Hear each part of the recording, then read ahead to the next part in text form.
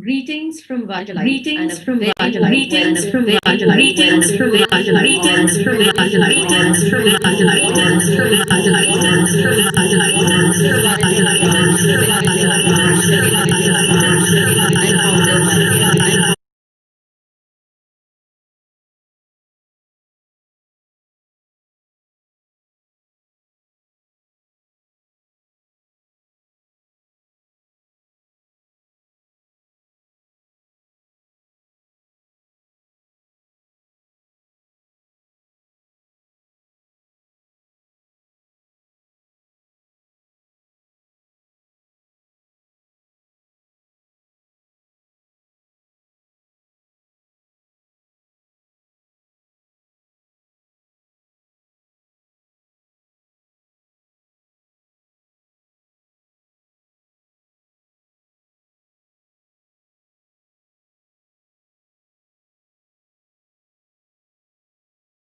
Mind of what this is all about.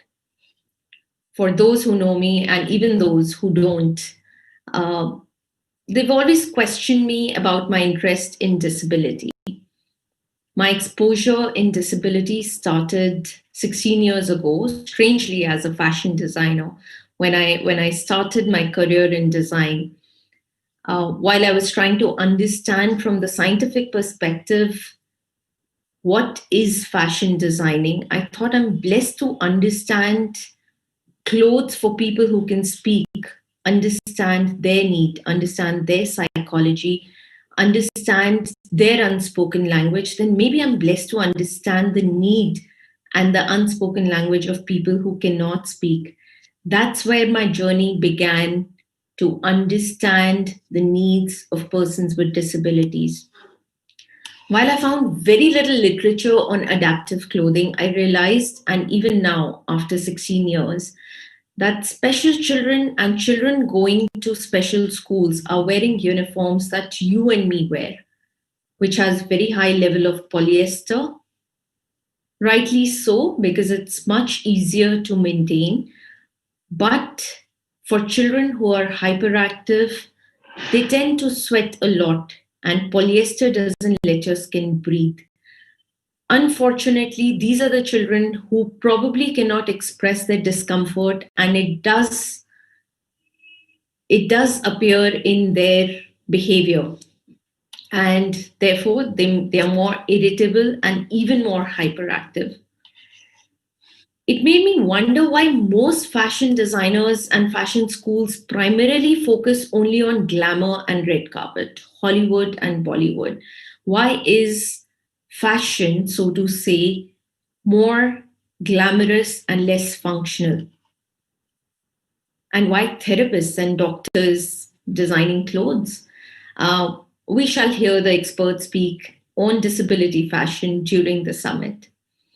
I also realized that I've opened a Pandora's box, because it wasn't just then about clothing, it was about accessibility, it was about inclusion, it was about employment, it was about skill development for persons with disabilities, it was about assistive technology, and as we speak now, it is about digital inclusion.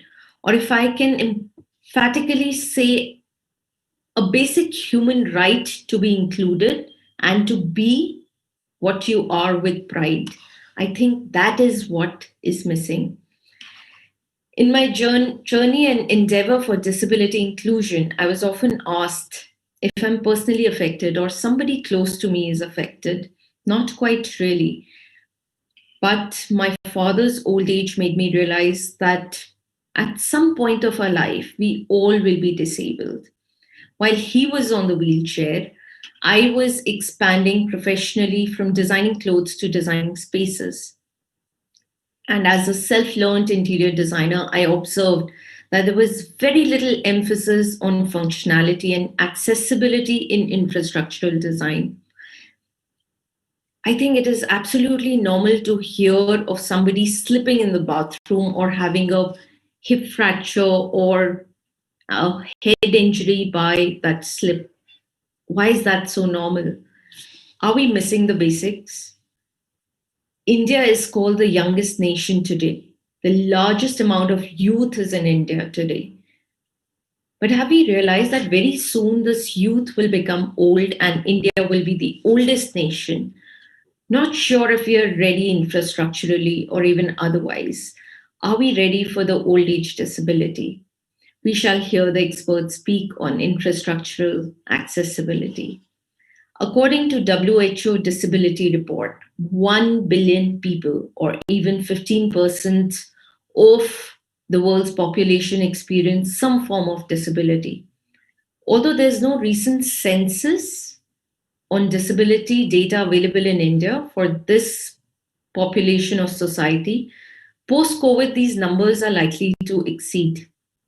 Developing countries like UK and US admit that they are 22 to 26% disabled, while India still settles for less than 3%. Is it time for us to admit and acknowledge disability, or is it time to change the formula of this calculation? We shall hear the experts speak. The world has changed over time, overnight, from reality to virtual reality. We are sitting here and talking through a virtual platform. Consumer demands and preferences have changed overnight.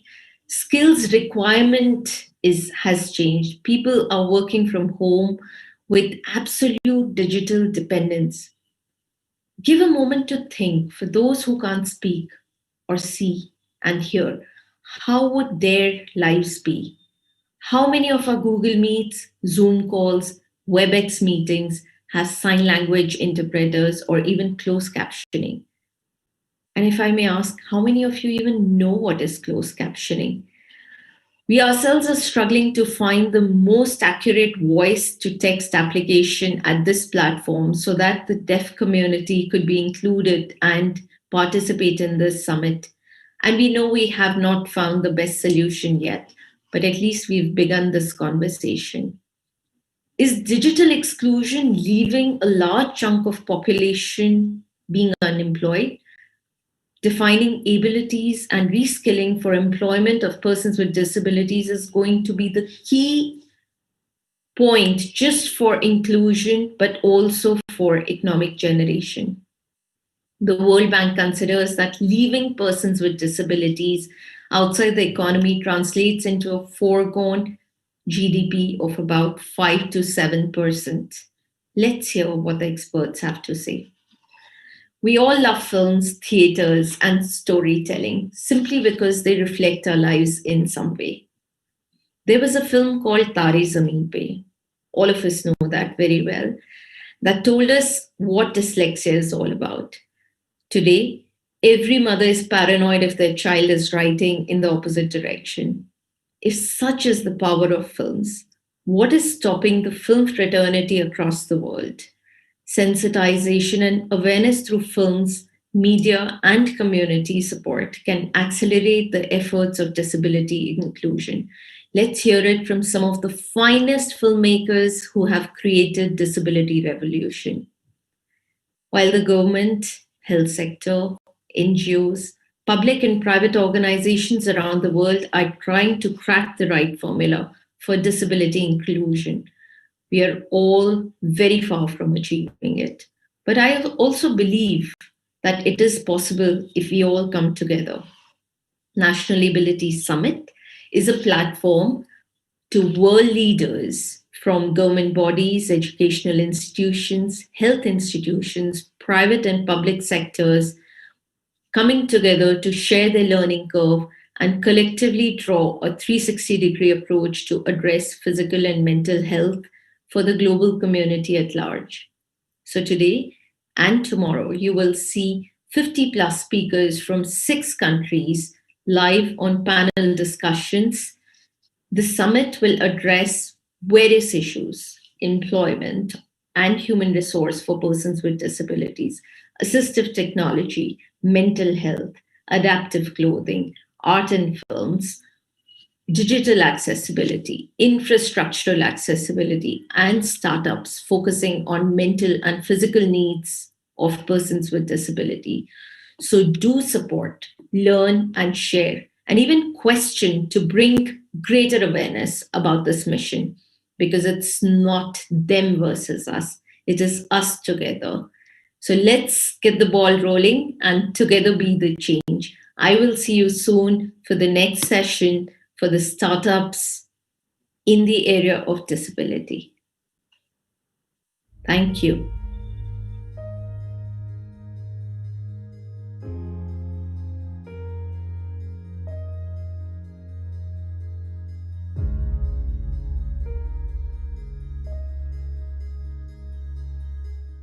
I'm Australia's first blind fashion designer, and I'm the founder of Blind Grit.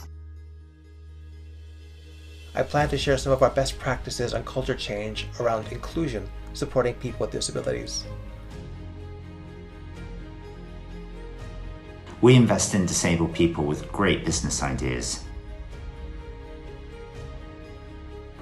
I have been working towards the empowerment and inclusion of people with disabilities in mainstream society. It's important to recall that while efforts have been made for quite some time, the United Nations Convention on Rights of Persons with Disability, UNCRPD, in the last few years has actually made a significant, decisive difference.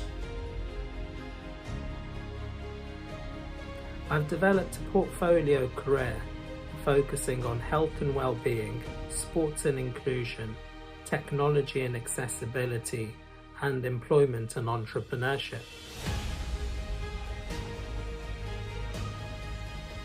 So I'm going to be bringing this standard and helping people understand what it can do to help people in organisations who are creating products.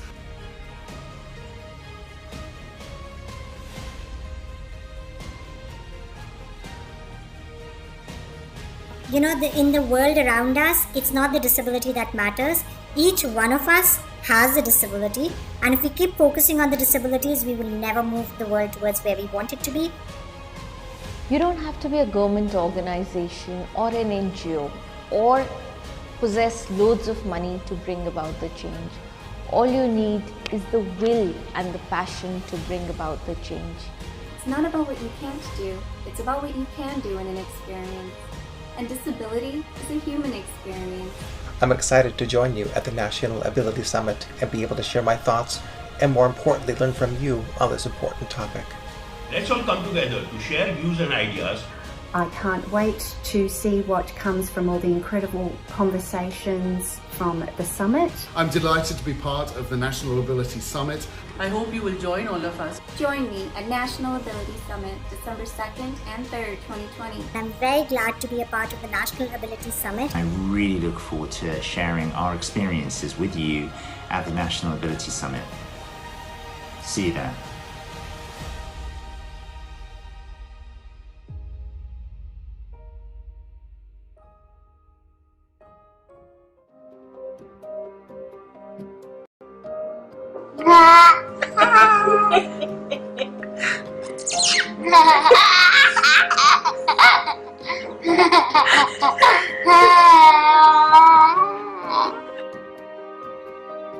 KI is an investment company that looks to invest in great business ideas that have originated from people with disabilities, and our aim is to help to empower these entrepreneurs to become their own leaders and their own bosses and create their own business.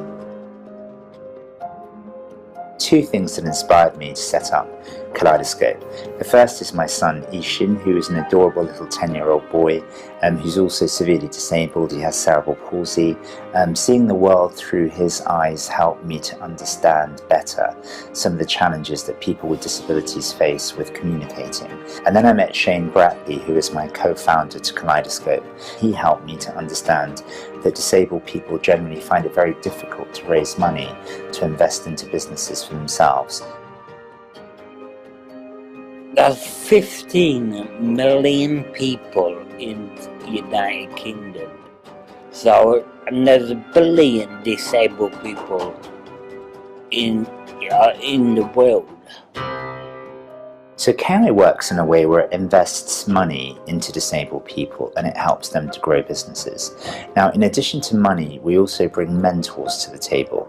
It's very, very important that we have mentors that are specific to the actual business, and we have our own methodology too. So we have a method in which we grow companies. And we have a 7-stage, very robust investment process. And it starts off with completing an application form online. And at that point, we would speak to anybody that fills in an application form. We will give them at least 20 minutes of our time. And thereafter, we will begin to filter them out and put them through our training program. The KI training program is an integral part of the Kaleidoscope process. So we train our entrepreneurs from the very beginning, and that forms part of the selection process as to whether or not they get investment. Following this, we provide ongoing training, giving technical business knowledge and soft skill training to give personal development and success skills. We also have a mentorship program, and we train our mentors specifically in disability awareness and making sure that they know how to deal with a range of different disabilities.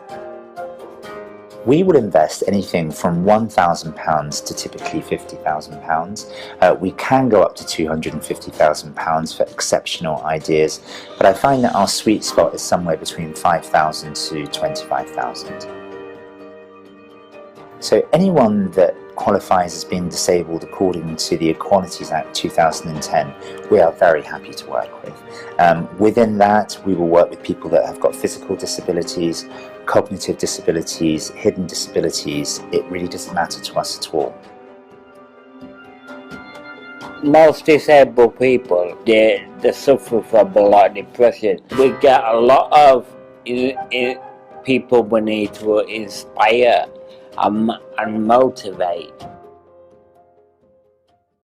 I set it up because I wanted my daughter, who's in a wheelchair, to be inspired, and not anyone says she can't do it.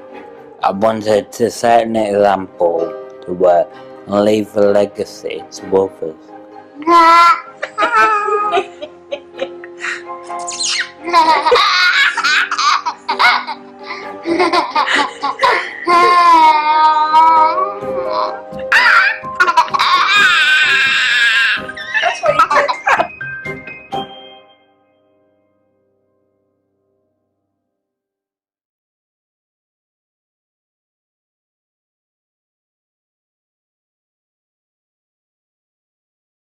A very warm welcome once again for this session, which is going to be on the startups for persons with disabilities.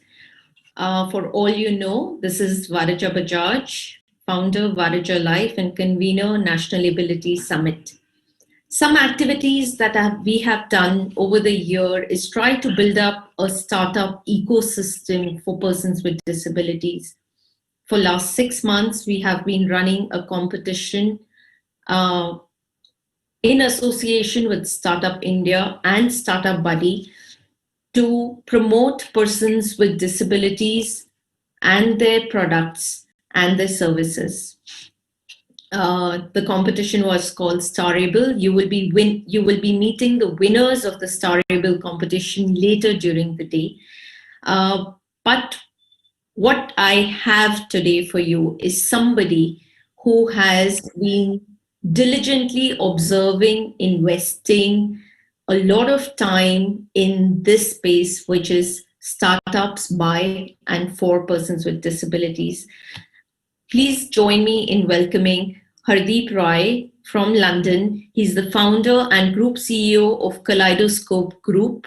Thank you, Hardeep, for joining us here today. And if you could also share your pictorial introduction for our blind and visually impaired community. Thank you very much, Varaja, for having me today. I'm delighted to be here. So I have been described as tall, dark, and handsome on many occasions, and also looking like George Clooney.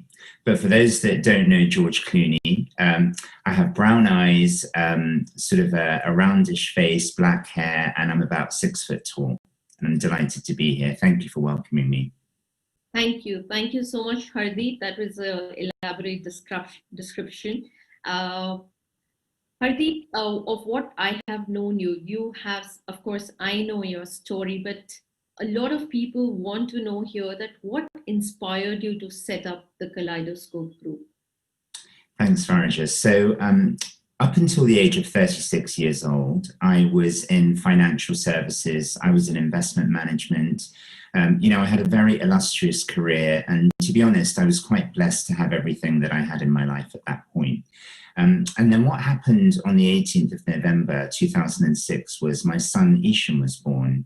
And at the last minute, there was a birthing complication, which meant that he lacked 17 minutes of oxygen. And that, Varija, changed my life overnight because, just when you think you're moving towards a direction and you're building a bank balance for something that's really special, you realize you can't reverse disability. And, all your plans that you had are completely changed within an instant. And for me, that was a game changer in my life. Suddenly, everything I'd been working for, I'd been moving towards, I'd been inspired by, meant nothing to me. And, I was introduced to the world of disability. And I think for everybody that's going to be in this conference and that's going to be listening worldwide, if you've been touched by disability or somebody that's around you that's disabled, then you'll know what that feels like, that expression. So for me, that made me question everything in my life. I had to reboot and think about what's my future going to be. The biggest thing I realized through my son about disability was his inability to communicate and the challenges he had with communicating. And that made me realize, Varija, that actually there's many people out there that are disabled that are also probably challenged in communication, and how I was discriminated against as a parent on many occasions. They must be discriminated against as well. And I think this eye-opening for me made me realize that actually I want to do something with disability. And then I met my current business partner who is disabled, who you saw in the video, and he helped me to understand that there's a lot of people in this world that are disabled that are not getting the opportunity to raise money for their business ideas. And, it could be that they're being directed to charities, or they're being asked to get grant money or enter competitions, but investors are not looking at them. And I suddenly realized, Varija, with my background in investment and entrepreneurship, and what I'd done, together with Shane's experience of disability, why don't we merge the two and set up Kaleidoscope Investments, which would be a company that exclusively invests in disabled people that have great business ideas, or other people that may not be disabled but want to focus on the disability community. Excuse me. So that was the birth of Kaleidoscope Investments and how we started. And we are glad that we discovered you because that was the whole purpose of our Starable competition, where we had more than 15 jury members judging 150 participants all over India who have been working and focusing on persons with disabilities, either in terms of services or products.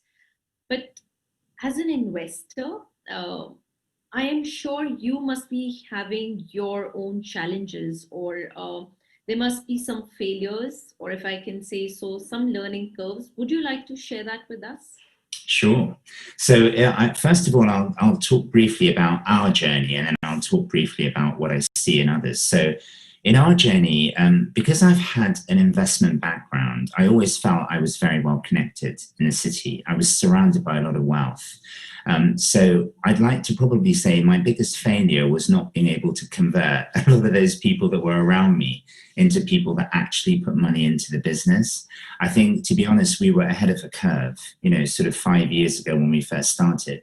This was a great concept, but there weren't enough people that actually had any track record or example of how this has worked, right? And that was very challenging. So I think trying to raise money for the first 3 years, Varija, if I had not pivoted the business the way I did, I'm not sure that it would have worked. So I think the lack of raising money at the beginning was, for me, something I considered to be a failure. But although I'm grateful today to say that it's an achievement in that we've got to where we needed to get to.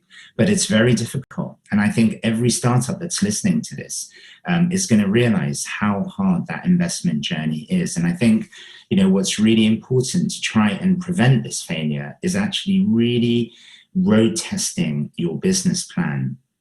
Get a proof of concept. One of the things I'm very proud of is I've met over 1,000 disabled people in the last 5 years across 63 different disabilities from 28 countries, right? That is a lot of people with disabilities that want to start their businesses. And actually, every single one of them, as I always say, has a fantastic idea and a really unique story. But the reality is not every single person is investable. So sometimes I would also say to people, if you don't raise money, if you're not able to, then always look for other ways to do things, because it doesn't mean that you can't still get to your goal. The other thing I'm very, very proud of, Farija, is my team. I have a team of 29 people. I've handpicked them over the last 5 years, and they are absolutely phenomenal. I think when you're a visionary, if you're not surrounded by people that can execute, then it's just not gonna work. That's critical. And then, of course, the final photo you see over here behind me of my son, who every time I see makes me smile. I'm very, very proud of Ishan. When we were first told about his birth, we were told that if you're lucky, he will have 7 days to live. And today he's 14 years old. And although he's unable to do many things, he inspires me and he drives me every single day, together with the good Lord, to do what I do. So those are all for me big achievements. Loads of blessings to Ishan, because I think he's driving you to do a lot of good things. And he is. I think there's a good and the bad side of being the first one. The bad side of being the first one is that you don't have any learning curve to follow, and that's what I feel for Kaleidoscope. The good thing is that you're the master of the game and you're setting the rules for everybody else to follow. So yes, you're the one who's setting the benchmarks for a lot of investor fraternity, and that's how I see you. You represent the investor fraternity. When you've spoken, when you've met others, how do they perceive the startup ecosystem? Any 5 tips or suggestions? Because in India, supporting the startups is big, but I think a lot of investors still shy away from investing in startups for or by persons with disabilities. Do you think they're missing the bus somewhere? Yeah, that's a really great question. My simple answer is yes, they are missing the bus. And I think they should jump on the bus very, very quickly, because the startup arena for people with disabled people is beginning to become a lot more popular than it's ever been before. But let me just tell you a small experiment that I did once, Farija, at the beginning of Kaleidoscope, which shows how investors think. And it's very unfortunate, okay? Now, it's not that, it's very, very, the biggest challenge that people with disabilities will face is unfair judgment. Okay, people will look at them and they'll make an immediate assumption that that individual probably can't run a business, or, I hate to say it, but may not have a very long life expectancy, and therefore they're much higher risk, or just that they may not know what people think they know. And this is the biggest learning I've had over the last 5 years, is never to judge a book by its cover. So the first thing I'd say to any investor is, just based on what you see as an individual in front of you, don't make a judgment. Don't make a judgment. You have to listen to them first. You have to see the team they build. You have to adapt to the way that they communicate. Even if they communicate in a way where you can hardly understand them, they'll have an interpreter of some sort. So it's very important to listen.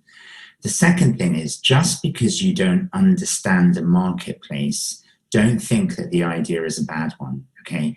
The challenge with the disability marketplace is a lot of people don't realize there's 1.85 billion people with disabilities. And Rich Donovan, Farija, who's going to be speaking tomorrow on his report, Return on Disability, he just updated these figures.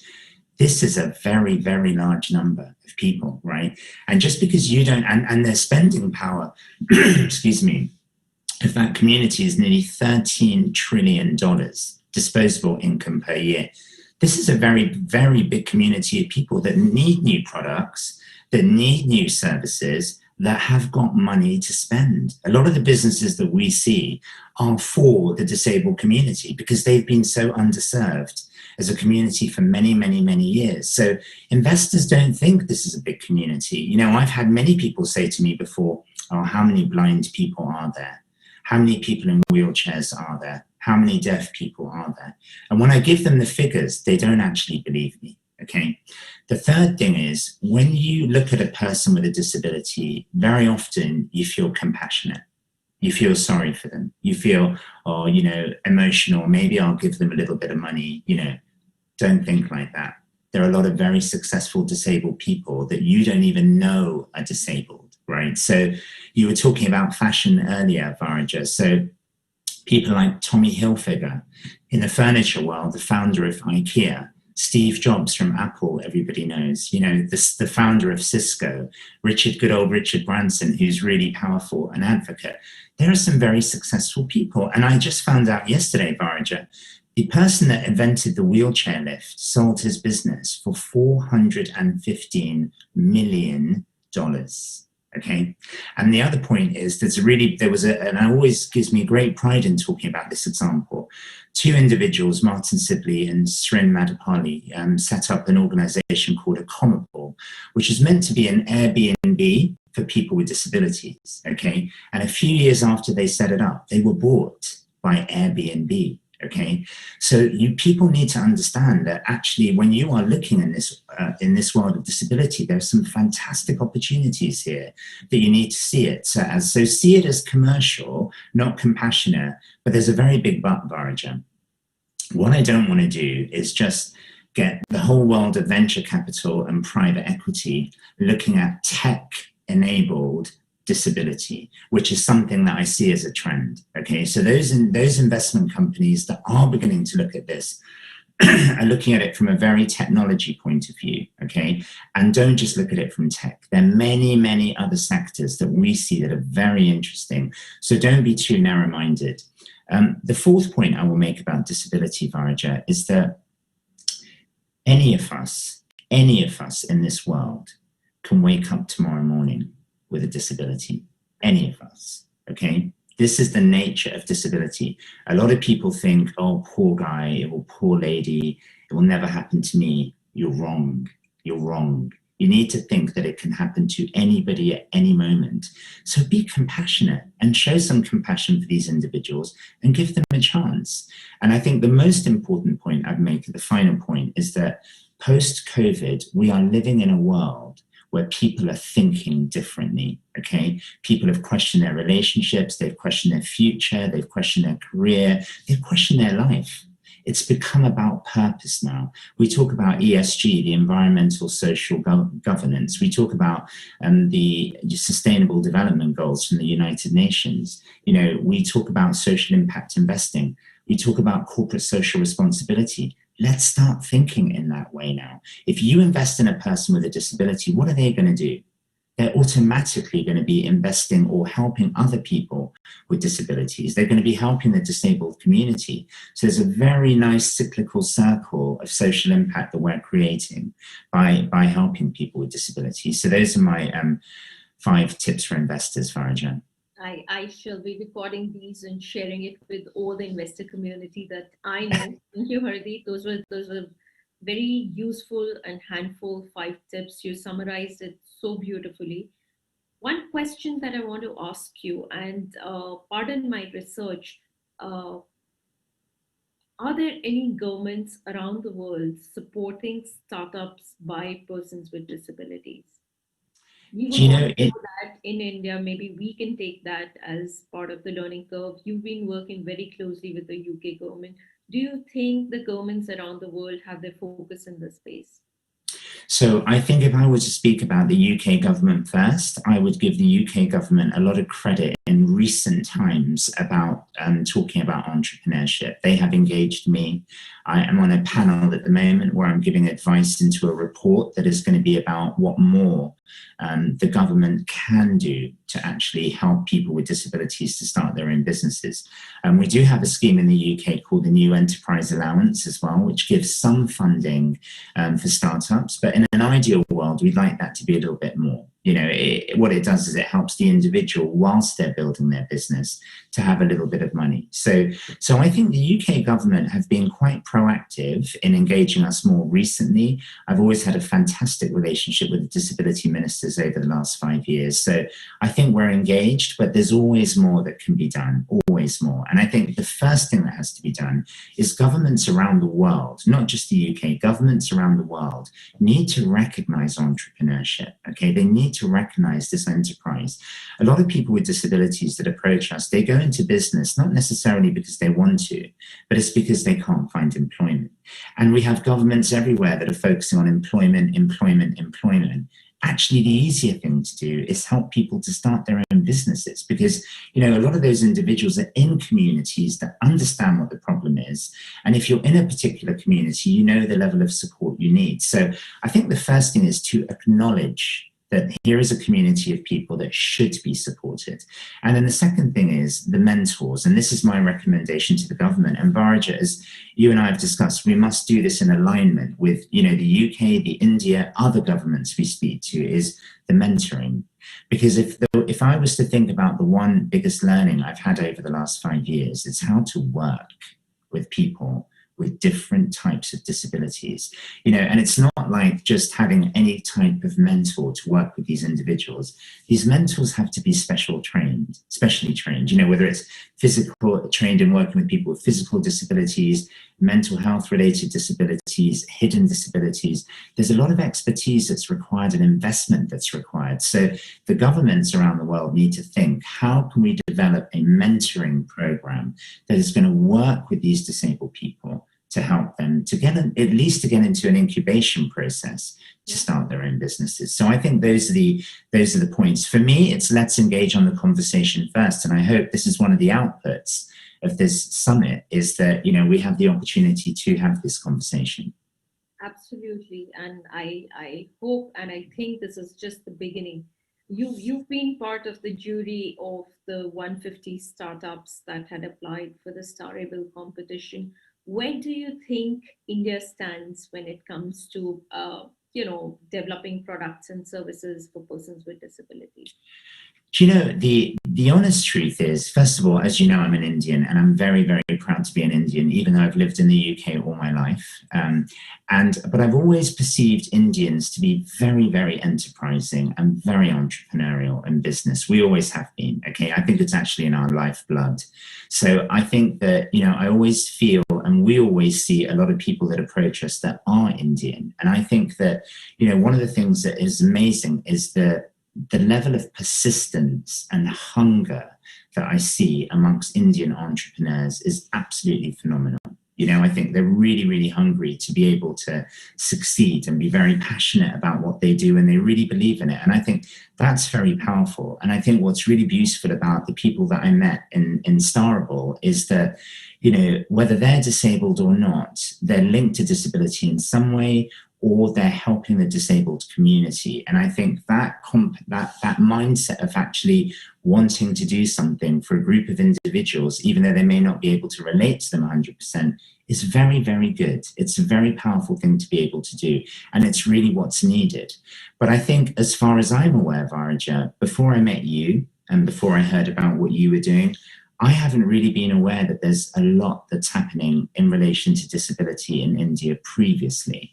I've worked with Leonard Cheshire, who are a wonderful charity in the UK and do a lot internationally. And last year we had a small pilot with some ladies that were disabled that were creating garments in a factory in Kerala. So we were trying to do more with entrepreneurship and disability in that sphere. But I'm not aware that too much has been going on previously. But I think now that you've started what you've started, and we have the mindset that we have, and we've done this work together, I'm very confident that this will be the beginning of doing much more for startups going forward. Thank you. And I also want to know a little selfish question from on behalf of all the Indians. How does India synergize with the Kaleidoscope group? That's a very good question, not selfish at all. One of the things I said when I first met you, Bharja, was that we're looking to come into 5 countries. So they are the United Arab Emirates, India, the USA, Portugal, and Uganda. Those are our 5 marketplaces. And in meeting you, we will be honored to work with you and your team to bring Kaleidoscope's expertise to India, to work with other investors, to work with the government, to work with corporations, to help to make a change. So as far as I'm concerned, we're very aligned to what you're trying to do in India, and we will be supporting you in every way we can. Because I think the way I see this is something that we have to do as a community in the world. This is not about one person or one individual or one company driving it. It's about sharing so that we can all make a difference together. Thank you so much, Hardeep. Thank you so much for your guidance for all the startups. You will be seeing them soon on the other side while you will moderate them. And I'll also thank Tanu, who has been, interpreting through Indian Sign Language for all our deaf community. But before you go, we have a little token of appreciation for you, and I'll request our team at the back end to present that to Hardeep. Oh, wow. This is exciting. That's very kind of you, Varaja. Thank you. Thank you so much. And if I may say one thing very quickly, Varaja, I've had the privilege of sort of watching you organize this, and I think you're incredible in what you're doing. The people that you've pulled together, the platform that you've created for all of us to be able to share our stories on. So if I may extend from myself, very, very sincere thank you to you for giving us the opportunity and for putting all your hard work into this. And I'm really excited about where this is going to lead to. So thank you too. Thank you, Hardeep. And I think, like you rightly said, I am just the face for a lot of people who have worked day and night for this. And there's a whole lot of team. I'll thank them tomorrow. But thank you so much for this appreciation. All of them are listening to you, and that keeps us motivated. So all the best for your next session, which is for the startups. Thank you. Thank you. My name is Anand Kutre, founder director of True Consultancy. We started our journey in the year 2011 as a consulting firm with a focus on innovation in India. Our first brush with assistive technology was with Toyota, where we designed their Easy Seat, which was launched in the year 2012. Looking back with my experience abroad, mainly in the US, we felt the need that such products are very much needed in India, hence redesigned the product as Turn Plus and was launched in the year 2017. When we designed the product, we wanted to do it with the Indian consumer in mind, hence we made it very easy to use, easy to install, and with high quality international standards. We were also concerned about the safety of the product, hence we have did all the safety tests as per the Indian automotive standards, that is front crash, rear crash, seatbelt anchorage, and in terms of quality we have done durability tests of 10,000 cycles, all pressure tests, etc. When we launched the product caught on it itself, and we didn't put much effort on the marketing. And when we saw the feedback from our customers and the zeal to come out in and be a part of the mainstream society, that's where we decided that to shift our company focus from a consulting firm to a product firm. And now we are working on many such assistive products. Our aim is to provide such solutions so that people with reduced mobility can be a part of mainstream society and thus empower them and and contribute to the economy.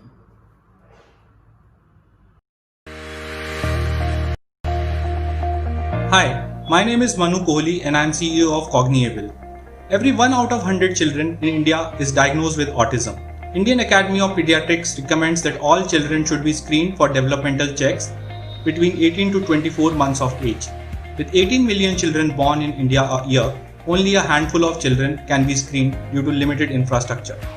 Because of late diagnosis, a child loses the opportunity to receive early intervention services that can improve IQ by 10 to 15 points.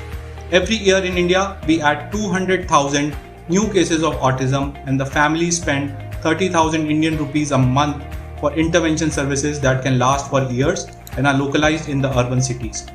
Due to COVID-19 pandemic, the majority of intervention centers are not operational and parents are facing challenges with respect to accessibility, affordability, and skill development to manage children's behavior at home. This warrants a technology-mediated model to overcome the challenges. At Cogniable, we have developed artificial intelligence-based solutions for autism screening and intervention.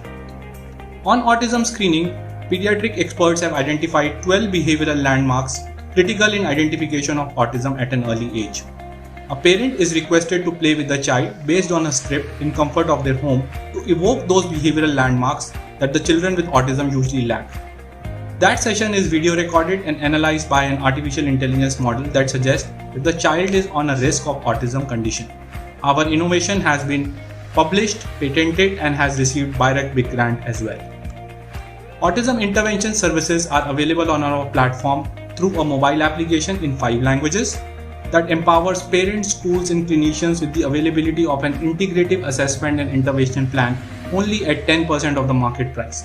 The intervention plan is built with a click of a button that a parent can execute with a child to enhance language, behavior, academic, and social skills through detailed protocols and training videos. The progress data is measured by machine learning models to personalize the intervention plan for the child and fast-track the skill acquisition rate.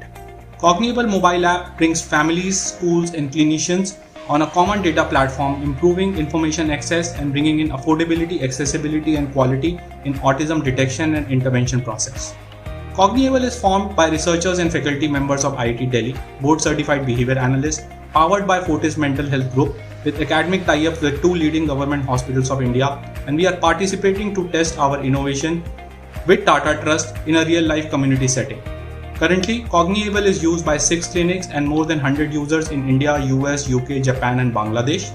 Please visit our website, email us, or call us, and let's get to know more about each other. Thank you. There is an estimated 27 million people with disabilities in India and only 100 accessible vehicles for them. We've been running Kickstart cabs for the last 5 years, and we realize scalability is a huge issue, and that's because it's simply not viable because the cost of vehicles are very, very high. To address this viability issue, we have designed and developed a low-cost vehicle that will cater both to disabled as well as non-disabled passengers. The cost of the ride will be significantly lower than the average rides that we have today in the 100 vehicles that are plying in the market. Kickstart Gati is an electric vehicle. It can be charged anywhere with a 15 amp outlet, and for each charge it approximately gives between 80 and 100 kilometers, and the cost of operating this vehicle is less than 1 rupee from a driver's perspective. It also comes with safety features like seat belt as well as wheelchair restraints, and it is approved by the Karnataka government. Kickstart Gati is the solution to take from the current scenario of 100 vehicles to thousands of vehicles, and with our trained drivers we can affect the lives of millions of people positively, and this is the solution to make accessible transportation mainstream in India.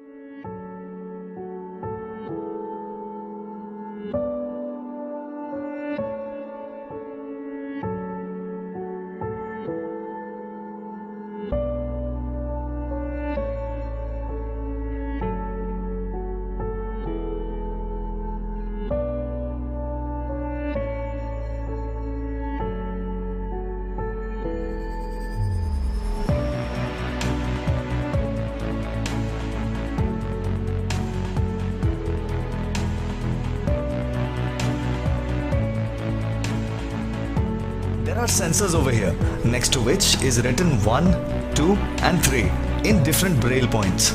And here's the switch. 3 for 3 different modes: indoor, outdoor and open areas. You can insert the cane from here by opening the screw.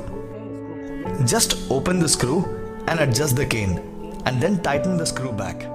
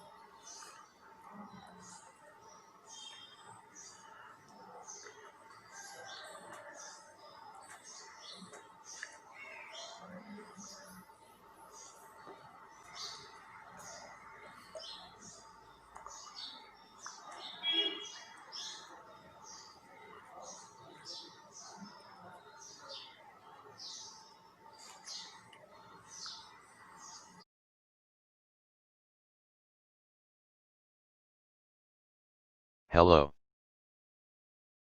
This. Mobile. App. Interpret.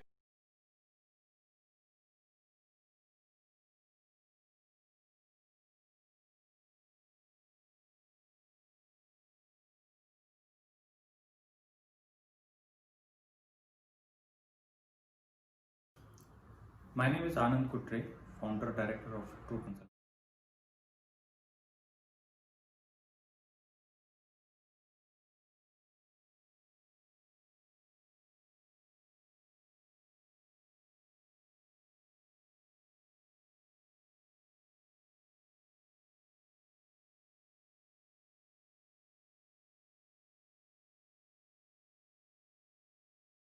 Okay, good morning or good afternoon, according to where you're listening from.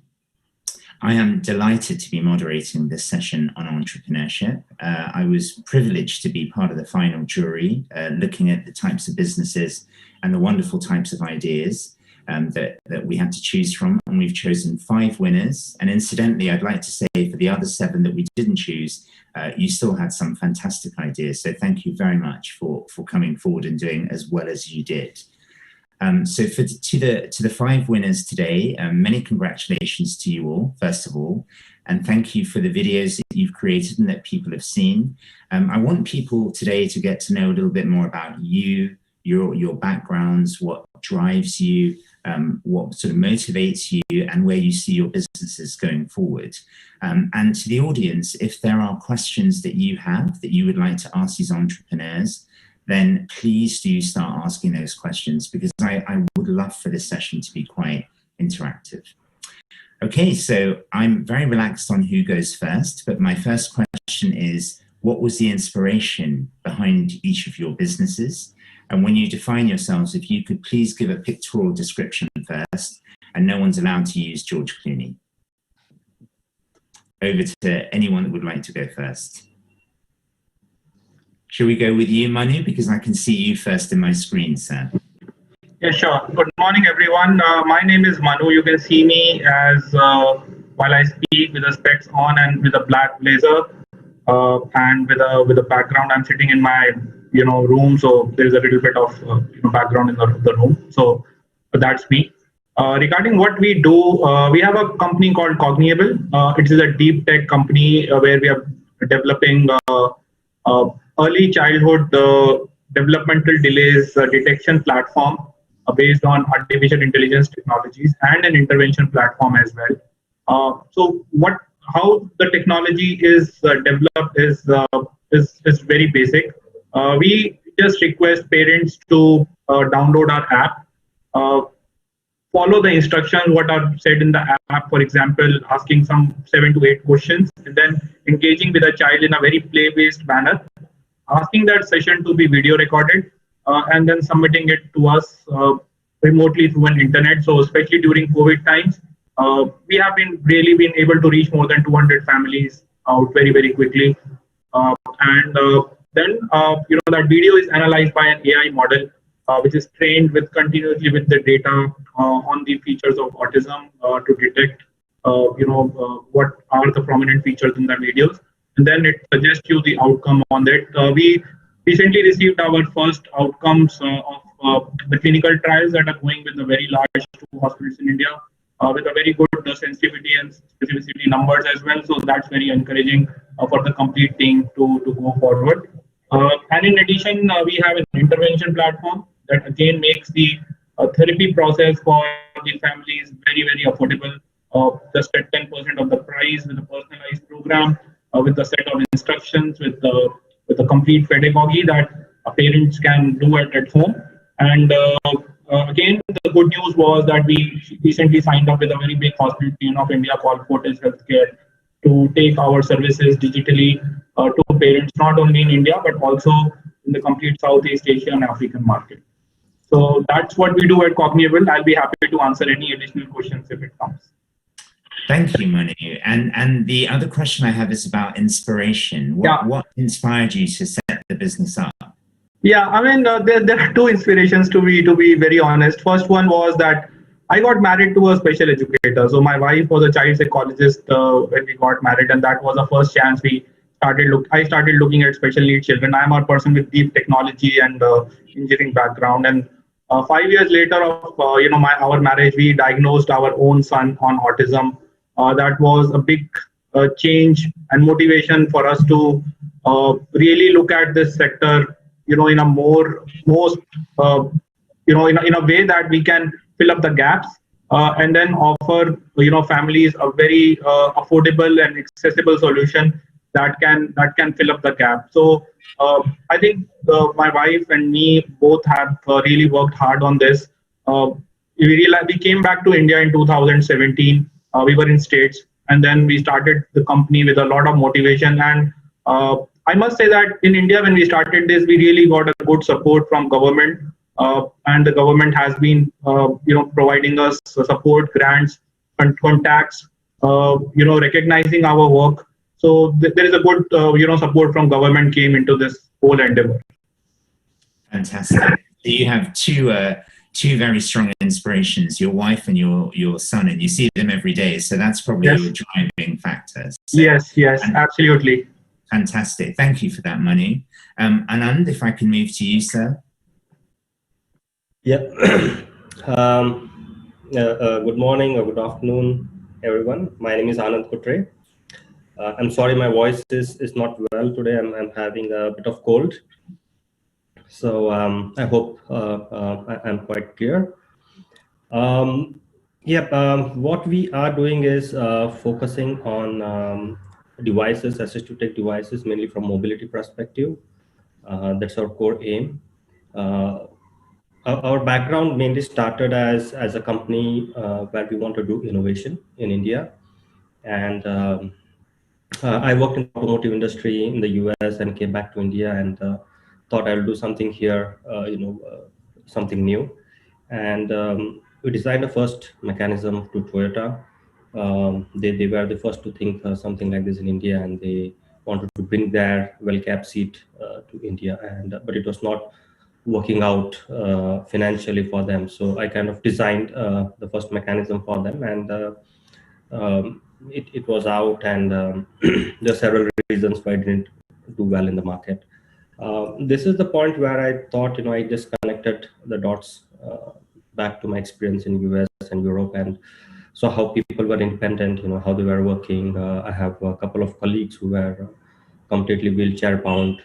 They were working there without much assistance. So I saw that, and then thought, okay, so something like this is missing here.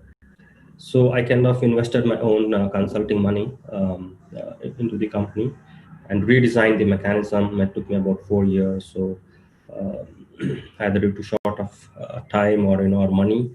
But I also wanted to do a very, very good product. We didn't want to compromise on safety. It has to be ease of use. People, and it is designed for people here in the Indian subcontinent or third world countries. That was the main focus. So kind of did that, and we launched the product in 2017. And this is where our whole thought process got changed. We started to provide the mechanism to the users, and we got very good reviews. And the most inspiration part was the stories what we heard back from the customer, and every story was unique. Everything was we started a bit slow because this is something this concept was new, but every story was unique, and the way we helped people was quite good. So that's where we kind of reorganized ourselves from a consulting firm to a completely assistive technology firm. Now we are in a process of designing a lot more such products, which will basically, the focus is to help people to be independent so that they can be a part of mainstream. They can either work with these or do their day-to-day activities, or go out without much problem. That's our main goal. Fantastic. And could we have a pictorial description of you, sir? Yeah, I'm sorry about that. My name is Anand Kutre. I'm sitting in my house taking this session. I'm wearing a white shirt, white cotton shirt. I wear specs. I have a slight beard, which is turning gray now. and black hair, brown eyes. Perfect. Thank you very much indeed. I'm going to move over to Honey now, and I always get confused when I use the word Honey because I call my partner Honey, but I'm not going to think about her when I look at you, Honey. So could you please introduce yourself and tell us a little bit about what inspired you, sir? Sure, Hardeep. Thank you so much for having me here. So, my name is Hani Bakshundani, and I'm a founder of Torchit Electronics Private Limited. We manufacture most innovative and most affordable assistive solution for the visually impaired. So let me give you my facial recognition. So I'm wearing a gray shirt and talking from my conference room in my office, having slightly beard and wearing a specs. So is our device Sarthi, which is world's most innovative and most affordable assistive device, which helping a visually impaired person to take from one place to another place without any sighted assistant. So this device, which we had developed way back in 2016, and we launched this device in 2017, and today we are happy to share today we are 50,000 family strong. So we have uplifted and empowered 50,000 visually impaired lives in India majorly, and now we are planning to expand our network in Africa and many other countries where we can create an impact. Also, we are now making more innovative and more affordable assistive solutions for hearing impaired and other differently able community as well. So like many of us wear specs for the vision correction. So we think a Torchit.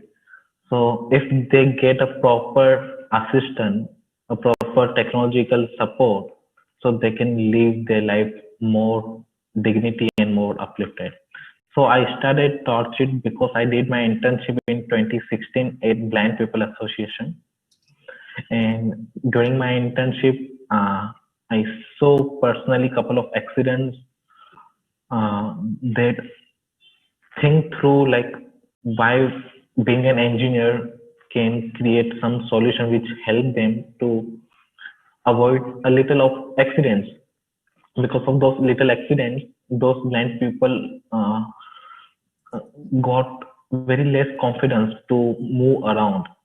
So they think, and their thinking will depend create a practice to them to depend on the sighted person. So that problem which we identified and we solved through the Sarthi. Yeah. Fantastic. Thank you, Honey. That's brilliant. And I love your product. I've seen it too. So through the video. Jay, can we move to you, sir? Yeah, sure. Thanks for that, Hadi. Good afternoon, all. My name is Jayasudan Munsami. Just to describe myself, I'm of 5 feet 6 inches in height.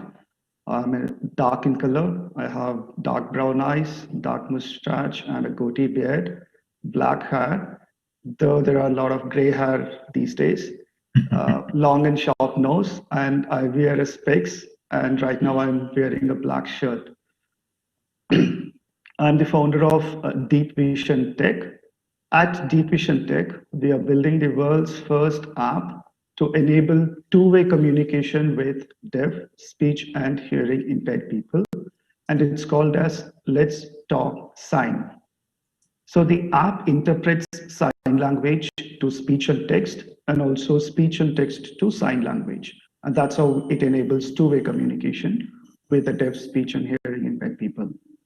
Now coming to the inspiration for me, in early 2018, I took a career break from my IT profession and was learning new technologies. I wanted to do a useful project to get experience with the technology. That's when I got the idea to build a mobile app that will interpret sign language. So I built a simple app that can interpret finger spelling, which means you need to spell every word in sign language for the app to understand the word and then build sentence using them. For example, if you have to say hello, you have to say HELLO, right? And the app understands that word and then interprets that to text. As you can guess, the app was not that useful, but it got me thinking. I really got curious to know if there are similar solutions in the market to help deaf, speech, and hearing impaired people to communicate. But to my surprise, I did not find any solution except a few audio transcription based applications and also a few expensive and experimental solutions using special cameras and gloves and few other equipment. And none of these enabled two-way communication. And that's when I decided to build a solution that's not only easy to use, affordable, but also enables to use sign language to do the two-way communication. And since then, the journey has been really exciting, and we have been getting quite a bit of support from the deaf community, the NGOs, and the other ecosystem players. And yeah, that's about it, Adi. Fantastic. Thank you very much for that, Jay. And Shrikresh, sir, can we hear from you? Sure. Thanks, Hardeep. Hello, everyone. Let me just describe myself first. Wearing a sport coat, cream color sport coat, dark shirt, wearing specs, silver hair, wavy. As Jay said, looks pretty much similar to Dr. Kalam. So that's the app description, I guess. We are, I represent Kickstart. Kickstart is the first wheelchair accessible public transportation company in India. And till date, we have provided over 1 lakh rides to any special needs people, senior citizens, people on wheelchairs, anybody who needed special needs service. The inspiration to start this is basically, my co-founder, Vidya, had been working in the disability sector for nearly 3 decades. And typically when in her experience, what she'd found was that whenever people talk about disability, especially with locomotor disability, the general budgets and things that gets allocated is for building ramps, and that's about it. You build a ramp and you've addressed disability. That's about it. So one of the things that we found was that this is a massive gap. You can build ramps as much as you want, but how do you get people to get to the ramps? So that was a huge issue. And in India, we didn't have, and we still don't have, adequate amount of transportation to address this. So that was the main thing. Basically, out of the learnings that she got from working with people with disability, and also on a personal story, we also had somebody close to our family who suffered from ALS. So it's a combination of things that made us, inspired us to start. And we're proud to have started it, and we're proud to have launched a new product which will also enable a lot of people from the lower economic strata to travel as well. Fantastic, thank you. So from the point of view of our audience, I hope that's helped to paint a picture of the individuals behind each of the businesses. Actually, funnily enough, I have a couple of questions myself from those. Anand, did I hear you correctly when you said that you designed something for Toyota? Did you say? Yes. So our first product was for Toyota Corolla, and it was launched as Easy Seat in the 2013 auto show here in India. Fantastic. That's an amazing achievement. A lot of the time people say things and you just glaze over it, but that's a very big deal. So well done, sir. Okay, my next question for all of you, and this time I'll just let you answer as you feel you'd like to, is in each business journey that everybody goes through, there's a moment which is sort of like, I'm really proud of this. Okay, I'm really proud of this. For each of you, what has that one moment been in your business where you think, wow, I've really got there. I've got something tangible. Okay, I can go first on this. This is Sri Krish again. This is for Kickstart Cabs. some of the most, most fulfilling things that has happened for us has been the individual customer stories. So I'll give you a couple of stories like this. This girl, we just started it, and we started the service in Bangalore. And one day we got a call from this gentleman from Kerala, and he called us, and he said, I am going to move to Bangalore because I've just looked at the service that you guys are offering, and my daughter is disabled, and she is going to choose. She has a choice of going to different places, but given that you guys are offering this particular dignified and safe means of transportation for a wheelchair passenger, she is going to choose a college in Bangalore, in specifically Oxford Pharmacy College, close to where our office is.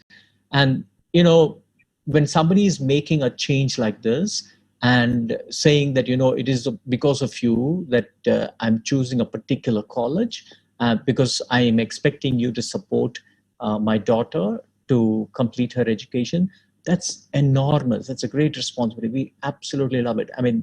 The number of people who have called us to thank us, there have been so many numerous calls where elderly people have called us and said, I have had to depend on my family or my friends, and I've always felt that I am pushing them to do something just because I am disabled. Now I have the independence to do a lot of stuff because you guys are providing me that service.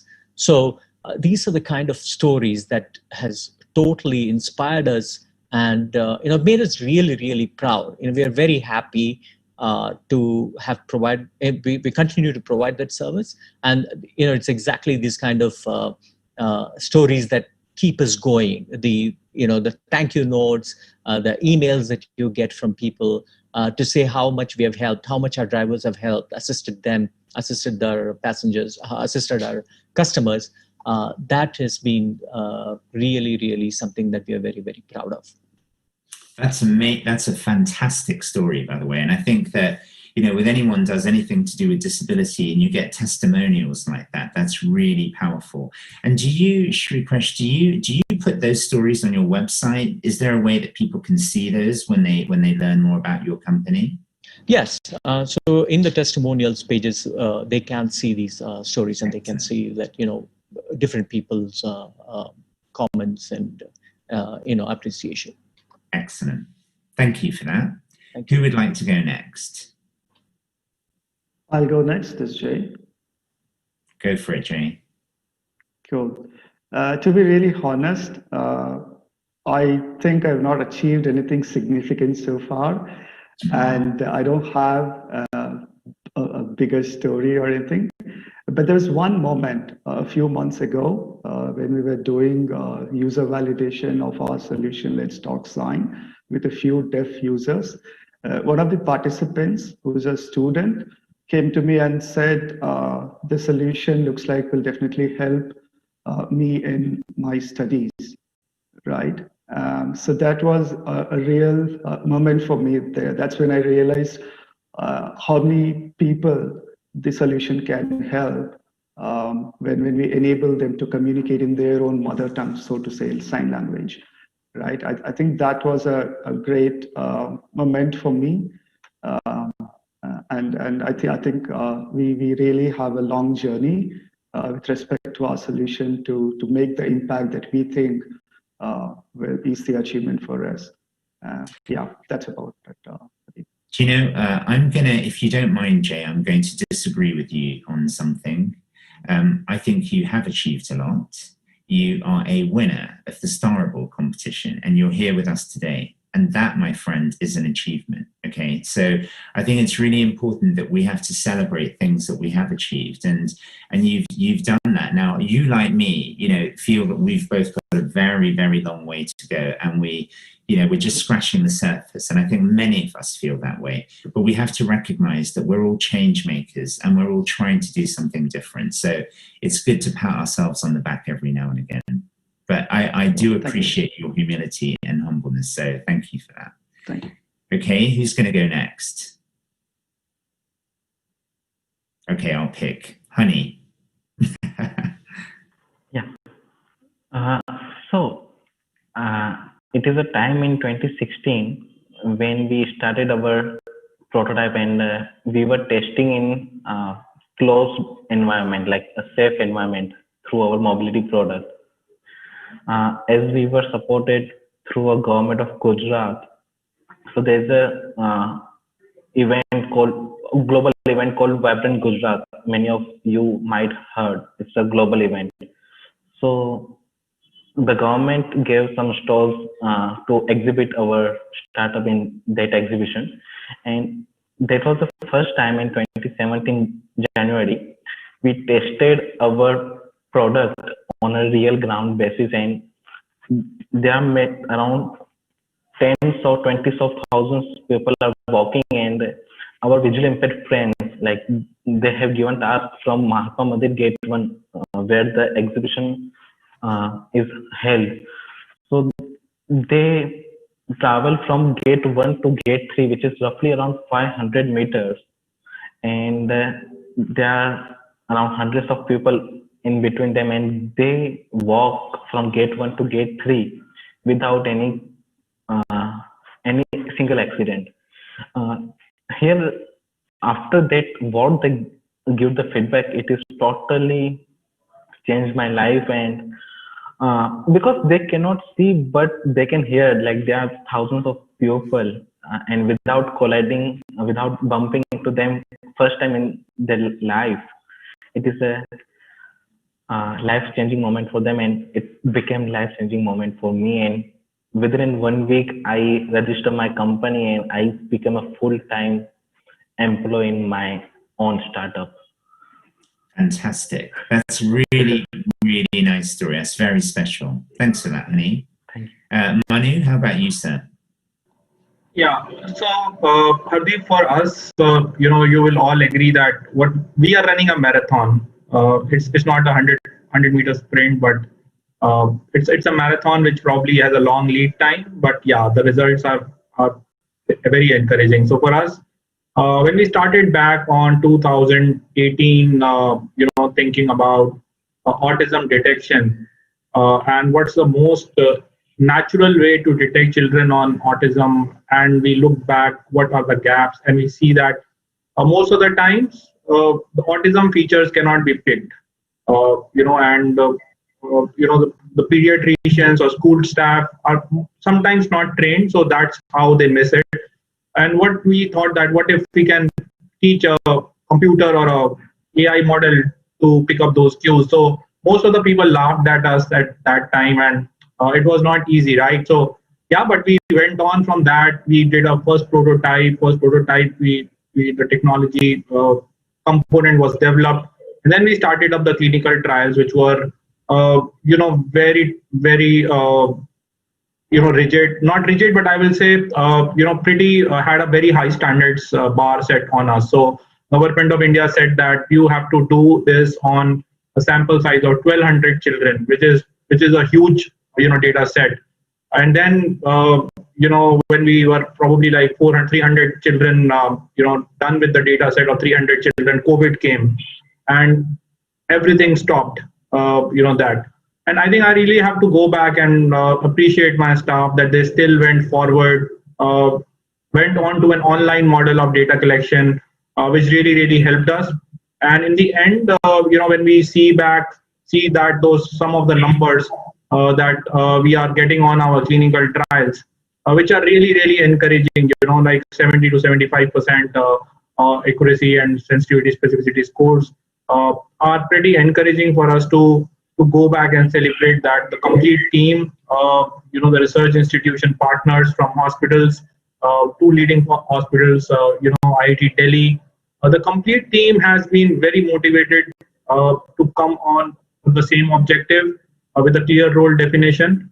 And I think in next 6 months, we should be able to give at least back to the population to use a clinically validated product or a platform which probably is rigid and can be adopted and probably detect children very, very early, so that if you can identify a child on a neurodevelopmental delay like autism in the first 2 years, you have a maximum chance to rehabilitate him or her within first 5 years, where the maximum gains happen. So it's like the first results are very encouraging, and I think that's and one thing I need to add more is that when we look at the benchmarking of our company and our competitors, we have a very big competitor in States who got an FDA clearance using the same technology, and they were funded and with a funding of like $50 million, and we probably were funded with 50 lakhs, right? So we kind of achieving that with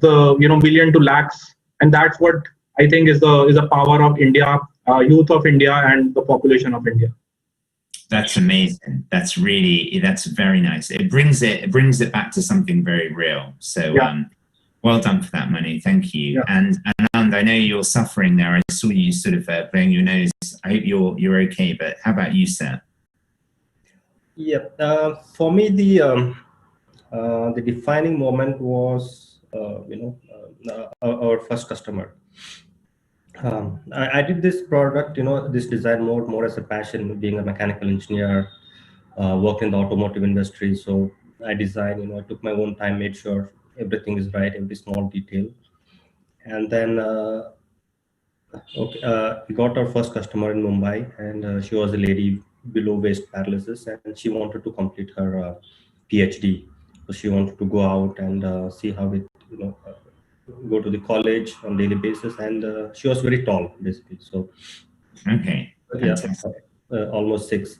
So I went for the first installation myself. I did the installation, and this was the first product we are also trying to generalize for all cars. And I did the installation. It came out well, but I was not satisfied.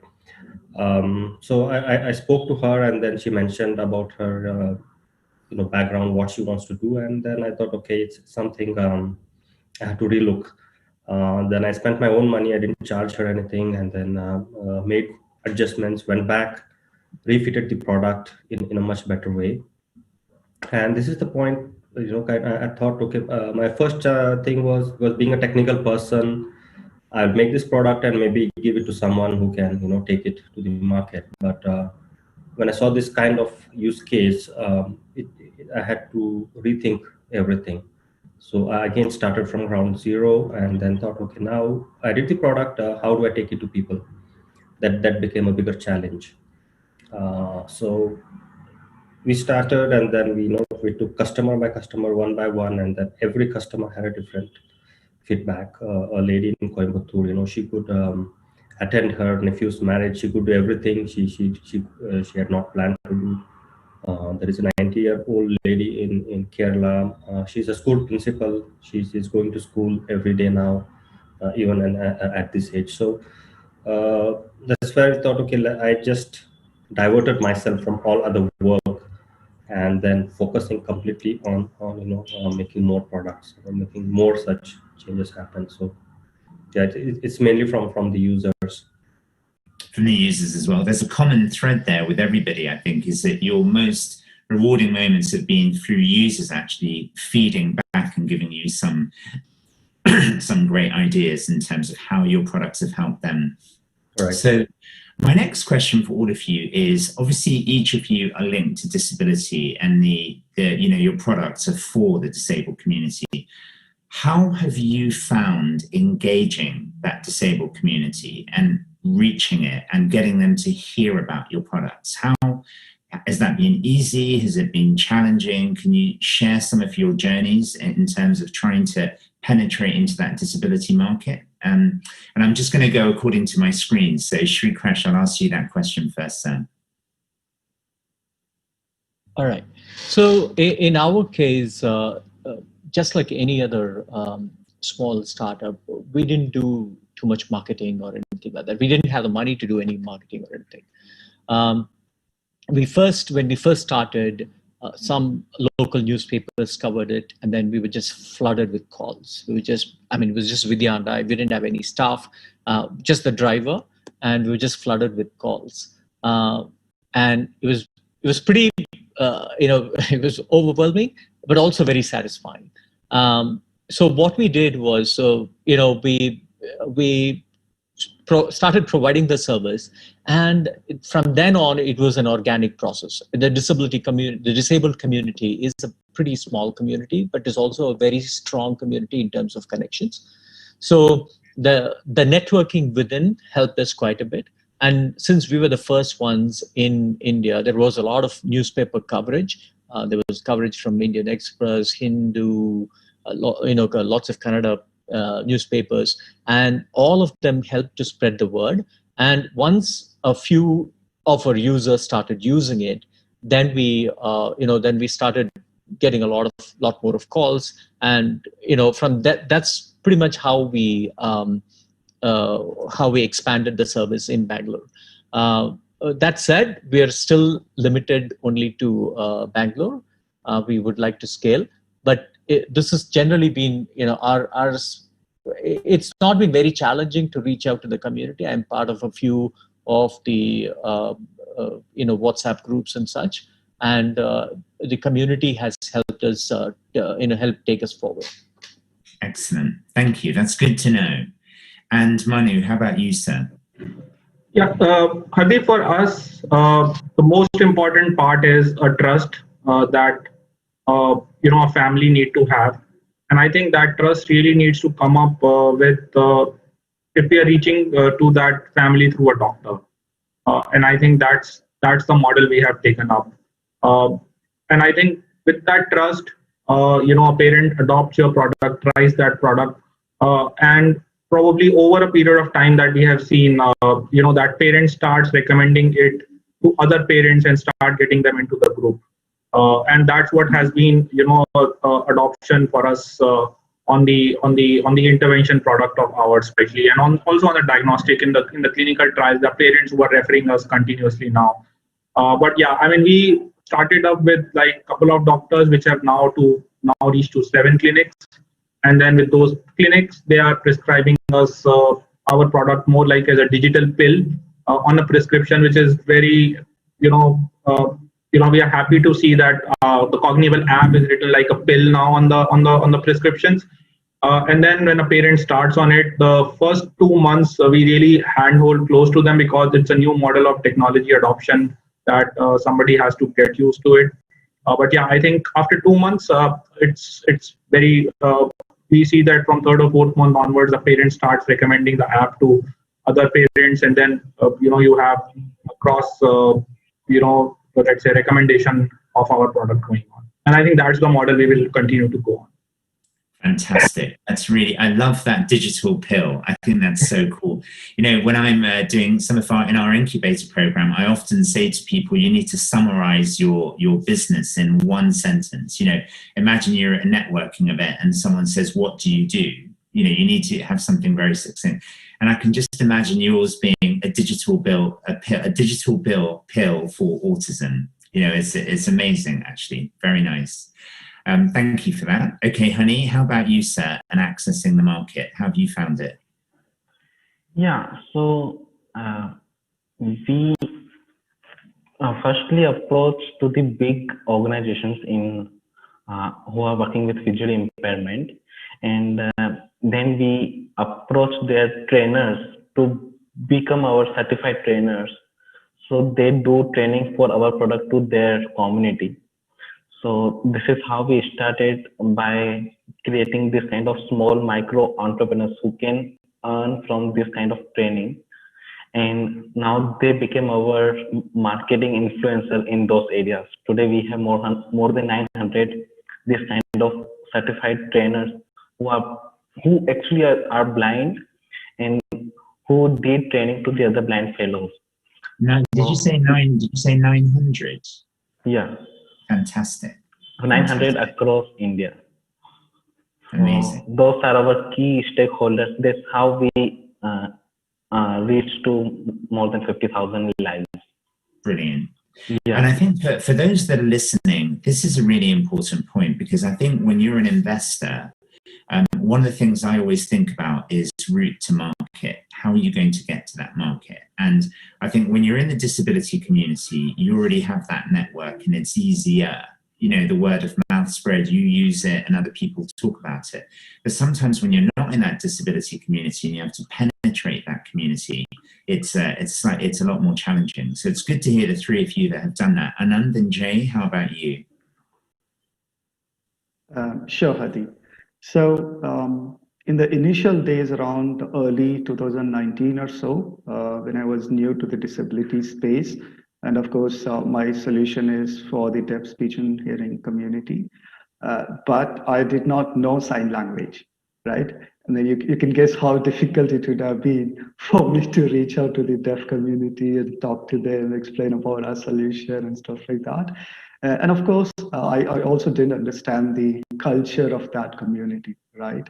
And of course, that was a big disadvantage or sort of obstacle for me to sort of overcome. So I started learning sign language, started approaching the NGOs, skill training organizations, few schools, and even few interpreters to understand the culture of that community, trying to reach them, and also sort of get that collaboration going with that ecosystem partners. So I think since then we have come a long way. Now we have a couple of deaf team members in our team. We have a sign language interpreter who's sort of all of them are helping us to sort of bridge that gap between the deaf community and ourselves, and sort of taking the solution to them and getting that overall support from them, right? So it's been a good journey so far from that perspective. Excellent. Thank you, Jay, for making it a bit real as well. And Anand, how about you, sir? For me, actually, it was more challenging. Being a technical person, I was never planning to, I didn't look at the market. I was focusing mainly on the use case and the product. So we did the product, and then now, we didn't even have a name, actually. So one of the person asked me, okay, how do I tell, what product to buy? I just came up with the name, just then and there. So it was like always, everything was on the fly. And as I started, there was one article which was written in your story. So most of my sales happened only through just that one article. Oh, so, wow. Excellent. People wanted something like that. They had seen somewhere, and then they used to search, and that article used to come up, and they used to call me, and then I started to talk to them. Because everything was new. It is not only selling the product, but the focus also, what I wanted to do was, I didn't want to just hard sell the product. I just wanted to understand the need, clearly explain how they have to adapt to the product, how they can use it. And for some customers, I even told them, okay, don't go for it, because it might not be an apt product for you. So that's one philosophy I have always maintained. Because for us, the user is at the center. So putting all these things and taking product to the market was a big challenge. So now I think we have streamlined the production, we have streamlined the market reach, we have streamlined the installation process, because we go to the doorstep of the customer to install. So even for that, we had to, for everything, there was a process. We had to build everything on the fly. And so yeah, it was a challenging task, but I think now we have pretty much streamlined, and hopefully to scale from here. Excellent. Okay, that's brilliant. I'm going to make two comments on everything that everyone said for our listeners. The first thing is, I think that for those of you that are working in the disability community and you may not be disabled, I think it's really, really important to try and have an ambassador or somebody that is a part of your team that relates to the community that your product is in. Okay, so if you're working with someone deaf, someone that's blind, make sure you have those individuals as a part of your team or on the advisory board or in your business. So number one, they can be advising you on what to do. Okay. And number two, they can be advising you on how to get into that market. And a really good example of where this doesn't always happen, and we have a very dear friend called Adam Pearson, who's on our team as well. And one of the things that he often says as an actor, a disabled actor, is it's a shame that a lot of people not pretend, but they act as though they are disabled in TV programs or TV films, even though they're not disabled, right? So they're assuming they understand what it means to be disabled and playing a role. What should be happening is that the film industry is actually hiring real disabled people to act in those roles, to make it authentic and genuine, and not sort of making it out to be that way. So I think that's a really important point, you know, and we'll hear from Keely Cat Wells tomorrow about this as well. She's a wonderful friend and amazing entrepreneur, and she's very big on making sure people with disabilities are actually getting out there. And the second point that you made is the article. And I think you said about having an article. That's really powerful. Press, media, you know, something in black and white. And I remember our first ever session that we had at Kaleidoscope, we had a BBC journalist there that was blind. And the funny thing was, I didn't know that he was a journalist. And, you know, very shortly afterwards, he wrote an amazing piece for BBC News, which just shot us into literally overnight stardom from the point of view of people knowing and learning about us. Okay, that's really, really helpful, guys. Thank you. So I'm going to ask you a bit more of a challenging question now, because again, we want to know the people behind the business a little bit more. I always say that every entrepreneur has a walkaway moment. Okay, a moment where you feel you've had enough. It's just not working. You know, it's easier to go back into the city or whatever your industry has been previously and start earning some regular money rather than becoming an entrepreneur. What has that walkaway moment been for you? Okay, and how have you needed to pivot or change your business? Because I think this is another really important point for startups, is that sometimes you need to change your direction. Right, you need to. And I think, you know, when Varaja was asking me earlier about Kaleidoscope and one of my failures, you know, sort of not raising money in that first 3 years, what pivoted the business for me was actually looking into recruitment. As soon as we started looking at how we can set up a recruitment business to employ disabled people, suddenly people began to get interested from an investment point of view. That was a pivot for us. But I can tell you after 3 years, as much as I love this, that was a very, very, you know, serious moment for me. So for each of you, you know, if you were talking to entrepreneurs out there now that are looking to start their business, you know, what would you say to them about your most difficult moment and what you did to overcome that? And I'll start with, I'm going to go different order now. I'm going to go with Jay to begin with. Okay, so for me, there were actually a couple of moments I would highlight. I wouldn't say I wanted to back off or anything, but they were really challenging. One was about end of last year when we were finalizing the technical aspects of the solution. So this is internal to us, right? So we are using deep learning and machine learning technology in our solution. And I'm also fairly new to the technology as well.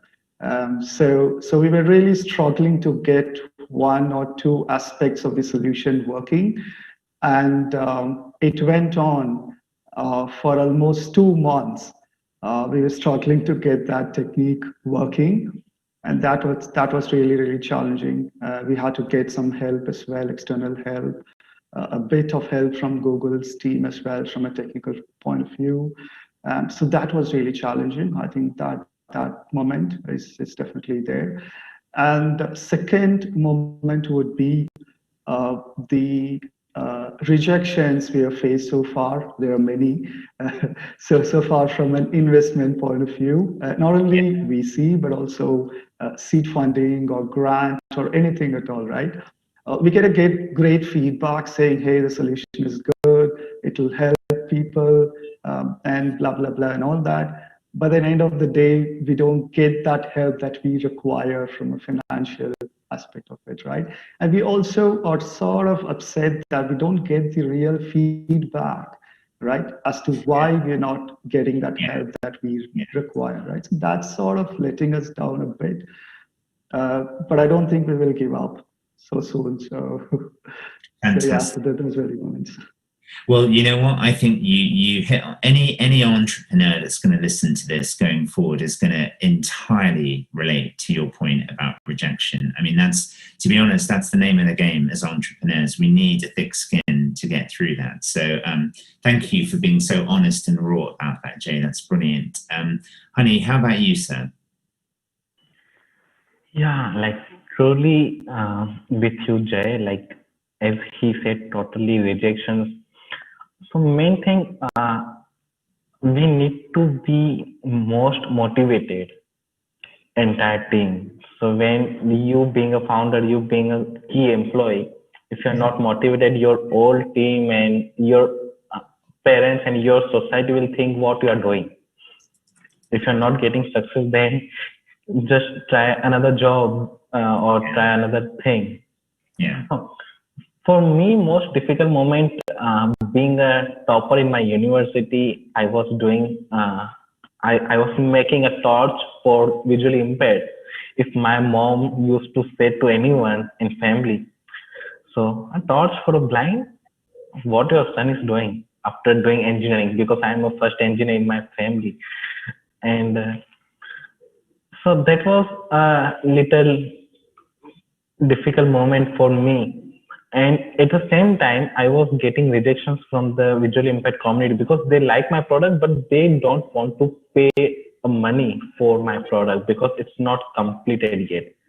So we developed first prototype. They were very happy. But when we used to go to ask like how much you will pay, so the response was very low. Then we iterated, then we iterated, then we iterated, and we iterated more than 16 times and finalized our product, Sarthi, which is into the market. It took 2.5 years, more than 30 months to make a finalize. So last 3-4 months before launch of our product, I was totally demotivated, like what I am doing, because I did my fellowship from MIT and I was a topper in my academics as well. And my other fellow, like my other colleagues are doing very good job and they're preparing for the masters. So looking at them, what I'm doing, so that was my very tough time for me. And today also we have after COVID little tough time because all funds, the market is totally changed. So now we are making new strategies by God grace and by blessings of our users. We are surviving. So this is the pain point. Yeah. Thank you, Honey, for making that very real. And I think, again, for our users, one of the listeners, one of the biggest things there is the length of time that it can take to get something to market. In entrepreneurship is normally years, right? You're not talking about months, it's years. So people have to be ready for that journey. Okay, Shri Krish, how about you, sir? Sure. If I have to say all those walkaway moments, I think it'll fill the whole day. so many. Your main one, yeah, absolutely, yeah. Right. So, see, the challenge with one of the main challenges with, developing a product or providing a service for this particular community is also the fact that, historically in India, anything whenever, the government deals with people with disability, it's always considered as a charity, right? So, give a freebie wheelchair or, give some assistive object or something like that. So to make a service or a product that is viable and something that will work as a business is pretty difficult, because the expectation is that, for any business run, it's going to take certain costs to run it. And for a service to be provided, it's going to take that much money. But, the attitude is not wherein, there is no, it's very difficult for them to appreciate that, because historically, a lot of freebies have also been given. So there is reluctance to pay for the service. So that's been a challenge. So to just motivate them to say that, or, to get people to pay for it, was one of the challenges. But it didn't. That was not entirely the walkaway moment for me. But I would say the larger scare thing that we had was, so for example, when we were the first service in Bangalore, and in 2018, Uber also started the service. And when somebody like an Uber comes into the market, you can pretty much rest assured that they're going to give you like freebies like crazy for the drivers to operate and to the consumers, which is a good thing because lots of people are getting benefited by it. But from a small business perspective, it seriously hammers. And it seriously hammers because we are a company that also wants to do more innovation, and that's the reason why we haven't built a low-cost product right now, because we care deeply about the community. But to compete against somebody like an Uber, which will keep throwing freebies through CSR money or whatever, that is very, very, very difficult. So that scared us quite a bit. But the good thing is it didn't kill us. So we said, okay, we will go with the flow. Let's see what happens. We pivoted a bit. We chose different kinds of B2B services to keep us afloat. And with the revenue that we generated from that, we were able to invest more time into developing a product that is low cost and which is closer to our heart, because as a company we have always wanted to serve people across the board, regardless of their economic situations, right? So that sort of helped us invest a lot more time in this particular product, and that is helped us build this product now, and we are at a position of launching it. So it has pushed us to the corner, all these kind of events, but it has also made us stronger. Fantastic. I'm going to, after this session, after Anand and Manu answer, I'm going to just summarize, because I think some of the tips that you guys are giving to entrepreneurs in this particular section of the question is absolutely invaluable. It's really invaluable. It's fantastic learnings. Anand, how about you, sir? For me, it was more like the challenge of selling the product. So we started. As I said, I didn't know anything about selling products, so I was totally clueless. I don't know what I'm doing, and then we started. And the motivation factor, as I said, the how people used to call us across India. So we have sold our product all across India. So we got good feedback. We got good feedback on the product. People like the product. Because all these days, any modification to a car, people were thinking, okay, you have to take your car to the garage, keep it there for a month, and you don't know what you're going to get. And when we saw the product, and the way in just 2-3 hours we used to install, and the way it used to function, everything was good. But now, how do I take it to many people? So I kind of got lost several times. So I was absolutely clueless. So then I went back, and then let me not focus on selling it to many. Let me do it one by one. Yeah. So that's where I kind of took some micro steps, really how strengthen my supply chain, strengthen the process of installation. And earlier when I started to do that, wanted to do it in a very good way, so I used to spend more than what I used to make, basically. So and slowly I started to cut down, or rather streamline the process, so I could optimize the costs. And then now it's very much streamlined. I also got a lot of support from the family and my wife, so that kept me going all the time. And Okay. so I think we are pretty much settled. Good, thank you. And finally, Manu, did you have a sort of a walkaway moment in your business, or a really big obstacle? Yeah, yes, couple of times it's been there. I think as I said earlier, one of the things that I must stress here is the support of government, which has been enormous in the complete ecosystem in terms of funding and grants as well. So, hats off to them. But I think the ecosystem as such, when we go and talk to people, they probably don't find the sector to be very attractive to invest. I think this is a whole problem of the sector, not our company. And I think the whole model has to be positioned where it needs to be incentivized. I think government, as I said, is a big supporter of the work we do, and I think there only the procurement initiatives can be done by the government side, because there is a huge funding that government allocates, especially the Department of Disability Rehabilitation, and I think there the focus should go about inviting startups who can fund technology-based solutions to make it the whole solution more data-oriented and affordable and accessible. And I think at the same time, the VCs, I don't know what to say. Maybe I think something from your side, a recommendation can go. But the changing movement for us is that one of my co-founders is American guy, right?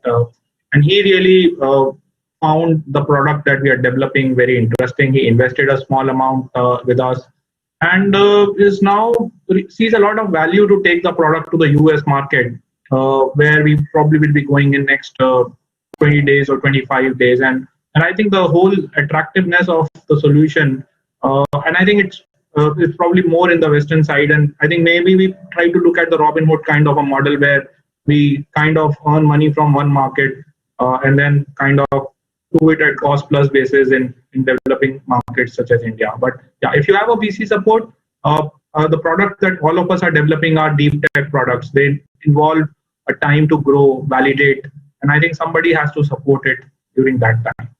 Yeah, brilliant. Okay, we've got some questions coming through, so this is for anybody now. Is there any support from the Indian government at the moment for startups? Yes, I can answer that on a very so there are grants available that you can apply. They are very competitive. So you need to put their proposal, which should be very clinically powerful and should have sufficiently hypothesis behind it to stand. And they really encourage if you have a proof of concept with you. So there are some grants that you can look are BIRAC big grant, BIRAC SBRI grant. So these are typically grants available that you can target. Again, I said they are competitive. So you need to present your best case forward with all the hypothesis assumptions, and if you have some proof of concept. And there are some few competitions where you can compete and you get some money. And Ministry of Electronics has some grants as well.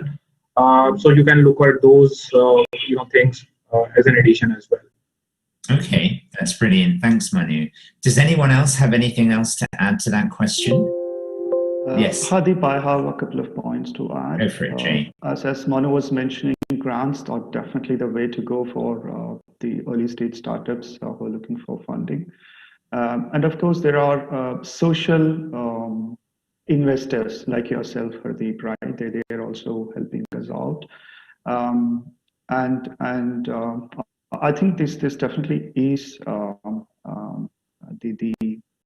help that's required for us to start, right? The funding is the main thing to start. Yeah. So yeah, I think. Thank you. And anyone else, anything to add, or that sounds like that's covered? Okay, and the next question, and I've got an answer for this question, funny enough, but I'm going to give it to you guys first, is we're really curious to know how each of you feel that you've contributed to the changing perceptions towards people in India, because at the moment, it's this perception issue of people with disabilities feeling sympathetic towards them or judgmental. How do you think we need to work to help to change that? Okay, can I go? Go ahead. Go for it, honey. So we always believe the differently able communities asset for the society if they nurture with properly. So as I said initially, like if I'm wearing a glass for my vision correction, without my glasses, without my specs, I cannot see proper what is written on the board or what is written from 3 meters range. So like many of differently able community, they are treated as in bicharas, bichara, what you meant, like they are needy people, but if they have get proper assistant, technological assistant, they can be an asset. In Torchit, we are the only first company in the world where electronic product is completely manufactured by the blind.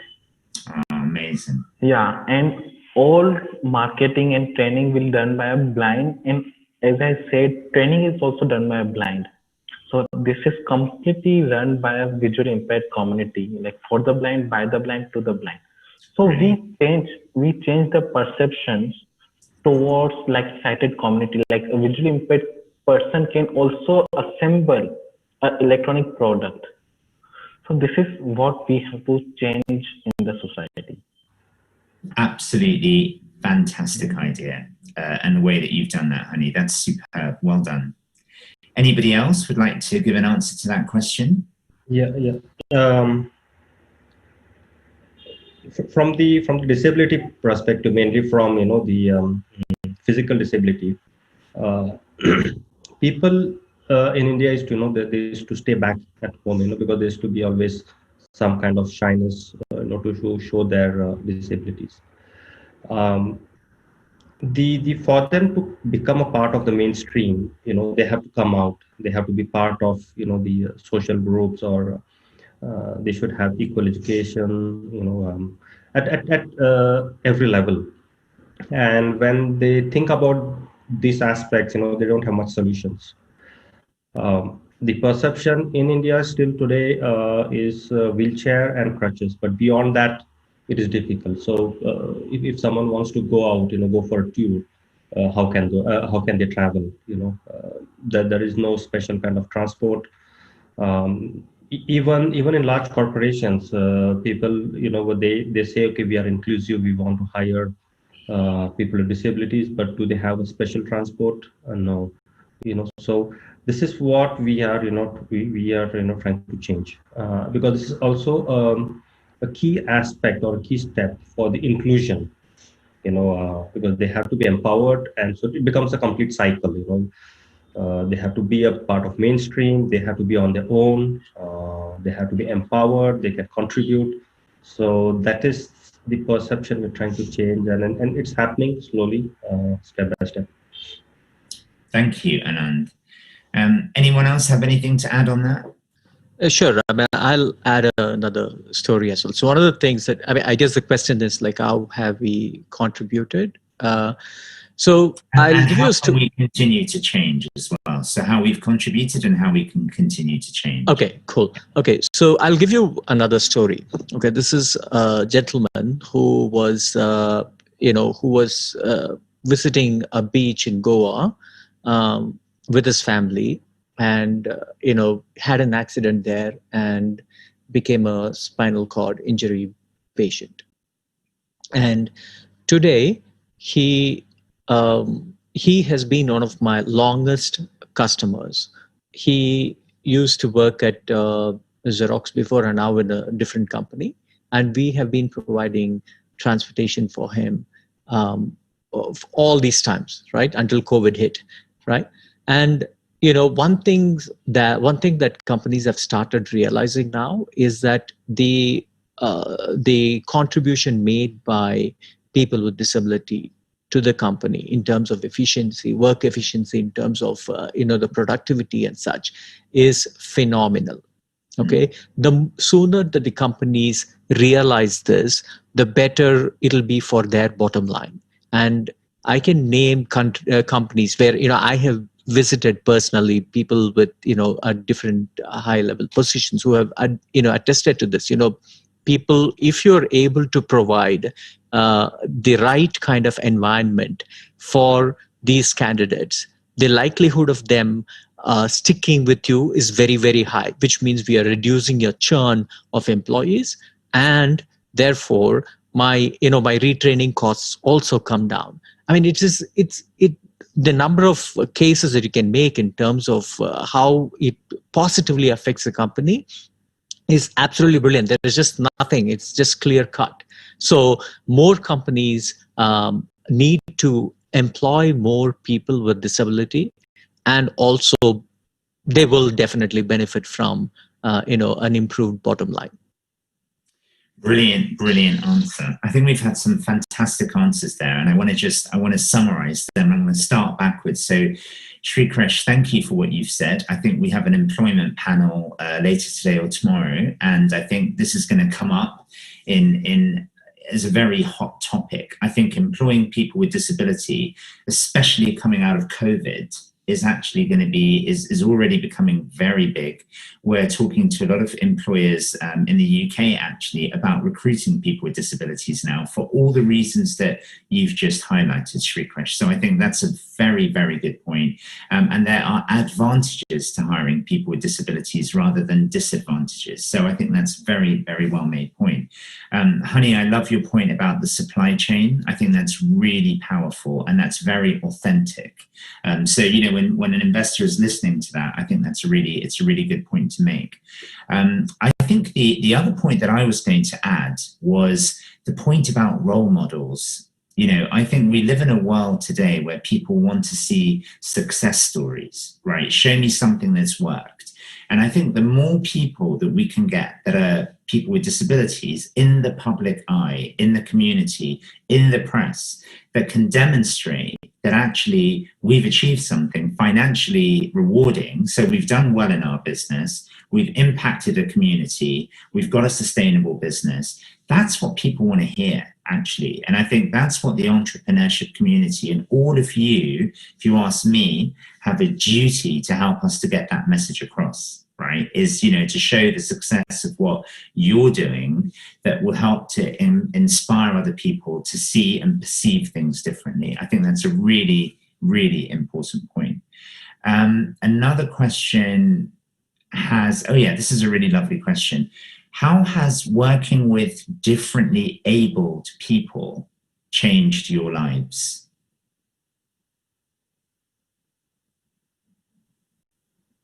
Go, Jane.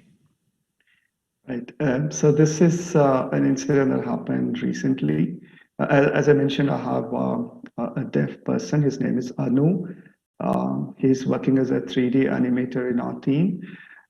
So I was emphasizing on how important is it for him to bring out the facial expressions and the lip movements of the avatar, the 3D avatar that we are using in our app. And he said, yes, I'll do that. And then after 2 or 3 days, he came back to me and said, I don't know how to do lip movement for the words, right? Simply because he has not spoken out those words, right? So that was a real thing for me, right? So it hit me really then that how challenged they are from that perspective, right? So I think that was a moment I just wanted to share with you on that. Really, thank you, Jay. And anybody else share a moment? For me, it is a continuous learning. I've learned quite a bit. One of the the earlier before Kickstart, I also used to be one of the many who would look at it only in the terms of charity. But this has really opened my eyes, and it's don't look at it as something that you're doing on a charity basis. All they need is an equal opportunity and the challenge. They will do exactly as well as any able-bodied person or even better. So that is something that's been totally eye-opening and been very humbled very often. So it's been really great work with the community for me. Thank you, Shrikresh. Honey, you were going to say something? Yeah, same as Sri Krishna. Actually, it make me more humble. Like initially, before I was working with visually impaired community, any other call came from. We are getting lots of calls from the call centers, like you need this or you need this or etc. So after getting to know behind the call, he or she might be a visually impaired, and from which settings they are coming. So in 2016, 2017, I analyzed that and I became more softer and more humble to become to be a more humble for them only. But now I became more humble for everyone. So it completely changed my life. And yeah, so yeah, because then we get to know what is happen with that person. We don't know, so we have to go to everyone. Do you know, I think this is one of the points I made in my earlier interview with Varaja. I think what we have to realize, and we've spoken to many people, that I can't remember the exact percentage, but it's very, very high. A lot of disability is acquired through life. So what's happened to my son at birth is actually very unusual. Okay, what happens in life is that we acquire it at different times.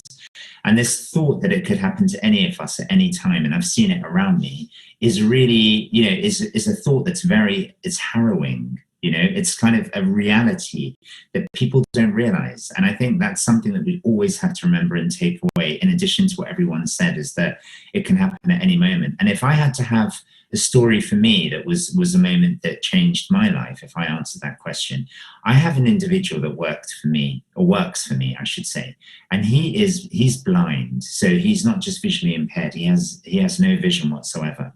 And he was coming to stay at my home.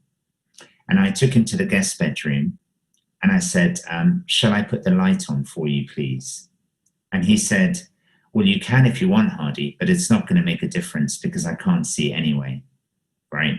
And in my mind, I thought, how dumb that I said that. I should have thought before I said that.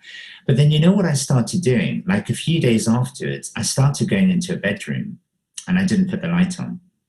And I thought, wow, this is how his life must be. This is how, I tried to start feeling around and, for me, that was a very defining moment because it made me think, okay, actually, a lot of people with disabilities, what they do so well is they don't show you what they go through in terms of their challenges. And if I had to say in terms of the 1,000 people with disabilities I've met, plus they don't let me know that it takes them 3 hours or 4 hours to get ready every morning.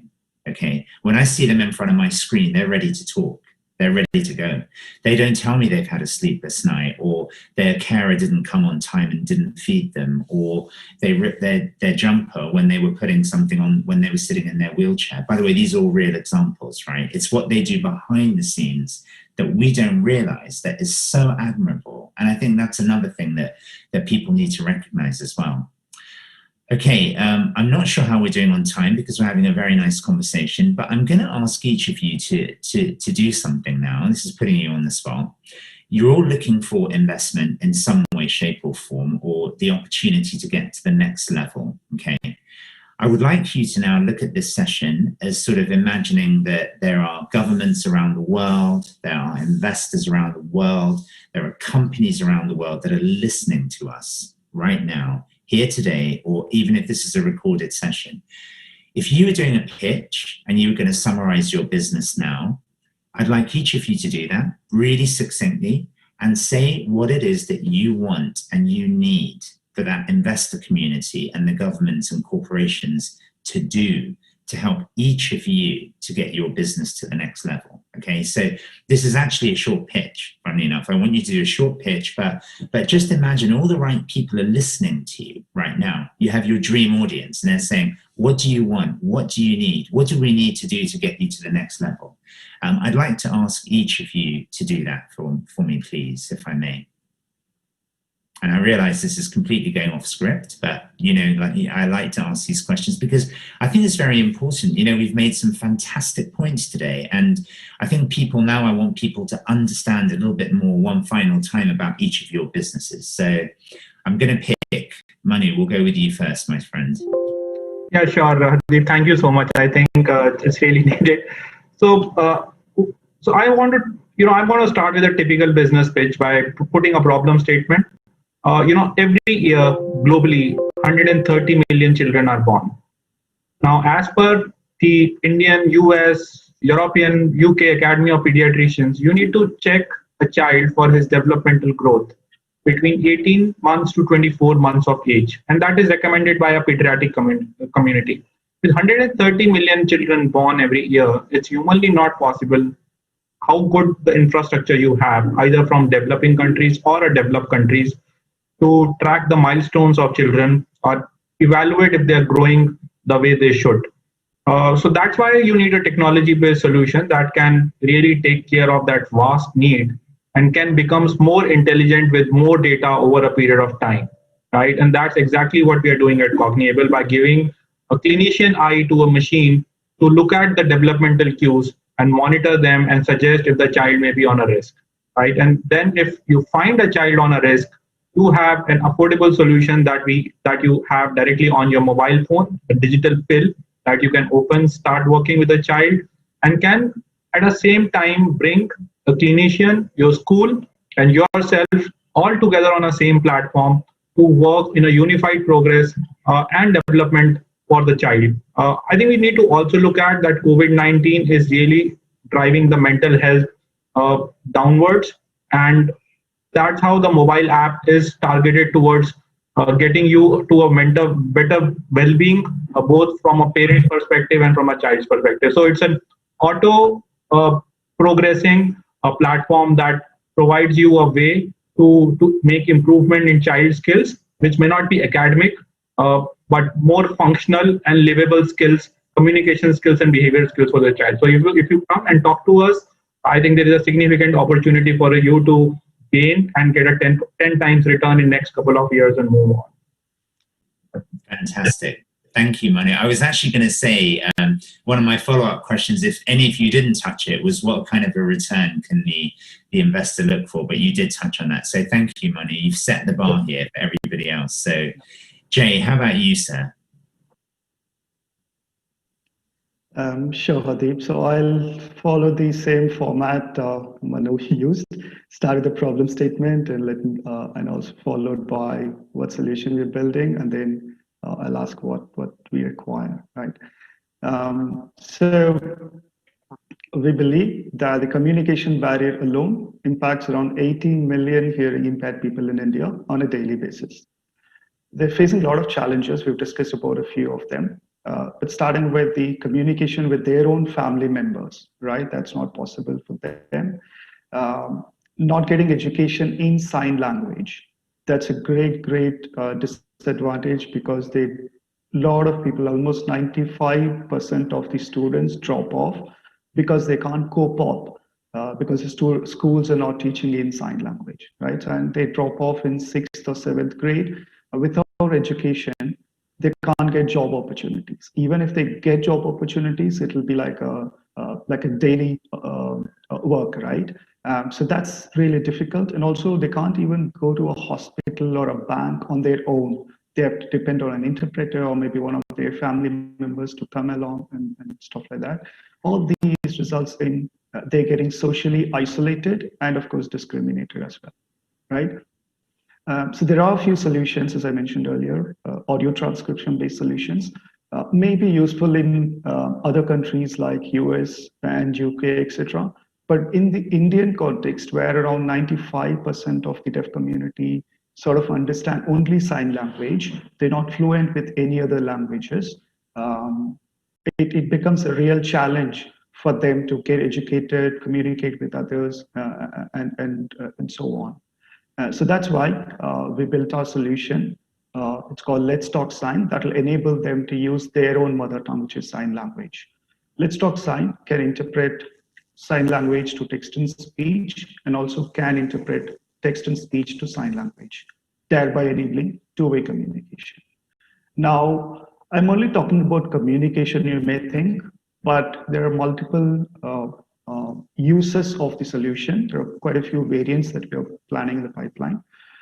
So one of the variants of obviously is a mobile app that goes on a mobile or a PC or a kiosk, and that enables us to communicate with the deaf, speech, and hearing impaired people. But also it can be used in schools inside the classroom for teaching in sign language. So how we are envisaging this is basically inside a classroom, the teacher is teaching, we have the system installed on a nearby monitor, and the system picks up the whatever teacher is teaching and then displays it on the screen using the 3D avatar that we have in our application. So the deaf students attending the class can understand, look at the monitor and understand what the teacher is teaching in sign language, right? So that's a great improvement for them, and they can definitely follow the lessons and the chapters that the teacher is teaching. Right, so that's one of the possibilities that we're thinking through. And also we have another variant lined up, which will enable the school students to interpret their textbooks in sign language, right? So all they have to do is use the app on a mobile and then interpret their textbooks, and it appears on the sign language on their screen, right? And also with respect to businesses, our solution is sort of will enable them to collaborate with their team members on Zoom, WebEx, and Slack, because our solution is compatible with these collaboration tools as well. So overall, I think we believe definitely that Let's Talk Sign will empower deaf, speech, and hearing impaired people to live independently by enabling them to communicate, get educated in sign language, and also access to essential services like healthcare, banking, and legal. And also it'll help the businesses to be inclusive by enabling them to recruit deaf, speech, and hearing impaired people, and also give them the opportunity to make them their customers by being inclusive in their advertisements, in their operations, customer support, and stuff like that, right? So I'm going to say we're looking for support from the ecosystem players. So I don't want to focus only on the investors or so. I definitely want to invite the NGOs, skill training organizations, and of course, lastly, the social investors to sort of take a holistic view of what these startups like us, right? The assistive startups in the assistive tech require, and come forward and help us, right? From NGOs, my request is they need to come forward to help startups validate and pilot their solutions and introduce it to the community. Of course, they are doing that. I'm not saying they're not doing right now. But there's been some instances where they've not done due diligence on the solution and the commitment of the entrepreneur or the startup. So they say, hey, this is just another case. These guys are going to run off in a few weeks or so, so let's not support them, right? So let's not do that. This is my humble request to the NGOs. And second, with the skill training organizations, I believe they need to come forward to provide appropriate training to the community for using the assistive tech these startups are developing. As again, a lot of organizations are doing that already, but I think they have to do that due diligence and come forward and help the startups out is what my feeling is. And to the social investors like yourself, Hardeep, you need to come forward to help the early stage startups like mine. Hope you got the hint. Rather than sticking with the well-established and well-funded startups. I think few social investors are sort of laggards, if you can call them as. They don't want to take the risk and invest in the early stage startups for whom the solution is definitely promising as well. I think that's definitely a point I wanted to convey. So thanks for your time. Thank you. And I should point out that from a Kaleidoscope point of view, we deal with people primarily that are early stage and at seed. So we get a lot of people with literally ideas on a piece of paper. And one thing I was going to say to you, I'll say it now just because you mentioned it, is that I'm going to invite all of you to come and pitch to us at Kaleidoscope. Okay, so you've already got somebody here that's interested in every single one of you. So that's a really good thing. Okay. So awesome. Honey, Thanks a lot. Mission no, achieved. not at all. I was actually going to mention that at the very end. It was meant to be a surprise, Jay. You just ruined it for me, but it's okay. Okay, Honey, how about you, sir? Yeah. So as we know, there are more than a billion differently able friends across the globe. So we started with a visually impaired community, which is almost 1/4 of the community of which is 253 million as per the WHO. I'm not talking about the millions and billions in this talk, but can we create an ecosystem where we can create a sense of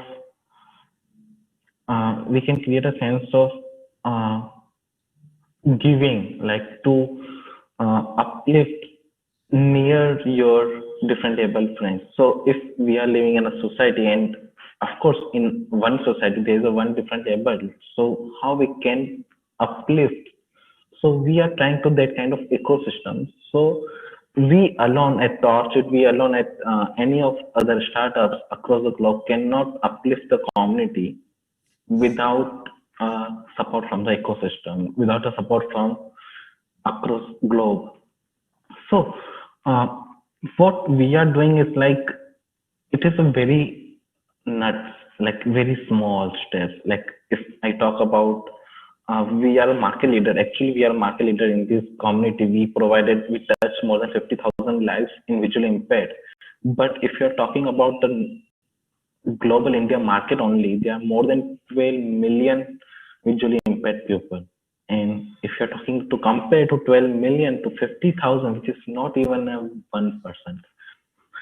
So my only request from the government is to create a ecosystem where we can collaborate with those and they have the database.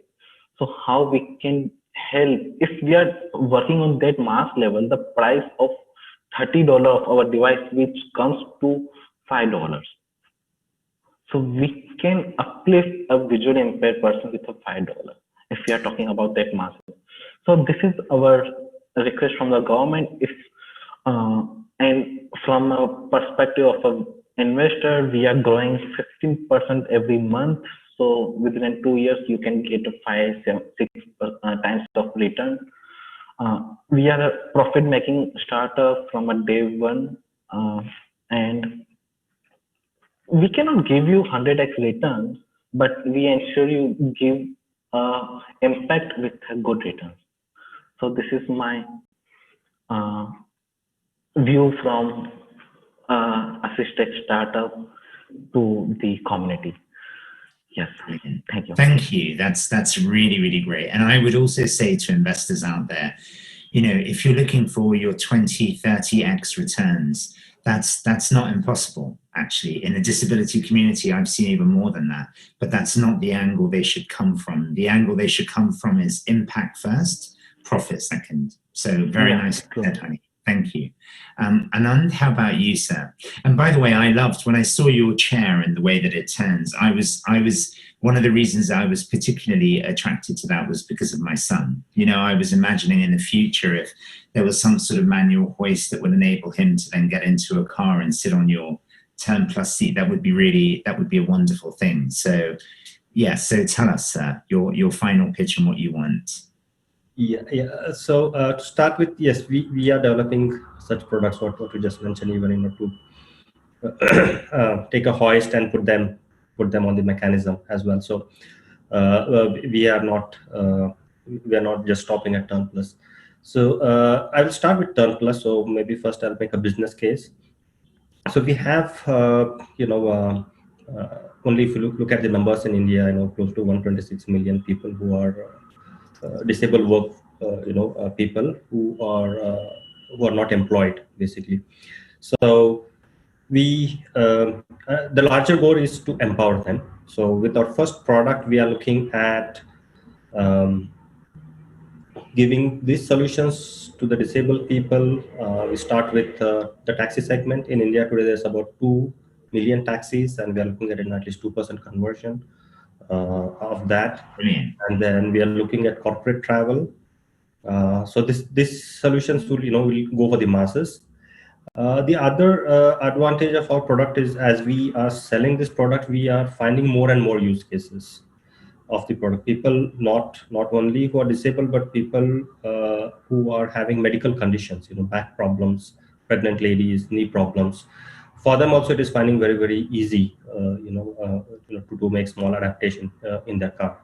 So that is another huge market. And the third community is the aging population, who are now getting retired and then they want to still move around and be on their own. These are the three segments, and with this is, I'm just talking about Turn Plus, and we are complementing this product with several other assistive devices. Our focus is to make all devices portable, ease of use, and scalable. That is our core thing. So each and every product is going to be in that fashion. It will be very easy to adapt. Like even for Turn Plus, the installation time is just 3 hours, and it is done at your doorstep. Brilliant. You don't have to send your car anywhere. So every product is going to carry that signature, and then we are looking at least 10 to 12 products. Most of them are being inspired from the feedback what we are getting from our customers, and customers come with the problems, and then we take one use case, make a solution, and generalize them. So this is the scale what we're talking. So from the business aspect, as you said, it is going to give good returns. But also, as you mentioned, the investment here has to be focused as a social impact. Always the focus has to be from the social impact. So this also requires, an ecosystem, what Hani and Jay were mentioning. So it is not only us. So the government bodies, if it has to go to the masses, the government bodies, the corporates have to come together. The health insurance or social security, all these factors have to come and create an ecosystem so people can get into these products. And I'm just still talking only on the urban sector. Now imagine taking this to the rural sector, and in a country like India or Africa, so that is still a very, very large area. We still have to touch. So that should be, I think, the goal, from a social impact. How do we make that possible? Take all these technologies, experiment them in the urban side, and take it to the rural. So and there definitely we need the ecosystem, the governments, the corporates, everyone has to come together. Okay. Brilliant, Anand. Thank you. And finally, Shri Krish, I still have the image of the vehicle that you've got with the wheelchair coming in that you had on your video earlier. So tell us your final pitch and what you feel you need support-wise. All right, fine. So let me get started with this. So it's not that we are pretty much self-funded. We've got some level of grants, but given that it is a very, when we first started, it was a very asset-heavy company. Much of the funds went into buying of vehicles and so on, which is very, very expensive. Now, when I approached a lot of investors, the constant feedback that I got is something that is echoed by all the other four of them, is that, disability as a sector is looked down as a charity. We don't really look at getting any returns from you guys. Essentially, that's what it is. But the point that I would like to make is this. We've been in operation for 6 years. We are a profitable company. We have been growing at a very minimum of 50% per year until, of course, COVID hit, and COVID hit everybody, not just us. Right?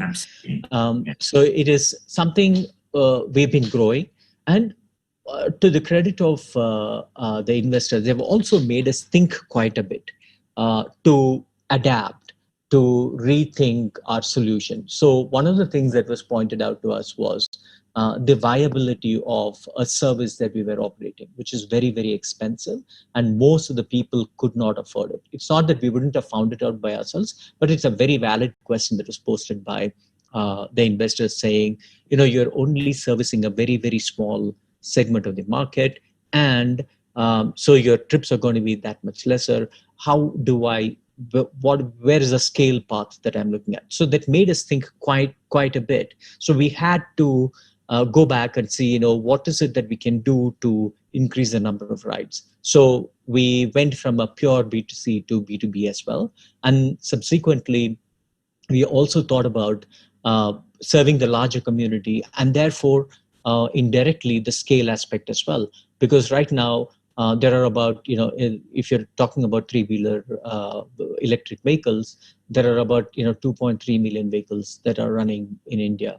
Now, and that's nothing. It's just for a country of this size, It is absolutely nothing. And if you look at accessible vehicles, there are not more than 100 across India. That's about it. We run about 7, Uber runs about 15 in Bangalore, and then there are a few here and there in Delhi and not Delhi, Bombay, and a couple in Goa, and so on and so forth, right? So we are basically underserving this whole market, and there is massive need for addressing this particular gap. And what I would urge companies is to look at us as a partner, and let's take this forward together and make those millions more people be able to travel with dignity, with safety, and at a cost point which is significantly lower, which is just perfect for a country like India, right? Now, suddenly, right now, if you look at accessible rides, you can say that, the per kilometer rate is anywhere between 40 rupees to 100 rupees per kilometer. Now, the solution that we are putting in the market will bring it down to, close to around 5 rupees per kilometer, right? Because the cost of vehicle is so low and the cost of operation is so low. So this just opens up the market like crazy.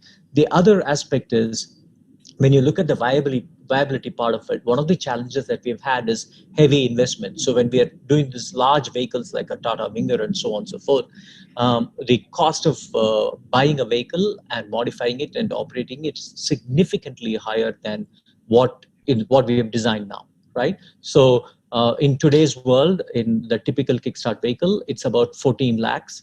Whereas the new vehicle will cost you under 3 lakhs, including a set of lithium-ion batteries. And the cost of operation is anywhere around 8 rupees for a large Tata Winger, whereas in the new vehicle that we've designed, it's about 40 paisa per kilometer, right? So it's like massive difference that we're going to make. And on top of all of that, anybody who invests in these vehicles will get seriously good return. So if you're talking about an auto rickshaw driver that's going to apply this vehicle, he will make significant returns, and he doesn't have to compromise just because it is a special accessible vehicle. It can be operated when a wheelchair person needs to be traveling, or when a wheelchair person is not going to be traveling, there can be additional seats. You can just unfold the seats and then operate for like an able-bodied people. So there is no compromise on seating capacity. So it's like, it works well for the driver, it works well for the wheelchair passenger. So that's what, these VCs have pushed us to think about. Find a solution that will make it, that you can make work for everybody, not just specific to one, set of people with this very, very small use case. So that has made us think, so we're thankful to that. But now that we have made this adapted to this change, we would like you to trust us and invest in us as well. So that's a picture that I will make. Fantastic. Thank you, Shrikresh. Well, guys, I think that was a brilliant final pitch to what I hope has been quite an inspiring session. I think there have been some really good points that you've all raised. I'd like to personally thank you for being so honest and for sharing in the level of detail you did. I think, I always feel it's important for people to understand the individuals, the entrepreneurs behind a business, right? I think that's really important. And I think for those that have listened, they would have felt and touched each of you today. So thank you very much for sharing. And it just, all that's left for me to do is wrap up now and say that there is, I understand, an award that's coming through for each of you. So if I hand over to Bharija or anyone that's going to hand over those awards now.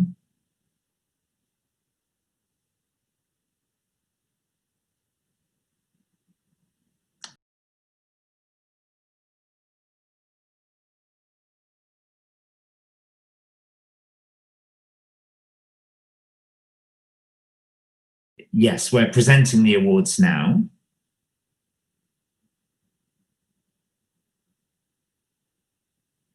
And this one is for Sri Krishan, and one for you, honey, and one for you, Jay. We've got these lovely awards trophies that are on the screen now, with a photo of each of you on them as well. One for you, Anand.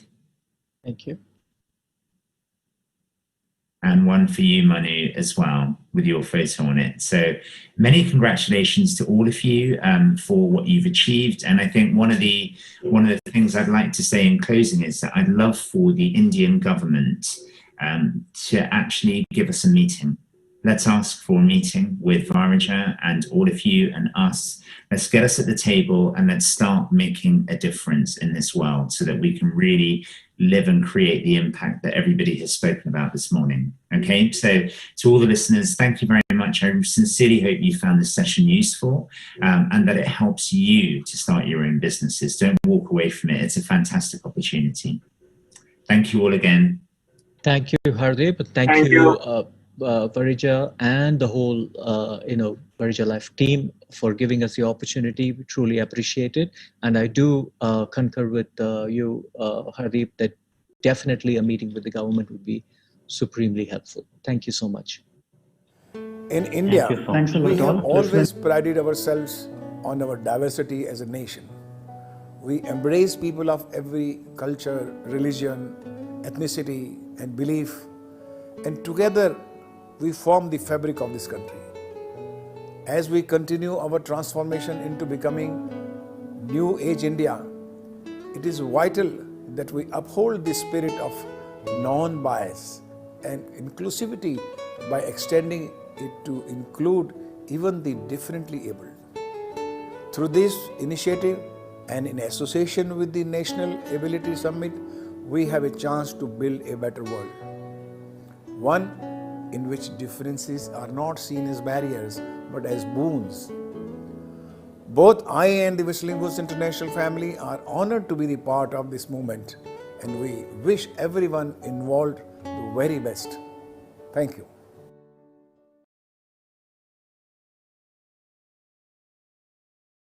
We at Whistling Woods International have always highlighted the importance of giving back to society, and it's been our endeavor to associate with like-minded organizations. I was delighted when we were contacted by Varija Life to associate with them in this amazing research that they're doing for the differently abled amongst us. We at Whistling Woods have always encouraged our students to be inclusive and not discriminate against anyone. Taking forward the ethos of this institute, I am so proud of the students of School of Fashion who have participated in this initiative by Varija Life. The students have been working really hard and compassionately trying to find ways of designing clothing for the differently abled. We all at Whistling Woods are very excited about collaborating with other schools of fashion to create something really unique and work towards a better world. Hi, we at Bajaj Capital are very proud to be a part of this initiative. When I got to know from Varija that what she's planning to do on creating a line of clothing, especially for the differently enabled, it's something really exciting, and I'm very proud of what she's trying to do. And that, people, because we need to be an inclusive society where everybody needs to enjoy life. And I think clothing, the way you look, the way, really affects the way you feel. So I'm very proud of the work to be done and to be associated and support this initiative. I wish you all the best and I hope you continue. I'm also very proud of the International College of Fashion students who are working along with Varija and helping her create this line, and it's a great learning opportunity for them. It's a great way to learn that we are all equals. People maybe have been given different challenges, but we should treat them the same, and we should create things which bring joy to everyone. So we are very proud to be a part of this, wishing everyone the best and fantastic work. Keep it up. So let me congratulate you, Varija, for identifying an area which is so beautiful, which is so relevant, which is so compassionate and socially uplifting. We all love to dress up, we all love to look good, it boosts our confidence, but we have never thought about the people who are physically challenged, who are disabled, who have some issues where they need garments to work around their comfort, ease of wearing, the fabrics that go into making such garments. And you have done an exceptional job as a designer to contribute to such an area and involve our students of ICF in your project. So sending you along a huge congratulations and thank you for involving our students in this wonderful journey.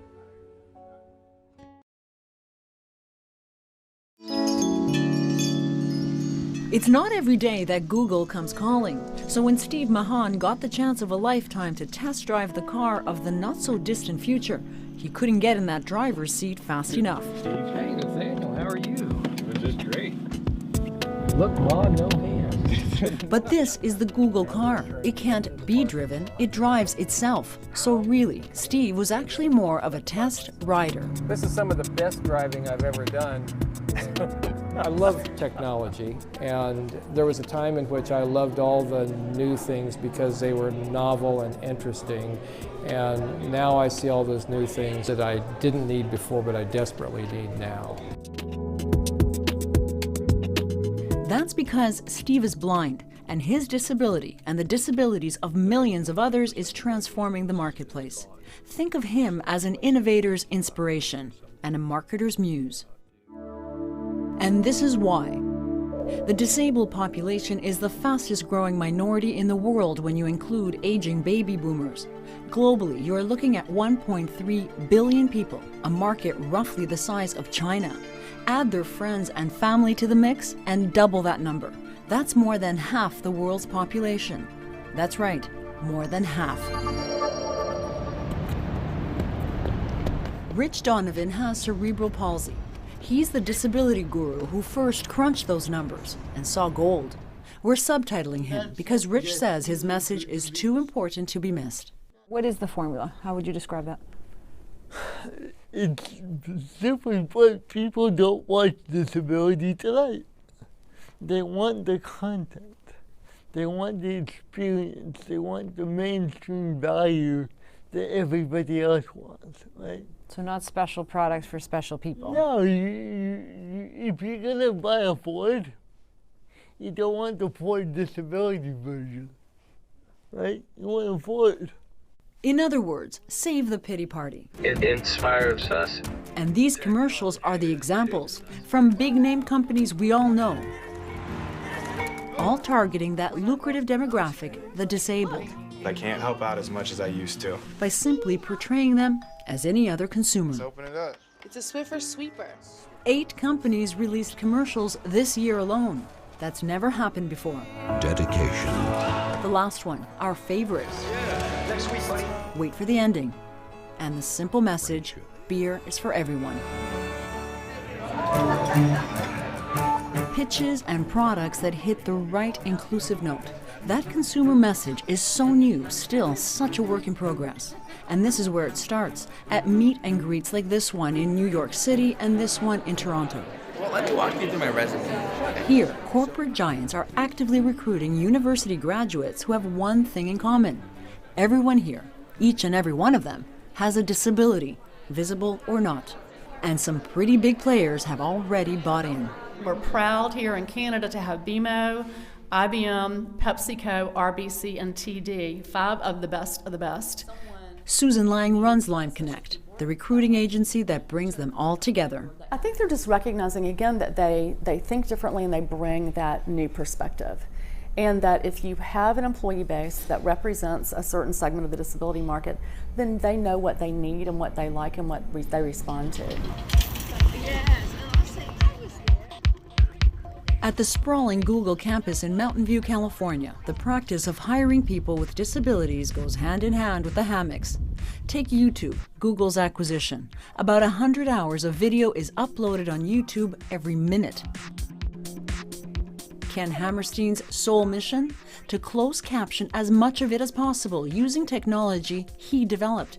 And oh yeah, Ken, or Caption Jedi as he's affectionately called, is deaf. That's his interpreter on the right.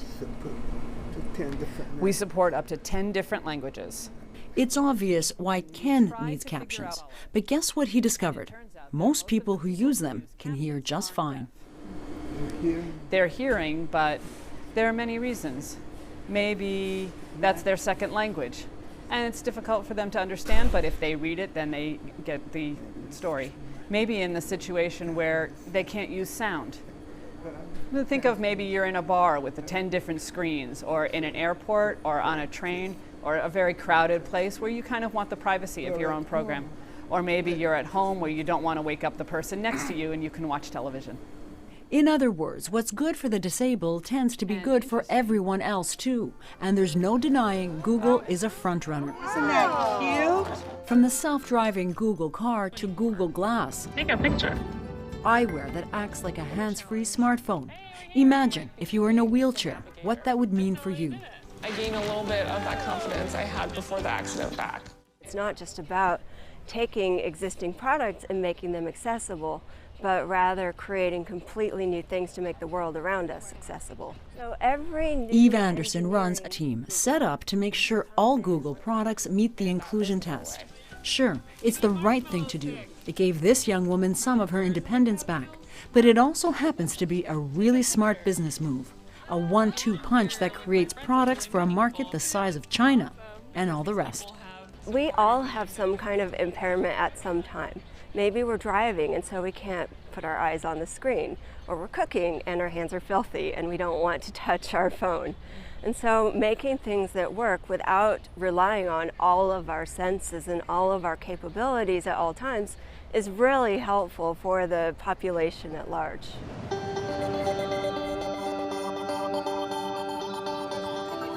And that business model is growing. Rich Donovan actually created an index called Return on Disability, and just last week it started trading on the New York Stock Exchange. His ideas are in big demand around the world.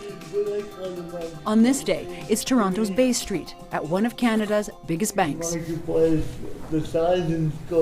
TD is already a frontrunner in hiring people with disabilities. When you look at companies that just get it wrong, what is it that they get wrong? When you look at the things Rich is now here to help the bank develop products and services that can be marketed to that same demographic.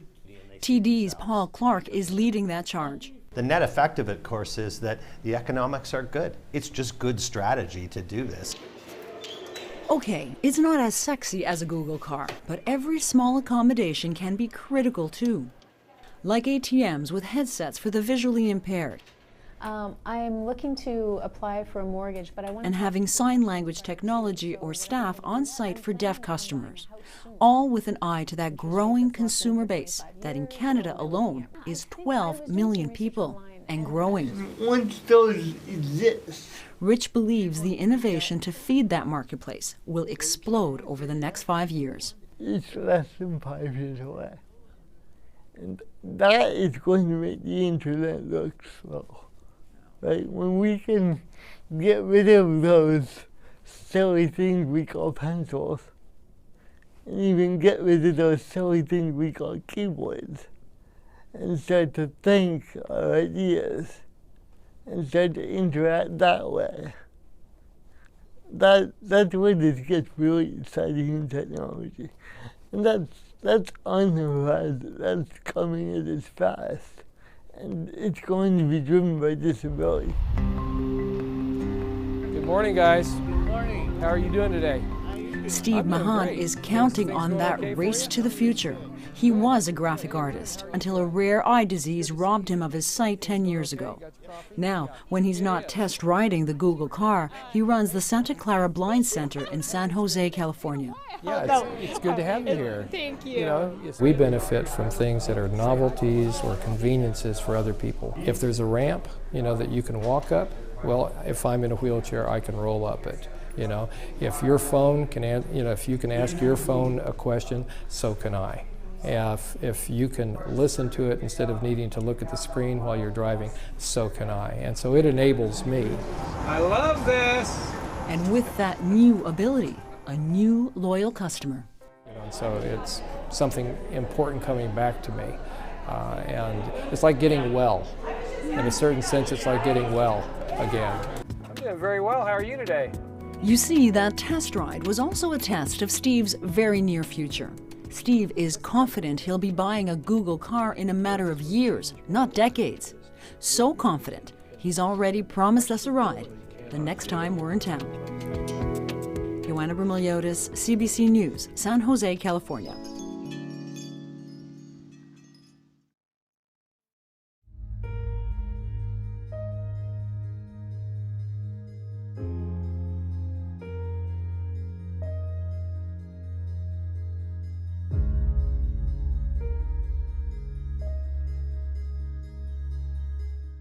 I'm Australia's first blind fashion designer and I'm the founder of Blind Grit.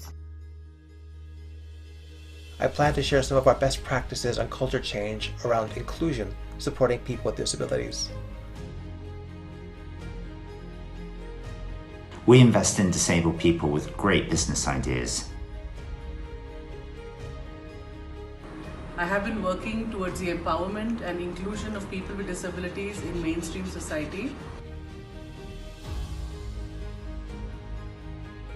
It's important to recall that while efforts have been made for quite some time, the United Nations Convention on Rights of Persons with Disability, UNCRPD, in the last few years has actually made a significant decisive difference. I've developed a portfolio career focusing on health and well-being, sports and inclusion, technology and accessibility, and employment and entrepreneurship.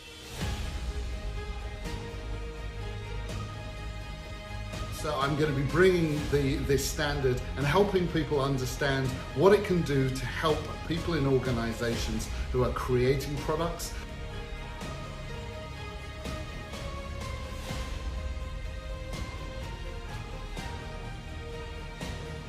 You know, in the world around us, it's not the disability that matters. Each one of us has a disability, and if we keep focusing on the disabilities, we will never move the world towards where we want it to be. You don't have to be a government organization or an NGO or possess loads of money to bring about the change. All you need is the will and the passion to bring about the change. It's not about what you can't do, it's about what you can do in an experience. And disability is a human experience. I'm excited to join you at the National Ability Summit and be able to share my thoughts and, more importantly, learn from you on this important topic. Let's all come together to share views and ideas. I can't wait to see what comes from all the incredible conversations from the summit. I'm delighted to be part of the National Ability Summit. I hope you will join all of us. Join me at National Ability Summit, December 2nd and 3rd, 2020. I'm very glad to be a part of the National Ability Summit. I really look forward to sharing our experiences with you at the National Ability Summit. See you there.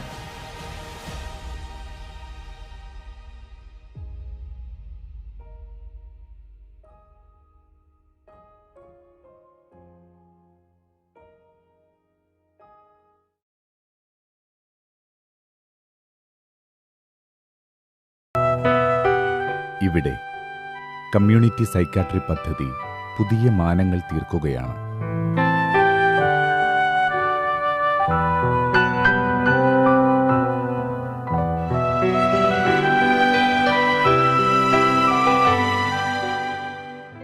അഞ്ച് വർഷം മുൻപ് ഇവിടുത്തെ ഈ clinic നമ്മൾ തുടങ്ങിയ മൂന്നാമത്തെ ക്ലിനിക്കാണ്. അന്ന് ഏത് രീതിയിൽ ഇത് മുന്നോട്ട് പോകും നമുക്ക് യാതൊരു തീർച്ചയുണ്ടായിരുന്നില്ല. എന്തായാലും കുറച്ചെങ്കിലും രോഗികൾക്ക് ഗുണം ചെയ്യാൻ പറ്റും എന്നുള്ളൊരു ശുഭാപ്തി വിശ്വാസം മാത്രമാണ് ഉണ്ടായിരുന്നത്. പക്ഷെ പിന്നെ നമ്മൾ കാണുന്നത് ഇത് ഒരു ഏറ്റെടുക്കലാണ്. കാരണം ഞങ്ങളൊരു 10-ൽ താഴെ ആൾക്കാരാണ് ഇതിൽ പ്രൊഫഷണൽസ് ആയിട്ടുള്ളൂ. ഈ 10 ആൾക്കാർ 32 സ്ഥലങ്ങളിൽ ഇപ്പോൾ അടുത്ത് 2000-ഓളം പേഷ്യൻസ് ആകും. ഇത്രയും അധികം ആൾക്കാർക്ക് ഈ 10 പ്രൊഫഷണൽസ്, ഒരു ഡോക്ടറും അധിക സമയം ഒരു ഡോക്ടർ ഉണ്ടായിട്ടുള്ളൂ, ആദ്യകാലങ്ങളിൽ 2 ഡോക്ടർമാരൊക്കെ ഉണ്ടായിരുന്നു. ഈ ചെറിയ ടീമിന് ഇത്രയും ആൾക്കാർക്ക് നല്ല ക്വാളിറ്റിയിലുള്ള മാനസിക രോഗ ചികിത്സയും പുനരധിവാസവും നമുക്ക് പ്രൊവൈഡ് ചെയ്യാൻ പറ്റണമെങ്കിൽ ആരോ ഇതിൻ്റെ കൂടെ നിൽക്കുന്നുണ്ട്. സമൂഹം തന്നെയാണ്. 400 വോളണ്ടിയർമാരാണ് തികച്ചും സെൽഫ്ലെസ് ആയിട്ട് ഇതിനു വേണ്ടി പ്രവർത്തിക്കുന്നത്. ഈ ഒരു ക്ലിനിക്കൽ സർവീസ് പ്രൊവൈഡ് ചെയ്യുക എന്നുള്ളതിൽ നമ്മൾ ഒതുങ്ങി നിന്നിട്ടില്ല. കാരണം ഇതിലേക്ക് ഇറങ്ങുമ്പോഴാണ് നമ്മൾ ഈ രംഗത്തുള്ള പ്രൊഫഷണൽസിൻ്റെ അഭാവം മനസ്സിലാവുന്നത്.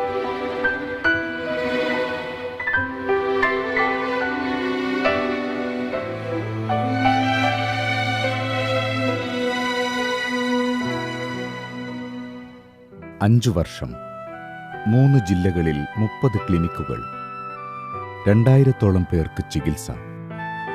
ഇത് സാധ്യമാക്കുന്നത് 400-ൽ പരം സന്നദ്ധ പ്രവർത്തകർ.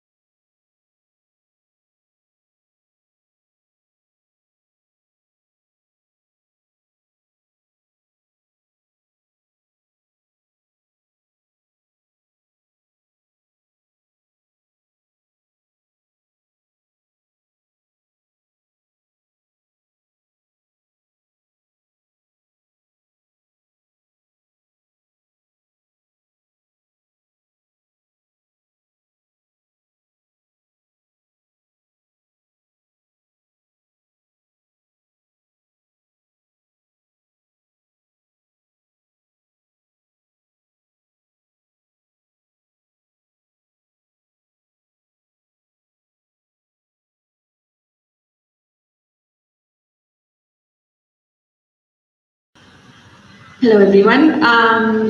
First of all, let me introduce myself. I'm Sandhya Menon, and I'm a communication specialist for the largest part of my life. I've been a journalist, and now I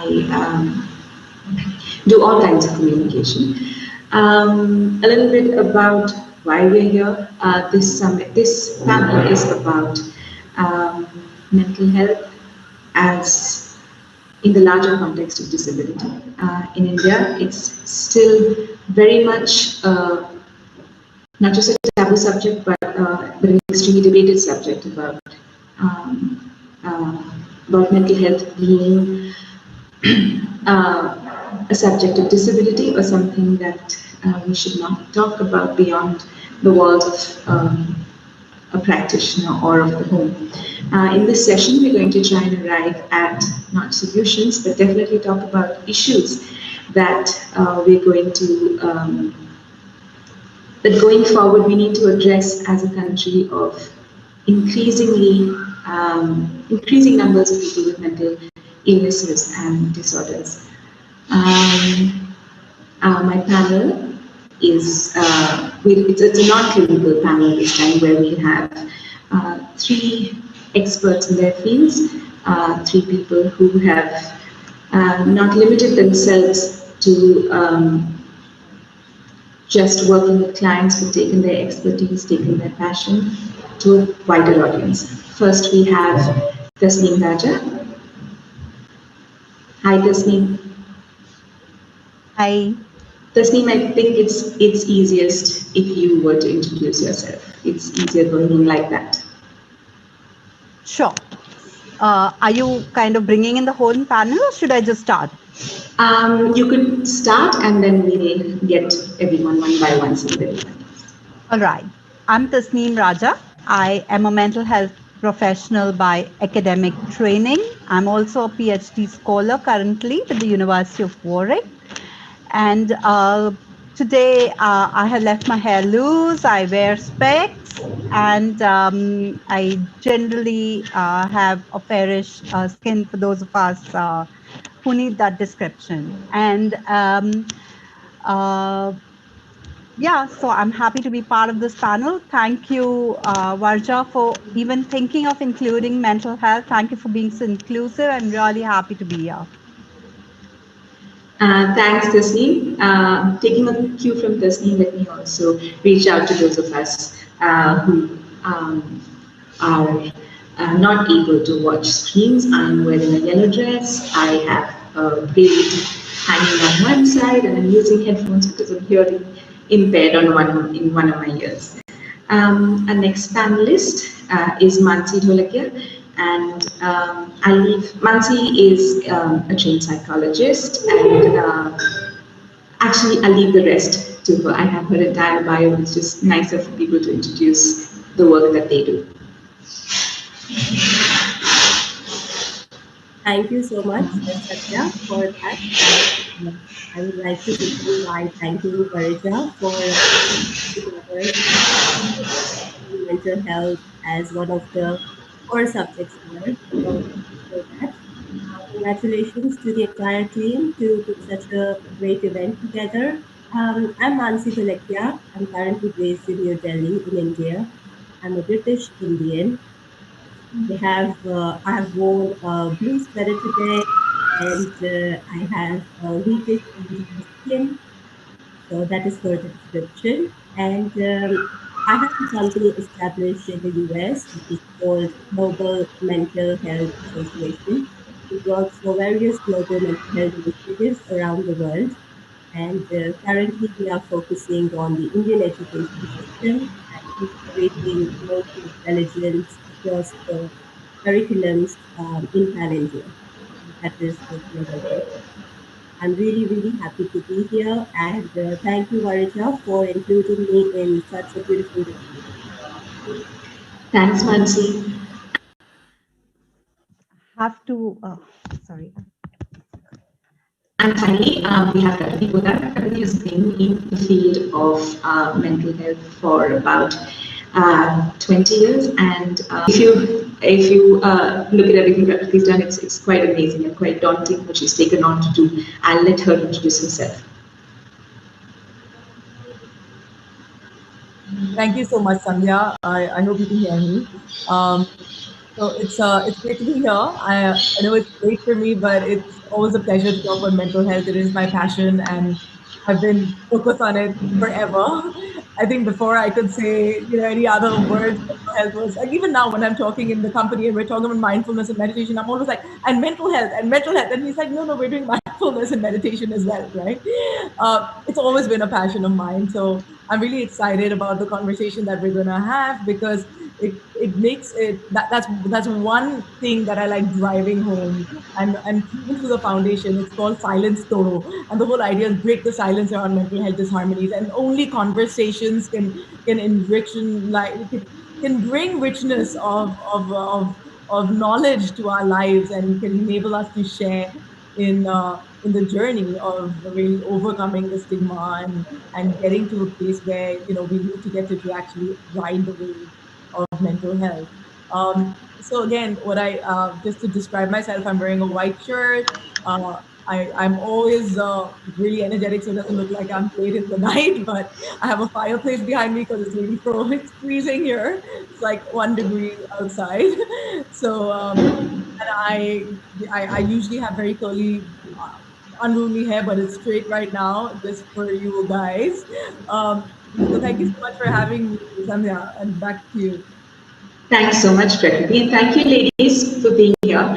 I'm just going to set the, how shall I say that, the tone for the panel, and I'd like this to be a chat. I'd like this to be a discussion.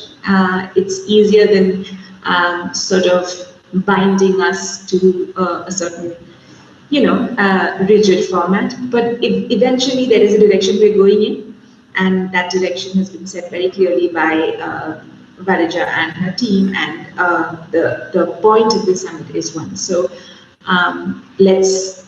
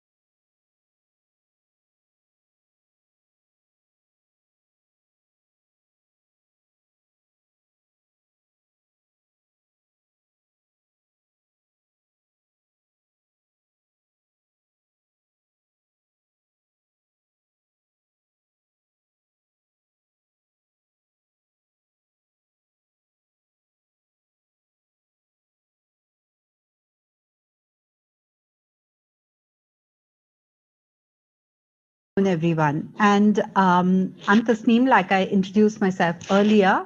I lead the mental health portfolio at the Tata Trust, which is India's oldest philanthropic organization. We started working in mental health decades ago, when working in mental health wasn't really very fancy, or people did not envisage mental health to be the kind of problem it is today. So the good part is there is more and more recognition that mental health is a problem and it needs to be addressed. We say globally that 1 in 4 people will experience a mental health condition sometime in their life.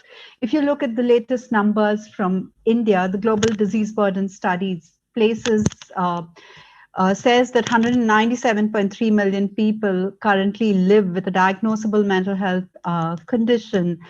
And of that, about 45 million people have anxiety, about 45 million people have depression, but there are these 10 million people who live with severe mental illnesses. A lot of our work currently is in collaboration with the government of Maharashtra. So we've had these twin advantages of having partnerships all over the country with civil society organization, being a part of very pioneering work around the country. And as we also directly implement programs in collaboration with governments. And currently we are implementing 2 such large programs with the government of Maharashtra. One of them is the reform of an old psychiatric hospital in Nagpur. And the second part of that is to build a model on a viable district mental health program in an India-like situation, which is actually your community mental health services, and to bridge the gap between psychiatric institutions and community services so that people have an option and do not need to turn into long stay individuals in these large unwieldy psychiatric institutions. The entire effort is to build a public health system in which mental health can be included in primary care, which is a global vision. The WHO is talking about it, but it's not really achieved in most parts of the world, and especially so for low and middle income countries. So we believe that task shifting and task sharing are the 2 essential things that will take mental health forward in a low resource setting like ours, where there are not going to be, for the foreseeable future, there are not going to be enough mental health specialists. That's the one part that we need. We need to work with the frontline workforce and then actually take a set of services down to the last mile and connect with people. Also to build community platforms and community resources that promote mental health and well-being, that look at preventative and promotive mental health rather than just curative services, even in the whole service spectrum at the community level. Biomedical services are just one aspect. So building up, and if anything is developed in mental health, it's probably that segment that has still some amount of work on it, and that is still available to some extent. But the rest of the spectrum of community services, the support systems, the care that needs to come in for anyone who has distress or illness issue is simply not available. And the whole effort is to bring about that kind of a momentum. Also looking at younger people, building peer leadership. So we take a very twin kind of an approach to mental health. We look at it from a development standpoint. And we think that if we are to effectively address mental health, then the stakeholdership has to be much larger than the health professionals. As health professionals, we have very limited, we have a very limited repertoire of tools. And if we can bring all kinds of stakeholders together, in keeping in mind the important principle that a community needs to look after its own, and a community can look after its own. If we create those kind of inclusive spaces for people, then yes, addressing mental health can be done effectively. Sandhya, do I have time? Can I stop here and then maybe address questions? What I'm going to do is I'm going to come back to you before we take any questions. Okay. Yeah, because I'd like for us to sort of string all the thoughts together and then come back for a not rebuttal, but generally sort of build the discussion.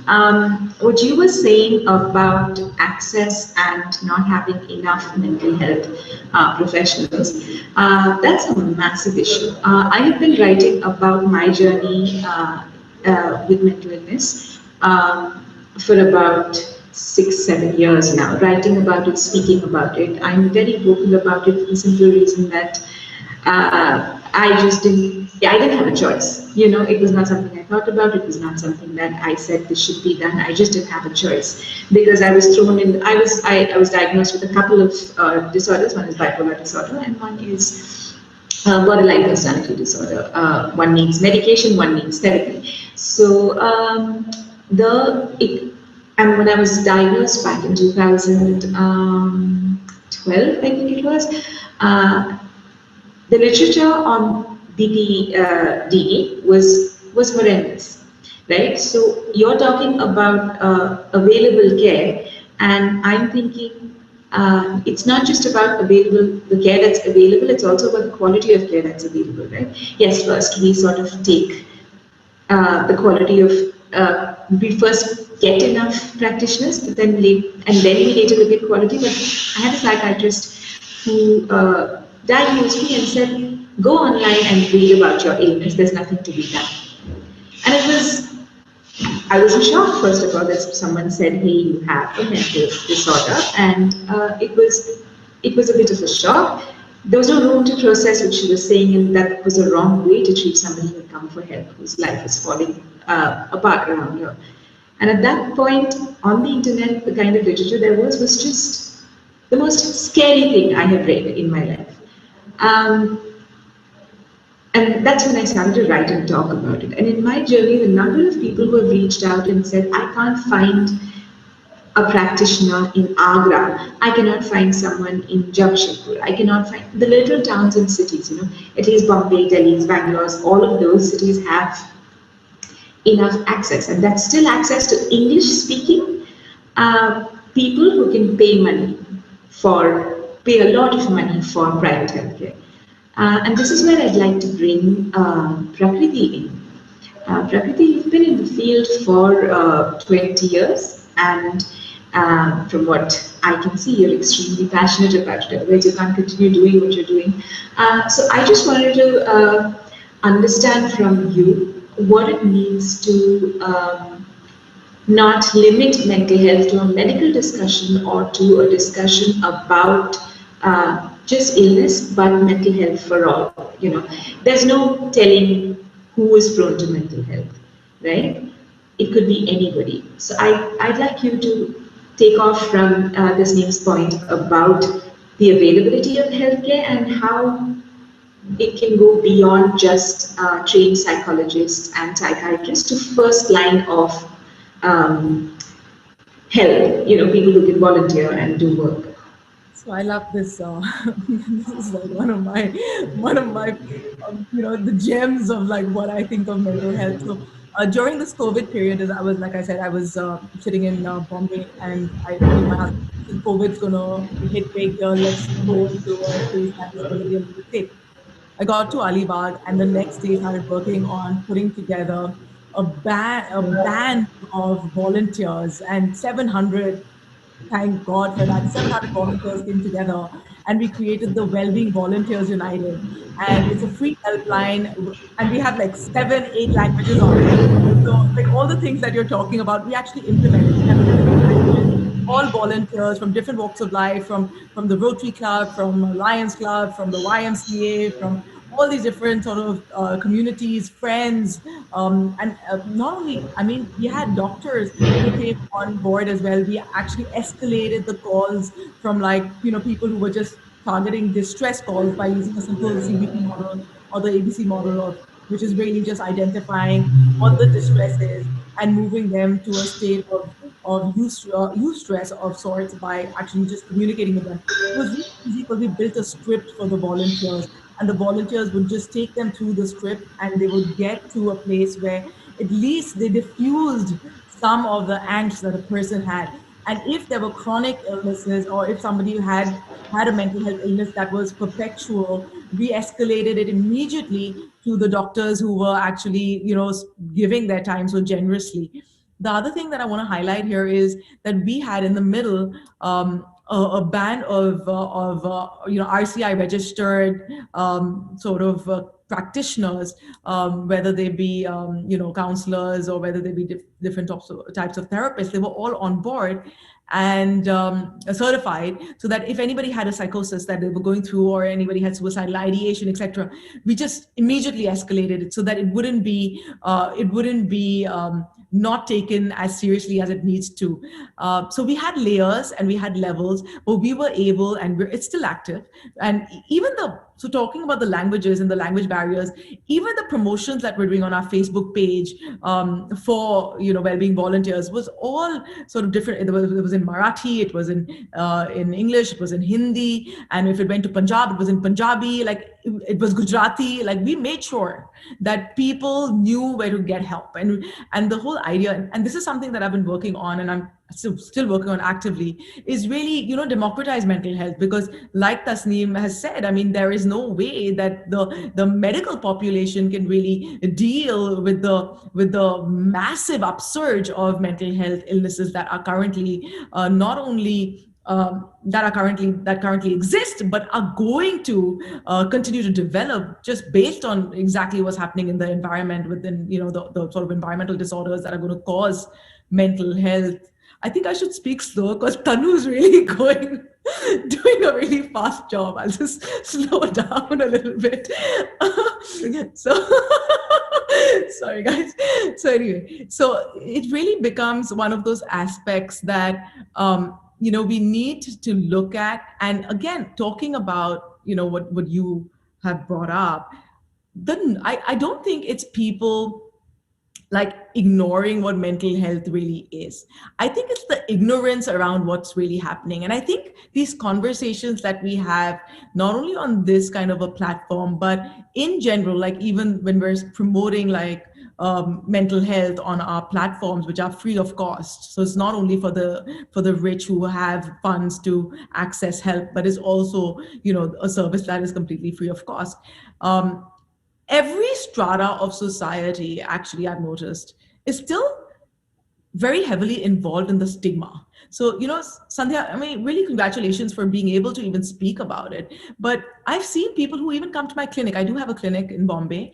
Right now, I don't know if it's open. It's semi-open. So when we have clients, we open it up and then we make sure that we all, have COVID protocols in place, and then we just shut it down really fast. But the point is that people sometimes feel embarrassed to come to the center. I've had people ask me, "Can you come to my house?" And I'm like, no. This is a clinical practice. You need to see our clinicians. You need to come to the center.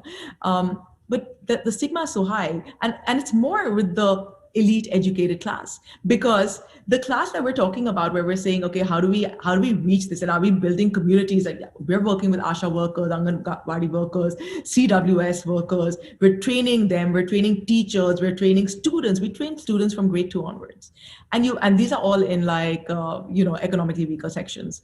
And when we train them in the language of mental health and mental health disorders, you can immediately see the empathy that comes in when they're dealing with people who might be a little bit different than them. The kind of openness. And I know my kid, I have 3 of them. My middle kid, when he was in grade 4, he'd come to me and said, "Mom, there's a boy in my class who wants to self-harm, and he has suicidal ideation." From somebody in grade 4. When you give them the skills to kind of communicate and learn the language, there is no stigma anymore. And I said, "What did you do for the kid?" He said, I told him that this is something that he should not be thinking about, and he needs to focus, because the kid was saying, "If I break my leg, my parents will take notice of me if I do this." So there were all these kind of things that he was talking about. And my child actually directed him to the counselor who was in the school. And I think that was a really, really big thing. But even in these schools that are the government schools where we're training, because the teachers kind of said, "We have to finish our curriculum. We really don't have the time to give anybody attention." And this is what we deal with. So even though we want to put a program together, we know that the teacher is stretched. We know that the students are the only people who can really help each other.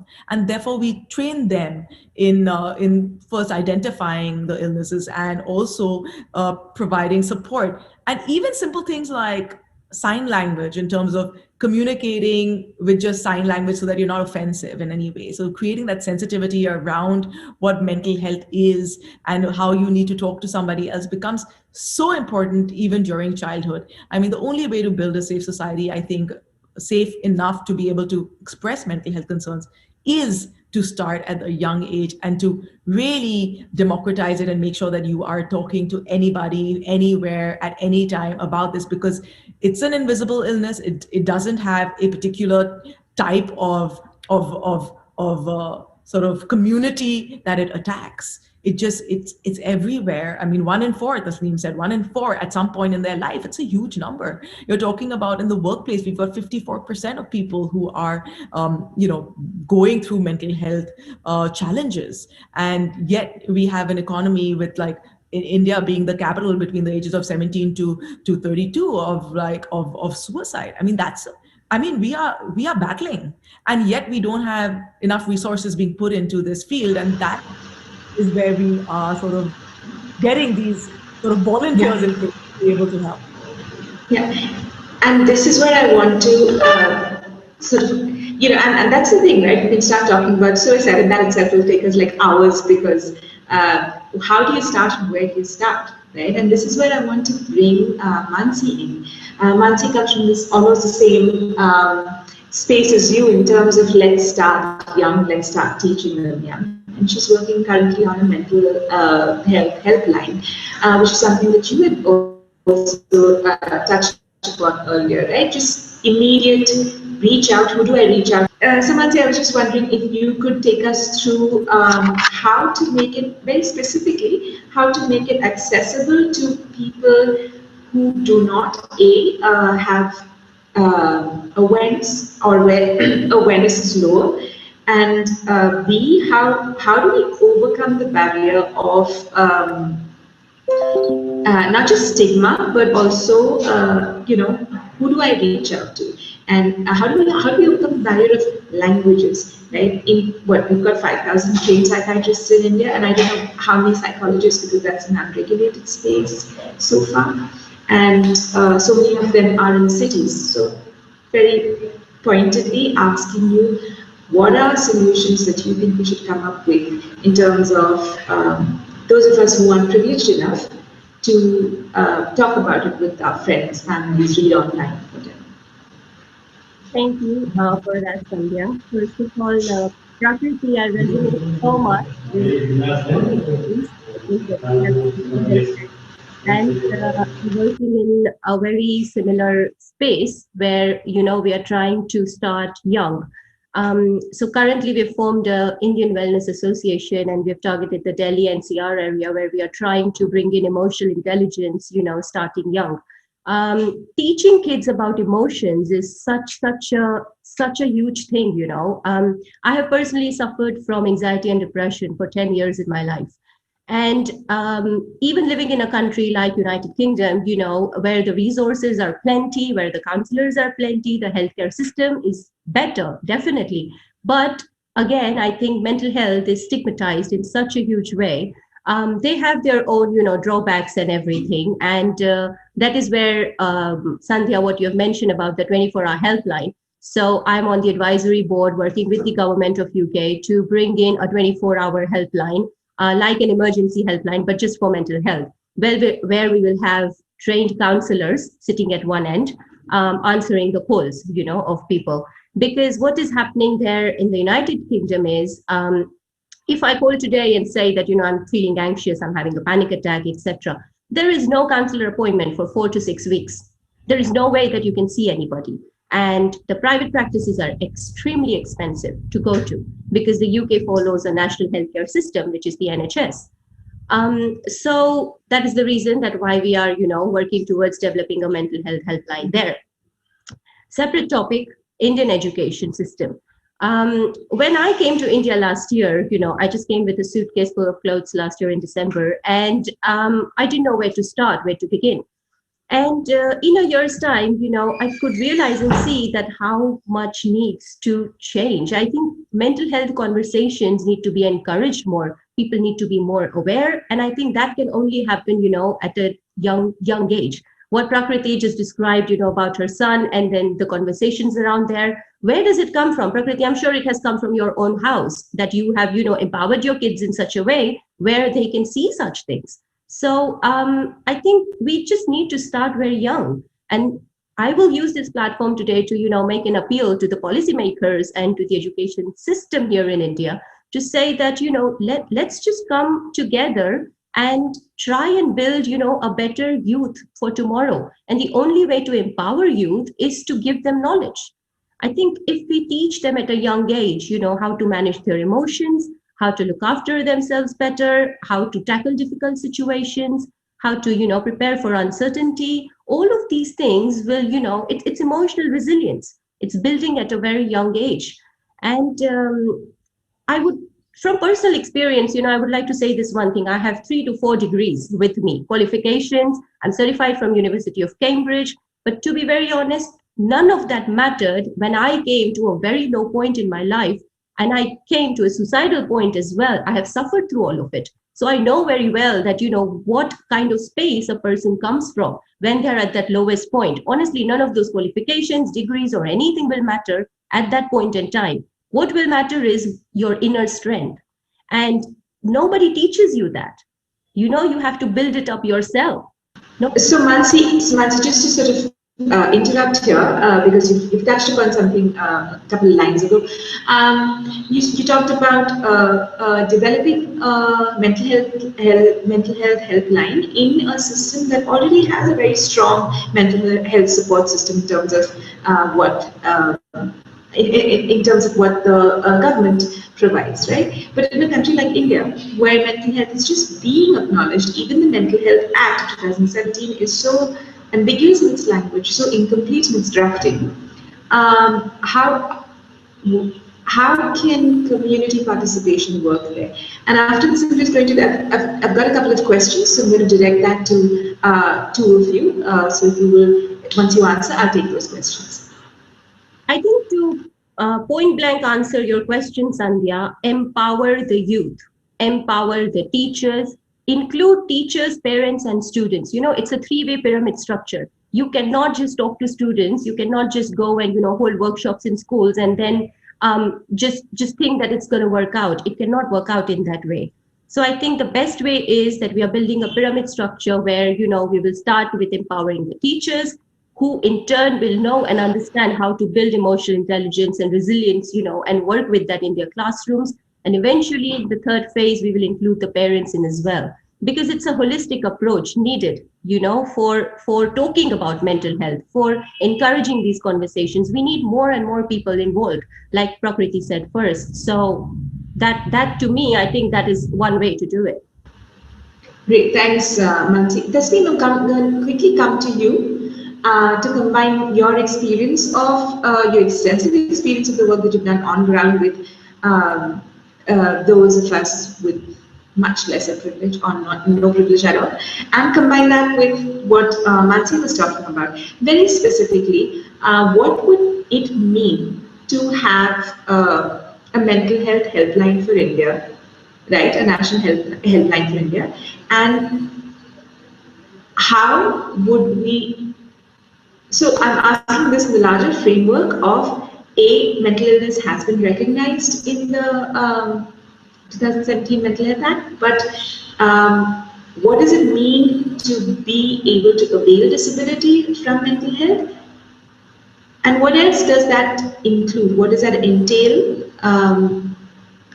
What does it mean to be a disabled person because of mental illness?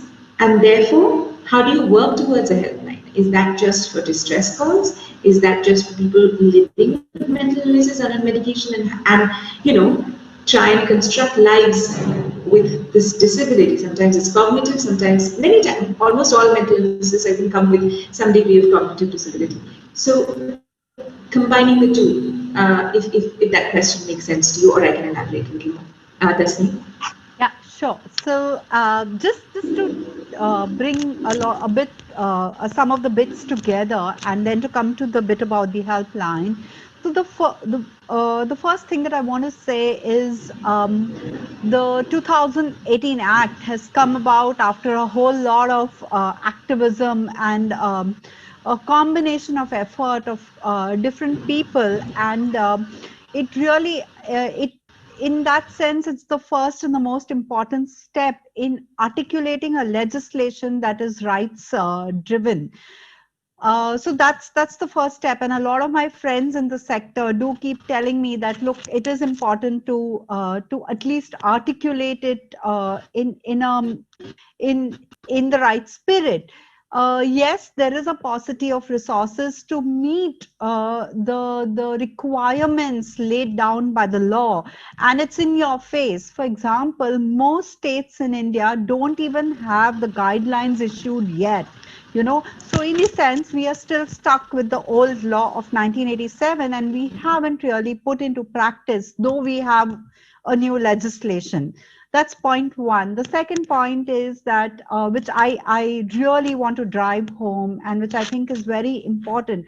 Whatever we do, whether it is helplines, whether it is creating frontline work focus or non-specialist work focus, there are 2 or 3 things that are of crucial importance. One is go by the evidence base that already exists. It is absolutely important to do things, this sadly mental health is been a free for all kind of a field where anybody and everybody can call themselves a counselor. So when we say a frontline workforce, it does not mean people without training or adequate supervision. That because eventually you are providing a service, and you need to have your standards of quality in place, and therefore benchmark training and good supervision are absolute keys to that. So where is the evidence base to anything that we want to do? Is that in place? Are we creating the evidence on effectiveness of the work that we are doing on ground? And unfortunately, our civil society sector often is not very strong on that. So you'll see very, very good pieces of work on ground, but either they are not very well documented, or there is not enough research around those pieces to tell us, yes, this makes a difference. People like Dr. Manoj and MHAT are rare, where they do have a lot of research coming out of their work. So that's not the general scenario for most organizations in this country. Coming to the helpline specifically, again, in some cases, helplines are known to be very effective. Like we know that what Mansi and what Prakriti was saying, that we have a very, very huge population of young people at risk, and we are leading the global epidemic on suicide. We know that in suicide interventions, helpline does have a role to play, and the impulse, suicide often is driven by an impulse to act, and when you have someone to talk to, that urge kind of gets addressed to some extent. It doesn't solve all your problems, but to some extent it does, and in that sense, helplines do have a role to play. So however, the efficacy of helplines in longer or in the broad spectrum of mental health care, I wouldn't be able to answer that off the cuff of my hat, in the sense that I haven't really looked at all the evidence thereof. But this is my suggestion, that look at the evidence, read up what everyone else has done, and that's the one mantra that we kind of go by. One, don't reinvent the wheel. We don't have the time. Two, talk to as many people as you can. So yeah, that's how I would like to answer that question.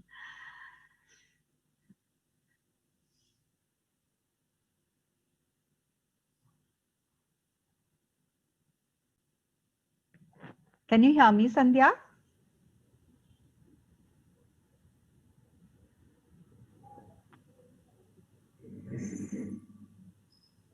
I can hear you, Tasneem, so I think you're okay. Yeah. Yeah. So Yeah, until just Sandhya, please feel free whenever your internet is back to just cut in. I'm just kind of talking just so that we can avoid the vacuum in the conversation. Yeah, and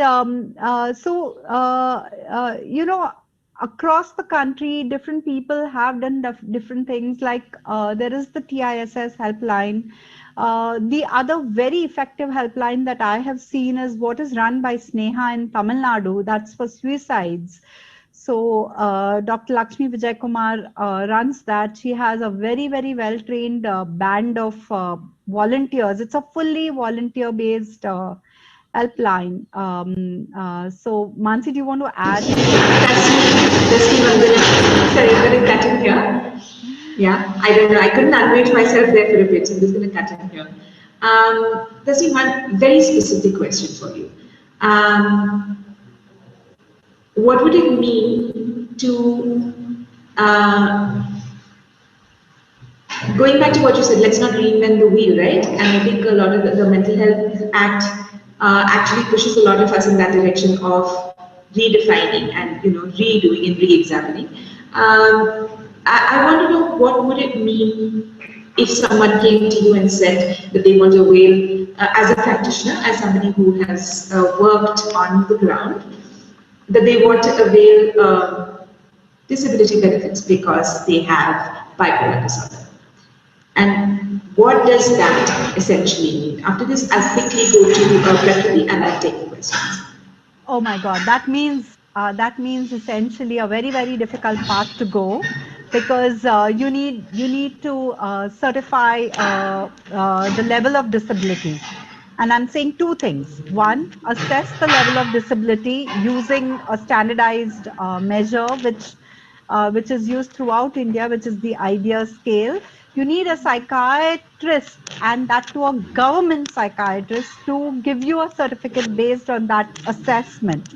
And then nightmare 2 starts, where you try to get the benefits based on that. So you have to have a 40% disability to qualify for accessing disability. So in terms of universal care and welfare, we are not a very good example. We as a country, we and across disabilities, we don't do very well. Quickly again for Tasneem and for Prakriti, this, how can everything aside, okay, the budget for disability aside, all of that aside, how can this,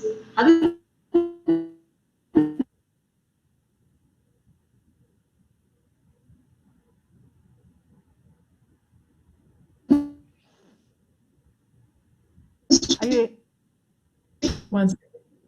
I think it's just coming on.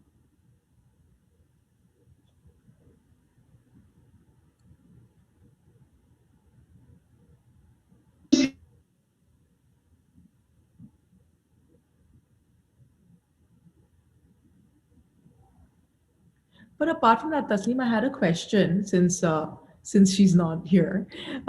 The insurance for mental health, because I've been working very, very strongly on this insurance for mental health. So it's there, but it hasn't been implemented yet completely with a lot of the insurance companies, and you can't really reap any kind of benefits, and they don't even have they don't have an idea of whether they want to give payouts or whether they want to give you how they want to treat mental health illnesses of different sorts. So I'm wondering, do you have any insight onto how that should kind of play itself out in the next year? Oh, again, difficult question to answer, because while the law mandates it, again, there are we have very differential experience in India around mental health health insurance to begin with. There are some successful models in health insurance like Arogyashri, etc. So it is still early days in terms of what needs to come together to deliver those kind of that kind of a service package. So there is not much evidence, and evidence in civil society around health insurance isn't great. I mean, different people have tried different things, like Karuna Trust in Karnataka has tried something. So, but the evidence around that is not pretty robust, and we don't really have all the answers. And maybe people in the next panel could also throw some light on these things. But I think that implementing the law in spirit is going to take a while. I'm sure, Mansi, you have some lessons from your sort of the UK aspect of how they're dealing with insurance for mental health. Oh my God. It requires like extensive session of 3 to 4 hours to go into that about the insurance. It's not, to put it very simply, it's not easy.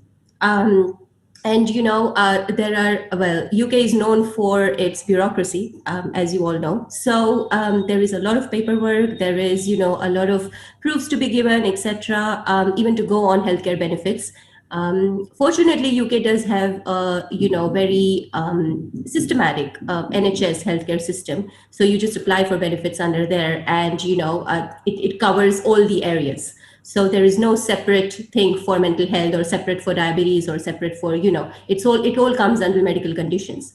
So they treat it equally. Yeah, they are all treated equally. So that is a good thing, because you don't have to apply, for separate things, separate. So it's a standard framework, and that is what makes it easier there. So yeah. Well, what I was trying to say was, in a society where, like, for example, now you're working in India, which is almost has a certain type of culture, but in a mixed cultured society where the cultures are different from, there are different people from different sort of denominations, and they all live there. It's like a cauldron of different people. Do you find that mental health and the approach and their understanding of it is different as per what their cultural biases would be? Yes, definitely. The understanding is different, because the culture difference is so massive when you compare the, Western. You've gone on mute.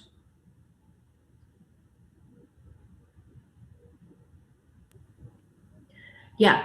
I mean, the cultural differences are so huge, but as you rightly put it, the conversations are a lot open. The stigma which is associated with mental health, it's not that bad in the United Kingdom as how much it is, when you compare it to India. Last year when I arrived here, and when I started working, towards this education initiative, and I had a lot of ideas, but you know what? All the ideas fail because it's the basic things, like the conversations are not encouraged. People don't want to talk about it. So first of all, we need to build the society mindset in such a way where people are open to receiving treatments or receiving things, etc. I mean, I'm sure India releases such a huge health budget every year as well, and a huge education budget everywhere as well. Apart from the problems that the country has, or the corruption or whatever, but there are genuine people, like yourselves and so many others working towards building, a better society. But I'm sure, I mean, the problems that you have faced in all these years, and I think that is what I'm facing now when I started doing something here, that the basics are not clear, and it's like you want to start working with, somewhere in the middle of the alphabet, but you have to go back to A, because the A is not clear yet. So that is what is happening. So yeah. Makes sense. Thanks, Mansi. I'm quickly going to take questions. Tasneem, is there anything that you wanted to add? Because I remember you saying that earlier. No, I'm fine. If there are questions, I'm happy to take them. Great. So there are a couple of questions. One is a bit off topic, but we'll go. I mean, I don't know how to answer that question. I don't know how anyone will answer that question, but it's an interesting angle to think about. The first question is, mental health care is really expensive in India. And second, when you spend that much money and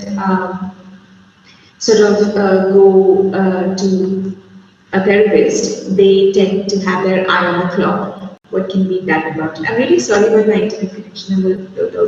The question has gone away from my screen, so I'm unable to tell you who the person who asked that question is. But I think it's an interesting thing to think and talk about, especially industry experts, in terms of how do you gain, and speaking for myself, the minute I see a therapist looking at the clock, I lose my trust. I'm unable to say anything in that session. So it's an interesting thing to talk about, I thought, and I thought we should bring that up in the third split of time. I would love to start with that. Yes, please, to run a clinic, and all the sort of counselors that we have back-to-back appointments as well. And one of the things that you learn in therapy is the idea of keeping your session concrete. And that means, having the client, walking the client through how to be concrete. It's almost a lesson while the person is feeling resistant towards this whole thing of like, why is the person looking at the clock? It starts off, and the session always starts by them saying, and we have 1 hour to work through this. And it keeps the session concrete. And so whenever I face this all the time, because I have counselors who will go for 3 hours. I'm like, what are you doing? Like, what about the person that's waiting? Like, why have you gone for 3 hours? And they're like, oh, but the person was so in it. And we thought, I'm like, but listen, you're failing on one account of being a good counselor, because you need to know how to keep that concrete. Because then you teach the person who is coming to you how to listen to themselves in a concrete fashion, rather than getting involved in their stories and building the stories over the stories and going into their loop. It keeps them involved in solving their own problem step by step and stage by stage, which is with goal setting, which doesn't happen if the counselor lets loose and kind of follows the train and the trend of the patient that's coming to them. That's fabulous insight, Ragini. Honestly, even for me, not just for everyone who's watching, even for me, I'm like, oh my God, that's why it's so tight. But I think the person's problem was not so much that it was just an hour.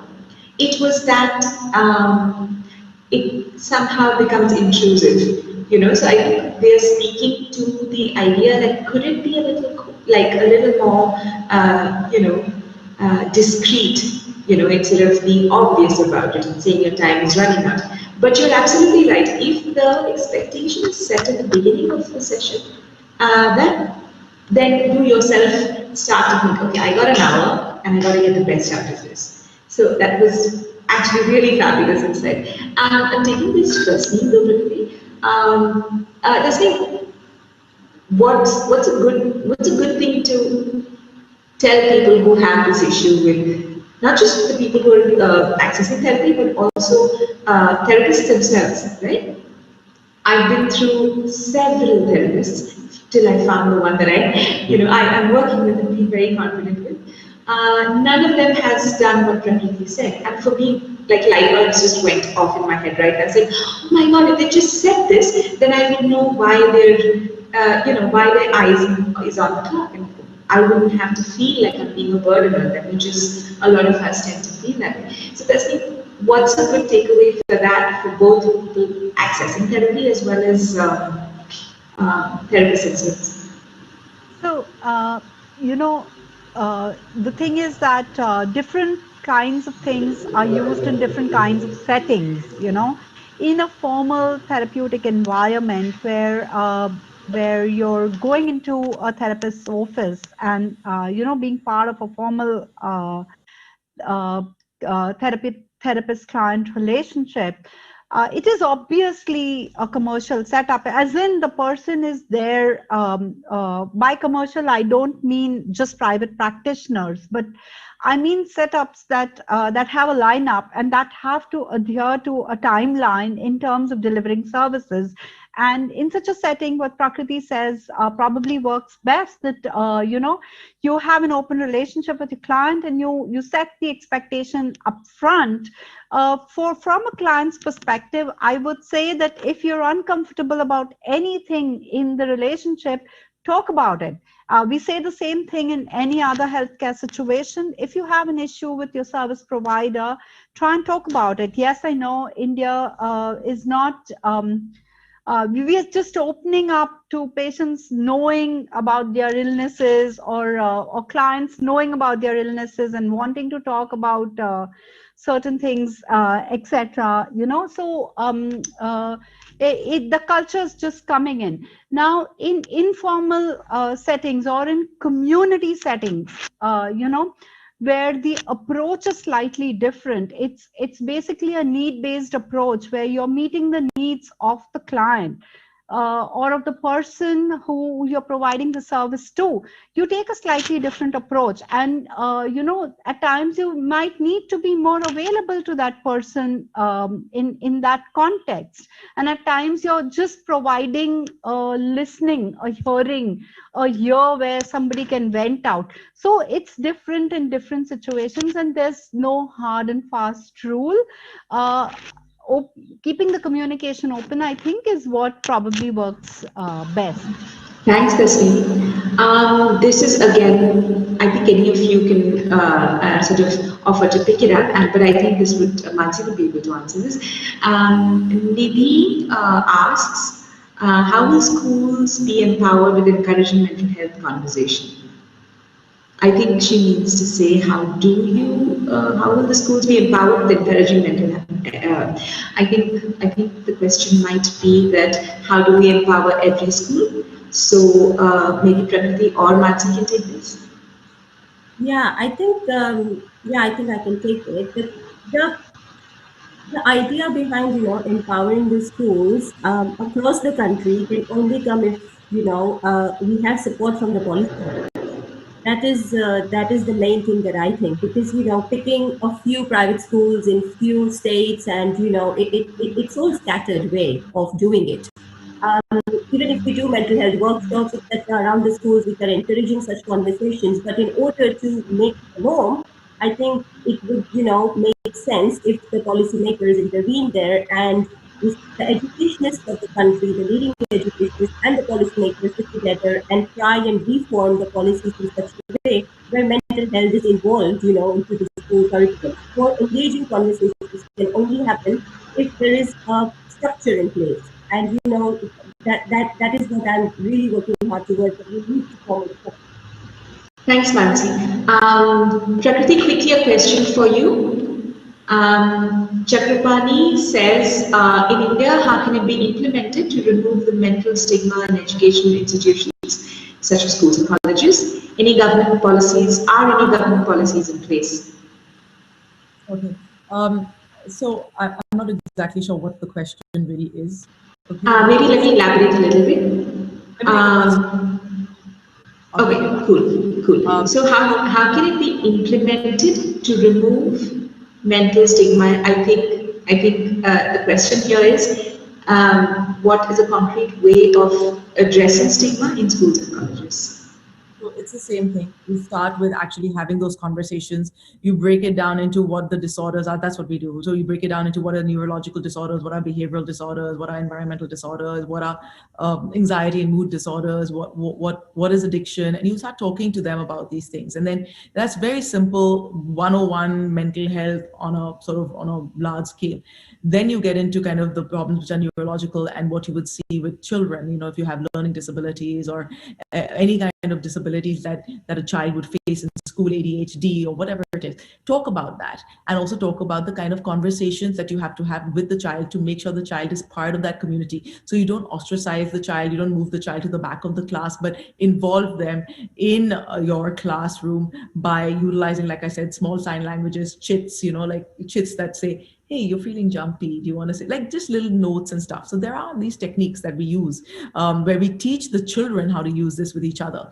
I think that is critical. I think the only stigma that we really need, because children don't have the stigma, right? So the younger you are, the less they don't have any idea of the fact that there's a stigma. They're so open to anybody or who has any kind of diversity, right? So it doesn't really matter to them. It comes from the adults. The fear of the unknown is something that is constantly fed to the communities, and so then that's what gets picked up. But I think one of the important things that we're talking about here is that once you train or retrain the teachers and you retrain the principals and you retrain the staff, you'll realize that the stigma starts to drop drastically because everybody is now inclusive. And I remember when I was doing this in Chandigarh, I remember the teacher said, "Hame kyun sikha rahe ho? CWS worker ko sikhao." तो I said आपको नहीं सिखाएंगे तो I mean आप principal हो आपसे ही नीचे आएगी. I mean it's basically your mentality that's going to like sort of seep into every teacher, into every student, because you're at the helm, right? But they're not interested, and if they change, if the gatekeepers of the youth understand what mental health conversations and treatment in terms of treatment in that inclusive space is, I think that in itself will sort of take away about 80% of our problems. And also, I think, was it Mansi, or I think Mansi, you said this, and I think this is important, that you have to make sure that the parents are included in these conversations. Because if the parents are not included in these conversations, the child doesn't know how to follow through with what he or she has learned. And that becomes a problem, because practice makes perfect. And if you're not seeing it at home and you don't have the same kind of communication that's taking place, then it's really it's going to be a hit or miss. And then we're going to have to struggle all over again with trying to teach a knowledge which is not consumable to the child. So policy making help, Prakriti, just to add on a little bit there, like you just gave an example of Chandigarh, like what happened with the principal or teacher. So will policy making, if policy making is intervened here, and if there are policies, that this is part of the education curriculum, there is no. I have to say that I've been on the ground with all this, and you may have a policy, but you don't have the funding. So, I mean, policy and funding has to go together. Right. And if you don't have the funding, I mean, they opened their doors, 144 schools. They said, please do it all. Yeah. Nobody funded it. Nobody funds it. You can't do it. So, you need to have both. So they're very keen, and you have people who are very keen on like making sure that mental health does play a part. But who pays for it? Yeah. Who is really taking up that call? I mean, a Tata Trust probably is taking up that call with their own funds, but it's too difficult to do masses. Who's taking the call with the masses? So obviously, and this is a very later, like it's very far off the chain to be funding, mental health, right? Yeah. So it's more the concrete stuff that they want to see changes in. So we're like still waiting, right for some kind of hours that we can actually use to be able to service the community. True. We're at time up, everyone. So thank you very, very much. Lots of insights, lots of interesting things, lots of questions still left, I think, to be answered, not just by us, but by those who make things happen in this country, whether that's government, whether that's private partnership, whether that's government partnership, whether that's just individuals. I thank each one of you, and especially Prakriti staying up in the middle of the night from Canada and looking so fabulous while at it. Anyhow, thank you so much, all three of you, Tasneem, Mansi, and Prakriti. I hope things going forward, I hope we can collaborate, I hope things come together for all of us, so the rest of us don't have to work so hard. Thank you, Sandhya. Also, sorry, before I forget. Sorry. Thanks, Tasneem. No, before I forget, there's a little digital memento on behalf of the organizers, so I'm going to let that take place.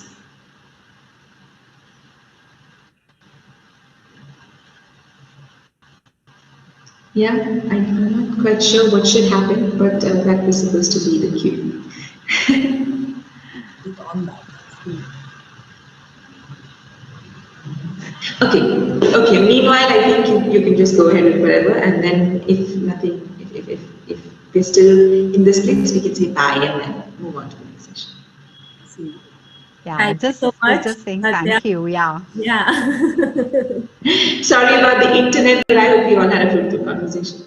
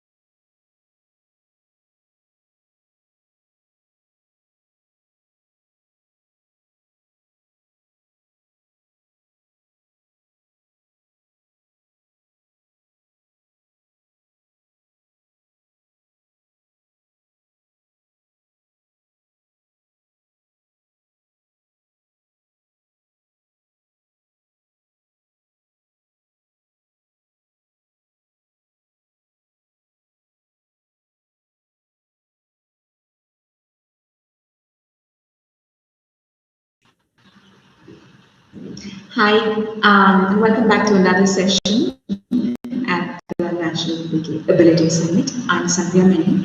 I'll be moderating this panel where we have three experts with wide-ranging experience and a lot of work and a lot of real-life experience in dealing with policy, dealing with mental health, policy dealing with making change. I'd like to introduce myself first. I've been a journalist for a very long time. I've just moved on from active journalism into the communication space. About 8 years ago, I was diagnosed with 2 mental illnesses. I live with them currently. I am active and vocal about mental health and my journey with mental health. I write about my journey, I write about my insights, I write about what I'm doing with myself on a regular basis. I also speak and I'm committed to advocacy for mental health for all. I'd like to briefly bring my panelists on board and I will let them introduce themselves, put them on the spot right in the beginning so that they can best describe the work they do. Our first panelist is Professor Nimesh Desai, who has over 40 years in academic and public service, a career in academia and public service for the last 40 years. He's a psychiatrist, and I'll let Dr. Desai take it from here, and then I'll introduce the other two panelists. Dr. Desai, it's over to you, please. Thank you. Since your internet is a bit unstable, do you just want a brief introduction or all my remarks at this stage? Your introduction. We'll get to the remarks in. I'm a psychiatrist, like you said. In addition to that, I'm a trained and interested public health professional. And besides the so-called top-notch academic institutions that I've worked at, I am lucky to be involved with a lot of ground-level NGOs working on mental health as well as disability. And I'm convinced about the multi-stakeholder reality and the better solutions coming forth from that reality for mental health, if not the larger field of health. And so I'm privileged and I'm glad to be here. Thank you. Thank you so much, Dr. Desai. Our next panelist is Dr. Manoj Kumar. He also a psychiatrist who works out of Kerala. He runs a trust called MHAT. I'll have him say a little more about it. It's called the Mental Health Action Trust. Dr. Manoj, over to you. Good evening, everyone. I'm Manoj Kumar. I'm based in Kerala. And for the last 12 years, I've been involved in a community mental health project. The organization is called Mental Health Action Trust, or MHAT. And essentially what we're trying to do is to try to introduce a new model of mental health care where the community and families of people affected are the major stakeholders. The project in many ways is owned, led, and run by the volunteers. So the professionals and a mixture of professionals and non-professional mental health workers who comprise my organization and that, we provide the technical aspect of the service. We set the standards and we provide the systems to ensure delivery of good quality mental health care to the poorest sections of the population across 8 districts of Kerala and covering around 4,500 people. And it's long-term care for severe mental illness, provided free in conjunction with as many number of partners as we have the number of clinics to the most dispossessed people with severe mental illnesses. Prior to that, a third of my career was in the UK, in the National Health Service. And the first bit of my career was mostly at the Christian Medical College, Vellore. So that's briefly about me. Thank you. Dr. Manoj, I forgot that with Dr. Desai, but I'll start that with maybe loop around to him. For our visually impaired friends, I was wondering if you could just describe your setting, what's behind you, the way you look right now, glasses, colors, all of that. Sorry, say that again. For our visually impaired friends who are listening in, I'd just like you to give a brief description version of who you are right now and what's around you, just so that they get an idea. Oh, the room where I am now. Sorry, have we lost Sandhya? Yes, it looks like. Nimesh, what did she say? Yeah, I wasn't too sure, but I thought what she said was that there are friends with us who might be visually impaired, and so we might just want to be sure that we are. Can we then carry on as we were advised by the organizers and request my good friend Dr. Samir Parekh from Delhi to briefly please introduce yourself, Samir? I'd love to do that, but I'll let you do that. With your permission, always. So I'm a psychiatrist, now practicing for over 2 decades. I represent the Fortis National Mental Health Program from Fortis Healthcare. In the private setup, we are one of its kind, multi-city, multi-centric programs spread across several cities, over 20 hospitals, where we provide comprehensive mental health services. But over the years, and my own focus and my own passion, so as to say, is in preventive mental health, community mental health. We run one of the most established school mental health programs in the country. In fact, yesterday we announced the results of our annual psychology quiz, which had 15,000 children from school-going ages who took part from 1,200 schools of the country, and 280 cities took part. That sounds wonderful. Sandhya is here. A 24-hour helpline in 16 Indian languages, collectively run by our psychology team. So that's a bit of what we do, and representing Fortis Healthcare as a private healthcare, we are committed into mental health and committed into creating awareness of mental health the best that we can. So. Thanks, Samir. I don't know if Sandhya is here or if I should continue, but let's, Sandhya, please chip in when you're connected back with us. Manoj, shall we say, the three of us, that we have about what, 7 to 8 or max 10 minutes initial remarks? That you're right? Sandhya, please. Sorry, like I said, my internet is all over the place. I was just asking Manoj to make his initial remarks. So right. Yes. I'm going to quickly has Dr. Parekh introduced himself? Yes. In the 3 minutes. Yes. Okay, so then I'll quickly take us through the framework of the panel for the benefit of those who are listening in. We're looking at mental health as disability, and we're looking at the challenges that face us currently, and eventually we want to look at what can people who are listening, whether that's regular people like me who face challenges, whether that's policymakers, whether that's clinicians. We're looking at what can they take away so that the next 10 years going forward to begin with become easier on those who are providing mental health care and for those who are accessing it. So if you'd like to go first, Dr. Parekh.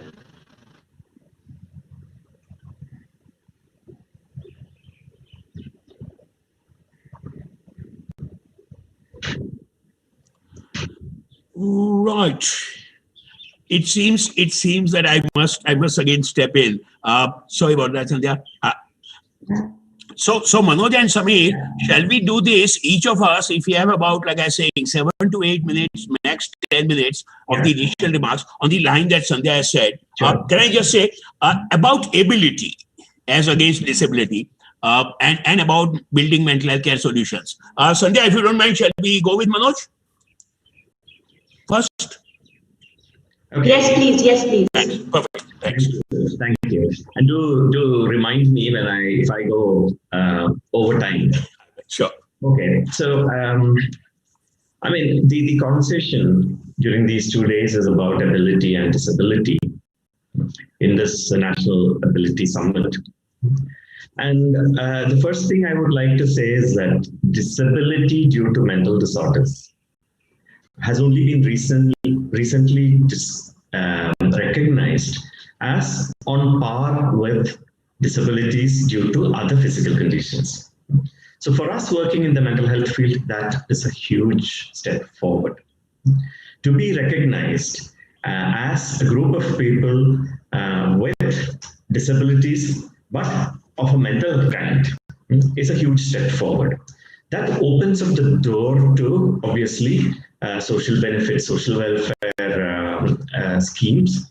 It brings us to the forefront of society's concern for its own citizens.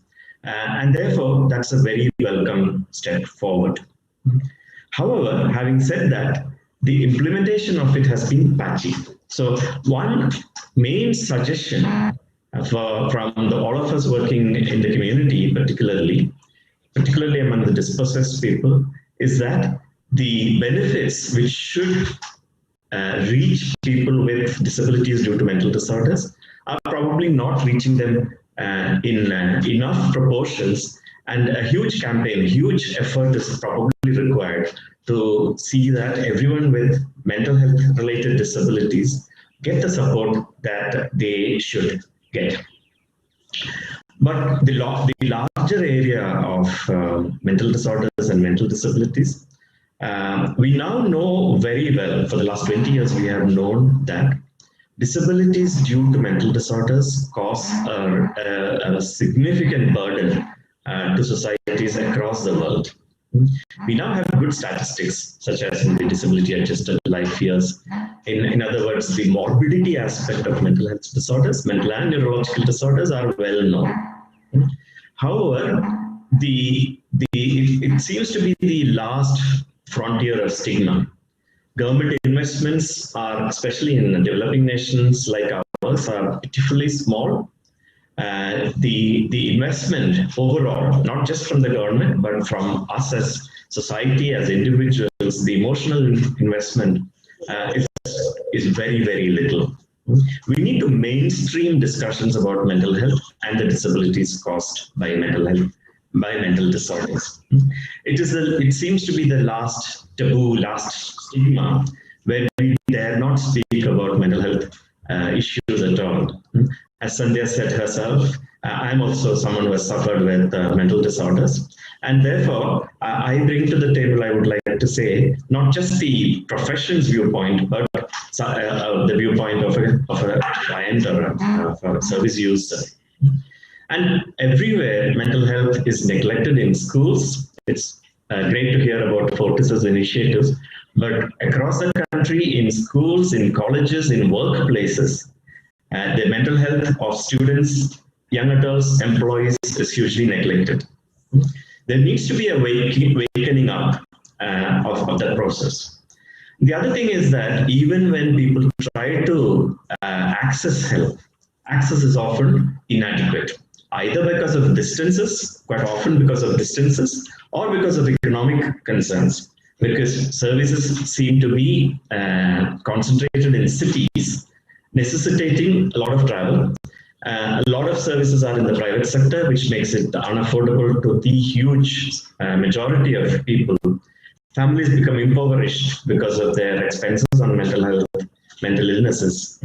And therefore, there is a big issue of access, of provision of social welfare, not only social welfare schemes, but good quality, comprehensive mental health care to large sections of the population. And that is difficult in the current model, where the delivery of services is based in institutions, amongst psychiatrists predominantly, and in cities. From that, it needs to move not just in terms of geography to communities, but also in terms of ownership. The ownership should move from psychiatrists and from biomedically trained specialists to a larger multidisciplinary pool, as well as lay people, as well as the community. That shift can happen either if there is a demand from the bottoms up, from the grassroots up, or it is implemented from the top down. Implementation from the top down is difficult because as psychiatrists, as our representative organizations, as doctors, to be honest, we do not have any stakes in trying to change the status quo. We are happy as we are, delivering mental health services in the private sector or from the institutions. There's really no motive for us to change what is a comfortable way of life for us. I may be a bit provocative, but that is deliberate. So really, change needs to, I can see change happening only from the bottom up, because from top down, there's no motivation for change. And one way of making that happen is to spread initiatives which are different, which are based in the community and community owned, so that the awareness of such deliveries of mental health care becomes more common, leading to more demand for setting up such systems of care. So that's about 7 minutes, I think. Shall I pause now and give? I was just going to hand it over to Dr. Desai, because I want him to come in at that point where you said psychiatrists are not willing to move from status quo, and that is extremely important because it's a massive criticism among service users as well, right? And it just seems like it constantly falls on their ears that, hey, why do you not want a different model, right? And people like me who are privileged enough to have the language and the authority to talk to a psychiatrist with some awareness, not as much as a doctor knows, but with some awareness. I know what my rights are, I know what I can ask, can't ask. There are people who do not, who don't see themselves in any manner able or even worthy of asking questions of someone who's giving them treatment. So I'd like Dr. Desai to speak on that, about how do we get that shift to happen. We've got what, 4,000 odd, 5,000 odd psychiatrists in the country for a number that's massive. And B, how do we address that comfortable place where psychiatrists find themselves? Okay, I kind of half sense that you're asking me to come in.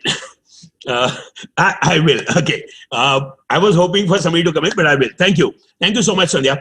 And I think I got the large gist of your stimulus point to me. But allow me to start with this. Generally, at meetings outside of the mainstream psychiatry or mental health, subjects on psychiatry or mental health tend to be the last in the list, be it medical congregations or be it disability congregations.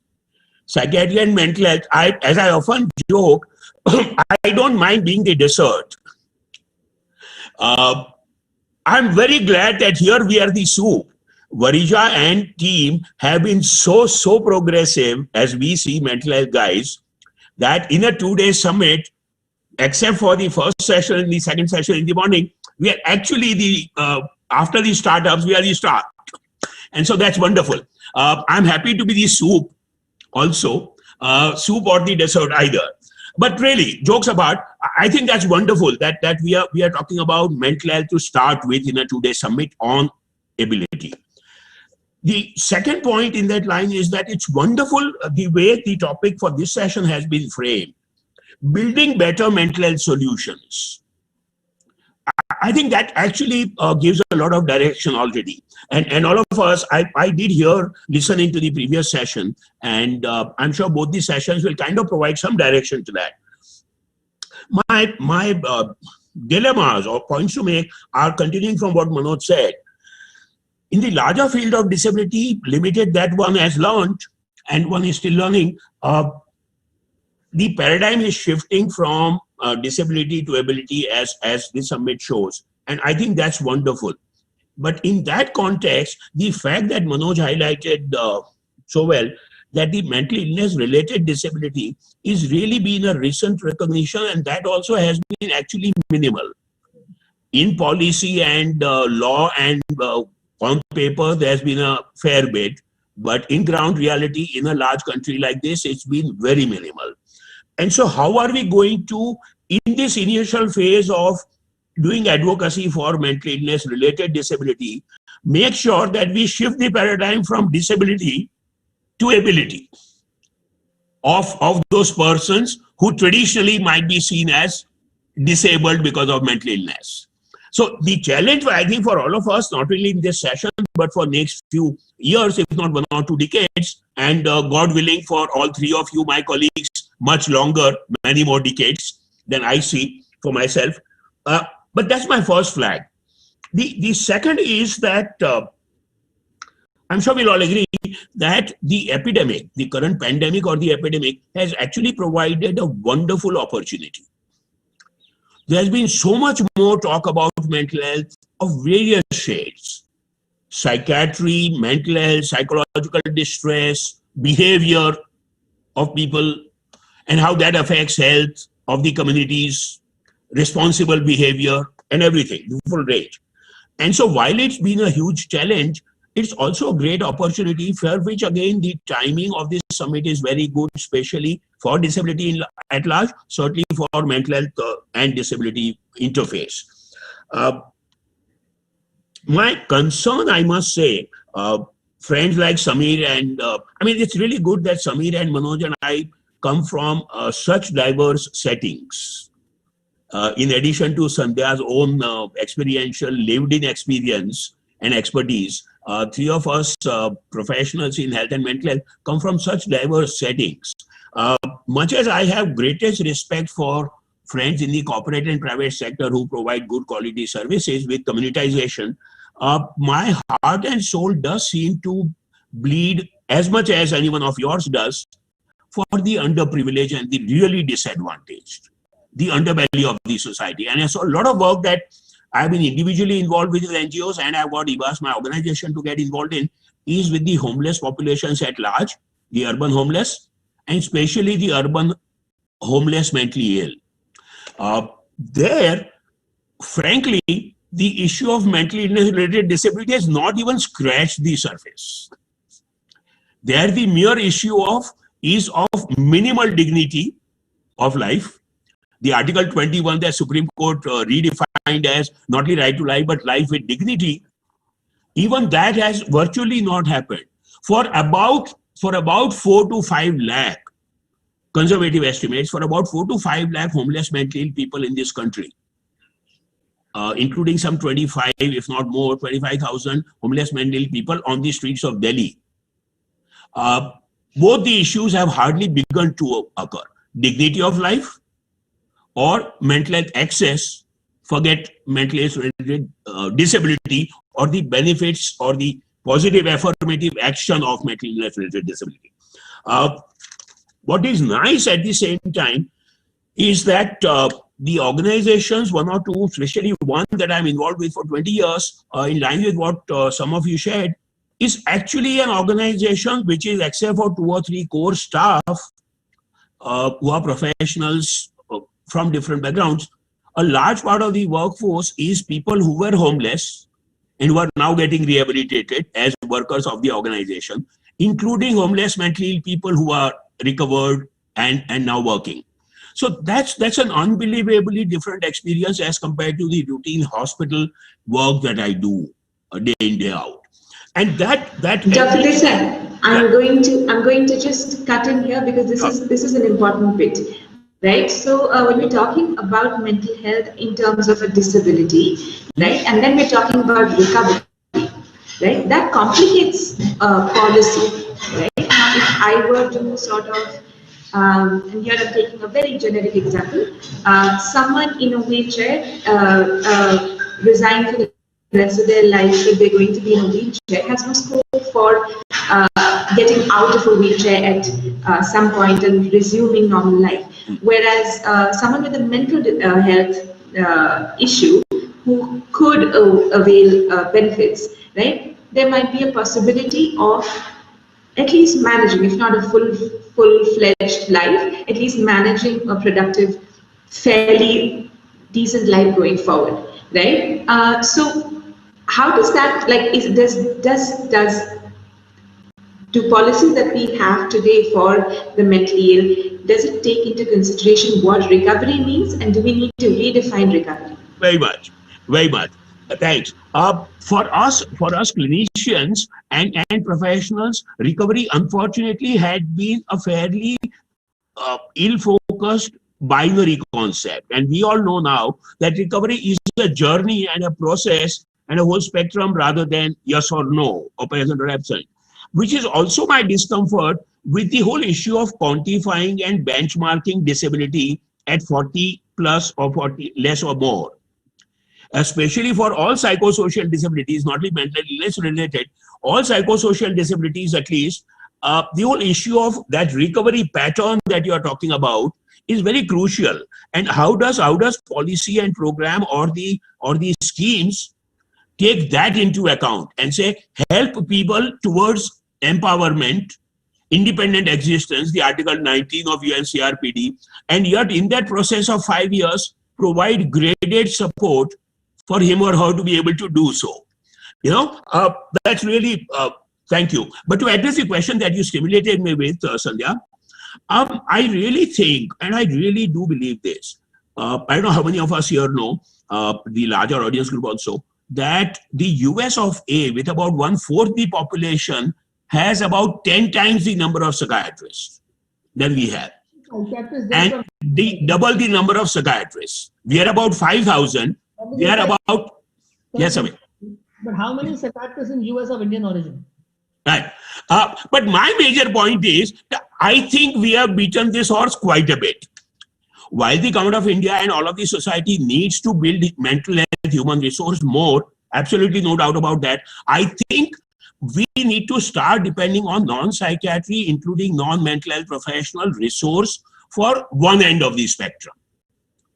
The other end of the spectrum will require professional expertise for sure.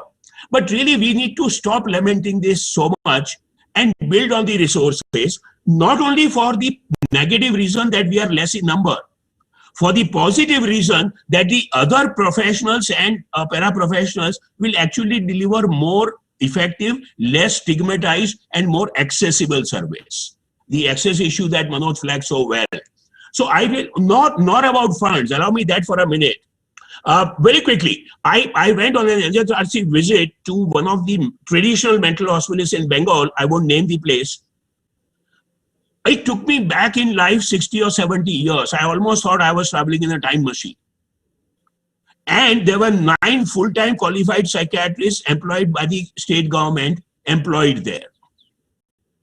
So it's not always the lack of professionals that brings issues or even funds. Funds in that hospital was not really so meager. There were 9 qualified psychiatrists, and yet it was heart-wrenching to see that hospital just a year ago. My last 2 minutes, if I might, Sandhya, building better mental health solutions. To me, it seems if I were to create a dual table, traditionally the mental health solutions the world over, and unfortunately in our society more, have been monolithic, power-based. They need to change from there. My bullet number 1. 2, they have been top-down, as Manoj said. They need to be both top-down and bottom-up simultaneously. 3, they have been very didactic and hierarchical. They need to become more participatory. 4th, it's been very exclusionary, us and them. Not just the mental health service providers, but society's attitude. We need to make it into inclusive, as we'll all agree. It's been very stigmatizing. We need to make it at least less stigmatizing, if not eliminate that. I will stop there. I guess 8 or 9 minutes, Sandhya. I hope she is with us. Sandhya, are you? Right. I am. Just glitched out for a bit, but I'm back. Thanks so much for that, Dr. I'm going to quickly go to Dr. Parekh now and have his, I really think his perspective on working in communities is going to be valuable, because he works with a very systematic program with Fortis that deals with regular people who can afford private care, but also outreach programs. And I think this is an important sort of that kind of experience gives one perspective on how to take forward the idea of reshaping the structure of caregiving and healthcare provisions the way it is today in India. Dr. Parekh, I'll leave that with you.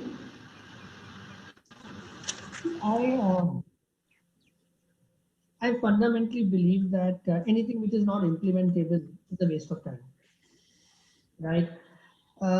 Most intellectual conversations put me off within a few seconds, because blackboards don't have meaning unless there is an implementation happening. I believe that there is so much to do, so little time, virtually no focus. That's the reality. And then that to be able to find who has more role, who has more layers, who's fair, who's unfair, is the personification of stupidity at levels which is unimaginable. A country that has 800% shortage of experts needs experts. Let's not take it away from that. But at the same time, if we do not simultaneously focus on empowering the key of our culture, our background, which is interdependence, communities, family systems, the robust pillars on which we've always managed to look at almost any problems in life, including mental illness. It's the integrated family, integrated society that a few hundred years back was able to integrate people with mental ailments a lot better than what we are able to do now. Because that's where we've lost touch with who we have been. I fundamentally believe that life skills and skills for life need to be a part of our entire educational system.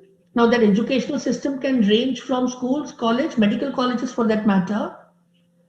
And until we simultaneously do empower with education and skills, work in community, and all of this can happen only if we destigmatize mental health. If our conversations continue to be stigmatized, if slurs and negative comments continue to be a part of our narrative, if influencers are irresponsible, if portrayal of mental health in media is irresponsible, you can't say that creative freedom allows you to increase stigma. Right? Let's not confuse between these aspects. Even today, no matter what we said, Dr. Desai was spot on that one's heart goes out to people who are at level where neither accessibility nor awareness and so much stigma that even basic dignity is a question. But working in urban cities, I can see the stigma affecting as much. You could be a school kid hesitant to talk to a teacher, forget a counselor. You may be an employee in an organization that has the best vision, mission statements on paper, but you may not be able to tell your employer that, hey, I had an anxiety episode and I need to stay home for 2 days. So that's the reality. We don't have corporate India focusing on mental health outcomes. We do not have sustained focus of media on mental health. It's still sporadic. And yes, Dr. Desai was right that COVID has brought a lot more into perspective. We talk about life skills and mental health curriculums sparingly. We are still conversing about them. We should have made and implemented them. Right? We talk about giving skills to more people. Start doing it. Deficit is there, prevalence is there, problem is there. So if we don't focus on the doing bit, it doesn't matter, does it? It just doesn't matter. In fact, I believe various forms of partnerships of all stakeholders, be it public-private, in any case, a large part of mental health experts are in private sector, and I believe there needs to be an integration where whether it's a district integration, a town integration, we just need to figure it out and simultaneously increase seats, increase colleges, increase education at various levels, go at basic levels. And remember, all around this is the pillar of relationships, right?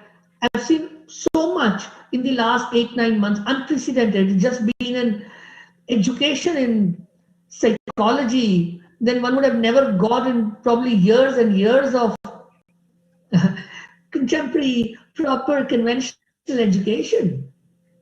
And to me, the difference between people who come out of COVID positively and not is support system.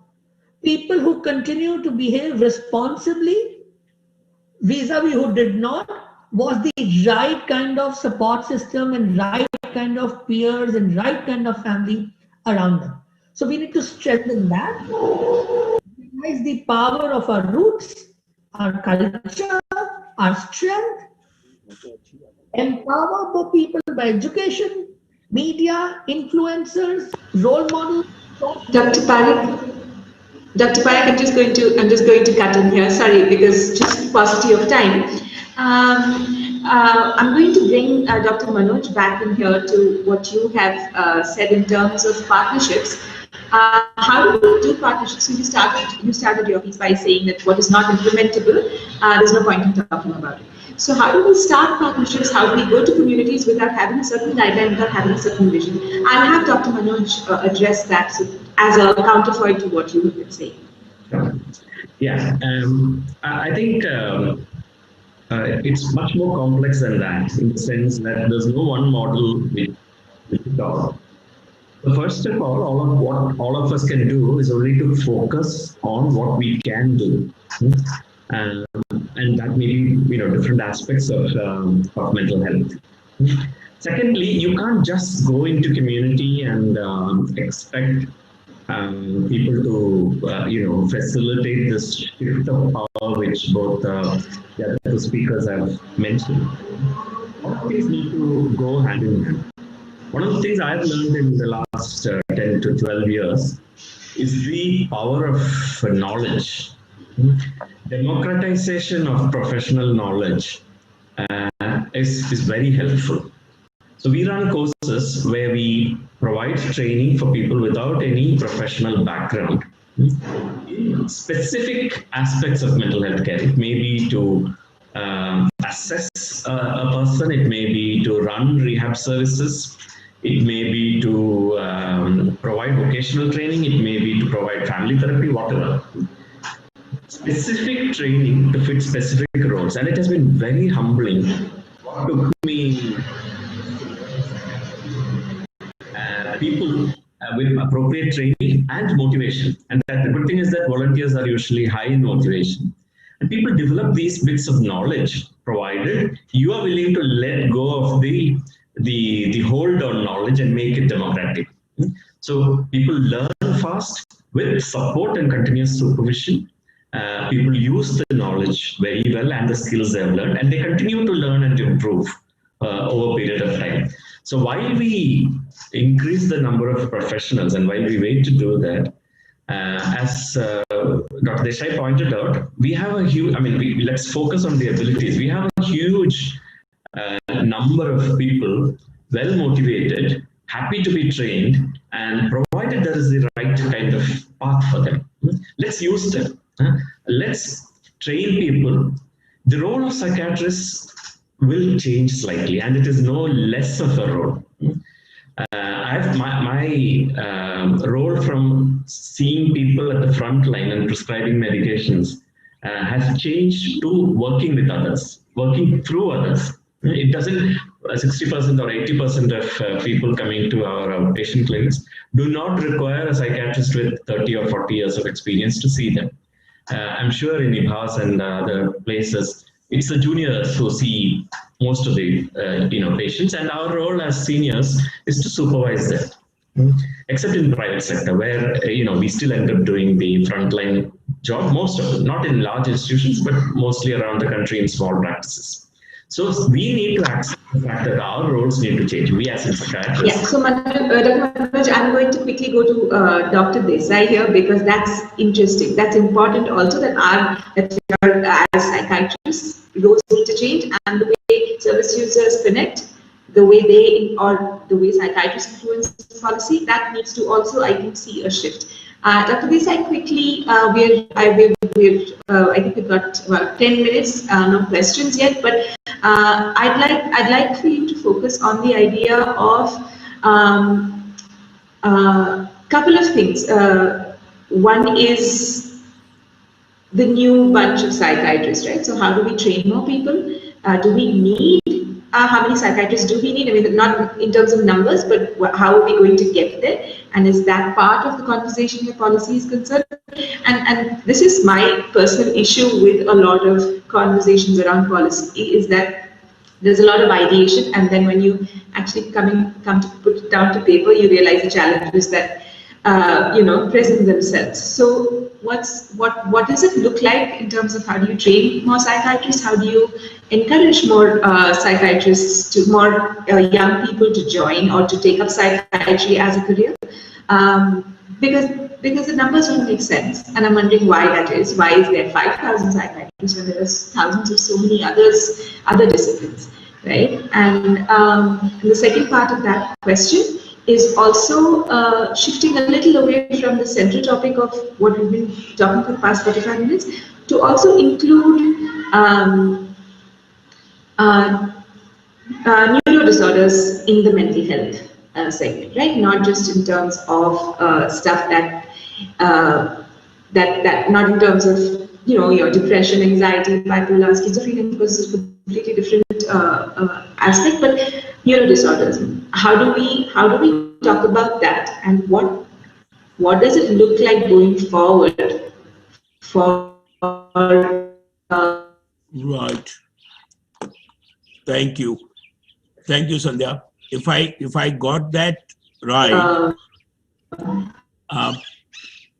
the two questions that you have. How do you get more psychiatrists to be involved in work outside the clinic or the hospital? That's a fascinating question. Some years ago, I wrote a piece in one of the society presidential addresses about responsibilities of psychiatrists. And some years later, I went on to enlarge that to say responsibility of mental health professionals. And I kind of divided that into must, should, and can. And I would really think that the first duty of psychiatrists and mental health professionals, of course, is to be competent and ethical at what they do. As a should, second level, if you or more than few of us, or if many of us would get involved in work outside the clinic or hospital, actually community-based work or communitization of the hospital services, that'll be great. I don't know, this is true for also medicine and public health, if you realize. There is this dilemma there too. Hospital-based medicine and community medicine or community health. I don't know if there is a better answer, but sure, in the medical education and in postgraduate education of psychiatrists, if there was a little more community orientation and public health orientation, that would help more people to go the way Manoj and Samir have gone. And I have tried, But this goes back to Bohr Committee. 1946, Joseph Bohr tried saying this. It's not happened in medicine too much or in psychiatry. The second part, do remind me, what was your question, Sandhya? You had a second part to the question.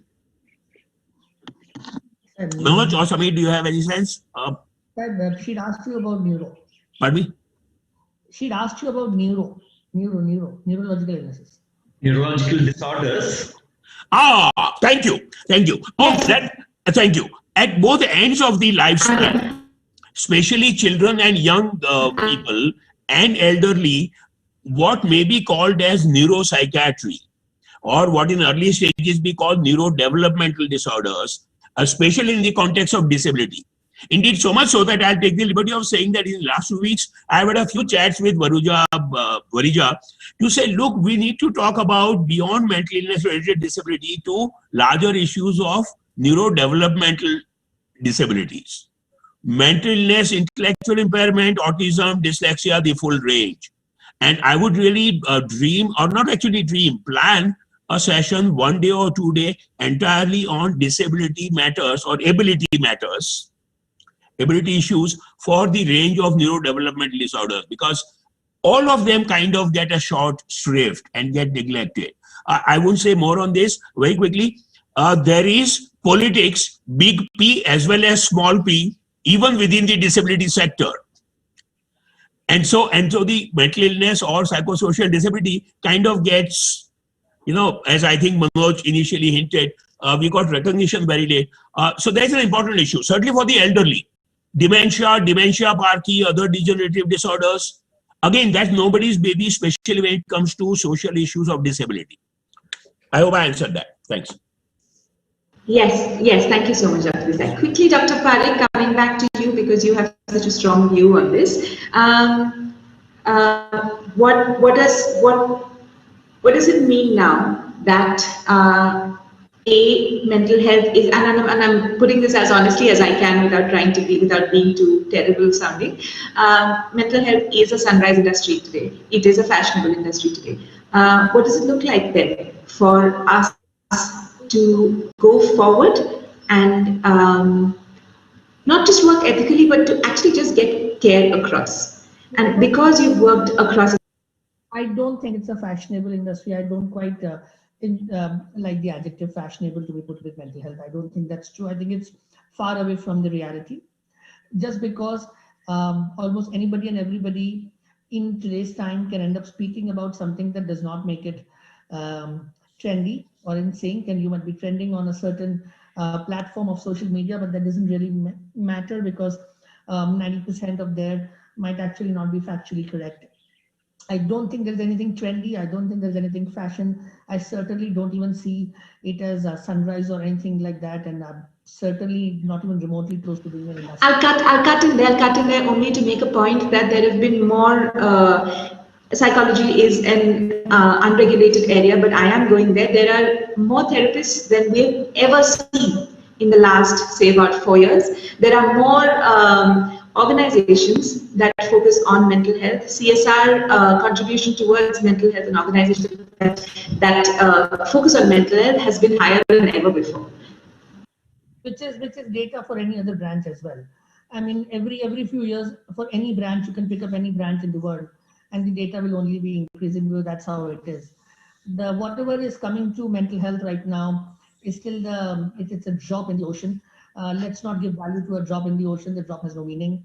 Even if we'll end up putting in a few buckets, we'll make a bit of a well out of it.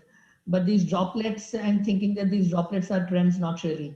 Yes, change is happening, but change is too less, too slow, already too late. That's the question that I was picking up. So how does that change? How does that change without waiting for the next generation of psychiatrists, which takes 7 years for you to be qualified enough to treat someone? How do you wait for that one batch or one bunch of people to pick up? So where does that leave us? The batch part, I will let Dr. Desai answer.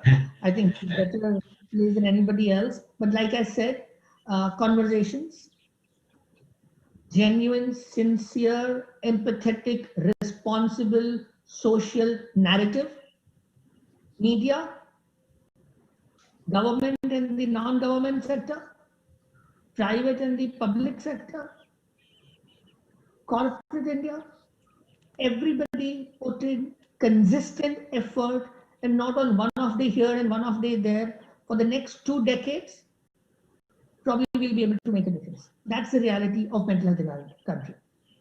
I'll quickly say 2 things. Sorry, Manoj first, please. No, please. No, sir, Manoj. Please. No, I was just wanted to point out one significant kind of COVID-induced change in the way we work, which is that psychiatry, which used to be the kind of, you couldn't imagine practicing psychiatry without face-to-face contact across the table.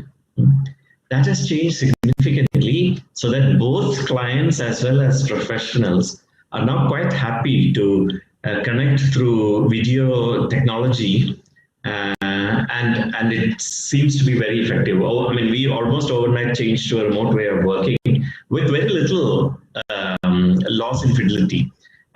So I just wanted to point out that the way we work is also changing. And to one of the answers to the problems of access, to the lack of professionals, is the use of technology. Thank you. Yes, I agree with. Sorry, can I, Sandhya?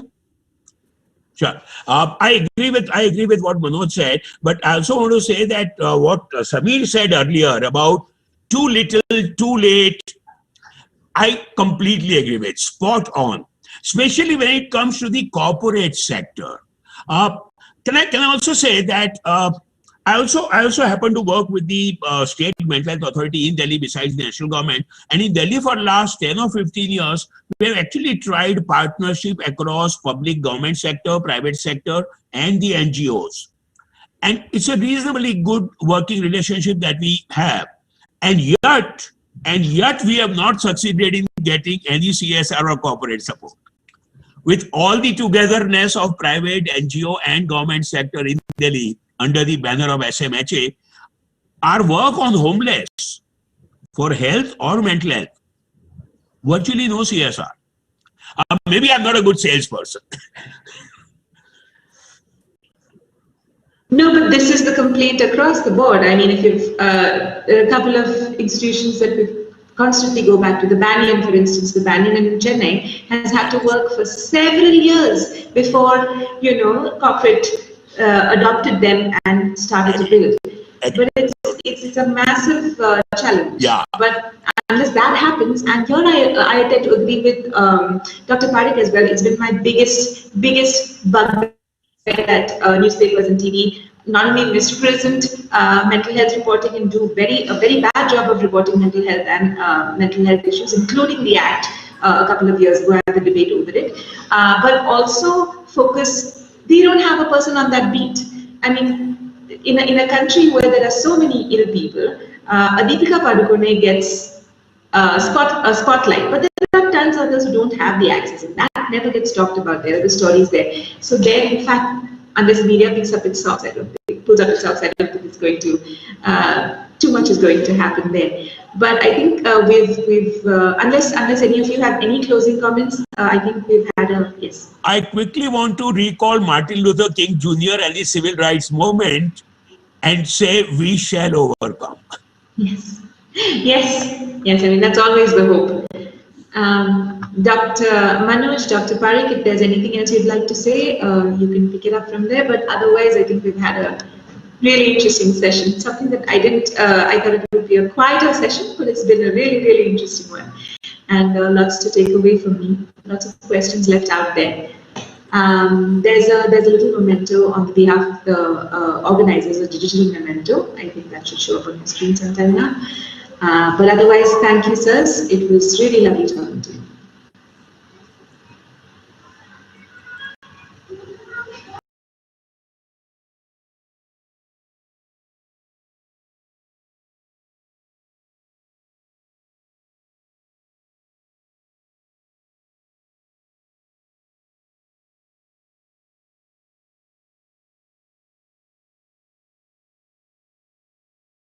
For viewers only, I don't think it shows up on our screen. So when you're ready, you can log out. And thank you, everyone. Thanks a lot. Thank you.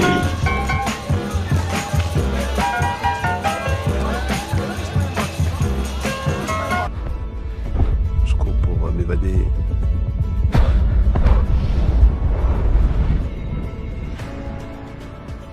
And I saw something very wrong with the fact that no one looked like me.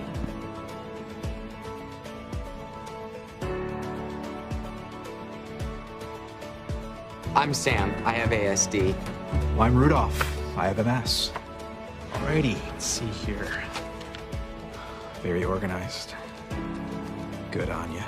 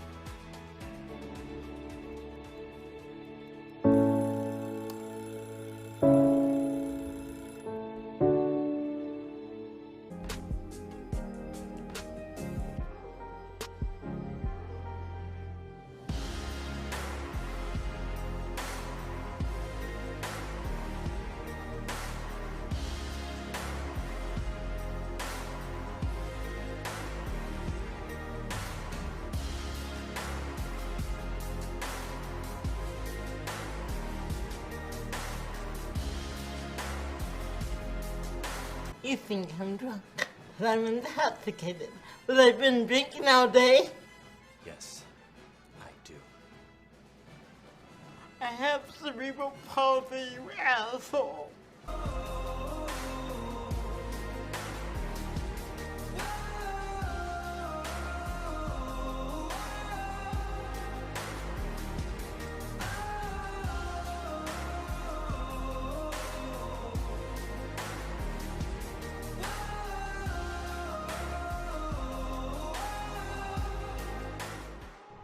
Tomber, se relever, ça fait partie de la vie. Et ça, c'est important pour beaucoup de gens, et moi, je l'ai compris très tôt.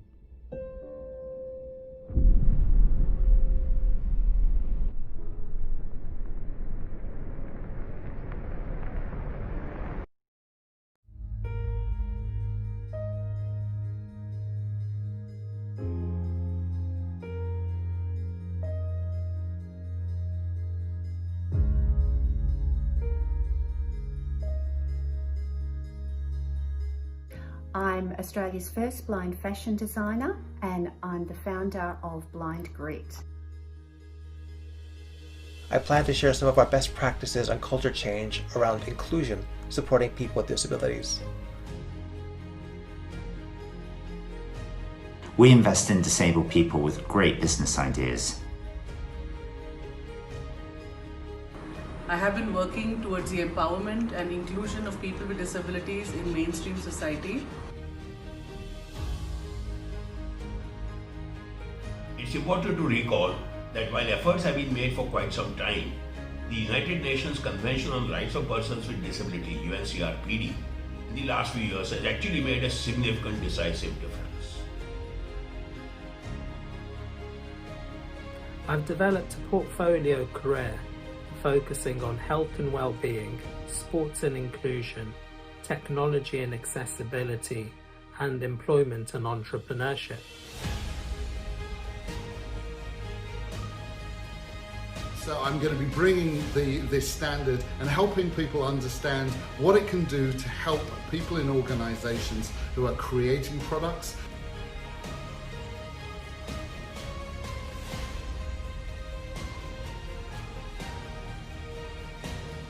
You know, in the world around us, it's not the disability that matters. Each one of us has a disability, and if we keep focusing on the disabilities, we will never move the world towards where we want it to be. You don't have to be a government organization or an NGO or possess loads of money to bring about the change. All you need is the will and the passion to bring about the change. It's not about what you can't do, it's about what you can do in an experience. And disability is a human experience. I'm excited to join you at the National Ability Summit and be able to share my thoughts and, more importantly, learn from you on this important topic. Let's all come together to share views and ideas. I can't wait to see what comes from all the incredible conversations from the summit. I'm delighted to be part of the National Ability Summit. I hope you will join all of us. Join me at National Ability Summit, December 2nd and 3rd, 2020. I'm very glad to be a part of the National Ability Summit. I really look forward to sharing our experiences with you at the National Ability Summit. See you there.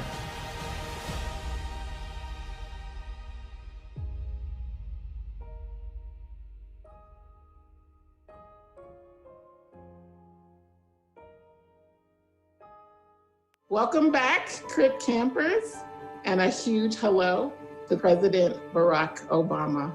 Hello, everybody, and hello, Andrea.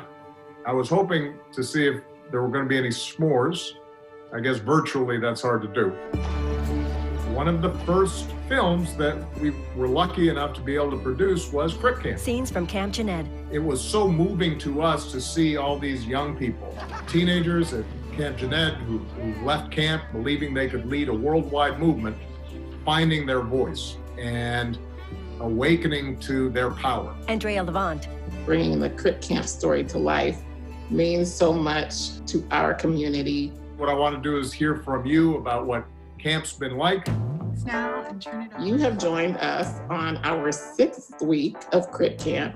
Hi, everyone. We're continuing the work you see in the film with leaders of today's movement. Always like to start with a spirit of gratitude. We have over 8,500 people registered to join us for camp each week from all over the world. People using sign language. Making sure everyone feels included is our priority. This includes folks who are deaf and hard of hearing, Image description. Okay. and blind and low vision. A dress with a black top. I have heart-shaped glasses, short curly hair. I'm wearing a denim shirt. There's a picture of me swimming in Hawaii, which is where I was born. My hair is much grayer than it was just a few years ago. President Obama, I think that there's somebody that you wanted to bring in as well. Somebody who has helped to make unbelievable change in this country and around the world, and who just happens to have been featured in Crip Camp. We want no more segregation. How are you, Judy? Judy Human. I'm good, Mr. President. How are you? How do you see the relationship between activism and protest and social movements and government? We learned very early on that we needed to learn how laws were made, how they're implemented, how to work with our city government, our school boards. We would never have been successful if it wasn't for coalitions. Historic footage. Funding from Section 504 has led to sweeping changes in transportation, healthcare, education, and job opportunities. I can't imagine a more important story to tell. Our greatest progress has always come from the ground up. Scenes of protest. That's how the 504 sit-ins happened.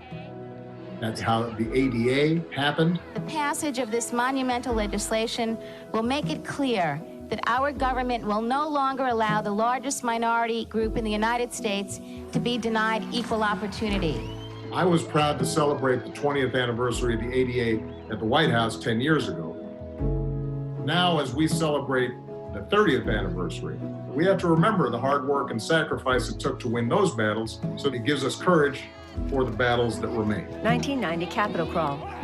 Right now, when we're in the middle of a pandemic, at a time when people around the country are waking up to the systemic racism that so often has excluded people, Crip Camp with Film and the work that all of you are doing reminds us that when people get involved and they recognize their own power, they can achieve extraordinary change.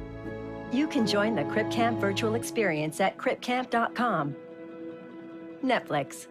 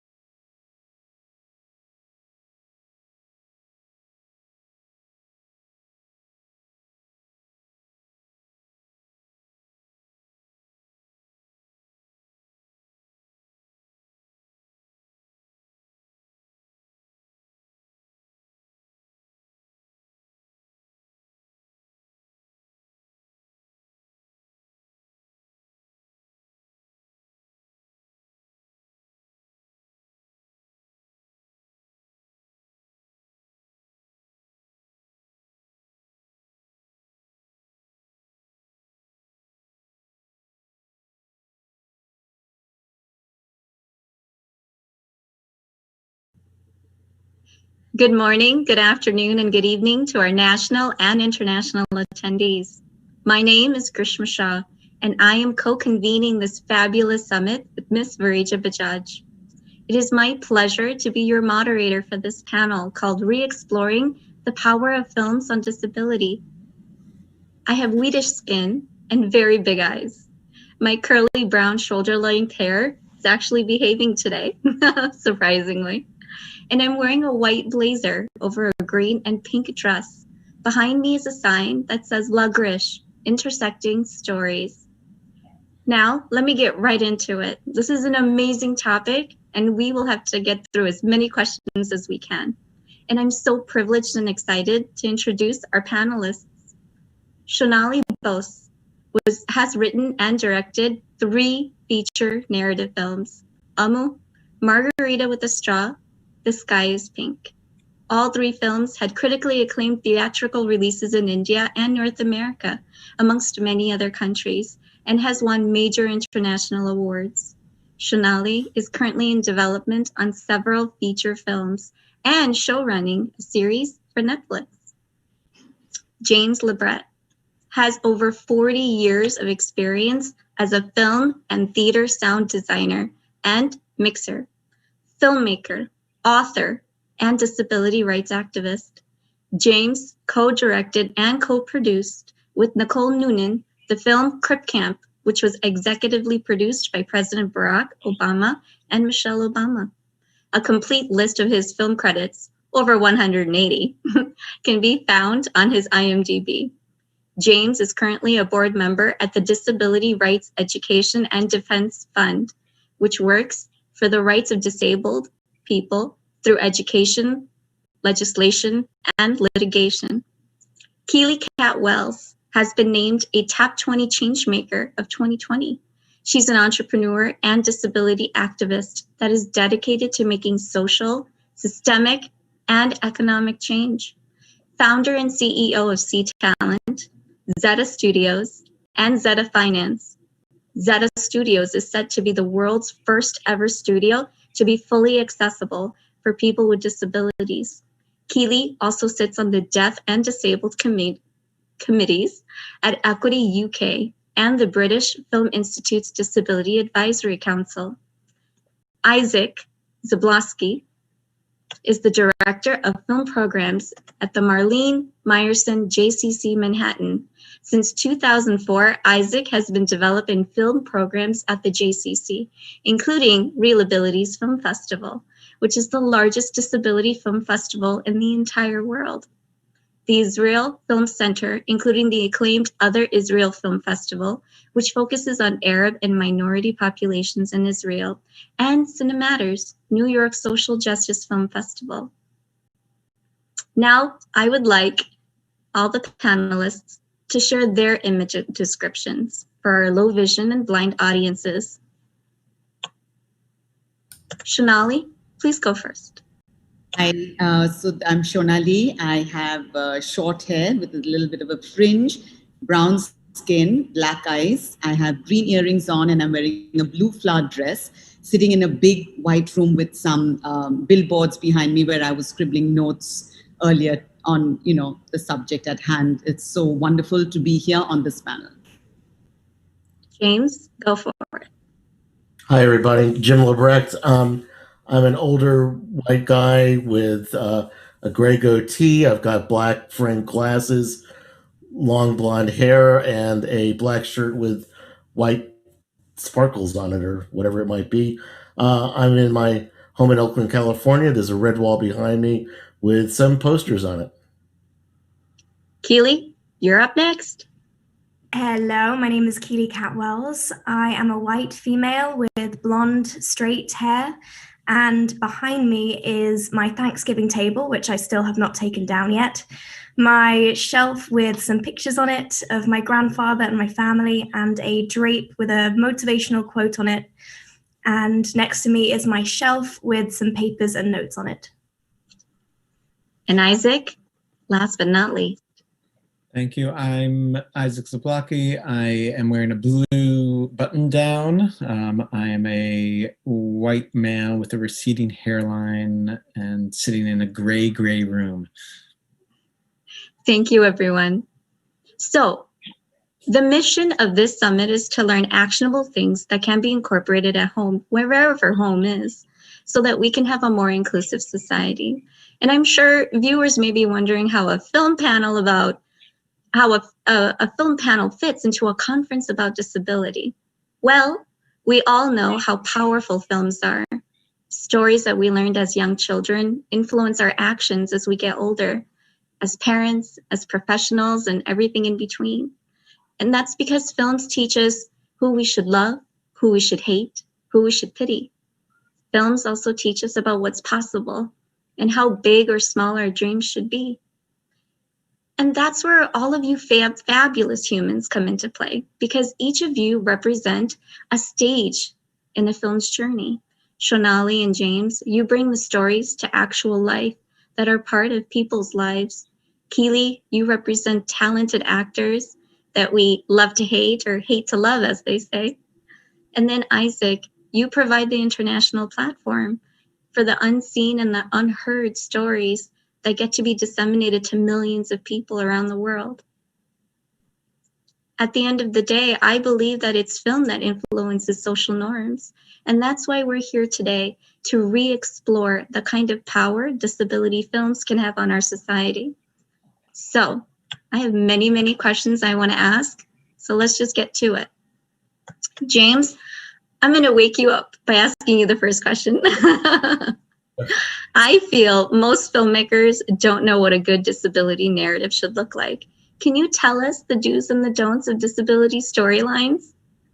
Sure. I mean, I think that the lessons I've learned over time is that authenticity is important to any film, and that.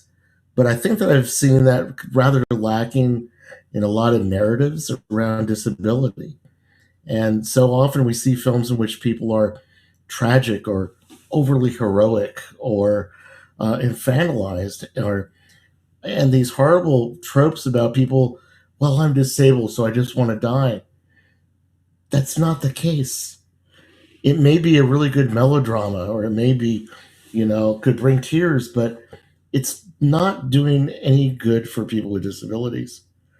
Because if people see stories that say, boy, winding up in a wheelchair or being blind is worse than death, then what are they going to think where our value is? What are they going to want to? So it's these negative stereotypes that affect us in getting jobs or being accepted or going out on a date. So authenticity, and my gosh, there's incredible stories in our community. So you talk about authenticity. Tell us about some do's. Well, I just think that the do's are that, look at in society that, we are part of the world. And so stories don't have to always be, I live for a day in which we see a scripted film in which there is a person with a disability, but that's not the reason they're in the film. That they are there because they are part of the fabric of society. And that will become much more the norm if directors and producers and people who are writing the stories are willing to kind of be bold that way. And that's not really going to happen, I don't think, until people like myself from our community are in a position in the writers' rooms, our directors, our cinematographers.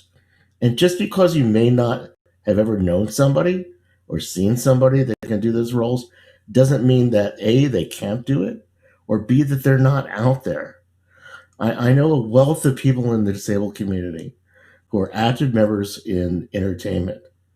And the biggest barrier is people not thinking that we're up for the job. And we are. Absolutely. Yeah, we definitely are. I think in an interview you said, if we can get to your door, that means that we can get to the table. And also that perhaps getting to your office or to that table has been quite, I hate to say struggle, but there's been a lot of barriers to get there. And so we are very motivated people.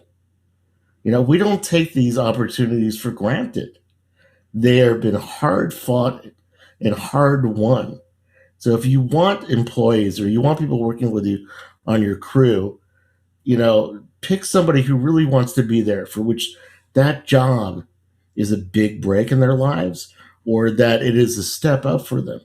And certainly, at the moment for a lot of people in our community, that's kind of the way it is. And also, if you're not that familiar with people with disabilities, we're kind of fun to have around. We see these stories, and it's all tragedy. There's a great deal of joy. There's a great deal of love and happiness in our community. And so, I always kind of talk about trying. I think I always look for the kind of the diamonds in the rough, and I think a lot of us are. Absolutely, yeah. So, the way that you describe the do and the don'ts, it reminds me of Margaritas with the Straw, because it's a beautiful do. It's such a beautiful way to share the story of this teenager, this coming of age, of this individual who happens to have cerebral palsy, who falls in love, who breaks hearts, like all the things that a regular teenager is going to experience. So Shonali, I'm gonna come to you. Can you tell us your thoughts about the do's and the don'ts of disability narratives?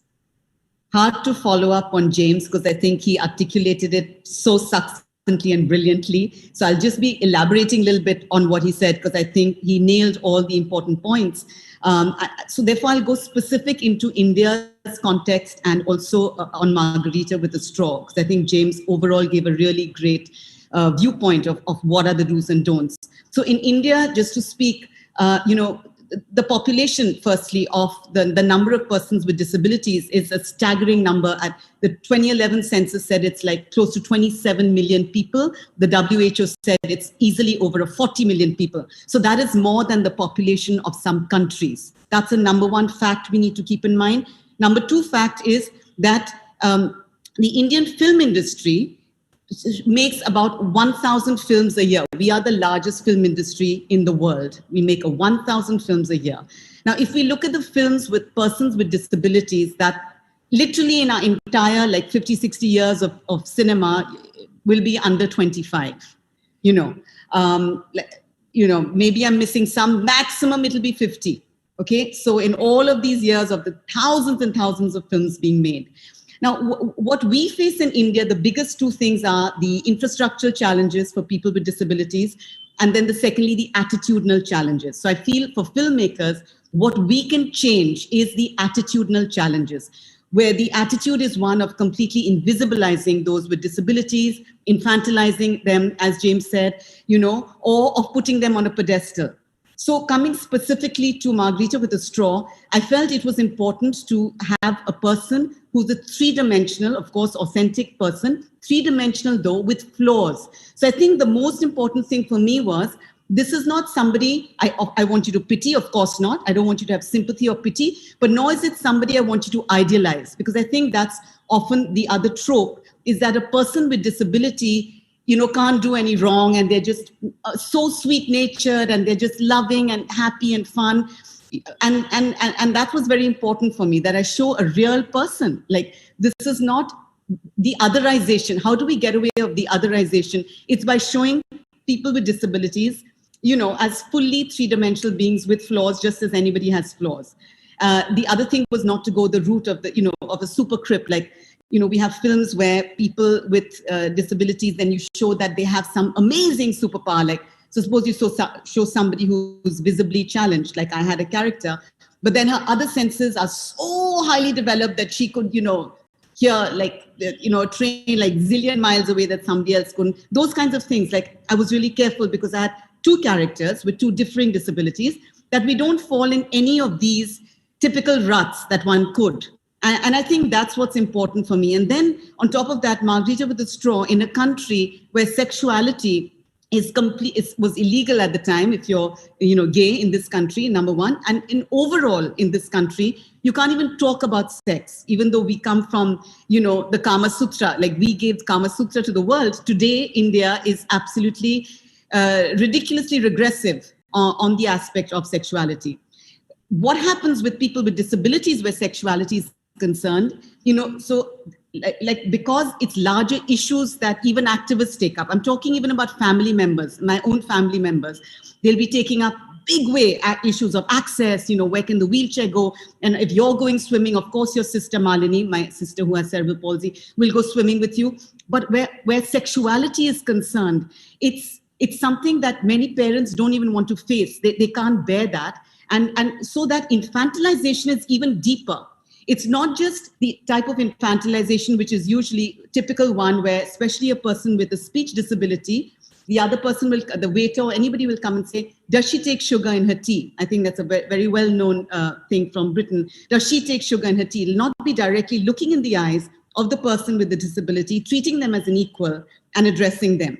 That's one kind of infantilization. The other kind is where you don't think of them as a sexual being, that they cannot have a full romantic or sexual life. Why? Because you're looking at their bodies in a way that is putting them down. Because the whole thing of the body image in our society is so huge as to the perfect body, and that is the body that is shown to have sex or even want to have sex.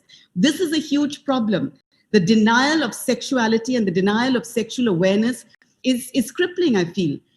So overall, I feel this is what specifically I want to just add to the table from what James said about the do's and don'ts.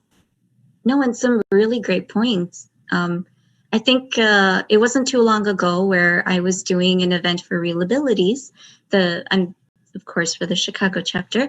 And the co-director is a wheelchair user, and somebody came in and they were speaking to her through me, and I didn't know the answers, and I kept saying, yes, but please ask my co-director. My co-director would know better about this topic. She's handling it. And so, you're right. No matter where you are, whether you're in the UK or in America, these are very, common ideologies, and I often wonder where they come from. So it comes to my mind, okay, if we've got this authentic representation that we're trying to capture, how do we make sure that when we move to the next stage of the film's journey, we are still capturing it? So Keely, I'd like to ask you the question, how are you ensuring that disability narratives are authentic at your stage? Yeah, so for us, it's so important that we fight for our clients and understand what they will require on set, and make sure that our clients are being seen for all roles, for all characters, for all narratives, and really pushing the ideas of producers and casting directors and getting them to see things from a different perspective that they haven't seen before.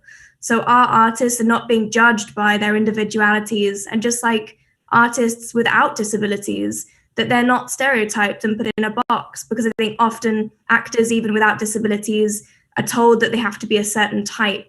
And that's heightened for artists with disabilities because of the narratives that we've seen. I would love to see it, and James touched on this, I would love to see disabled characters being played by disabled artists, and I would love to see disabled artists playing roles that weren't intended for people with disabilities. I think that is so important.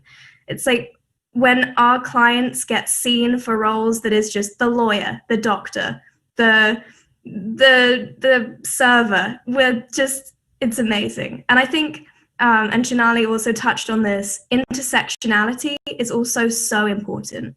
So we make sure we take disabled artists from all backgrounds, from all ethnicities, from all LGBTQ communities, to make sure that not just the white, middle-aged white disabled man is being shown, it's also the person of color with a disability, it's also I think that's crucial to change perceptions, because just showing that one type, again, will reinforce different things that we've been really trying to change. And I think as a manager, we have to really take the control that maybe other managers that do not represent people with disabilities have to take, because we do take the responsibility of looking at the scripts, looking at the storylines, and making sure that they're not going to show our clients in a negative way or reinforce stereotypes that we're fighting to change. And, you know, film does have such an immense opportunity to make this change. So it's just really making sure that it's all going in the way that we want it to go. Yeah, that's very true. You know, when you speak with your UK accent, I just want to go, so you advocate for your talent to make sure that they're represented accurately. And now I start to think about, well, how does accurate representation connect with ticket sales and distributions? So then I'm going to come to you, Isaac, and ask you, do you feel that films about disability get fewer ticket sales and distribution deals? So that's a very loaded question. First of all, don't take the opportunity. Of course, if there's less opportunities to participate in films and there's less films including people with disabilities, then of course they make there's less ticket sales. But I will say, of course, within the films that are made, I think our community has definitely has a lot of stigmas that go along with it. And the disability community has been stigmatized for so many years, and this is something that we're trying desperately to change and break down, that there are, I'd say in the mainstream, and even people from the disability community who do not want to see disability on the big screen. It's something that's not their Friday night. That's not how they want to spend their late nights watching Netflix or whatever else. And I hear it. I mean, these voices come to me, and it's really sometimes it's shocking to me, even in progressive communities, and even people with disabilities who are not yet there as far as the images they want to see. And possibly this goes back to a little bit of what Shonali was saying as far as body image and sexuality, as far as how things have been represented on our screens up until now, that desperately needs a change from all different sides. But what I'm seeing for sure is, first of all, a huge rise and a actual revolution that's going on, and we are just honored to be a part of this revolution as far as our work with real abilities. I mean, we have Jim Lebrecht here, who probably has the disability film that has been seen by the most eyeballs in the world. And that is like number one of this revolution. But if you look around, we're seeing, I mean, Netflix is doing a great job as far as definitely upping the inclusion. We hosted the other night the cast and crew from Love on the Spectrum, and that show I know is doing really well. And I think as we diversify a little bit in how we take in our images, and it's no longer just the Hollywood studios or the networks, we're going to see more diversity, which is fantastic. And I think 20% of society is huge. And if just the disability community comes out to watch these films and starts accepting these films as just like, what they would like to see. And again, I'm with Jim's dream as far as you don't need, the film doesn't have to be about a disability, and Real Abilities, our favorite films, are the ones that just happen to include disability in the day-to-day life story. And if people start opening up to that a little bit more, and I think we've broken down some of the boundaries, then definitely there's a huge audience out there that will be interested in these films, that will relate to these films. And the bottom line, the last thing I'll say is, and that's something we definitely look for in all of our films, and what connects them all, and I think also relates to the importance of authenticity, is and responsible representations in general is human stories. That's something that everyone can relate to. That's something that will never go out of style. That's something that can definitely sell, and there's a market for. And I think if we learn to tell those in the most responsible way, I think people will connect, and we'll see a lot more of disability up on the screen. Yeah, you talk about human stories, and disability is a human experience. So it's just, I feel like it's very natural, to include the two. But at the same time, I think Keely mentioned this as well with intersectionality, right? We often have to think about how we can mesh the many identities that we have as individuals. A lot of us are parents. We're also professionals. We also are spiritual. So those are identities. And if you take one identity away, it doesn't make who you are. So that's a really great point that all of you are making. Shonali, can we go back a moment? Because I love getting the Indian perspective. So Keely mentioned how, Cast as a casting company, her people, they really do advocate for their talent. Do we really have that in India? Can you tell us more about how India can represent authentically? I'm deeply connected with the disability movement from when I was a child, because all of my family members are in it. And it is only because of that reason that when I was making Margarita with a straw, that I went all over the country, because I knew where to go and who to find to even try to cast my characters. And yet I failed. I couldn't find a person with CP who could play the role of Laila, but at least I made the attempt. So what I'm trying to say is that there doesn't exist, firstly, any acting pool that somebody can easily access. I feel there's a ton of people who are talented, who have disabilities, and they don't know how to come into our film industry, and they're out there somewhere.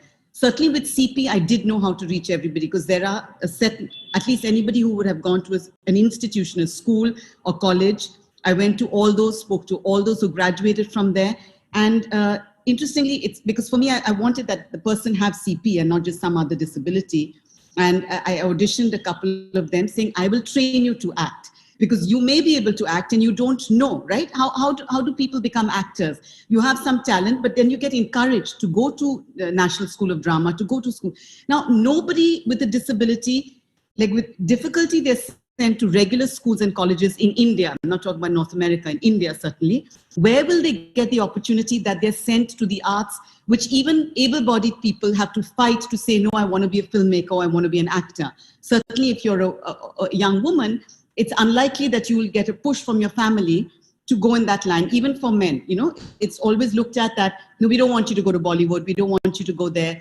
There's a lot of stigma, and there's also all kinds of things, mythology around the film industry in India.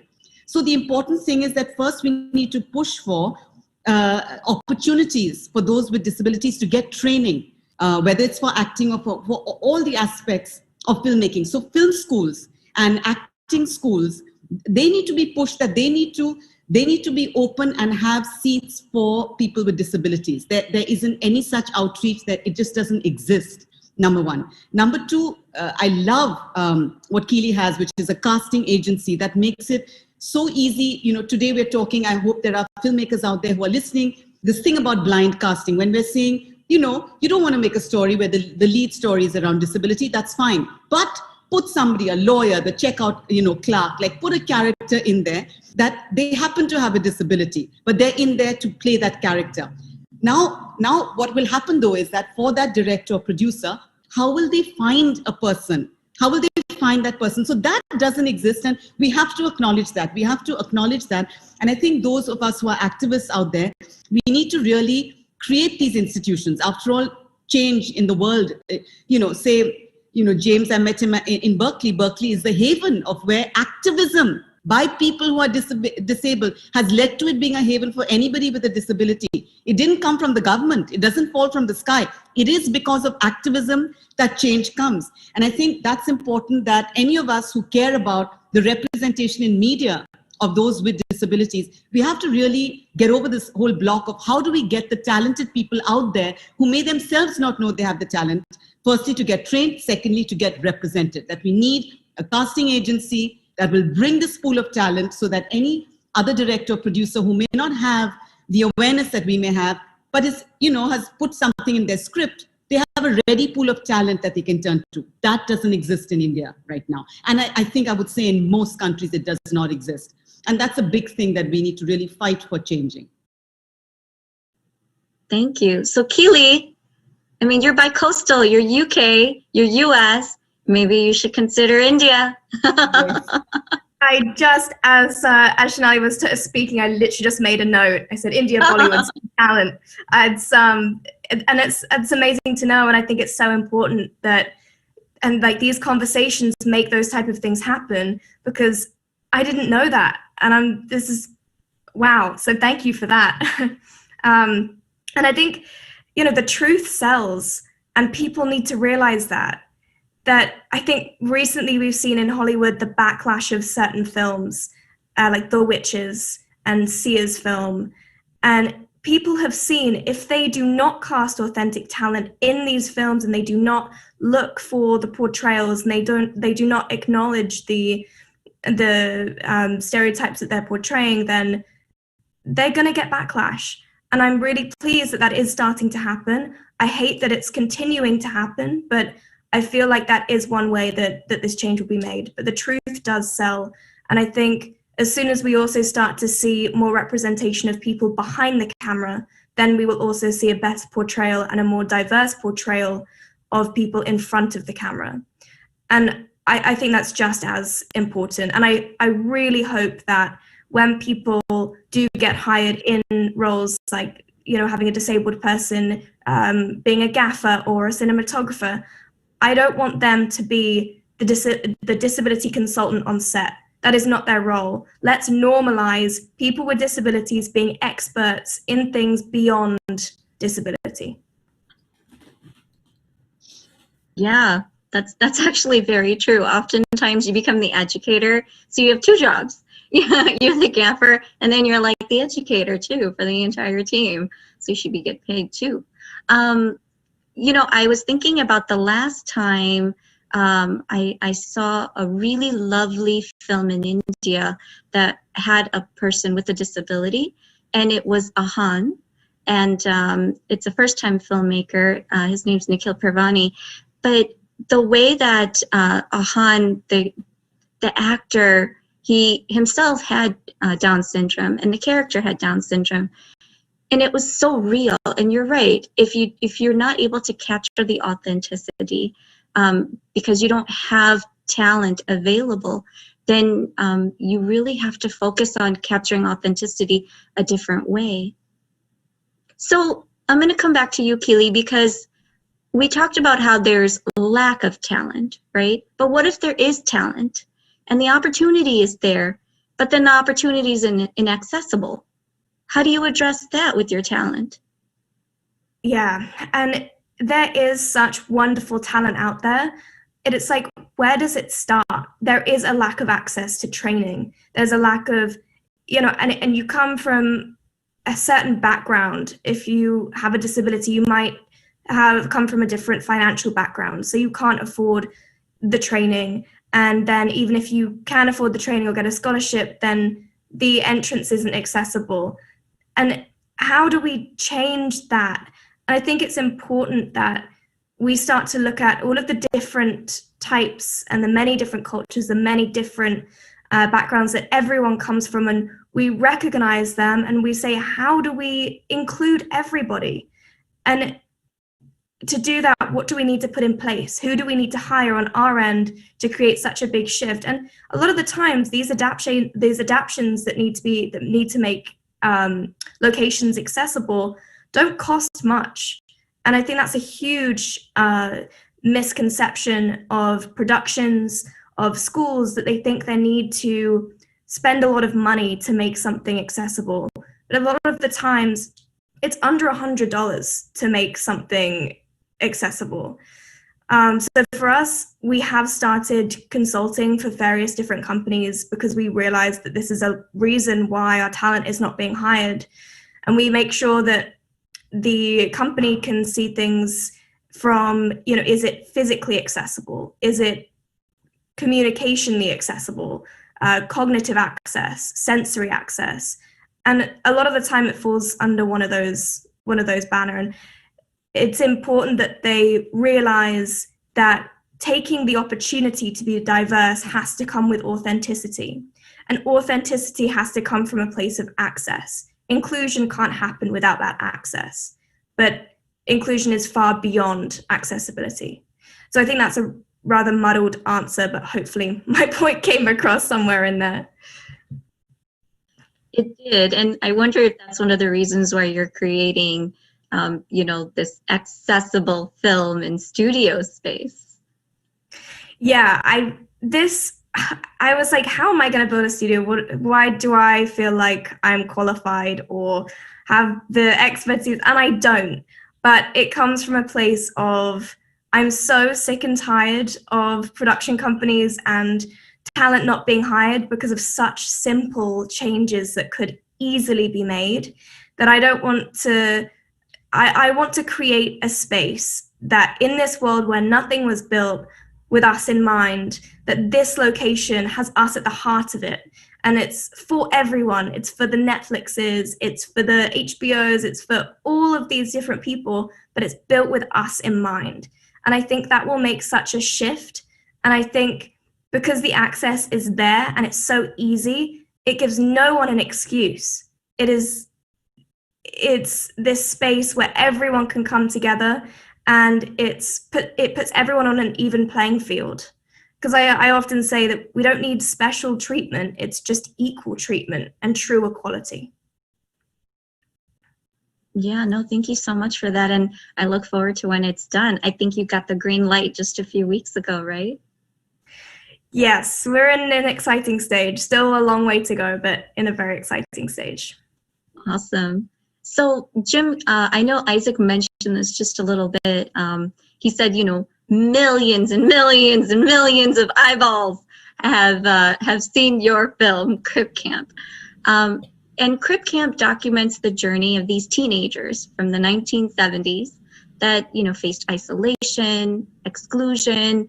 They were placed away from the community, often in an institution. But then they came to a camp where it wasn't like that. Everybody stayed together. It didn't matter if you had a disability. It didn't matter if you didn't have a disability. Everybody was, just being teenagers and going to camp. So to create a documentary that spans over 50 years can cost a pretty penny. So how helpful were incentives like government grants for your team?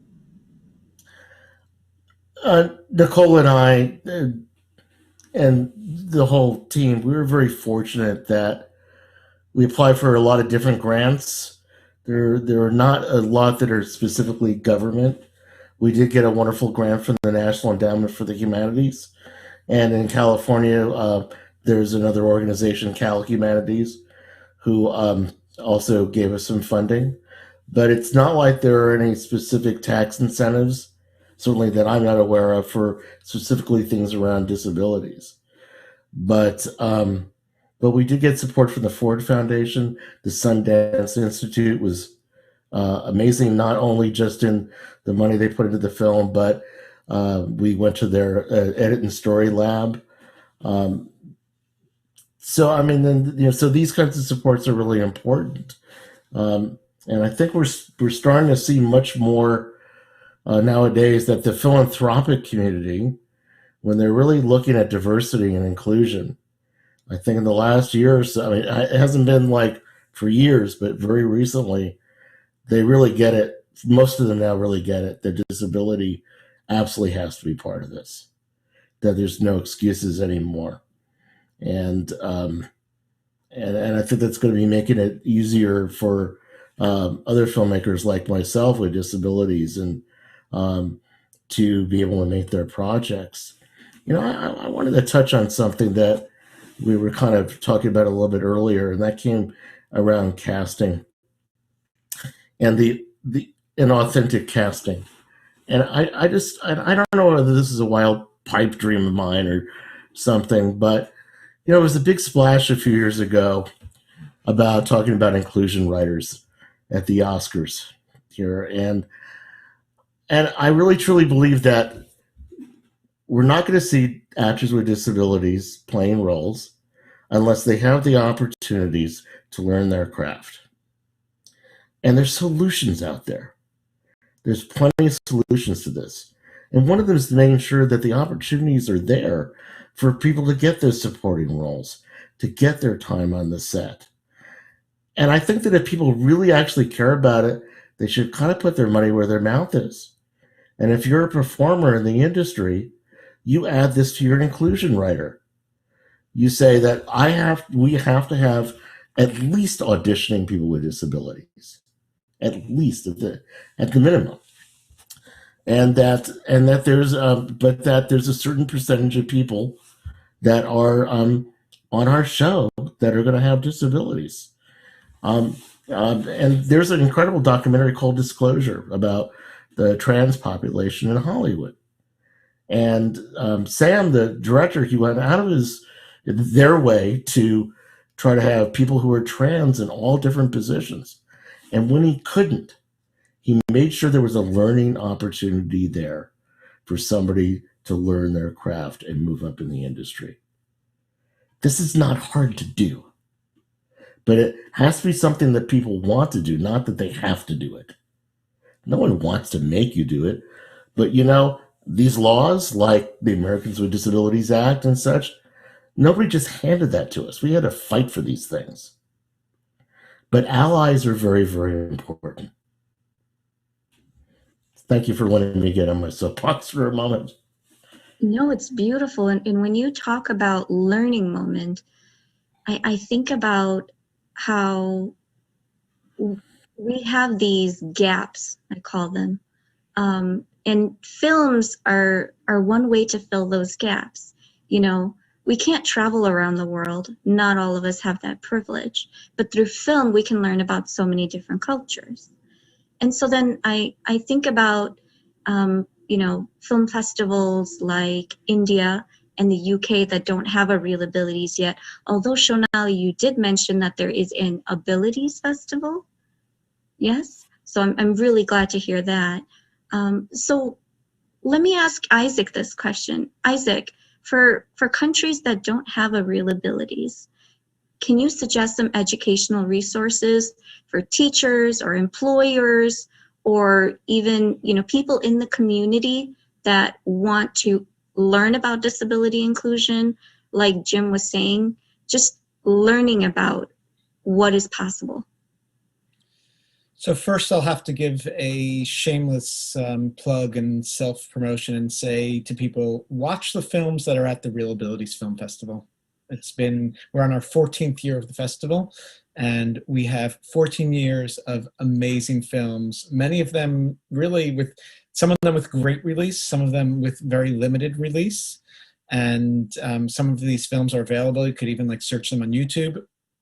And we have, I believe, all of them on our website to at least learn about and get some information so you could start your research. But there are these films out there. We get hundreds of submissions every year and have to say no to great films, unfortunately, because we only have so much room in our festival. And that means that seeing these films is the first step. I also think, and this is something that we try to do with Real Abilities, that's different than just watching the film. And I think it goes back to one of the first things you said about how film teaches us what to think sometimes. And I think that's absolutely true. But I think that every person sees every film differently. We see this with our selection committee on a weekly basis. No two people have ever completely seen a film in the same exact way. And therefore, the discussions that happen after films are crucial, and we require them at our festival. And I think finding ways, as just a, you know, if you don't have any resources, find ways to discuss. Okay, watch a film where there's terrible representation about disability. Don't pay too much money for it, and discuss this. Explain why. Talk about it. Make it as public as possible. Hear the other perspectives too. Find a film that has amazing representation of disability and see what people disagree, how people disagree with you, and think that, you know, how this could have been better if Tom Cruise had taken that role, and be willing to hear and listen to the disagreements. Beyond that, of course, there's of course educational resources, and I will say that that Real Abilities gets some submissions every year from India, and there's definitely a lot to learn about representation. And our Canadian Toronto Real Abilities actually put together educational resources that we've been using in the classrooms, and we've been taking our films into corporations too, into the corporate platform, where I feel it's sometimes needed most, and there's the greatest lack of diversity. We just did a session recently with Goldman Sachs that Jim joined in on, and other folks from Crip Camp, and it's so important to reach workplaces with these films, and I recommend, you know, you can't watch a whole feature film. Take a short film. Sometimes short films actually, because there's not a lot of, and maybe this is the place for Keeley to start. Sometimes when there aren't a lot of resources to make a feature film, then amazing short films get made. And we see that every year at Real Abilities, that the short films are some of the stronger voices out there, and they shouldn't be overlooked. So that's a good place to start. Thank you. And these resources that you're talking about, Isaac, are they free? The Real Education resources you're speaking about? So the Real Education program that we have on the Real Abilities website is free, and the information's out there, and there's access to the film, and it's fully funded. Of course, finding some of these films, and I'll note just as a highlight that our favorite one as a starting point is a film called The Interviewer, that is on YouTube and completely accessible, and is a perfect example of a Real Abilities film because it was made with a diverse crew and includes actors with disabilities, and hits on the corporate environment too. So it's really something that's very relatable, and it's just a great film. So I recommend everyone to check that out and check out the conversations that exist that go along with it. We've recorded some, but there are many that are just out there, and have those conversations. So our next panel after this is actually on employment. So Isaac, I really recommend you check that one out. So Shonali, can we go back to you for a moment? Because I want to still talk about resources and what we can do in India. So what can the Indian government do to help increase awareness of disabilities in India? I just want to touch on one other thing, which I feel indirectly going off of Isaac, but also what the government can or cannot do. And it also speaks to this whole panel, which is the power of cinema on this issue. So I want to take an example of like a major blockbuster film. So this is a blockbuster called Golmaal, and it's a franchise film. So there's 3 versions, 1, 2, 3. And it is the most appalling representation of people with disabilities, where it's a complete, and it's not played with people with disabilities, but it's a complete caricature, it's just really outrageous. It makes your blood boil. But it's an absolute out there blockbuster.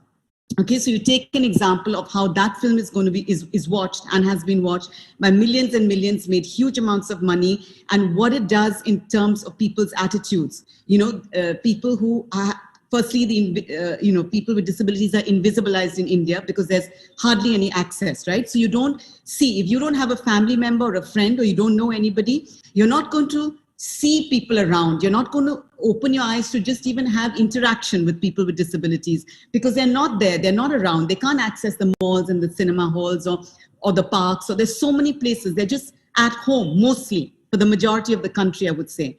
Not talking in just the main cities, but in the majority of the country.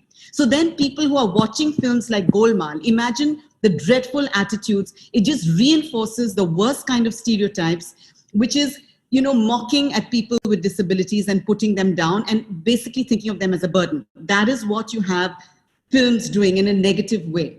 And then you have a film like Ahan, as you said. I've been struggling myself to get Ahan seen. I couldn't get it on Netflix, but I've been trying to help Nikhil, which actually has an actor with Downs, and he based it on that actor's own life. Now, how could the government step in a situation like this?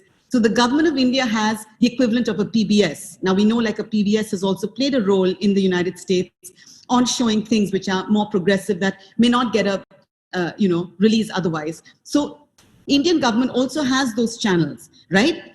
Indian government needs to be pushed that films on diversity, whether it's to do with on gender, caste, sexuality, disability, on these things, they have a responsibility as part of sensitizing the Indian population, as a part of increasing awareness that they need to put these films out there, which actually already exist. So the second part is they need to give money to even make more and more films which are representative. But the first is there is material out there that is positive. They need to put that out. And what role can they play on these films which are negative? I'm wondering. Now, if you look at the fact that India has censorship in cinema, I'm an absolute opponent of it. I don't believe that there should be censorship. So this is a body that existed from British time, and it still exists, where it's not just a rating system as exists in other countries, that it's not just to say that it's, R-rated or, PG-13. This is where the government can make cuts in your film. Now, to give the example with Margarita with a Straw, when the first government body watched that film, and there's a scene in there where a young college boy takes the protagonist, Laila. He has to take her to the bathroom, pull her underwear down and put her on the pot. Why? Because it is a bathroom which didn't have any bars to hold for her to get off from her wheelchair onto the pot, right? So it was a dorm which wasn't, designed to help anybody with a disability. She was unable. Now, they used this word and said, this scene is vulgar and you need to remove this scene. And I had to fight tooth and nail to say, this is the reality. What is vulgar about this scene? Why is it vulgar? Because a male person has taken a female person to the bathroom. So should she wet her pants because she can't go to the bathroom on her own? So this is a government body telling me my scene is vulgar. Number one, a big battle and everything, like just huge, enormous battle to allow that scene to remain in the film. Then we come to the sexual scenes, which for me were extremely important for Margarita with a Straw. And of course, they had a problem with that. And so what we could agree on is just sort of, I had to cut them down, but then I think they agreed that theatrically we could release it, but we cannot get on satellite. So the main way people will watch a film is on satellite, whether it's a government television station or private satellite. It cannot be seen. Margarita with a Straw cannot go on Indian television, even though I said that I will cut out the scenes for the television release. So you need to change the certification. But because I went loggerheads with the head of the censor board, it became a personal political issue. So far from them having the maturity to look at a film and see, what is this doing for diversity? What is it doing for disability? How is it bringing awareness? They are just dead set on putting that filmmaker down and just crushing you. I mean, it's really, really awful what the bodies do to, completely put you off from even taking on to make a film like this. So that's one aspect. The other thing I think is entertainment tax. A big way that the government of India can help films is by removing the entertainment tax. So suppose a ticket costs $10. $5 is entertainment tax in India. In some states, it's more than that. Yes. So in Maharashtra, for instance, it's $5. It's 50%. So now Amir Khan, who's a major producer with a film he did where a child had dyslexia, he managed to get that entertainment tax. It's again something I fought for Margarita with a Straw. But because the government disapproved of Margarita with a Straw, because here she's a sexual being, etc., because there's homosexuality in the film, they did not give me that entertainment tax. But that is a huge way, for instance, that for distribution, when audiences see, oh, there's a film out there that is going to be that much cheaper, okay, we'll go see it. Because one of the problems of theatrical success of films, this is not just for the person with disability. On any difficult subject, any difficult subject, and you put a film out there, people, whether in North America or in India, are not going to go buy that ticket, because that ticket is, it's like $15 or $16 in LA now. I mean, it's like 300-400 rupees in India. Plus you go and you have to have the popcorn. Plus you have to have babysitters if you have children. It's a really expensive thing today for somebody to go buy a ticket. So when you're going to go buy a ticket, it's going to be a lot of thought as to you want to be entertained in the way you feel you want to be entertained, etc., etc., etc., which makes it really hard for any film with a difference, not just a film with a subject of disability, to succeed. And removing the entertainment tax is something, a big thing the Indian government could do, and it should support films that have disability by doing that. And the last thing I feel the Indian government could do, other than what I said in terms of the Indian film schools, which are government-owned, Indian actor schools, all craft training. People with disabilities need to have the opportunity to be trained, to be in the craft, to be both behind the camera, to be the writers, directors, as well as actors, etc. Indian government needs to open up those seats. They own these schools, number one. Number two, when we come to the thing of in cinema halls, you have trailers, right? So cinema halls run trailers, but also the government of India runs, for instance, it's like an infomercial. So for instance, because smoking is, I don't think it's illegal, but smoking is injurious to health, whatever. So if any film has anybody smoking, there's just this hideous infomercial that comes on in every movie theater you go to, which is put out by the government. That's ghastly. Everybody's closing their eyes because they show people with mouth cancer, and it's just horrible. They've shot it also grotesquely. But the point is that means they have the power to tell a private theater owner that you need to run this infomercial because this film has smoking. Why don't they do that in awareness films? Why don't they create like 30-second, 1 minute little films on people with disability or on other issues in this country like caste and women and other issues in this country? Why don't they do that? Why don't they create a competition amongst film schools and students, give them, say, okay, you need to take up this, take up, say, people in wheelchair and something, like give a little subject to film students, take the winning, little short films. As Isaac has said, short films are really out there. So, take these little tiny short films and put it out there in movie theater so that when people, before the movie starts, are settling into their seats with their popcorn, etc., you have 30-second, 45-second, 1 minute, you can show something which could actually leave somebody empowered and enlightened in a way they didn't know, they didn't think of. So these are the ways that I think what the government's do's and don'ts are. There are a lot of don'ts and there are some do's. That's lovely. Jim is clapping his hands on mute. You said something and it made me think, what if the margarita with the straw storyline was just flipped a little bit and it was like a grown adult child carrying a parent to the bathroom? Would you have gotten the green light and the certificate then? Because the same thing is happening. It's the same act, but one could be looked at, as Isaac was saying, with a different lens of how, it's a child taking care of a parent, or just, helping, someone out, or whatever the case may be. And then in your scene, it was looked at as very sexual. But it's the same act if you think about it. No, I mean, I think the whole problem they have is they do not want to see a person with a disability as a sexual being. So that is the fundamental problem that the government had with Margarita with a Straw, really. So it comes down to that, because her going to the bathroom is not a sexual act, but because the film has created this where the character is concerned, they want to put that film down in every way they can, in every scene that they can. So, and actually, Laila does give her mother a bath and her mother gets cancer, because I wanted to flip that. Like I had in the beginning of the film, the mother is giving Laila, her daughter, a bath. And I flipped that where she is giving her mother a bath, because I really wanted to show that just because you're in a wheelchair, or even if you have something as severe cerebral palsy, you are still a carer. I think that is a very important part of narrative also, that you are not dependent on people. The problem is that you're looked at as a medical model in India. It's looked at as the medical model. Whereas actually, if you look at it in a social way, I am disabled because you are not giving me infrastructure. I am disabled to use this bathroom because where's the bloody infrastructure? I can't go to the mall because you've not given me the infrastructure. The problem is not with me. The problem is with you, is with society, right?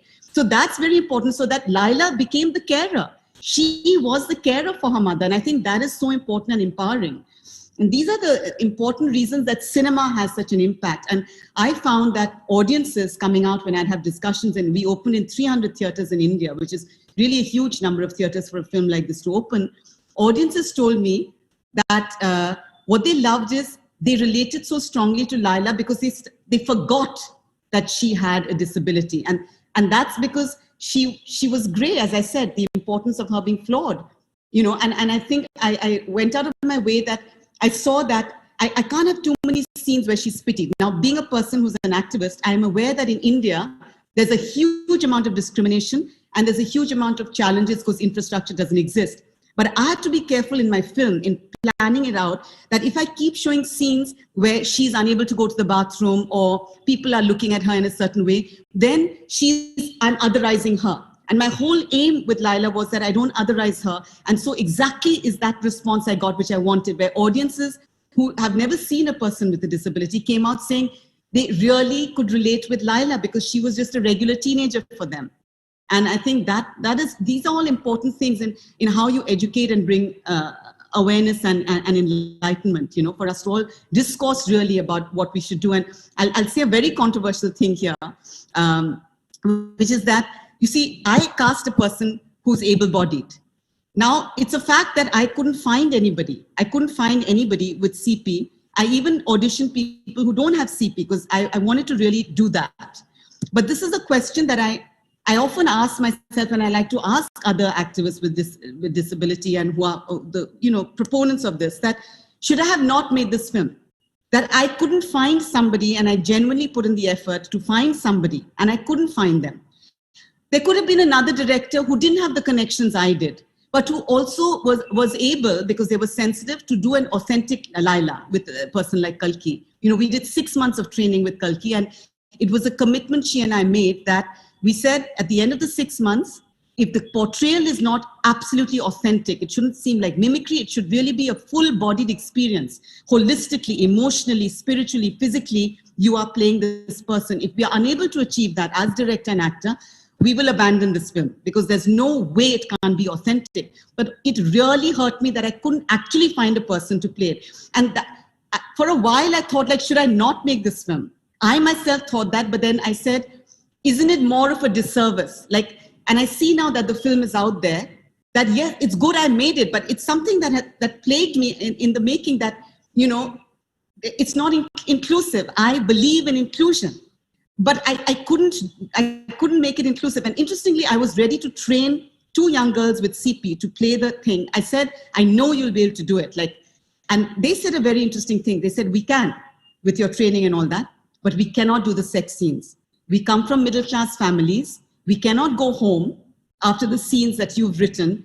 And we love those scenes. And we insist that you do those scenes because that, for us, is something so powerful that you have put a character like us, like a young teenager, that we are sexual beings. That is more important for us than inclusion. So it was a very disturbing and difficult thing for me as an activist.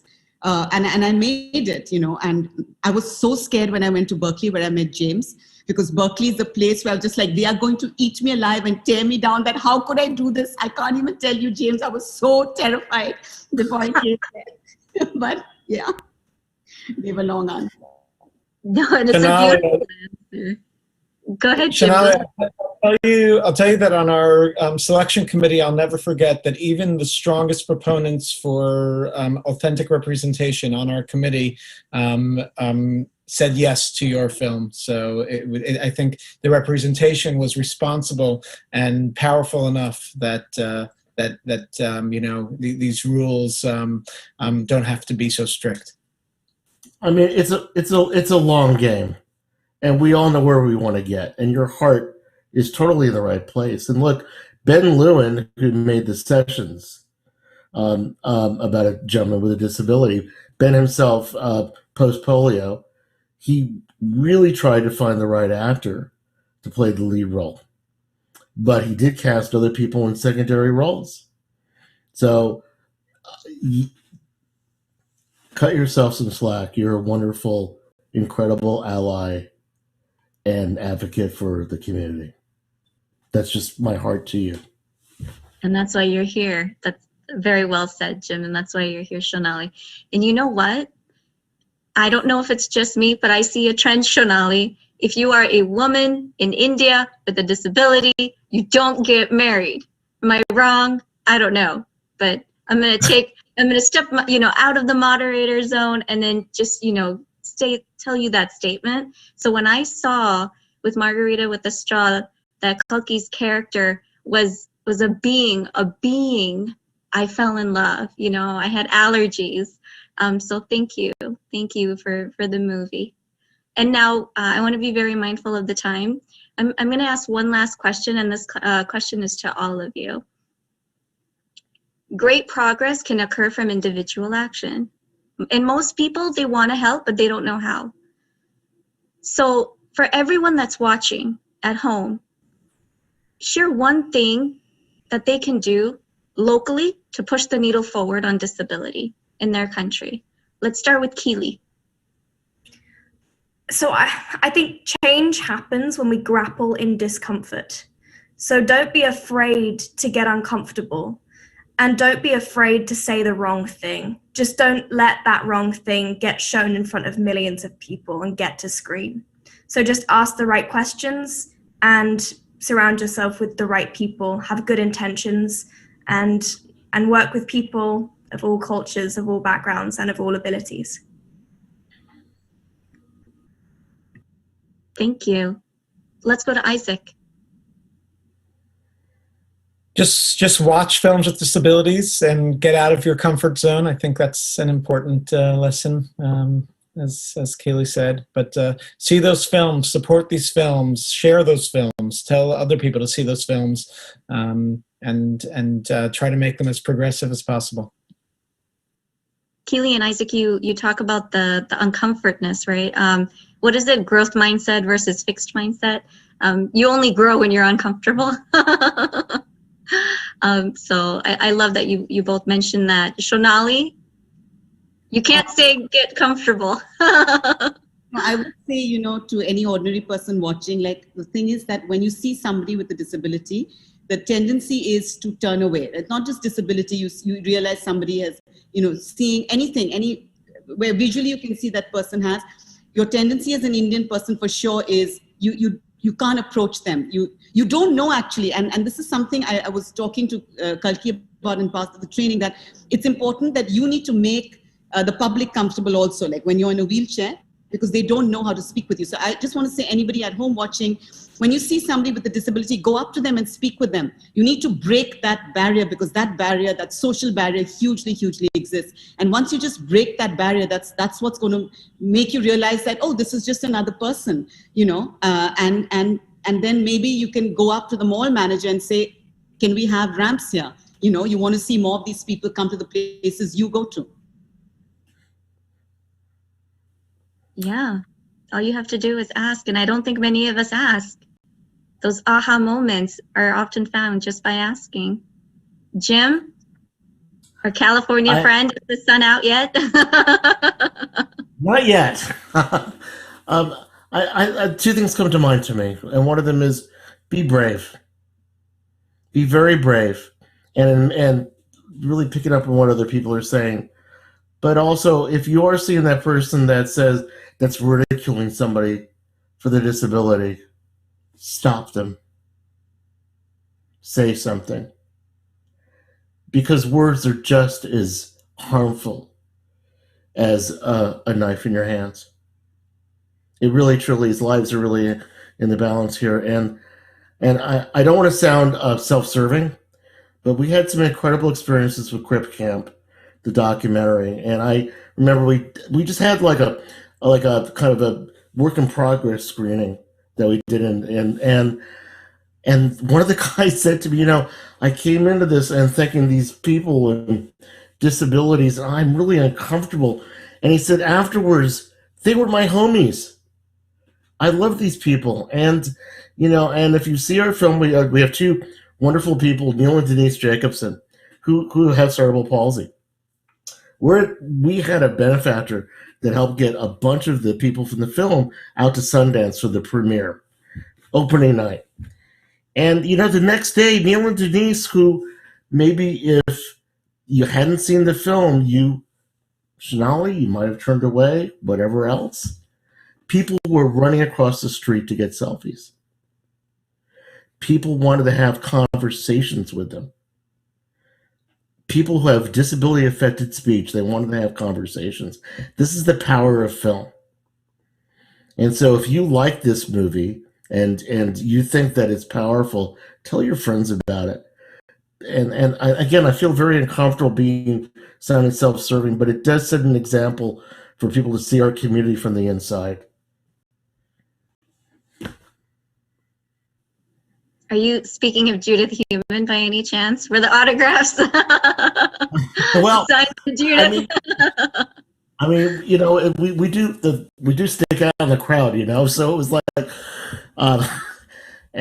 we had quite the experience at Sundance. It was and in Park City, we were so well embraced. It was incredible.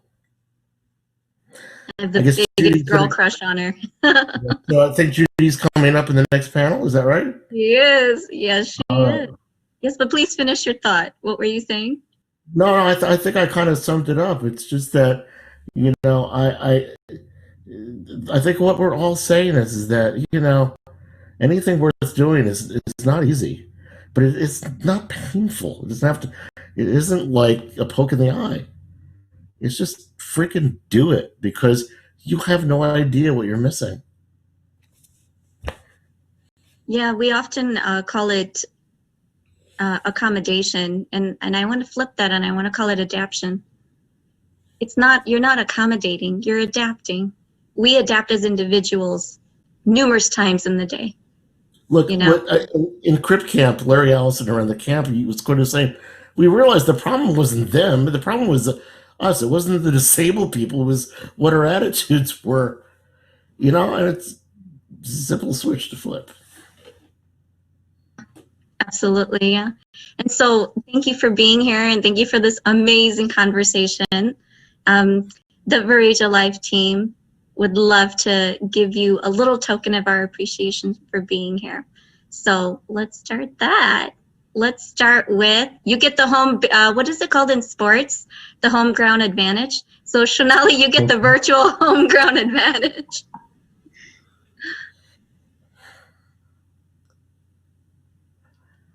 There you go. Oh, wow.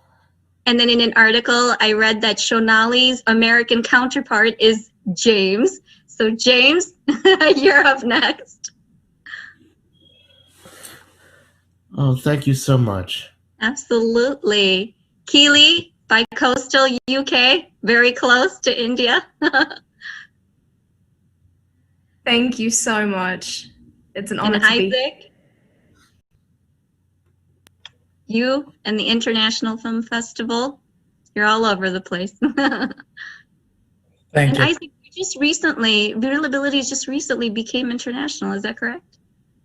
Yeah, we've expanded into Latin America, Mexico. It's expanding all over, so hopefully in India sometime soon. I really hope so, very soon. Yeah, and let's end on that. Maybe 2021. Well, thank you so much, and I look forward to having more amazing conversation with all of you in the very near future. Thank you. Thank you.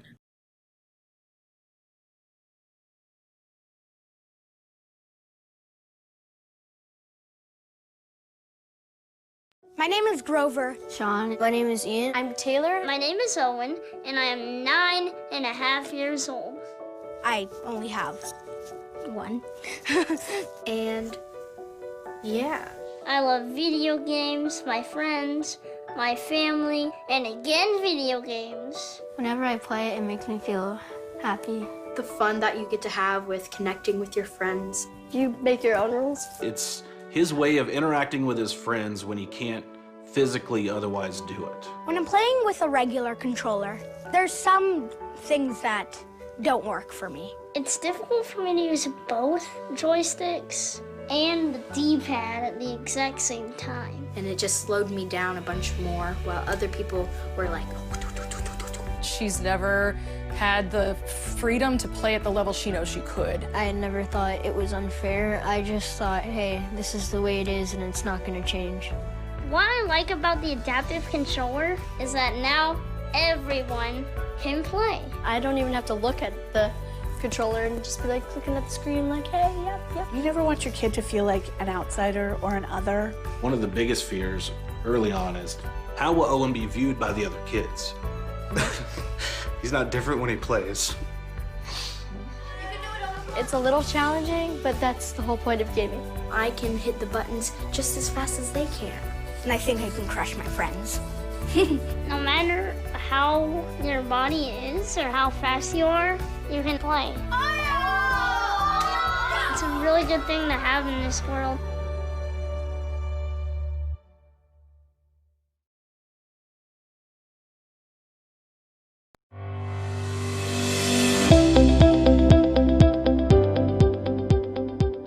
In 1999, Access Israel was founded to provide the disabled people in Israel with a normal, equal, honorable, and independent life.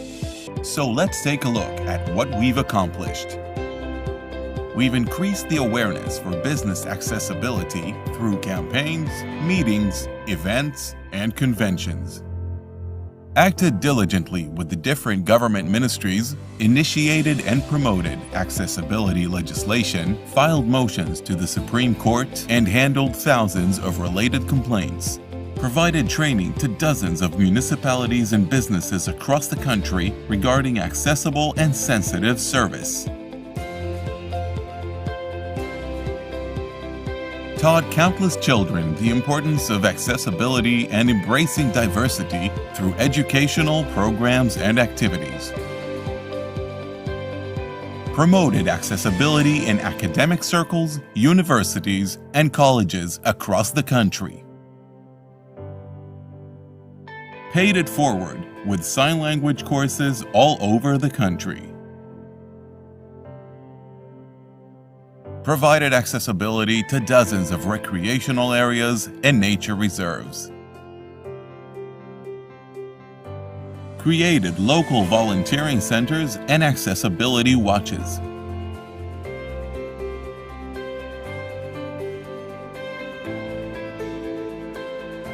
Provided accessibility to concerts and festivals all across the country.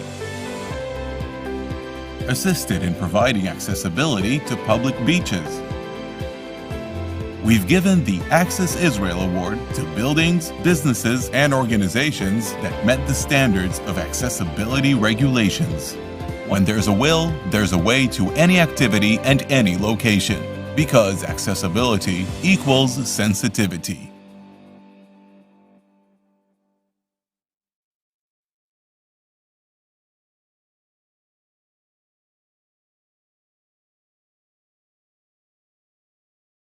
What, you want me to tell them what happened?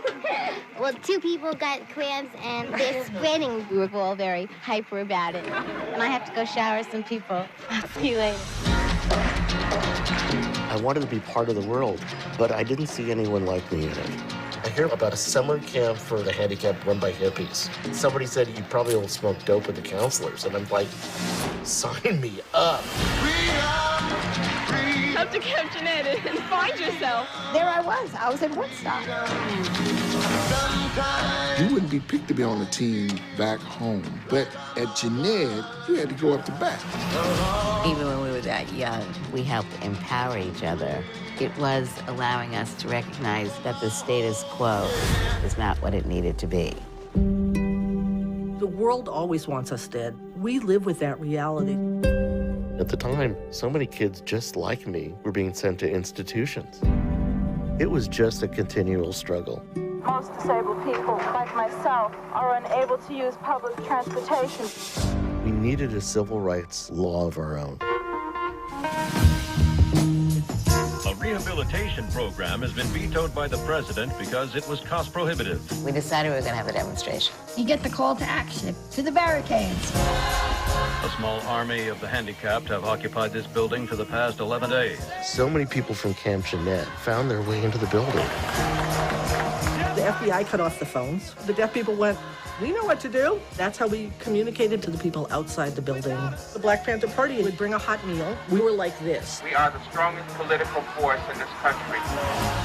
We will no longer allow the government to oppress disabled individuals. And I would appreciate it if you would stop shaking your head in agreement when I don't think you understand what we are talking about. What we saw at that camp was that our lives could be better. If you don't demand what you believe in for yourself, you're not going to get it.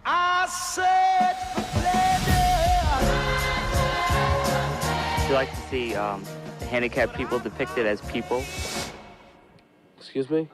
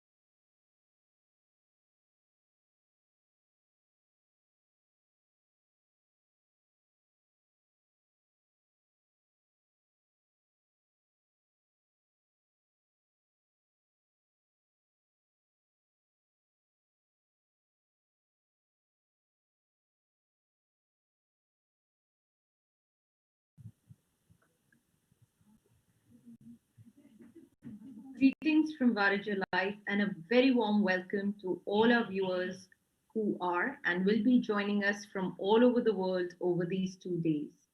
This is Varaja Bajaj, convener National Ability Summit and founder Varaja Life.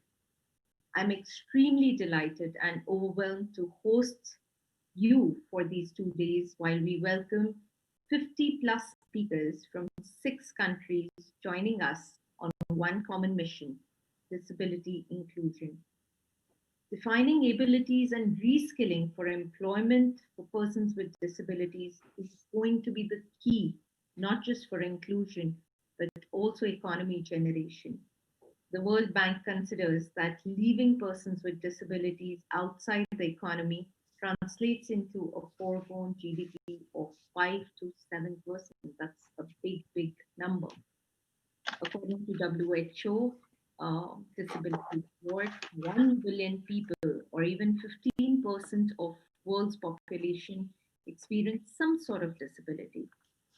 Although there is no recent census on disability data available in India for this population of society, post-COVID, the disability numbers are expected to increase. Developed countries like UK and USA admit a 22 and a 26% disability population respectively, while India still settles under 3%. Do we need to change the formula of calculation, the number of persons with disabilities, and have greater emphasis on their inclusion here on? The world has changed overnight from real to virtual reality, which is why we are here. Otherwise, National Ability Summit would have been an offline event and we would have been meeting all these lovely people in person and not virtually. Consumer demands and their preferences have changed overnight. Skill requirements have changed overnight. People are working from home with absolute digital dependence. But have we left out a very important segment of our society, which is people with disabilities, and also the requirements of uh, employment and skill development, which have changed overnight? But let's hear it from the experts. I wouldn't want to guide this discussion. We have some very lovely people from all over the world who have joined us today with remarkable experience in the area of disability. We have Judith Human.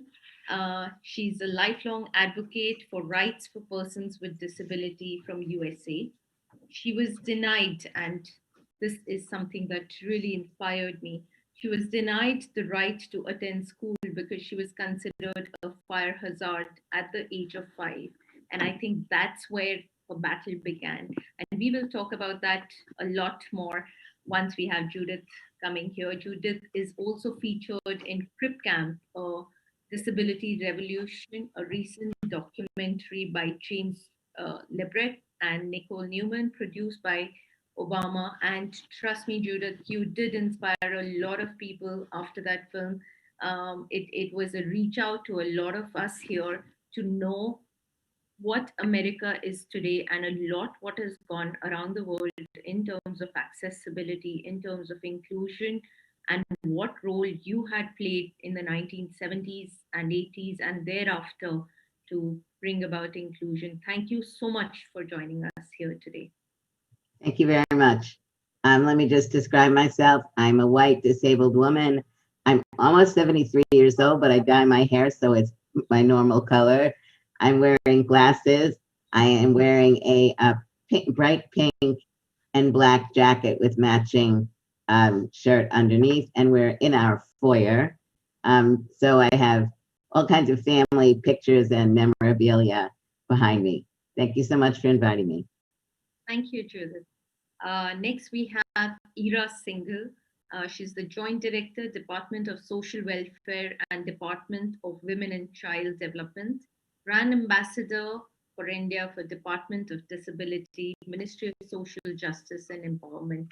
And a lot of what I know about disability, and in fact, our tagline, which says recognize abilities over disabilities, It is Ira who's inspired me to start looking at abilities for persons with disabilities, and we will get to know a lot about that. But before that, a very warm welcome to you, Ira. Thanks, Varija. Next we have is Rachel Arfa. The less I say, better, because there is a lot that can be spoken about her. She was appointed commissioner at the Mayor's Office, Chicago, for persons with disabilities. Rachel is the first deaf commissioner of MOPD and the highest ranking deaf person to serve in a city government leadership role in the United States. Thank you so much for joining us, Rachel. Thank you so much for the welcome. It's so nice to be here with all of you. I'm going to do a visual description of myself. So I'm a white woman and I have short brown hair that's shorter than and round hoop earrings, and I wear a light blue shirt with flowers and here the purple necklace. And behind me at one side, please display that of Wallace Payton, sort of a light green, and at the other side is your doing. It's so nice to be here with all of you. And that was the most elaborate description and the brilliant one, and you look really pretty. Next, we have Michael Ramon. She is the CEO of Access Israel, who's joined us from Israel.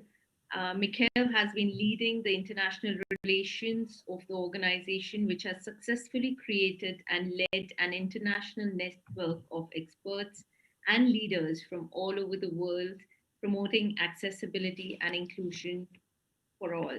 And what I learned from Mikhail is about service accessibility, which we will talk about during the session. But before that, a very warm welcome to you, Mikhail. Thank you very much. And I'm very, very happy and honored to be here, especially with the amazing panel that is beside me. And if I will describe myself, I'm a white woman in my, let's say, just crossed the 50, brown long hair, black shirt, because I heard it's good on Zoom. And in my background, I have, I will just point out to you, it's a picture that was drawn in memory of my deputy, Netta Rotman, and it is the most accessible picture in Israel. It's a painting her father painted, and it is accessible for the blind, for the people with cognitive disability, et cetera, et cetera. So I'm very honored to have Netta, who started the international work with me, right here beside me. Wow, we would like to know a lot about that during the session, but thank you so much for joining us. Thank you. Next, we have Adam Heitman. He is the Director, Corporate Affairs in Microsoft Philanthropies. Prior to this role, Adam worked in Microsoft's technology and corporate responsibility in the US. Adam has served his community in various capacities, and I have a list of organizations where he is the board of director, and I thought of getting Adam here because while we are discussing policies, while we are discussing employment, Microsoft has led the role when it comes to including persons with disabilities in terms of employment. And we thought we will have you to on behalf of Microsoft, and also a lot of other work that you've been doing to join us on this panel. It wouldn't be complete without you. Thank you so much, Adam, for joining us. Thank you, and thank you, and I'll describe myself. I identify myself as a white male. I typically have short hair, but during COVID, it's now in a ponytail. Short beard, post 50. I am sitting in my home office, and behind me is my one little dog, who I refer to as my defense minister, and my other little dog, who is my chief happiness officer, and an impossibly growing list of books over my right shoulder that I am trying to get through. And I'm in Chicago. Brilliant. Thank you so much for joining us. And thank you for having us. And my description would be, I'm a proud Indian woman, wearing an olive top. I have to be specific about the color because my background is fashion. So, and my hair are a little below the waist. I'm told that I have a very sharp nose and the widest smile. And I'm sitting against the wallpaper, which is a collage of old book papers. It inspires me all the time and keeps me thinking. On that note, we welcome the panelists here, and we are going to be discussing about the employment for persons with disabilities and how that is important to generate economy for every country. I would like to start with you, Rachel. Rachel, does your country have a government policy of reservation or government incentives for organizations to employ persons with disability?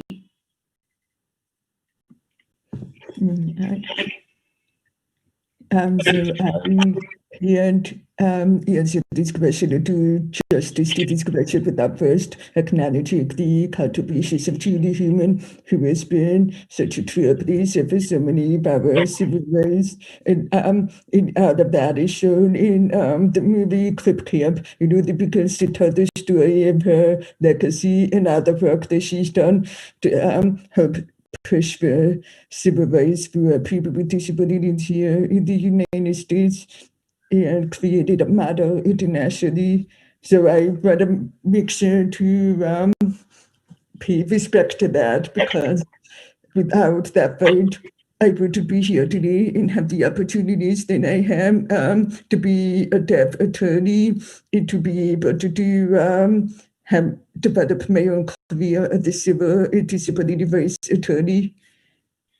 So this is personal to me too, because it had an impact on my own career.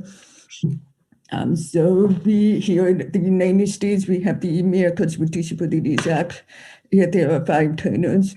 The first tenet is unemployment, which gives people with disabilities civil rights protection in every aspect of the job. And in my previous role, before I was named commissioner of the mayor's office for people with disabilities, I represented people with disabilities who experience employment discrimination.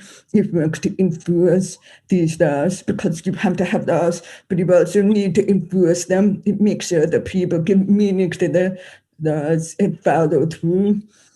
So under Title I of the Americans with Disabilities Act, it says that no one with a disability could be discriminated against in every aspect of the employment process. And that starts with applying for the job. So we got a job interview. It was given a job offer, asking for feasible accommodations at the job, and making sure that they're able to access the privileges and benefits of employment at the job, all the way to termination, and making sure that people with disability have all the accommodation that they need, and that feasible accommodation is so important, because it helps to create a level playing field, so then the person with disability can focus on doing the job and not worrying about any accessibility, because it provided it be able to contribute and not have to navigate barriers. But I will have to say that people with disabilities are the best problem solvers around. We have different accessibility snappers that come up every single day, and you develop skill in navigating that. And I think that's such a huge asset to any employment, any employer and workforce, because we has to be thinking, how do I navigate it? Maybe I speak too erratic, but I know that I'm entitled to access. How do I get there? How do I negotiate, persuade, and ask for the rights that I'm entitled to? So the ADA has really helped to transform so many workplaces. It creates so many opportunities. I will say that employers, we still have so much more work to do. And we still have more skills that we need to make and increase employment opportunities for people with disabilities. And one of those barriers is working to clean attitudinal changes. There are still so many assumptions that people make about the potential that people with disabilities to contribute. If those assumptions are wrong, and so the more we could raise that awareness and take efforts to challenge any outdated attitudes, the more we can make progress on behalf of people with disabilities. True, absolutely true. And there's such brilliant work that you have done by making sure that you have, I read somewhere that you have got more than a dozen sign interpreters employed as part of your department. And I think that also sensitize people like us who are doing events at various levels. It does sensitize us to have sign language interpreters and to include the deaf community. Judith, would you want to add to what Rachel said, more so from the ADA perspective, because you have been very closely working on the subject? Thank you very much, and thank you, Rachel, for your comments. So part of my work experience is I've worked 20 years in the nonprofit sector, but then I worked pretty much between 1993 and 2017, both in the US government and at the World Bank. And so the issue of employment of disabled individuals is really, from my perspective, quite interesting. Organizations that I worked in the nonprofit world were run by disabled people. And in those organizations, we readily were able to find disabled people, and we more naturally made accommodations because we understood what our needs and issues were. And it was just a matter of fact that we had to make sure that we could accommodate people. When I moved into the government and doing work also with the private sector, it's a whole different world, because there are so few disabled people that have been working, and few disabled people in senior leadership positions, that the natural ability to use accommodations is sometimes something that businesses are recalcitrant about. I want to say that there's been some very good work as a result of the ADA and another law called Section 504 and a number of other laws that we have in the US that deal with things like private contractors getting money from the government and their obligation to hire up to a certain percentage of disabled people, as well as federal requirements. I am a very big believer in strong laws. I am also a very big believer in technical assistance for disabled individuals to understand what their rights are under the laws. And I'm also a very big believer that companies themselves need to be getting trained on a regular basis about not only what their obligations are, but what in fact is possible. So technical assistance here, for example, there is an organization called the Job Accommodation Network, JAN.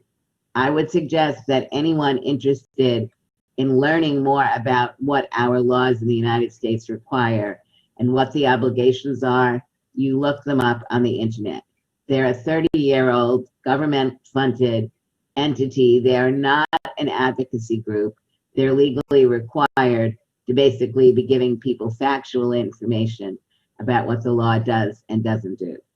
Our Equal Employment Opportunities Commission, which oversees Title I employment under the ADA, also is a very important part of this puzzle, making sure that companies that are not doing what they need to be doing are held accountable for that.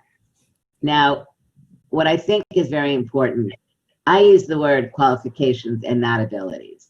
I actually do not like the word abilities when used for disabled people, because it has a connotation that we're playing with the word disability and we're emphasizing ability. Employers want qualifications. I believe it's important to move away from the word ability because it has a connotation which unintentional is ableist. And it makes us as disabled people basically coming forward, having to be defending ourselves. And so I think, what do employers want? They want qualified people. Now, what does it mean to be qualified? And I think that's a very critical issue when we look at employment. We need to be looking at the educational chain. Are disabled individuals getting the education that they need from the appropriate time when they're 3, 4, 5 years old? And what are we also doing with individuals who are becoming disabled? I think this is a very important issue because in many of our countries, most of our countries, people are acquiring their disabilities when they're above 20, above 30. Many of them have already been in the workforce, depending on the kinds of jobs they need. But we really need to be emphasizing, when we look at the disability community, where are we finding the weakest link? What do we need to be doing to be able to work in the 21st century? And also with COVID and the changing environment that's going on, we need to be protecting people who've had jobs and are losing their jobs, including those with disabilities. That's, to me, the big emphasis. Absolutely. And like you rightly said, if I can put that narration, from the Indian perspective, we boast that we are the youngest nation today. The largest amount of youth is in India today, not realizing that very soon this youth will become old and India will become the oldest nation, and we will be dealing with the old age disability. And that is an alarm that is ticking, the clock is ticking for us. And more so now, it is important that we pull up our socks and get ready to handle that situation. And Can I just say one thing? Sorry. The point that I was trying to make is not relating, and I agree with what you're saying with the aging population, but the point that I'm trying to make is there are many people who are in the workforce who acquire various disabilities. We frequently are not working with them, and they need to be worked with in order to ensure that they can stay in the workforce. And they may need retraining depending on the jobs they've had. But I think we need to be really looking at the breadth of disability in our countries in order to ensure that, for example, 3% in India of disabled people, everybody knows is a joke.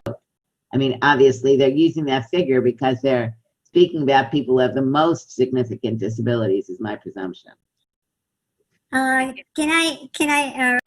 Judith, you made a lot of points that I really want to discuss. Yes, Ira, I also want you to share your personal experience in terms of how you had set examples in India in terms of making authorities to focus on your abilities and not disability. Right. Thanks, Varaja. So Judith, I'm going to tell you how the 3% comes in. Actually, in India, the bigger problem is that most people with disabilities have not been identified. In fact, the parents keep hiding the disability of the child. I know of a girl whose both her parents are doctors, qualified doctors, and this girl's hearing disability gets discovered in class 12th, which is the final year of schooling. So she's 17 years old, her parents are doctors, and that's when her disability is finally discovered. Mainly because in India, families treat disability as something to be ashamed about. So they keep hiding the disability, and which is why the 3% number is also on the higher side when you really take the number of disability certificates that exist in this country, because most people keep hiding the disability and the parents don't acknowledge that the children have disability. And that has a second repercussion wherein it does get discovered or becomes recognized at a stage where it's so obvious that there is no more early intervention systems that can be given to such children. So that becomes quite a bit of a problem. Secondly, you were talking about abilities, not being in the conversation. So I'm actually working on something in India, which is actually about mapping the abilities required for each job. See, I come from a country where most of my population, and especially children with disabilities or people with disabilities, are not that educated, because it's very tough for them to reach the school. And I'm not saying that the school doesn't take them in. I'm saying it's so tough for them to travel to school. You know, with COVID and with online teaching, that's become a lot easier. But before that, our transport systems don't exist. For our public transport almost doesn't exist in most of the country. So it's very, very tough for a child with disability to actually travel all the way to school. So most of them don't end up with an education, in which case it becomes important that we find jobs for them wherein we are talking of the abilities. So in fact, I've come up with something where what we're doing is, and Varija, this is what I was mentioning to you, that I am mapping the abilities required for each job. See, precisely what my story was, which you asked me to talk about, is that I'm a person with disability and I was very readily accepted in the corporate sector. My education background is I'm an engineer and I'm an MBA. So I was a strategy manager with Cadbury India, which is now Mondelez Kraft Foods. And I then, while I was working there, I decided that I wanted to work for the society. And I gave this exam, which is how you get into the government in India. So I gave the exam, but I was refused from being allotted a job because of my disability, because my disability did not fit into the list of allowed disabilities for any of the jobs that I was applying to, or that I was by my merit eligible for. And that's how in fact, and the strange part was that as far as the physical abilities required that somebody had set for that job, I fit the criteria. So I was simply rejected because they couldn't understand what my disability was. And when they were making that list of which kind of disabilities they're going to accept and the ones that they are going to reject, somebody just randomly sat one day and just started picking things off, and they kind of forgot that people like me would exist. So what I am now trying to do is, and by the way, in India we do have reservation. We have a policy of reservation in jobs for people with disabilities. So what I am now trying to do is, I'm saying, don't accept a person basis his disability. Take anybody in the world, take any job in the world, find out what are the abilities required for that job, match those two people, and while you find out the abilities of that person, and then you give them the job.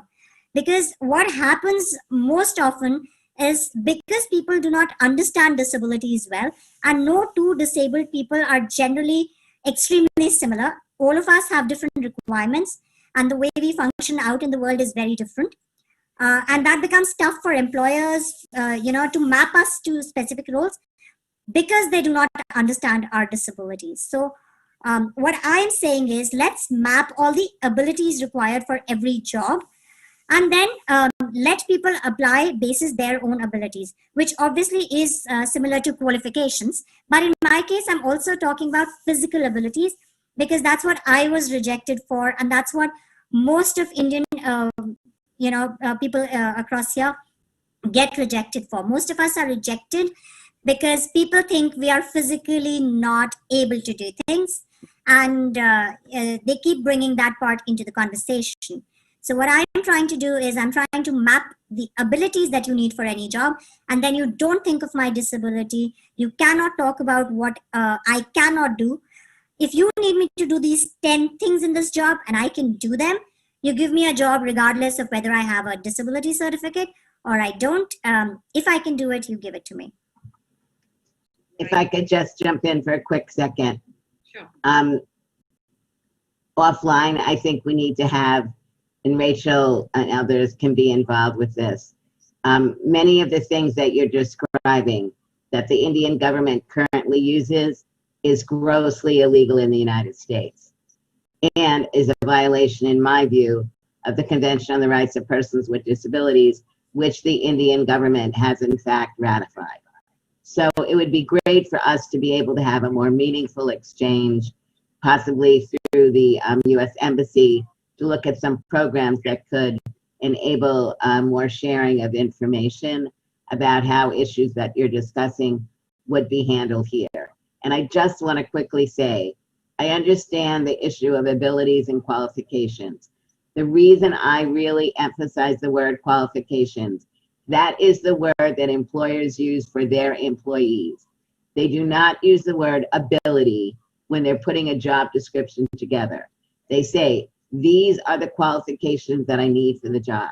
I want employers to see disabled and non-disabled individuals as prospective employees and as employees.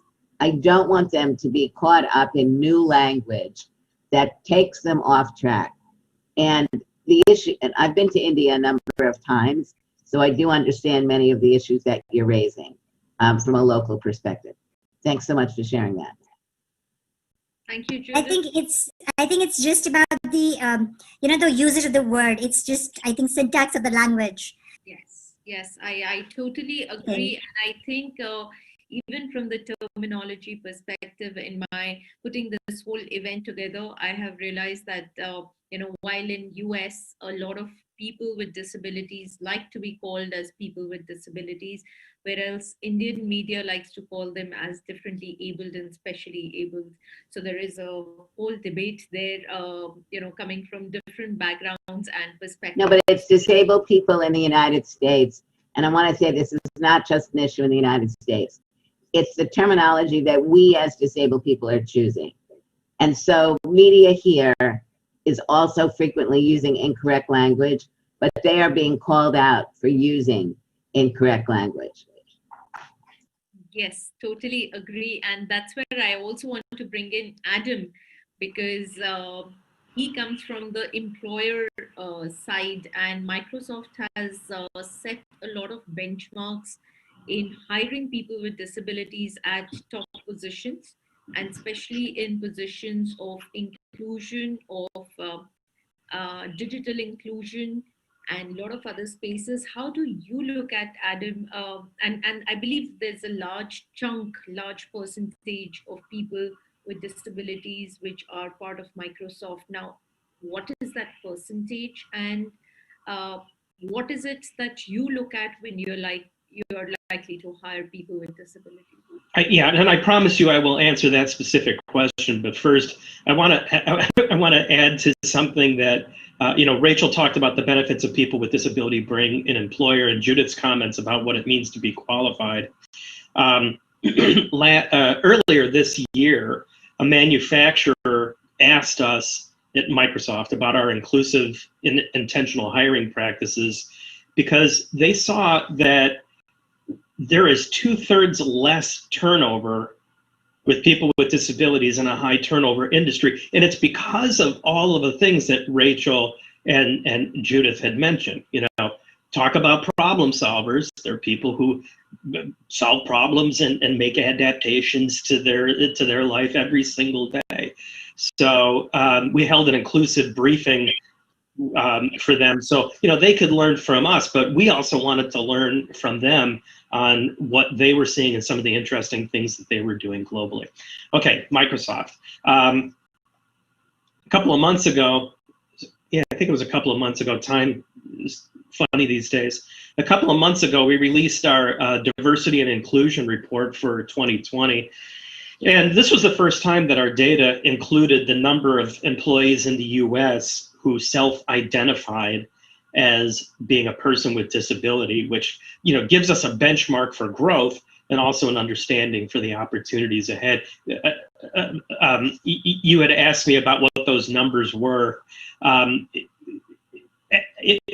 of September, 46.1% of US employees responded to the survey, and 13.2% identified as having a disability. So that translates to employees in the US, 6.1% self-identifying as having a disability. And while we're proud of the progress, there's clearly more we can do, right? For one thing, notice that I said the US. We still have to roll this out to the rest of Microsoft and the world, in addition to the US. But our ambition here is to fully represent the population of people with disabilities across the globe, and we take that seriously. Now, having said that, your question was a good one, but the numbers themselves don't tell the full story, right? Every day I hear stories of talent and abilities at Microsoft, and people are having meaningful impact on their peers, on their team, on their cultures, on our products, on me. So, we have to look at the qualitative as well as the quantitative. And if I may take this question also to Mikhail, because that is one of the challenges, while putting this summit together, we had, we were trying to make this as accessible as possible. And from the technology perspective, from the perspective of the interpreters, there are enough issues with regards to sign language interpretation. Different countries have different sign languages. We do have an international sign language, but that is for people who've probably traveled around the world to understand what is an international sign language. So, Mikhail, you have been dealing with a space called service accessibility. As much as we've spoken to a lot of people around accessibility, immediately rings a bell that there is a wheelchair and there's a ramp. That we are trying to educate people about digital accessibility, and you have moved on to talking about service accessibility. Please tell us what it is all about. So first of all, thank you very much. With your permission, I see this is a free flow panel. I think it's great. So I would love to to make 3 small comments on whatever was made here before. First of all, to Ira, I have to make a connection. And this is what I love about conferences like this, because you hear great minds from all over the globe thinking about great ideas, and you can connect. And I can tell you, Ira, that there is a great Israeli technology new startup called Skillset, which I would love to make the connection, that they are basically doing what you are saying from a perspective of the abilities needed on a technological level. They're mapping the jobs and enabling people with disabilities to basically use the application and understand if they are able to do the job at hand or what they need to do in order to improve their abilities. So I think that's something that can be very interesting to what you are checking. I would totally love to work with you on that. Thank you for letting me know. Perfect. So I will make the connection there. That's one thing. Can you also share that information with everyone? I will gladly share it with everyone. That's what it's all about. Thank you very much. Now, another point, and we were talking about terminology, which again, terminology sets, a new reality. And I totally agree with everything. And I must share with you something that I learned just last week. The Zoom enables you to travel all over the world from the comfort of your office. So I was in the expo, in one of the conferences they had in Expo Dubai, and I learned there that the terminology used in Dubai is people with determination, which very interesting. In Israel, we use, like Judith say, a person with disability. So that's, again, learning from countries all over the world. Now, and before I continue to the services, I will just say that in Israel, for employment, what we have is a quota system. Basically, it started from unions from the private sectors who decided that all the companies under them will have companies that have more than 100 employees will have a 3% quota of people with disabilities employed. And I can tell you that that was extended to a law in Israel that basically all the public sector has that requirement, and the public sector also, the government and governmental agencies joined that, and now they have a quota of 5%. So this is something, and I know that a lot of people listening to this can say, well, quota, people just check the box and it's not really a great solution. But I can tell you one thing, and I will not elaborate on that, but in Israel, the fact is, before the quota system, 1 out of every 2 people with severe disability looking for work were unemployed, and the situation was deteriorating. And after the quota system, basically the issue was put on the table. It was there, and the change had occurred. And I can tell you that more and more employers are doing it. And our tip is, the question is, how are you doing it? You're doing it because you want to check the box. Usually that won't be sustainable. Or you're doing it because you really understand the importance. You understand what it does to your company. You understand, the advantages. And I can tell you that I'm an employer of more than 100 employees. I always say I'm a proud CEO, and more than 50% are people with disabilities, all types of disabilities. And it's the biggest privilege to work in such a place. Now, regarding sorry to take time with the comments, but regarding the services. So Israel is unique in that. I think that Israel is the only country in the world where by law, every single service provider has to go through annual training every year on accessibility of services they provide. And at least once every service provider has to go through experiential training, not just talk the talk, walk the walk, really understand how to do it.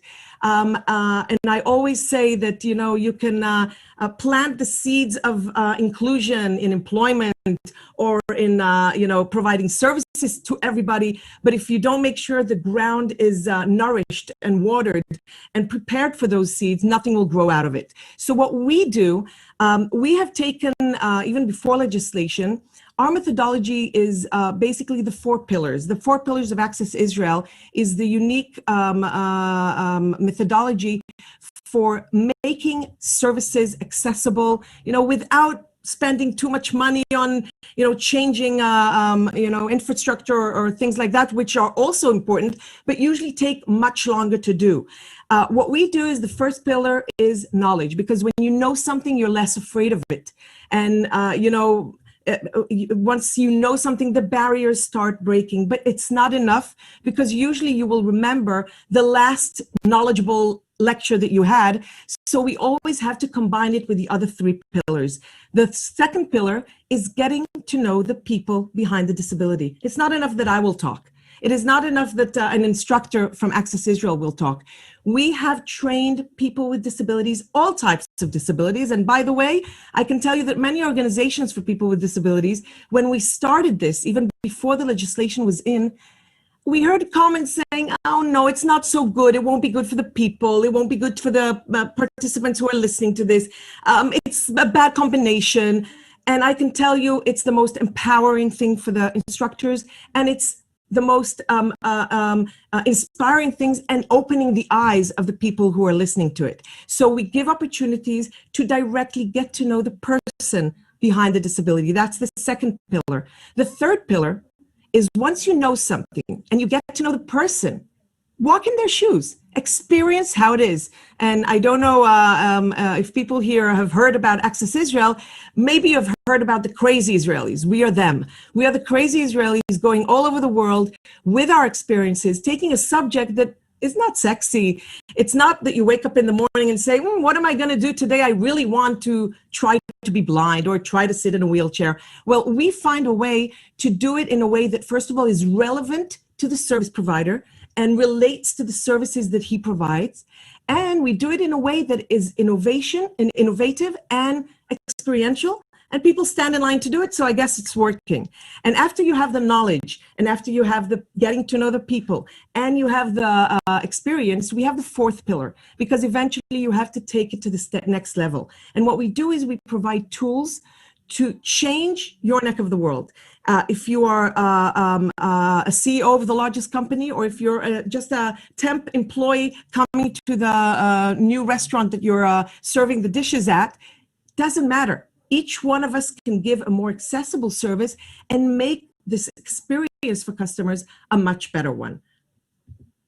Thank you. Thank you so much, Mikhail. And I think that does open our eyes to a lot of new possibilities that one can explore, not just for India, but I think around the world. And we do have your videos playing in between the sessions for people to know what Access Israel is working on. And we invite everybody to join us, really. We're more than happy to share. That's the whole thing. Thank you. Thank you so much. I would want to come back to Rachel. So Rachel, sorry for my correction there. You work with agencies wherein you bring in interpreters, and you've tried to do that during your tenure. I also want your opinion about, how is it compulsory, or are you even thinking that people, the TV channels should have compulsory sign language interpreter? Do you think something like, or a Netflix, of course they have subtitles, but a live news channel, should they have an interpreter? Do you think something like that would help? So thank you for the question. So I just wanted to clarify a point that was made earlier, that we don't have 12 sign language interpreters on staff. We do work with a sign language interpreter agency, where we can request interpreters for any of our communication access needs. And I think it's so important to take a broad approach to accessibility. I think even removing any physical access barriers, but then also looking at communication access and how we can approach that as broadly as possible. Like for today, we have open captioning, which is available for anyone to use. I know many people without hearing class who love to watch captions. I think they help all of us. So I always try to take a universal design approach, because I really believe that once you build it, people will come. And I think then historically people have these is how to any accessibility, because it requires the person with disability to say, hi, I would have come, I would like to request accessibility.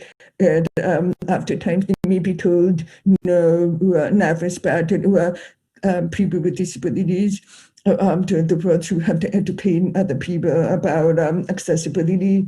And when you have to do that day to day, it could be exhausting, and it's a lot of emotional labor there. So the more we could do as a society to be proactive about removing barriers to access, but both physical and program access, the more welcoming and inclusive we could be for anybody who wants to participate. So captioning is what we to provide that. So there's that automatic speech recognition is not perfect, for example, it doesn't capture proper names, people with access. I have a deaf accent. I went through 18 years of speech therapy, and I show they can have a accent. I can ask all the time, what country are you from? And they always say Chicago. And then the response is, you so they could have a Chicago accent. But I'm born and raised here in Chicago. Right. You're good. You're good. So, but then I also know sign language, and so in sign language is also been helpful for me, for example, the participating in online webinars too, because there may be things that may not be captured, or there are always technical problems. Thankfully, not this morning, but I really believe in thinking, anticipating any potential problem and having backups for those, but also making sure that we meet as wide a variety of needs as possible.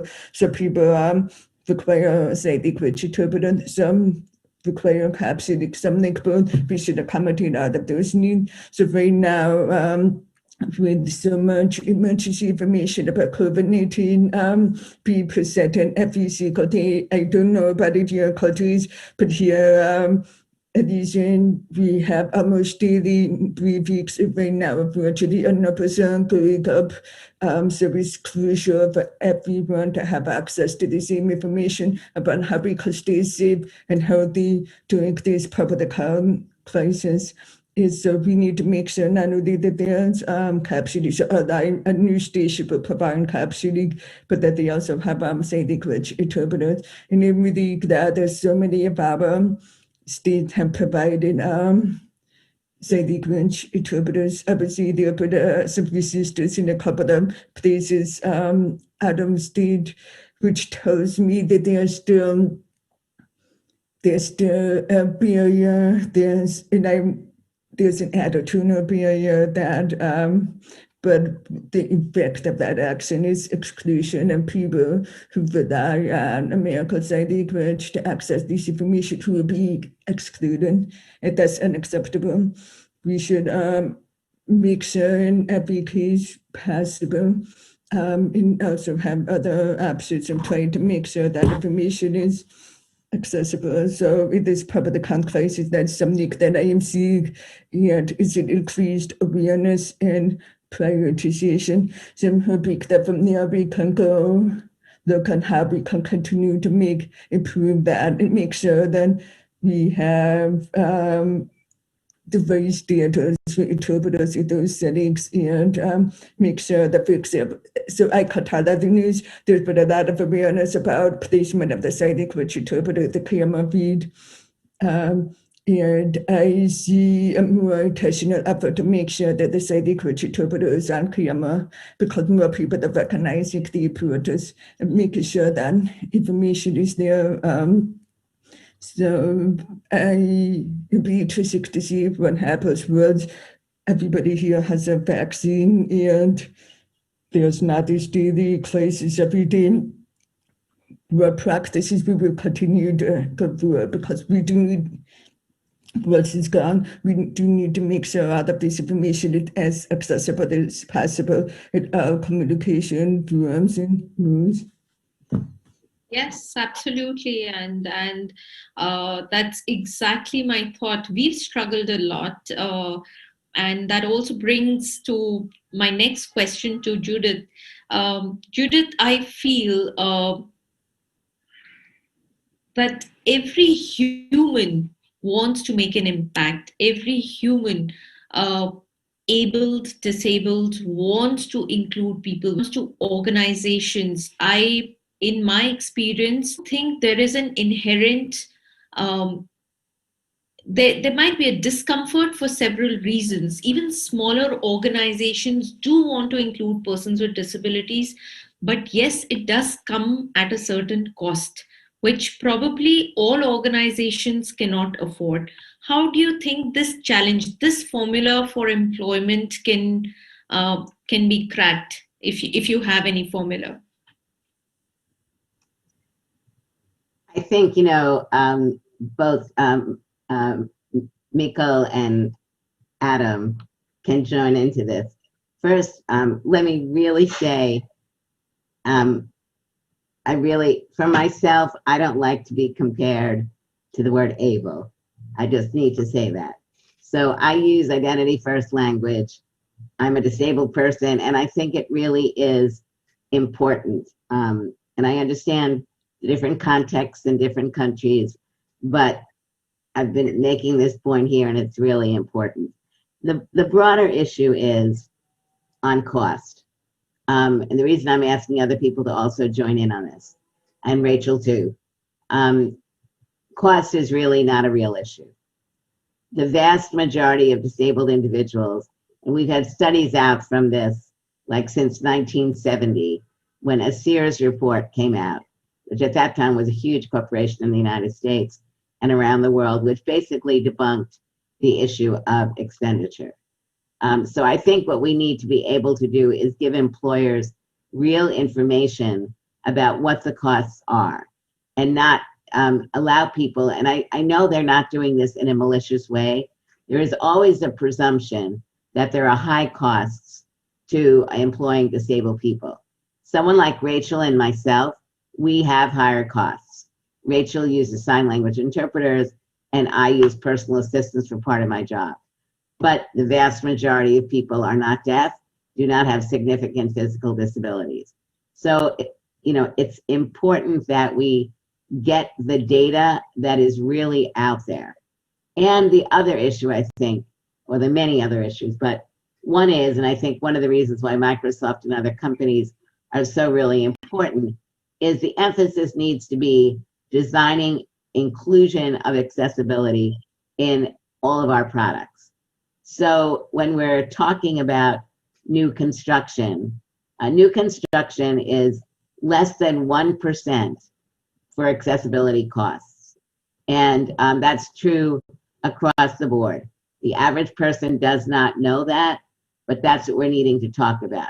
What is new, what is the cost for renovations, and how do we make accommodations to the built environment? I think we need to recognize that, as Ira was saying earlier, in India, but in every country around the world, there are biases, and those biases lead to discrimination. And the discrimination is justified by misinformation that people have about costs. So not looking at the qualifications that a job requires, and not really finding out what that person needs and whether or not the accommodation is something which is very costly. In the United States, in our law, we actually address the issue of cost. So it's called undue hardship. And basically, if an employer can show that something would be an undue hardship, they would legally not be required to do it. Well, let's basically say that test has never been met, because you have to look at the totality of the budget of a company. So bottom line is, and I think Mikkel and Adam and Rachel and Ira all can speak to the fact that as disabled people are becoming employed in companies, and my language is breaking bread together and learning about how we are qualified individuals, we're problem solvers, we're also pain in the ass people. Not everyone comes from God. And sometimes you make a bad decision and you hire someone, disabled or not, who is not going to be a good employee. And you learn that later, and maybe that needs better management training on how you interview people. But don't blame, like the joke that I've always had is, you hire a disabled person and it doesn't work out, then the employer is not going to look to hire any other disabled people. Hire a non-disabled person that doesn't work out. Does that mean that no non-disabled people will be considered for jobs? People will laugh at that. But the reality is that is what we are still dealing with. And I think it's less, there are many organizations now that are out there working with employers. In the States, we have groups like Disability In, National Organization on Disability, Israel, India. We've all got these organizations where employers are coming together. And I think that's the ultimate objective. Employers who are doing a good job, who can have honest and open discussions about what the issues are that they're facing, where disabled people are meaningfully involved, both in employment and in affinity groups, to really get this discussion to be made real. We need to discuss the biases and discrimination and attitudes that people bring to their job against disabled people, against women, against people in a different caste. All of these things come together. So that's, I think, where we need to be going. Absolutely. And I think Ira can pitch in because she has multiple roles to play as a law enforcement from the perspective of employment, as person of, she herself has fought several battles trying to make sure that she's accepted as person who she is. So, Ira, would you like to pitch in? How do we crack this formula in terms of employment? Do we, I've had experiences where I've hired people with disabilities and it hasn't worked out well for me. I think that's fault as well in terms of understanding whether their skills would fit in the role being hired. Exactly. How do we crack this formula? So that's precisely what I was talking about when I said we need to look at the abilities required for that job. We need to see what all you need that person to do, and just focus on that. You just think about, do I need this person to walk 20 miles a day? And then you hire someone who can walk 20 miles a day. You don't then care whether that's a person with any kind of disability. For example, if it's a person with hearing disability, what normally happens is you see that person and you say, oh, this is a disabled person, they can't do the job. While you haven't even thought about the fact that what all does your job require them to do, and does that actually, hamper their disability? Is it hampering their performance of that? So that's where we need to do. We cannot work on the charity perspective. And in the corporate sector, it's not fair to ask companies to be charitable. But I'm sure the minute we start talking of defining jobs in terms of the tasks required, the abilities required, or the qualifications required, you will get enough people in. And you talked about the cost part of it, right? Let me give you an example. And for a country like India or any of the developing countries, it becomes very, very relevant. Now, if you have a country where only 50% of the people are given jobs or are allowed to work, and each of them earns 100, okay? So you get 50 into 100 only. Now, when the other 50 are not working, what is happening is that this 50 is being asked to take care of them, right? So these people have become more dependent. So that the 50 people who, when they were producing 100, they will actually be producing maybe 90, because they also have to take care of this other set of people who are not working. And when you bring in the disability mindset in people, what you're saying is that you're making them dependent in terms of the fact that you are not allowing them opportunities of anything. Now, if these other 50 who were not working, let's say they have a potential to earn maybe 15.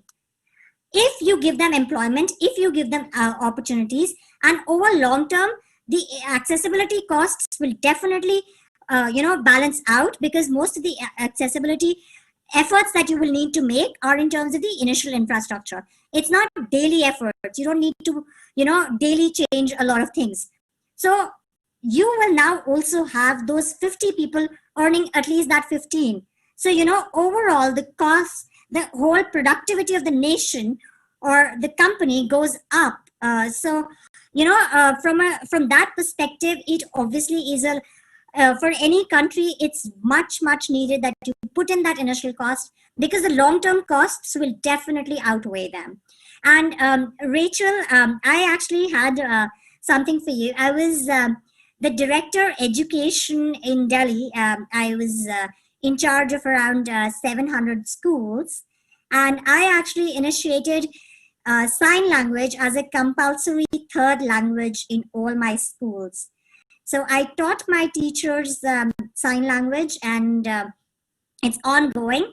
And I put that as part of the school curriculum for all, every school that we had. And these were government schools. In India, what is happening is, I don't know how it is in the rest of the world, but in India, what is happening is that only people with hearing disability are taught sign language.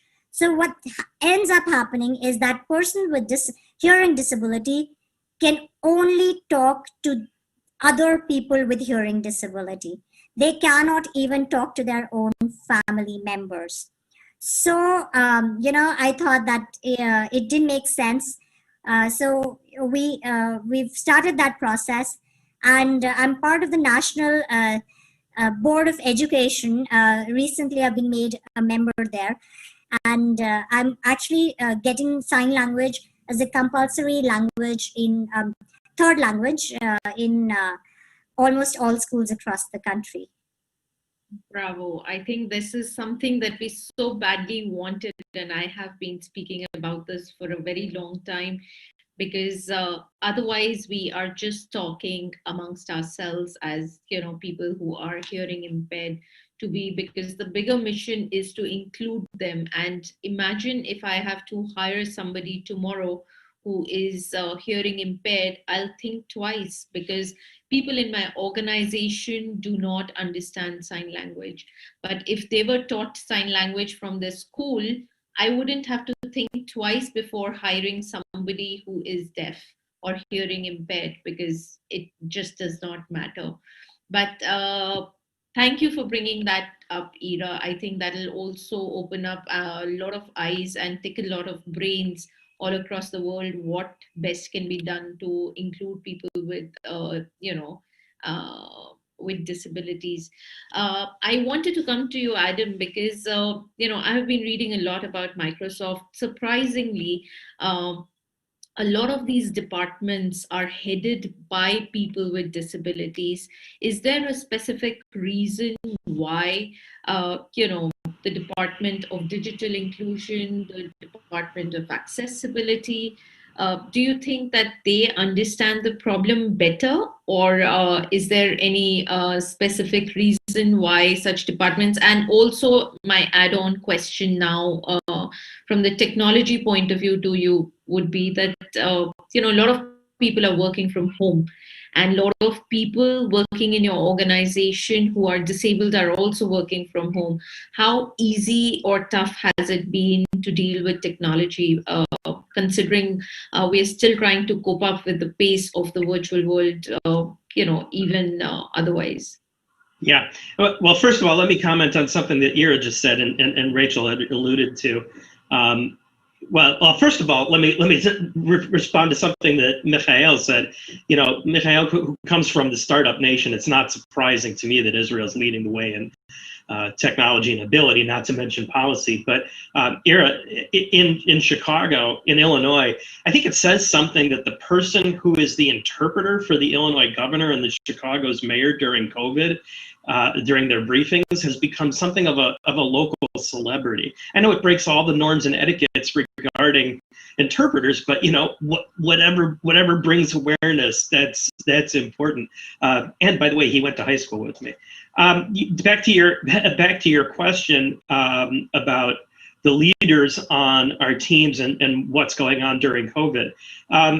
It brings a ton, because you have to understand that hiring is only half of the accessibility story at Microsoft, because in addition to trying to make Microsoft the best place for a person with a disability to work, we're also working to make sure that we're building the most accessible software and cloud services, because people can achieve great things when our technology reflects the diversity of everybody who uses it.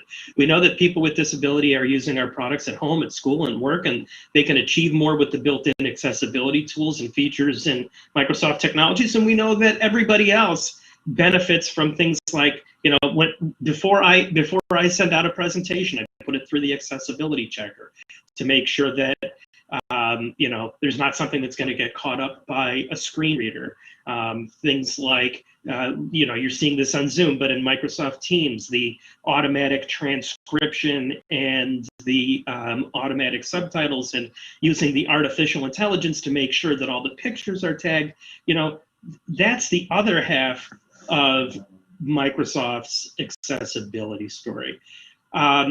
Your other question about remote work and COVID, with the disproportional impact of the pandemic on disability employment being top of mind, what we're working on is publishing we have a disability employment resource center. We're updating that to share learnings and toolkits to empower and support employers and job seekers alike. And so this is going to be a public resource, not just for our own employees, but we're using it internally now and testing it. And again, we're leveraging our own tools. Like I said, in chatting with Teams, I can simultaneously share both the video and the screen readers, so that my sighted and blind colleagues can hear what I do on my computer. And it's extremely useful when I'm working across teams. And it's also very helpful that we're including the adaptations on the software across all devices, right? So I can review a presentation in real time or use Microsoft 365 applications on my phone, and I love the ability to easily work across on my tablet and on my computer, and all of those accessibility features just work, right? I would like to say something also. Microsoft really sees disabled employees as a part of the corporation. And so it's not that you're just emphasizing quality for disabled employees. You're really looking at the total issue. And if I understood something that you said correctly earlier, Adam, I think you said that about 13% of employees at Microsoft identified as having a disability. Was that correct? In the U.S. And that's of the 40. The reason I think that's very important is you see many other companies where the numbers are much lower. One of the reasons why I think the numbers are more accurate at Microsoft is a culture that has been developed over many years now, which enables people to disclose they have a disability, whether or not they need an accommodation. And it's because the company is valuing their employees. And I think that's the ultimate objective of Microsoft, and there are other companies learning about this and doing it. But that is really, when a company says they have 2 or 3% employees who have disabilities, especially a middle-sized company or bigger, my first thought is that's not the real number, because you have plenty of people with legitimate disabilities like depression, anxiety, post-traumatic stress disorder, diabetes, whatever it may be. They do not feel comfortable. They feel stigmatized, deaf and hard of hearing too. And that you're really looking at companies that are changing the culture. And in changing the culture, it improves their ability to recruit, retain, and advance. And thank you for making the distinction between the criteria and the adaptions. The criteria for hiring people with disabilities at Microsoft is the same as everything else. It's the adaptations. So we have an inclusive hiring site for people who do want to disclose their disability in the hiring process, and that just helps us with the adaptations. And it also helps them because before they interview, they can learn more about other people with disabilities at Microsoft, et cetera. And if you go up there, you'll see that we also host the ability hiring events, the inclusive interviews, the information, training, education, our teams on disability etiquette that we go through. And as far as the numbers go, I don't think our numbers actually quite that accurate either, because number one, it just reflects the US. And number two, since this was the first time we were doing this, we got about 46% that filled out the survey. So that really makes it like 6.1%, but I'm sure that if 100% filled out the survey, you would see exactly what you just said, Judith. Yes, exactly. I think what Ida also said, that very few people want to admit their disability, so it runs all across. But we're running short of time, and I want your final word about where do you think we can take things forward from here globally and as partnership together across nations, because it is not one person's problem, it is everybody's problem. It is not about one disability, it is about all of us together. So I have 1 minute for each of you. So Mikhail, please go ahead. Okay, 1 minute is my disability to fit everything in 1 minute. But first of all, let's make lemonade out of lemons. First of all, we are during COVID now, and I think it's an amazing opportunity. For years, we have been told it's not possible, and now everybody is working remotely, everybody is learning remotely. So it is possible, and technology is a very important aspect in this, in making this possible. And it's very important. This is something Access Israel is leading now in Israel and in our international network community, making technology accessible by design, changing what we're used to of making accessibility retroactive, fixing things. Now the technology has really become a major part of our lives. We have to make sure it's going to be accessible by design. And lastly, this conference is a great example. Wheels are turning and being invented all over the world. You don't have to invent a wheel when it's already rolling. Share, communicate. Again, I'm inviting everybody to Access Israel's website and webinars. Really, I think that learning from each other will make all of us more inclusive, leaving no one behind. Thank you so much. Thank you so much, Mikhail. Ira. I think we need to encourage more and more people to start thinking of people with disabilities as employable and move the conversation towards inclusive workplaces. Remember, for companies, your customer is also people with disabilities. So you're leaving out that huge chunk of your income if you leave these people out of your design, So, and unless you have everybody, different people on board in your development of the products, you won't be making products that are for everyone. So it's important from economic perspective, from societal perspective, from psychological perspective, that we bring everybody into the conversation. So I'm glad I got the opportunity to learn from so many people here. And thank you so much, Varja, for having this. And it's important that all of us recognize that it's not, like you said, one person's problem. It's actually a thing which will solve a lot of our problems the minute we start thinking in terms of all of us as equals and all of us as people who have something to contribute. We can't stand in the way of each other. Absolutely. And I think every nation has its own peculiar problem, but I think overall we are dealing with the same problem. Judith, would you want to have your last remarks for this? Sorry, they're cutting a tree down over here, so I had to go on mute. First of all, thank you very much. It's been a great discussion.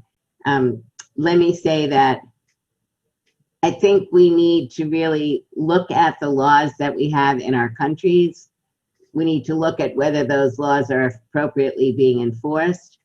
If not, we need to address that.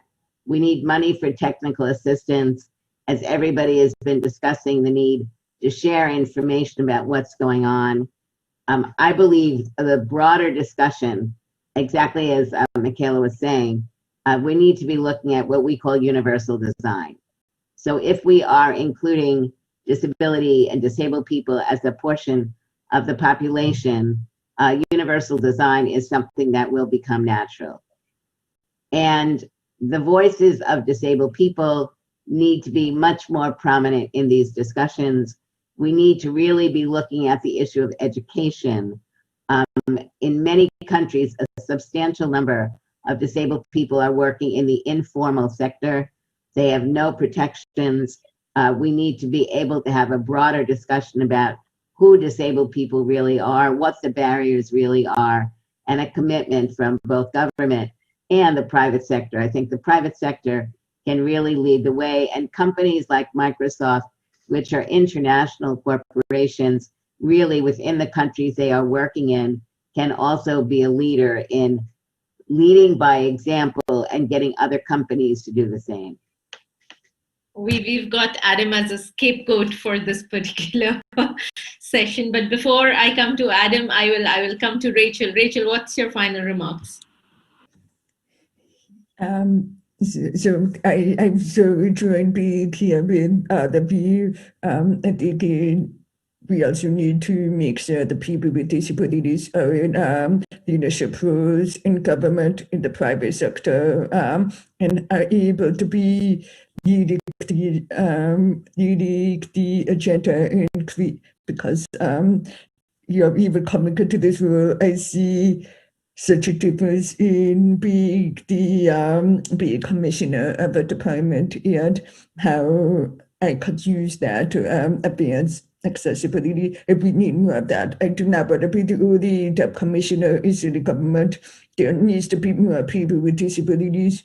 So I think we need so much more visibility and also making sure there's authentic representation of people with disabilities in media, and that people without disabilities portray the stories of people with disabilities in television and movies. We need actors and with disabilities to be sharing and copying those stories. And the other thing I would mention too is that for a long time in the US, people with disabilities as a reasonable accommodation were asked for an accommodation of working from home, telework, for whatever, as in disability accommodation. And it was so hard to get this accommodation because you have to be in the office, you have to be physically here, we need to be able to see you doing the work. But then overnight with this pandemic, all of us are working from home. I think that we proved that you can be productive at home. And so I hope that we can incorporate these lessons going forward, because it also removes so many of the barriers. For me personally, I think that Zoom and virtual platforms create more access, because I'm not thinking about physical spaces or how the room could be set up and all of those dynamics. All I have to do is open my computer. Yes, there are other accessibility barriers, but it gives us more or less the same reference it. So I think there's so much to learn from this moment that we could take with us going forward. Thank you for having me. Thank you. Thank you so much, Rachel. And we are also trying to figure out how to include or make virtual platforms as accessible as possible. But I think the summing up has to be done by Adam, because all of us have laid a lot of responsibility on his shoulder and lead by example, because that's what Microsoft is all about. So tell us, Adam, what are your final thoughts? I'm delighted to take on that responsibility on behalf of the employers who may be watching. From an employer perspective, I'm just going to wrap up by saying that traditional recruiting does not work. It does not allow people with disabilities to demonstrate their strengths and their unique qualifications adequately. It doesn't focus on their unique strengths. You need to look at your extended interviewing process and your intentional recruiting process. And I think you'll see that you give the candidates the opportunity to showcase their new talents, while at the same time you get to show off and help them learn about your company as an employer of choice. Varisha, can I just please say one thing? I'm sorry.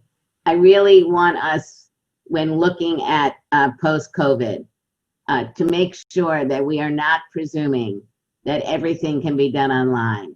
There is a lot of data coming out now in the United States about people who, in fact, are not benefiting from all of the, I'm forgetting the right word, from all of the virtual work that's being done. We're seeing huge problems in poor and minority communities in education. Disabled people are talking about problems, low vision people and others. So let's not make what's happening a panacea. Let's take the good things that we have learned and take them with us and not throw them out. But I think it's really important that we are truly assessing, not just for disabled people, but for everyone, what is working and what is not working.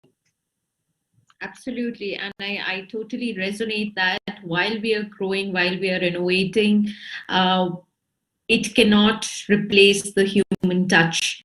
And on that note, I would at some point in my life would like to meet you all in person. This does not compensate on our physical meeting. And on that note, I would request the tech team to bring in the digital trophies. Please get in for Adam first. So we have these little mementos to be presented. I wish I could have presented to you. So if you can just visualize, I'm giving it to you.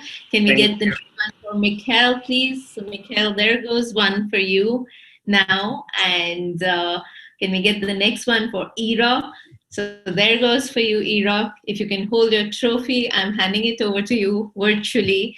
The next one for Rachel. Rachel, that goes for you. Thank you so much for joining us. And the final one, Judith, thank you so much. You're so important to this mission. You're an inspiration to a lot of us. Thank you so much for all of you to join. And even from the accessibility point of view, we have brilliant sessions going on.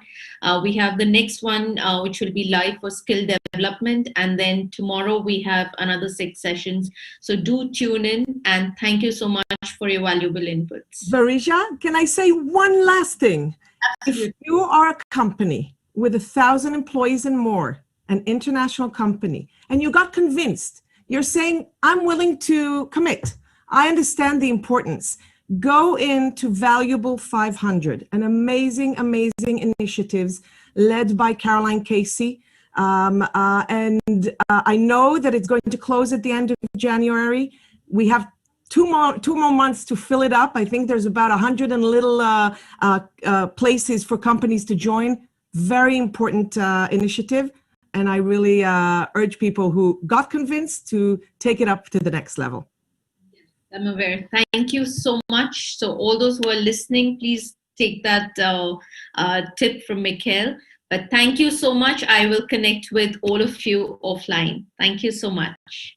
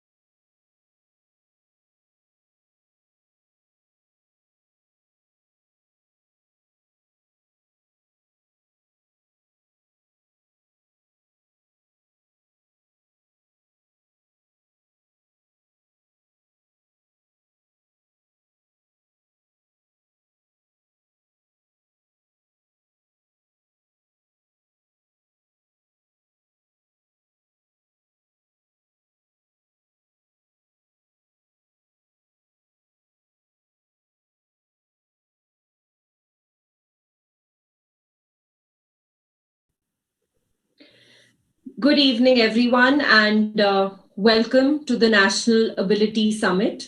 I am Leher Sethi, and I'm an entrepreneur and a social activist. I run my own event and management and marketing company called Something Creative. And I've been organizing events to celebrate the International Day of Persons with Disabilities for the past 2 years now. And I'm truly grateful to Varija for having made me a part of a wonderful initiative this year. I am an Indian woman with dark brown straight hair that reached till a few inches above my waist that I've tied up today in a bun. And I'm wearing a dark pink sweater. And behind me, the backdrop is that of a mirror. And I'm sitting on a sofa.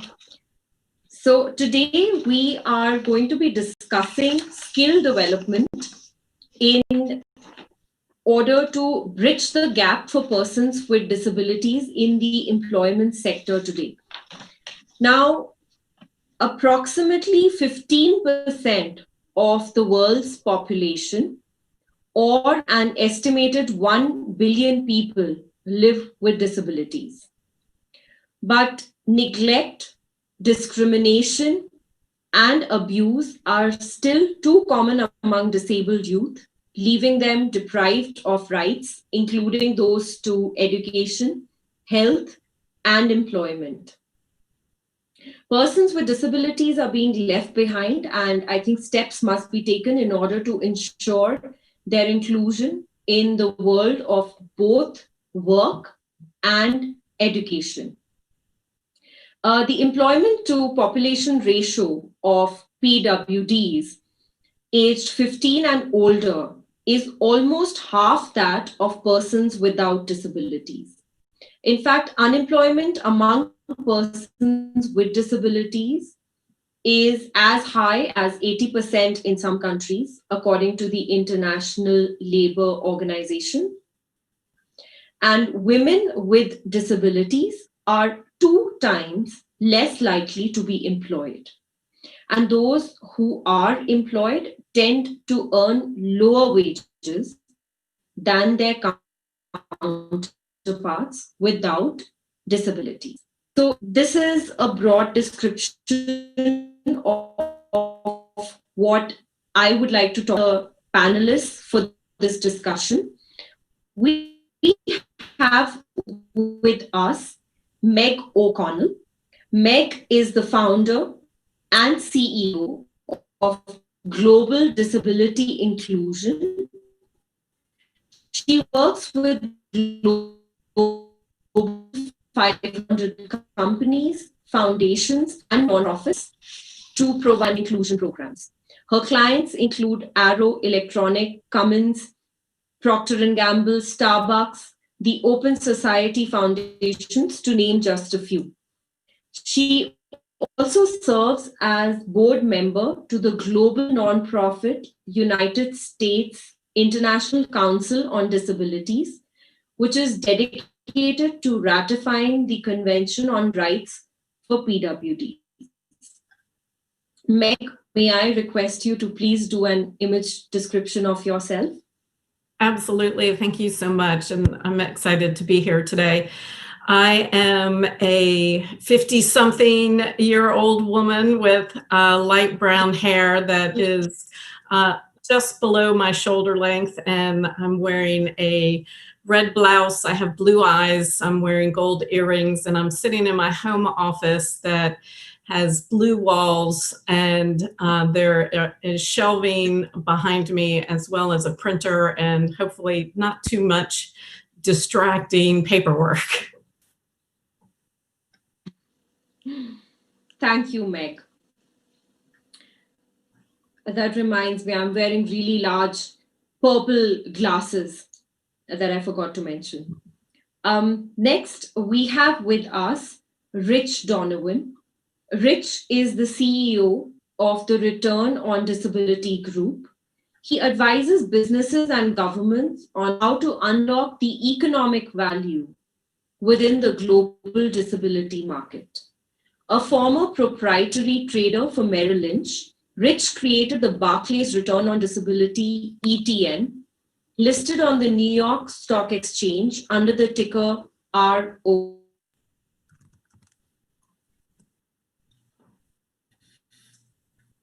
Oh, it looks like we're having audio description.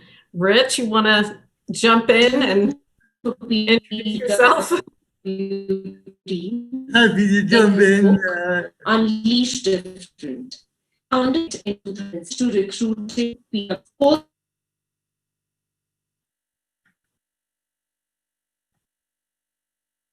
Sounds like we're having some audio problems, so I'll give you a quick visualization of me. I'm a middle-aged man with short brown hair, wearing glasses and a blue shirt. My background is featured by an elephant with its trunk up, signifying prosperity, and I'm thrilled to be here.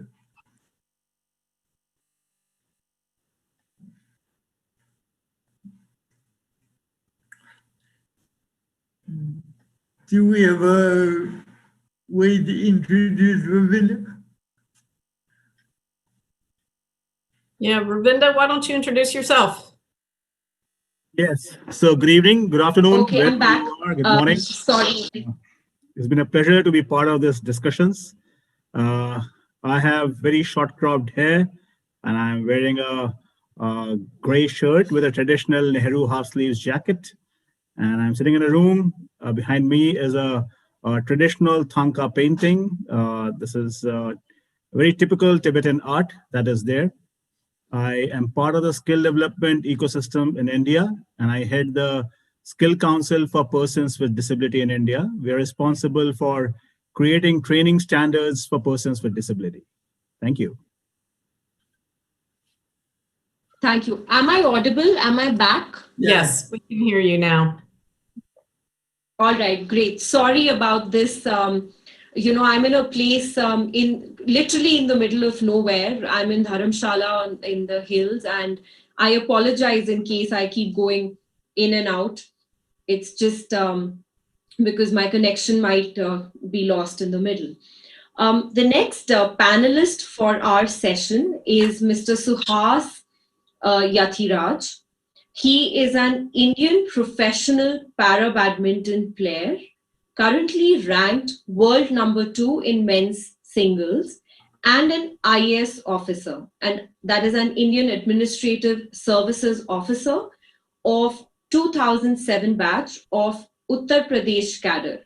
He is currently serving as the District Magistrate of Gautam Budh Nagar. He was formerly serving as the District Magistrate of Prayagraj. He became the national champion after winning gold in men's single category at the second Para Badminton Championship in 2018. At the 2016 Asian Para Badminton Championships in Beijing, China, he became the first ever serving Indian bureaucrat to represent and to win a gold at an international championship. Suhas, could you please give a pictorial description of yourself? Thanks, Leher, and hello to all participants. I am Suhas. I am a 37-year-old Indian male wearing a blue shirt and a half-sleeve jacket. And behind me is a white wall with the photo of Mahatma Gandhi ji, who is also father of our nation, who said, "Be the change you want to see in this world." Probably an apt line for the day and the discussion that we are having. And it's a privilege to be here. And hello to all my fellow participants and all the viewers who are viewing in. Thank you. Thank you so much, Suhas. So my first question would be to all the panelists. And I want to know from you that how do you feel that skill development can help bridge the gap for persons with disabilities in the long run? Suhas, we can begin with you. Yeah, as we know, every society attaches value to individuals in a different manner. For example, an employer, while looking for hiring an employee, will look at the skill sets, whether somebody has a set of educational qualification, or somebody has a particular set of qualification that is required for that particular industry or commercial establishment. So essentially, when we develop skills amongst individuals, and especially those those who are having disabilities, it adds value to them.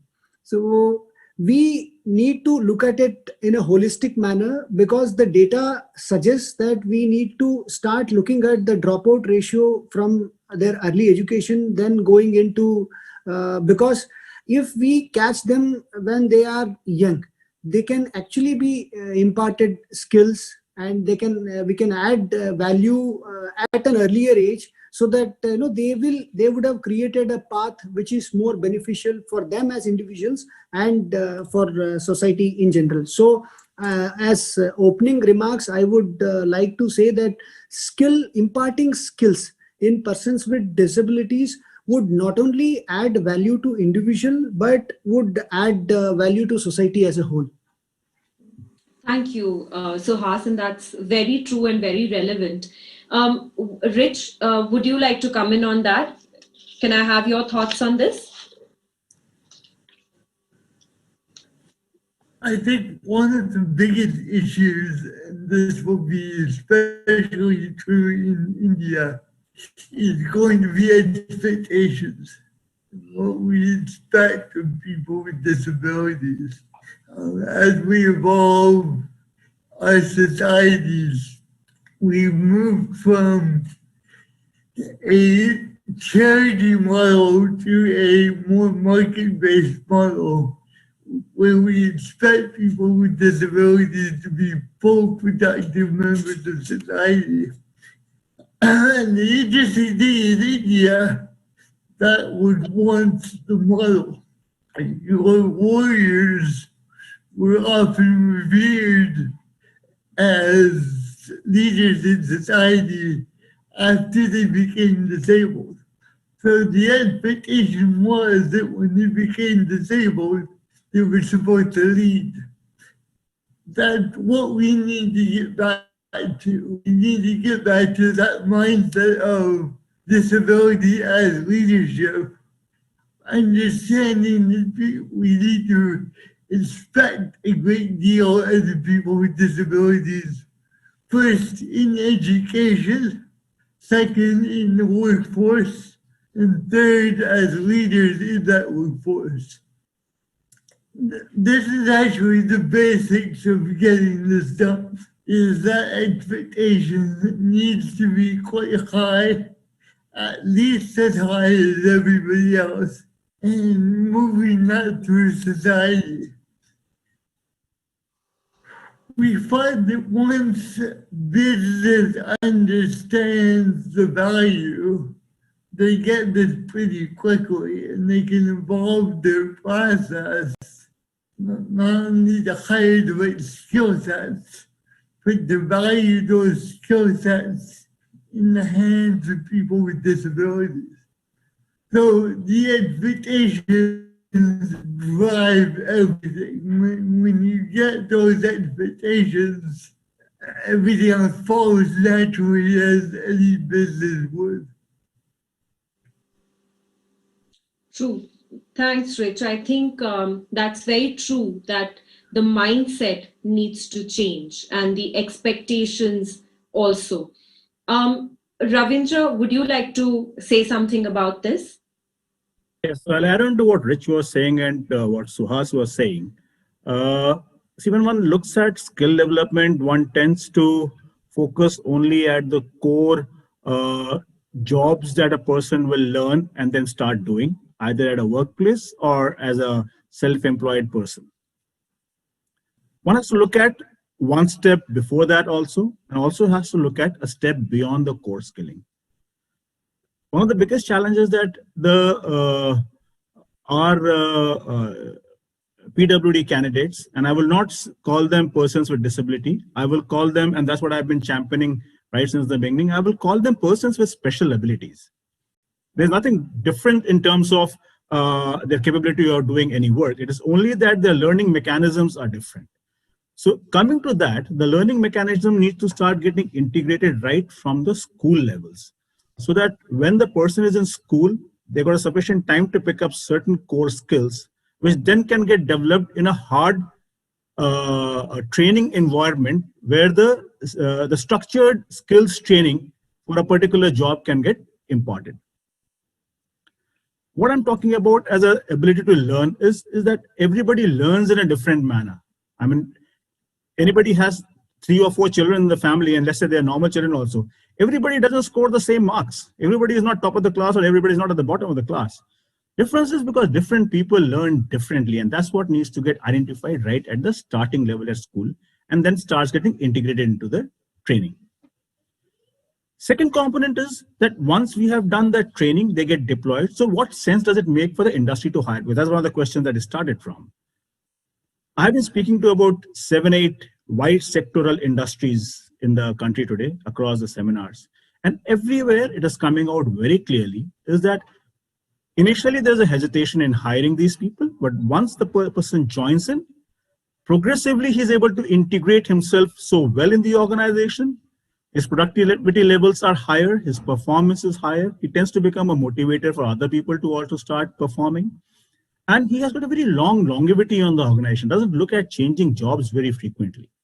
So if you look at overall the investment on the person, gives a rich dividend to the industry. It actually makes a business sense for a person to hire persons with special ability. 1. 2, it is also part of the ESG goals that are being set up. Having said that, it brings us to the next challenge, in which I've been asking to the industry, and which I'm also kind of questioning myself, that how will I address that, is that we have come to a stage where the industry is hiring these people. But do I have a mechanism to take these people to the managerial, senior managerial, and executive kind of roles that are there? I am not so sure. So one has to start looking at those components also over a period of time. That's what my views are. Thank you, Ravindra. So one of the things that I was quite surprised about when I got into this space initially, like I said, I did a couple of events with involving persons with disabilities, was that there are a lot of them who have actually made it to the senior managerial levels as well. And one of these people, is Mohammed Asif Iqbal, if you've heard of him. He is with PricewaterhouseCoopers. And there are many people like him who have become champions, to others to achieve a similar goal. So thank you for sharing that. Meg, what would you like to say about this? Well, I just want to echo what the other panelists have said too, is that we are in this global cultural shift on how we view people with disabilities. And with any cultural shift, it can take a considerable amount of time. But we're seeing a big shift from people with disabilities themselves of being unapologetic about who they are and the capabilities they bring to the table. And that's such a positive move for us globally in how people with disabilities are perceived and their abilities at work. So we're also seeing, to your point, that leaders with disabilities are now coming out and talking about their disability and resources they've needed, whether it's accommodations or adjustments or different ways to get the jobs done.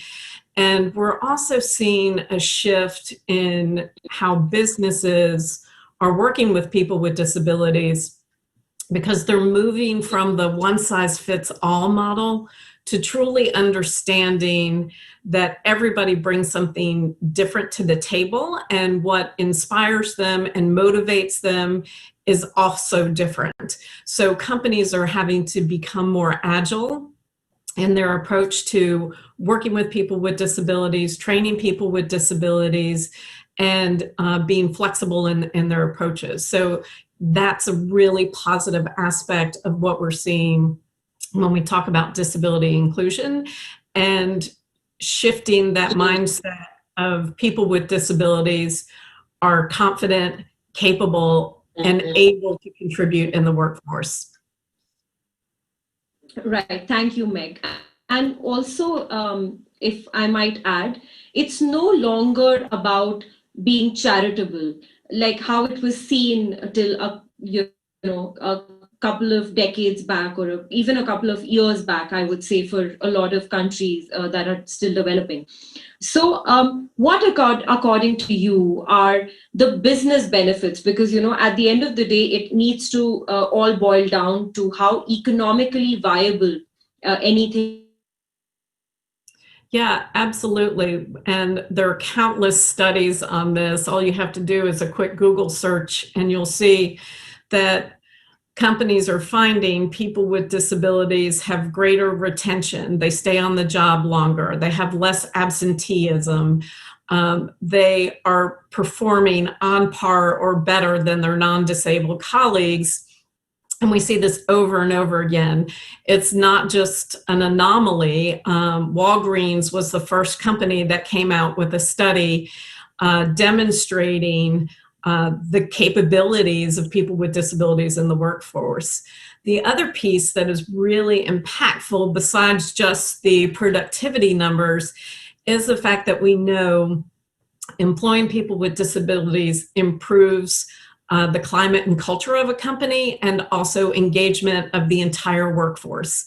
So we see people really accepting those with disabilities, because 1 in 5 of us has one.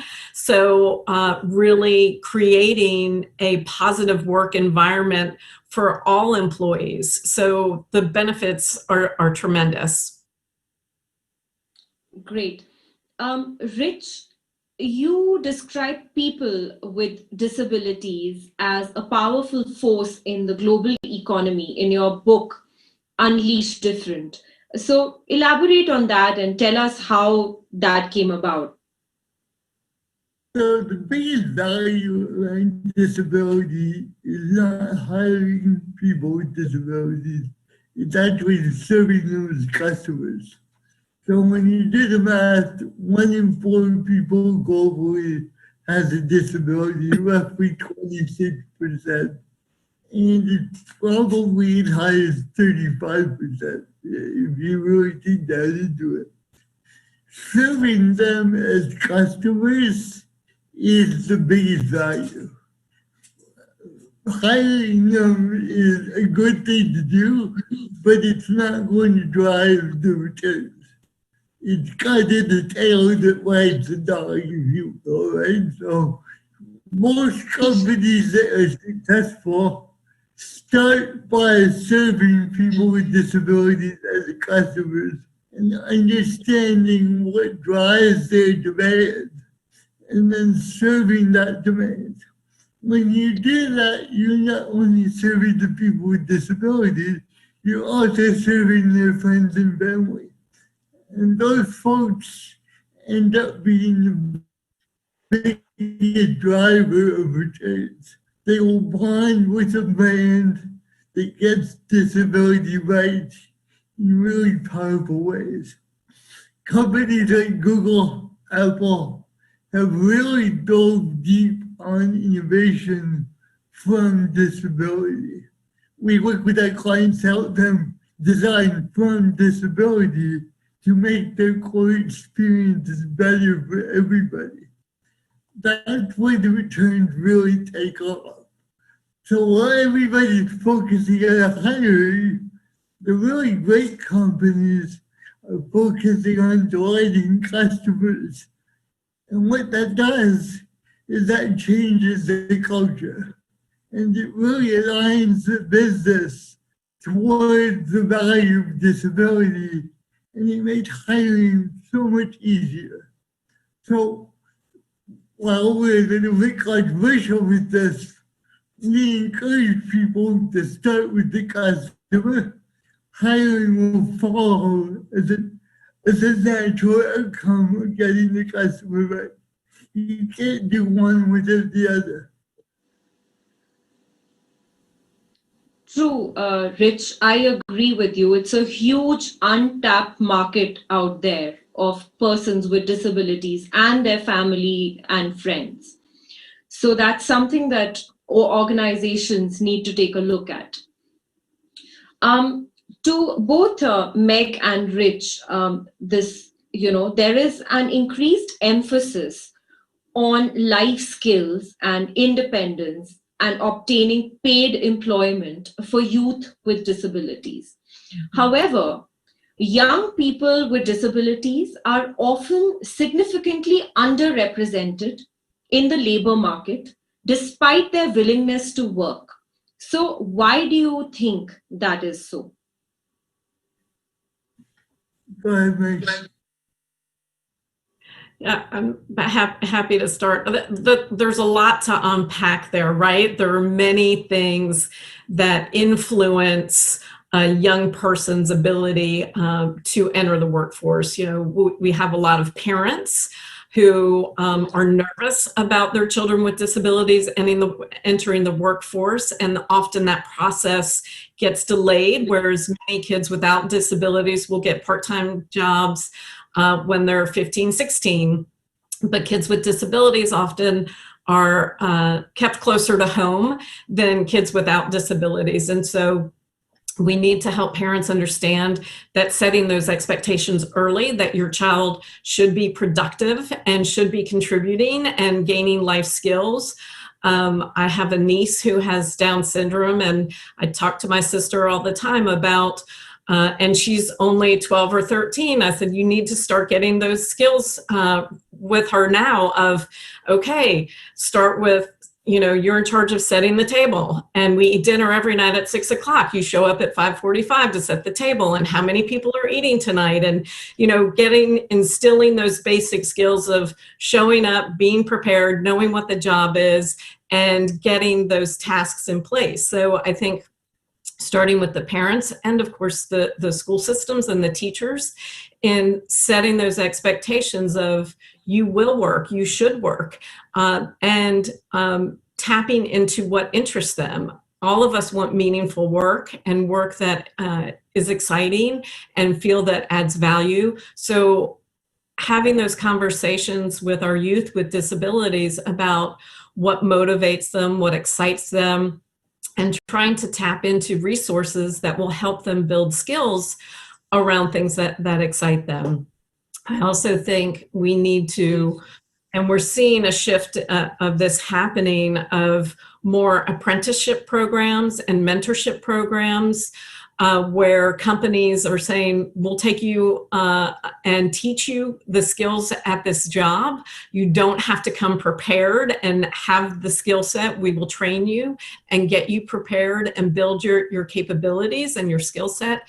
So that's a really positive thing that we're seeing, that companies are returning to the kind of old model of we'll teach you what we know and develop those skills.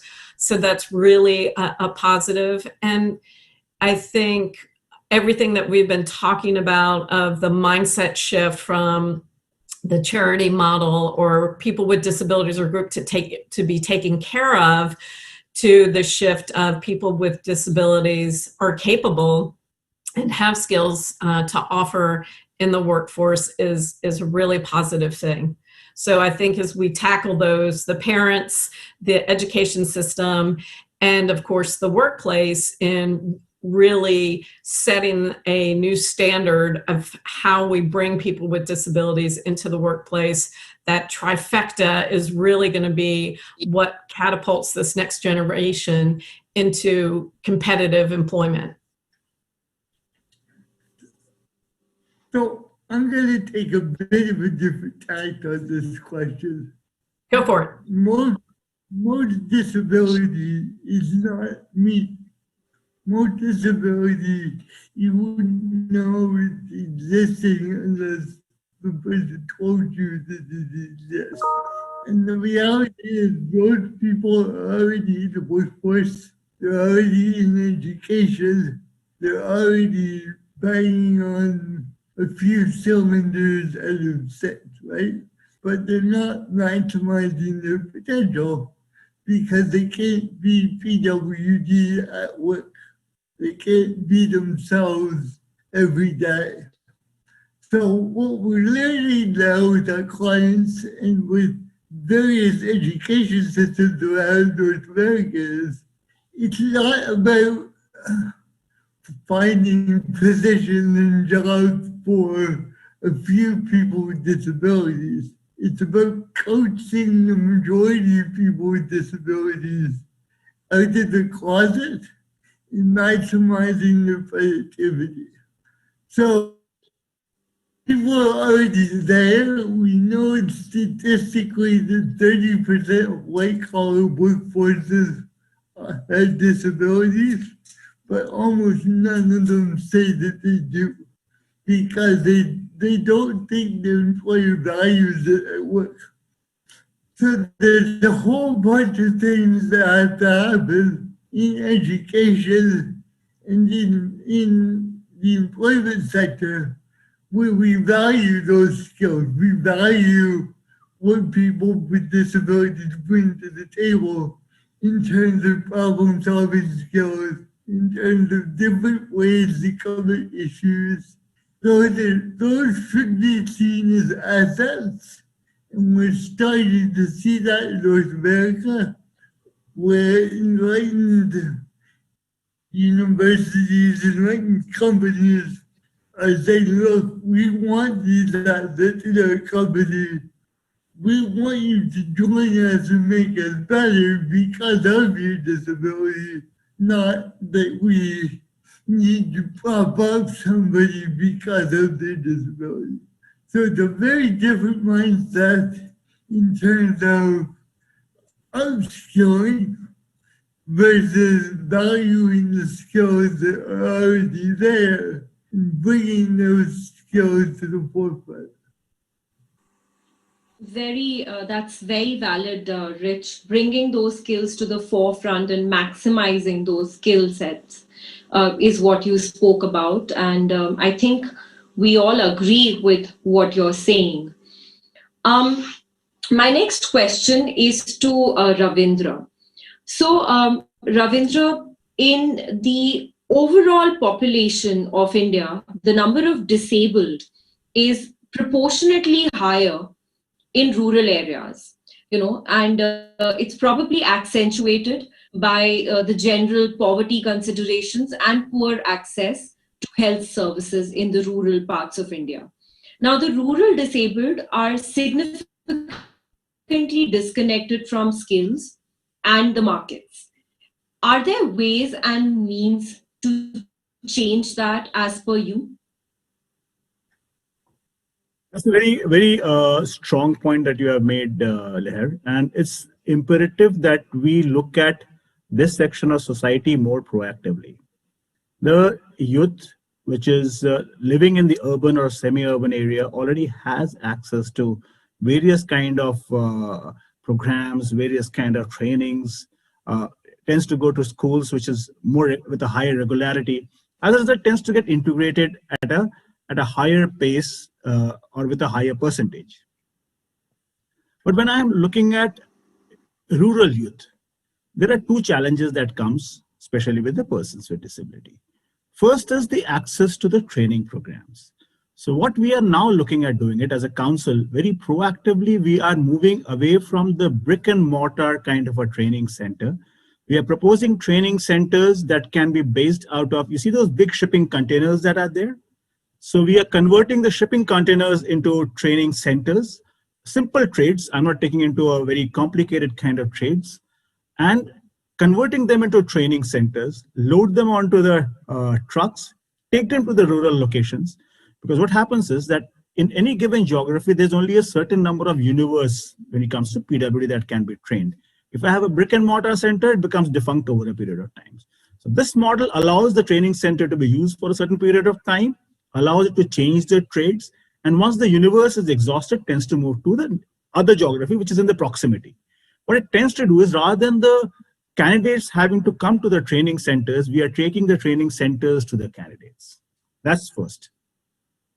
Second is, we are also, given the COVID, because everybody is now looking at technology as one of the options that how one can leverage it, and India has one of the top of the line IT brains, so-called. So we are trying to capitalize on that and trying to integrate technology into the training components. That allows me to standardize things. It allows me to use various tools. For example, I'm seeing that we have speech to text here on the screen here. Similar kind of tools are getting integrated into the training modules that we are building up. So these are two things from the perspective of the delivery of the training programs. Even after I've trained the person, what is the propensity or the ability of the person to relocate to a new geography to take up the job? That is one of the biggest challenges. Many a times, and for example, if it's difficult for a person, regular person to relocate from a rural geography into the urban ecosystem, it's possibly 10 to 20 times much more difficult for a person with special ability, because possibly somebody from the family also has to relocate with the person. That brings us to a very unique situation that if you look at the entrepreneurship setup amongst the PWDs tend to be slightly higher as compared to the other people, but there's a forced entrepreneurship. Because they are not able to take up jobs regularly, they are over a period of time as they become adult, they try and do something as a business, as a self-occupancy business or something like that. So towards that, we as a council are actively developing entrepreneurship development program. This program is going to be linked with the traditional trade training programs that we are going to have, whereby we're going to teach the person that, okay, now that you started doing something, how you start marketing it. When you start building a product, how do you manage your supply chain? How do you buy your raw material? How you store it? How you brand it? How you market it? What are the legal aspects in terms of taking the requisite municipal and various licenses that are required? So we're trying to build that into the program. Also create a mentorship scenario around this program so that we're able to link this person to somebody who's also already doing the entrepreneurship venture. The beauty of this program is, if I'm able to develop an entrepreneur, two things happen. One, people recognize him for his product, not for his disability. Two, he's able to create jobs for his family members and other people in the society. So it has a spin-off that is much more value added. So these are the two things that we are working on, trying to take the training into the rural areas, making it more accessible.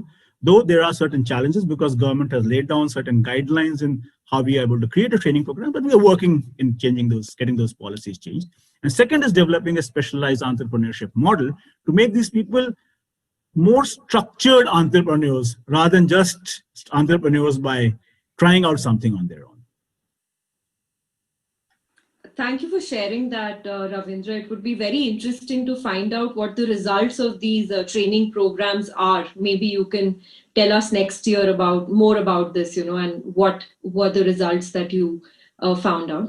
Also, I saw, that you work a lot with corporate social responsibility. Now, for the other panelists who are not a part of, who aren't aware of India's policies, this is something that our government has sort of mandated for companies. So a certain percentage goes towards social responsibility. And Ravindra has worked on this. He has a lot of experience having worked with CSR funds.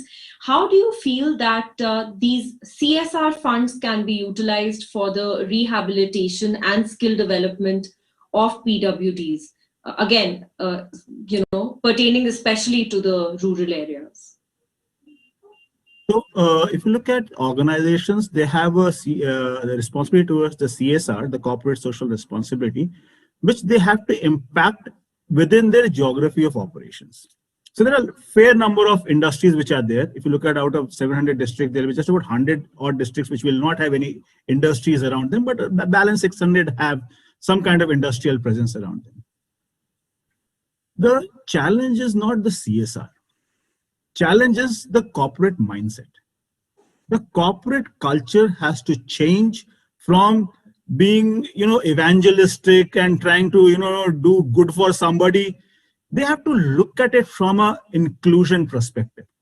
And I tell these people that when are you training these people? Are you training them to be ready to join your organizations? If you're not doing that, then your training is a waste. You're doing an activity just for the sake of doing activity. You have to spend money because the government has asked you to spend a certain amount of money. It is not able to justify what you're trying to do. the ESG goals, which you're talking about environment, social, and good governance practice, the social component just not, doing an activity as a tick in the box. A lot of organizations tend to hire PWDs and give them job which is way below par what the person would actually be capable of doing. Nobody's bothered finding out what he can actually do. So it is important that the CSR, which is directed towards PWD, is able to recognize that this is another resource that you are developing.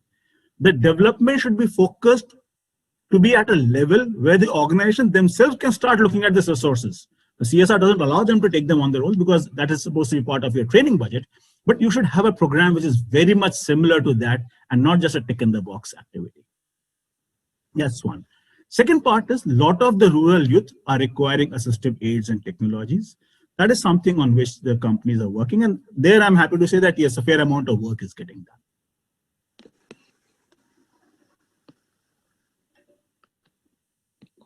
Thank you, Ravindra. I totally and completely agree with you. I think the mindset of the companies really needs to change, especially in our country where, we have a tendency to sort of not expect much out of persons with disabilities. But that is changing, and that is nice to see as well. My next question is to Suhas. Now, Suhas, according to the Consensus 2011, about 1.34 crore persons with disabilities are in the employable age of 15 to 59 years, and about 99 lakh persons with disabilities are in the employable age group, were non-workers or are marginal workers. Persons with disabilities are among the poorest in India's population, and there is very low access to the present training infrastructure to the PWDs in rural areas, which we already discussed with Ravindra. Now, as an administrator, what do you feel are the steps that can be taken to make access to skill development and in turn employment a reality for these people?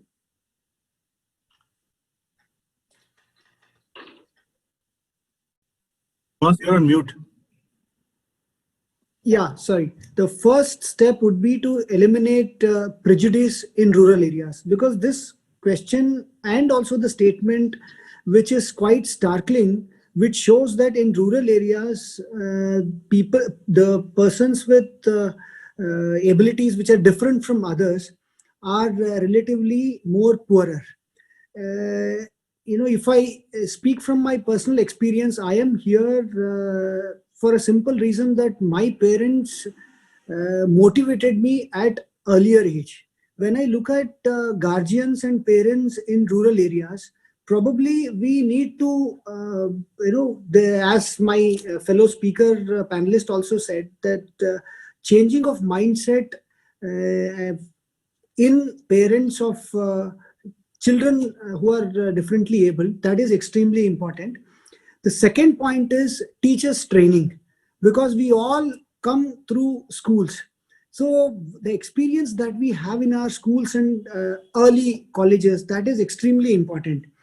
And government is taking some steps to ensure that teachers actually, because it's at the end of the day, the foundation is parents and teachers. If they are trained well, if the prejudice is eliminated at that level, then the foundation is already there. Now, coming to the next part, that is, how do we find specific skill sets and make them employable? If you take any employee, he will not be skilled, and say a good mechanic will not be a good electrician. So it's the mindset in saying that a person who is not having some physical capability does not mean that he is not able to carry out hundreds of jobs that are available, particularly in a present era, which is wherein the GDP is driven by service sector. Because especially in the service sector, most of the employment does not require much of the physical capability. Today itself, I was discussing with the MD of Skill Kaushal Vikas Mission, which translates to Skill Development Mission of Government of India, which UP government is also taking along. So one of the most demanded jobs or persons with different abilities, they want to be computer operators, for example. We need to categorize amongst the persons who are differently able. So for a person becoming a beautician, many of the persons who are differently able may become so. So it's essentially categorizing the persons who are differently able to essentially appreciate the fact that they are also equally able in terms of carrying many of the jobs. They may not be able to carry out all jobs. They may not be able to become fighter pilots, but for a retail shop assistant, he might be as good a retail shop assistant as anybody else. So identifying this, and now coming to the last point, wherein what are the steps that the government is doing. Government is roping in private training providers. There are government training providers also.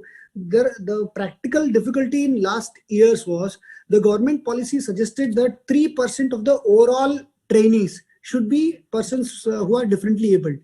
The batch was of 30 persons, so it translated to one person in a batch of 30%. So literally it could not take off.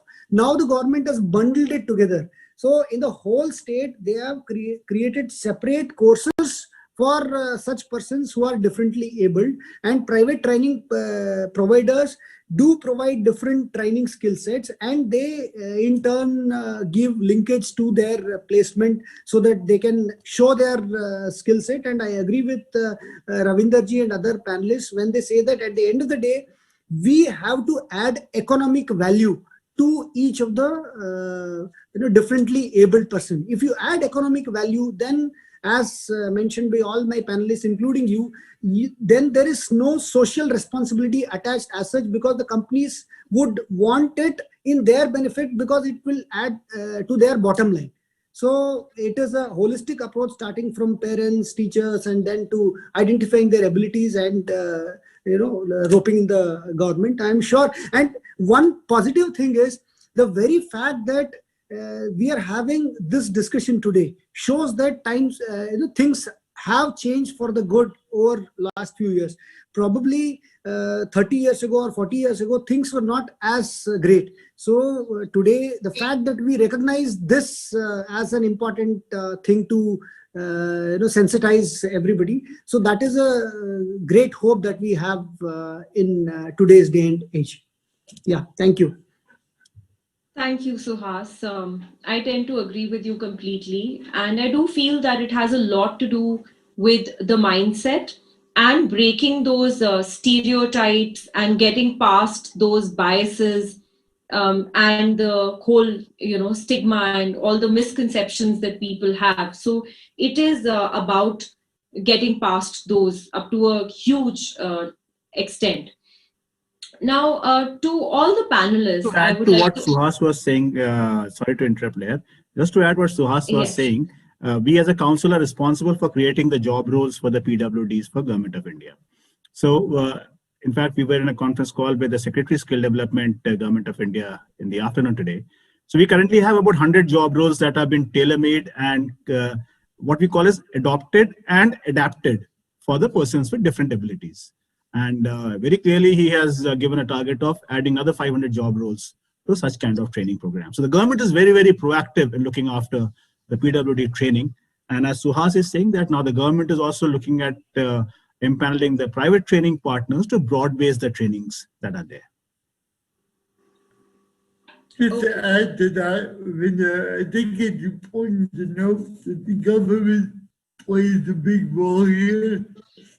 In Canada, the government of Ontario employs about 12% of its workforce as having a disability. That's the largest self-disclosed workforce that I know of in the world, and that's leading by example, right? So the government hiring people with disabilities is critical to show model so that companies can follow. Because if the government says to do this and they don't do it themselves, it's very hard to have that conversation across the economy. That's a very, very valid point that you just made, Rich. And I think it's wonderful, and we must congratulate the Canadian government for having achieved that 12%. It's amazing, you know. And also, if I might just add, I feel that it's truly a matter of perception, because we all, after a point, do end up with certain disabilities. And there's so much technology available today, you know, like I'm wearing these glasses, and I have a number, and I usually get rid of it by wearing contact lenses. So that is a disability that I have.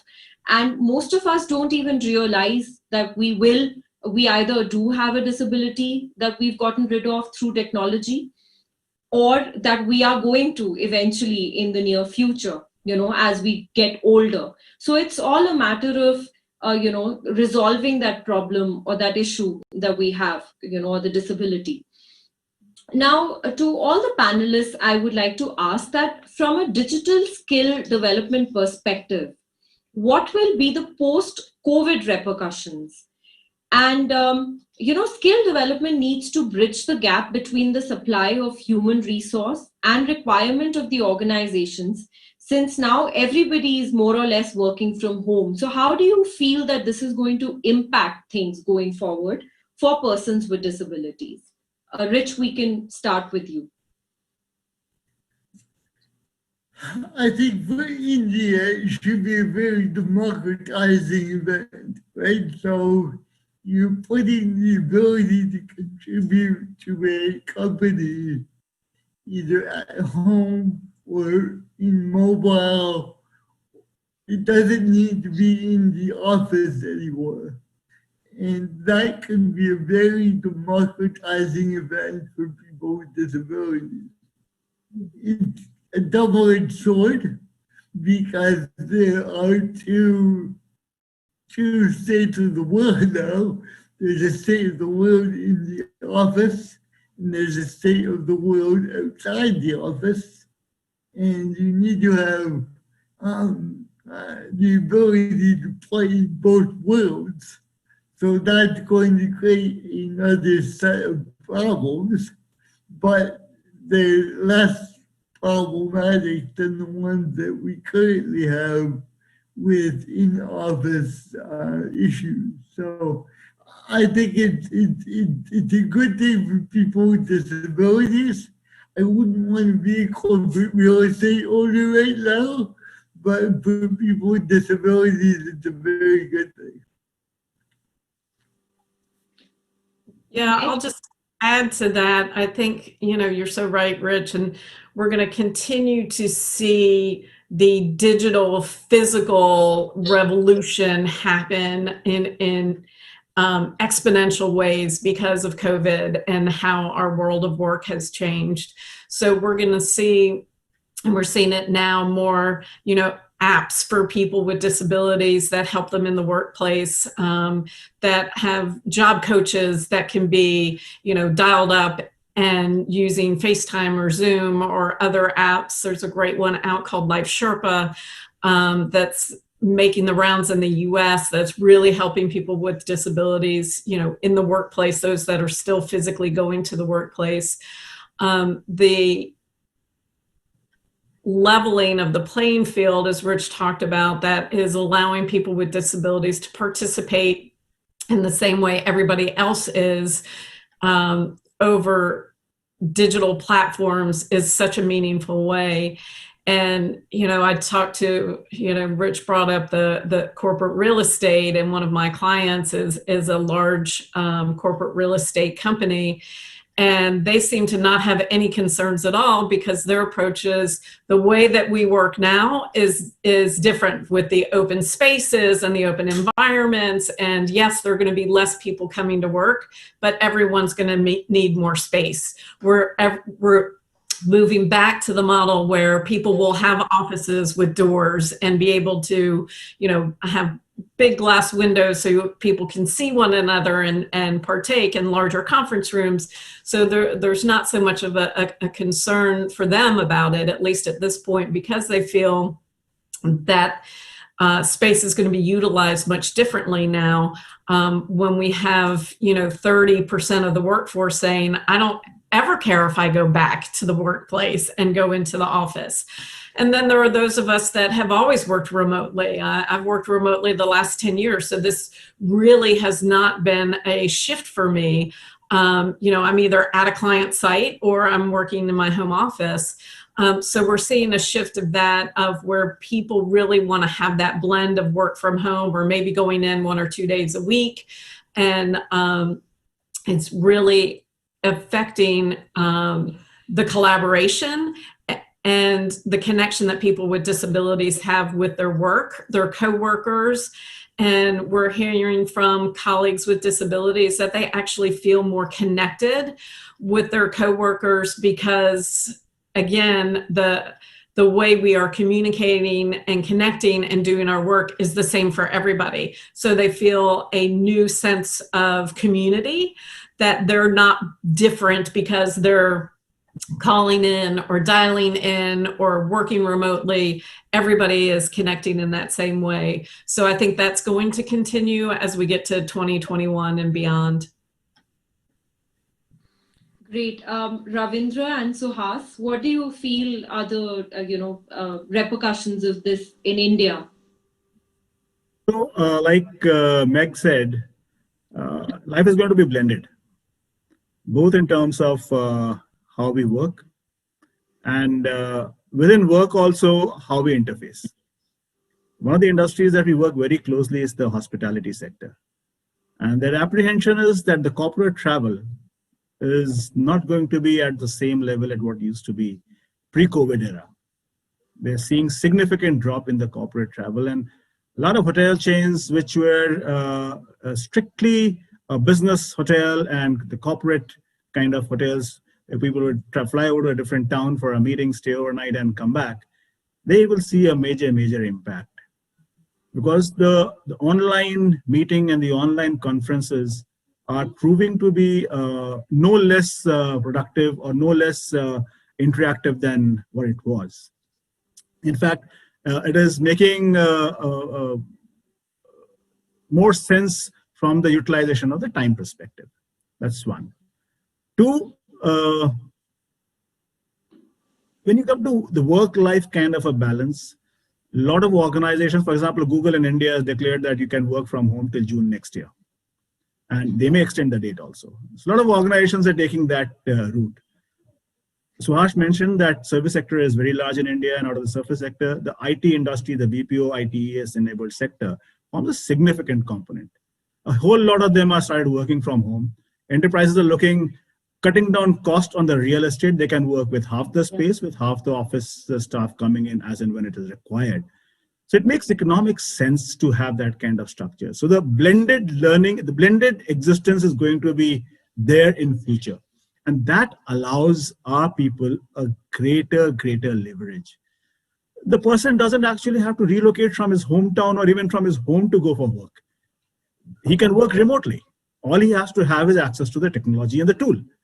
So I feel it's going to be a blessing kind of a thing for us and for our youth, if we are able to actually capitalize. And towards that, what we are working is we are trying to quickly capitalize on all the IT-enabled trades so that we can train people in the call center, data entries, back-end processing, so on and so forth, so that they can quickly get trained and absorbed by the industries where they can start working very rapidly. So life, I believe, is going to be blended. Suhas? Yeah, just to add to what my fellow panelists said, automation has been blessing in disguise for persons with disability. Over the years, if we see how the job market has grown, there is been continuous automation because of which a certain section of population has always lost the jobs, but at the same time it has always given way to new jobs. And going forward, essentially what automation or digitization does is human effort is more or less automatized. So the difference between a differently abled person or a person who was putting effort, so now that a requirement of effort is more or less removed, because most of the industries, if you look at agriculture, that is also mechanized. If you look at most of the industries, they essentially have machines to do their job. So that is why slowly the service sector is taking most of the, it is sharing larger pie in our GDP. It used to be 15%. Now it is more than 50%, more than half of India's GDP. So this is a blessing in disguise for persons with disabilities, when the requirement of human effort, the focus is shifted from that to specific abilities which are more or less related to mind or jobs of service. And I hope coming days would be, as we combine this sensitization with automation and digitization, I think the future is quite bright. Yeah, thank you. Thank you, Suhas.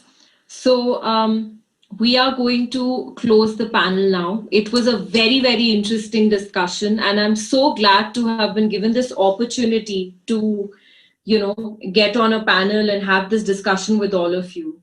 And I feel that, there are so many things that I've learned from you guys today. So thank you for that.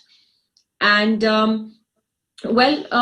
per what we discussed, there are no two ways about it. Skill development is the way to bridge the gap, whether it is automation, it is technology, it is digital skill development or otherwise. But skill development and skilling and education are the only way that, we can fully integrate people with disabilities into the normal life, and also, do away with whatever inequality is there. So I will be calling out the names of the panelists and thanking you all individually. And the team has these mementos for you, e-mementos. So thank you so much for being a part of the panel today, Meg O'Connell. Thank you so much for having me.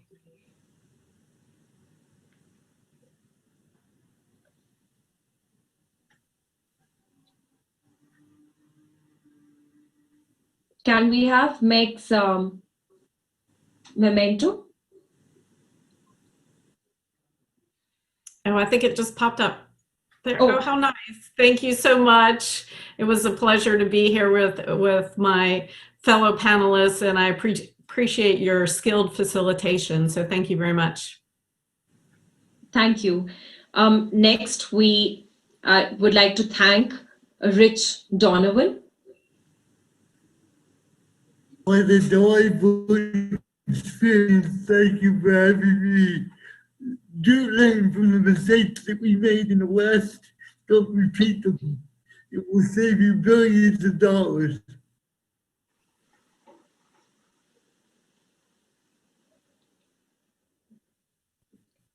Next, I'd like to thank Mr. Ravinder Singh for having taken out time for us today.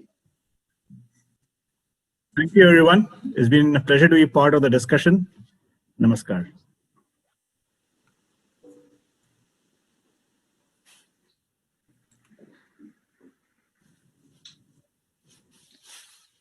Next, I'd like to thank Mr. Suhas Lalina Yathiraj.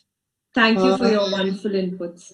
Thanks, Leher, Meg, Rich, and Ravinderji. It was a pleasure meeting you all. It was a great learning also. Thank you so much. Namaskar.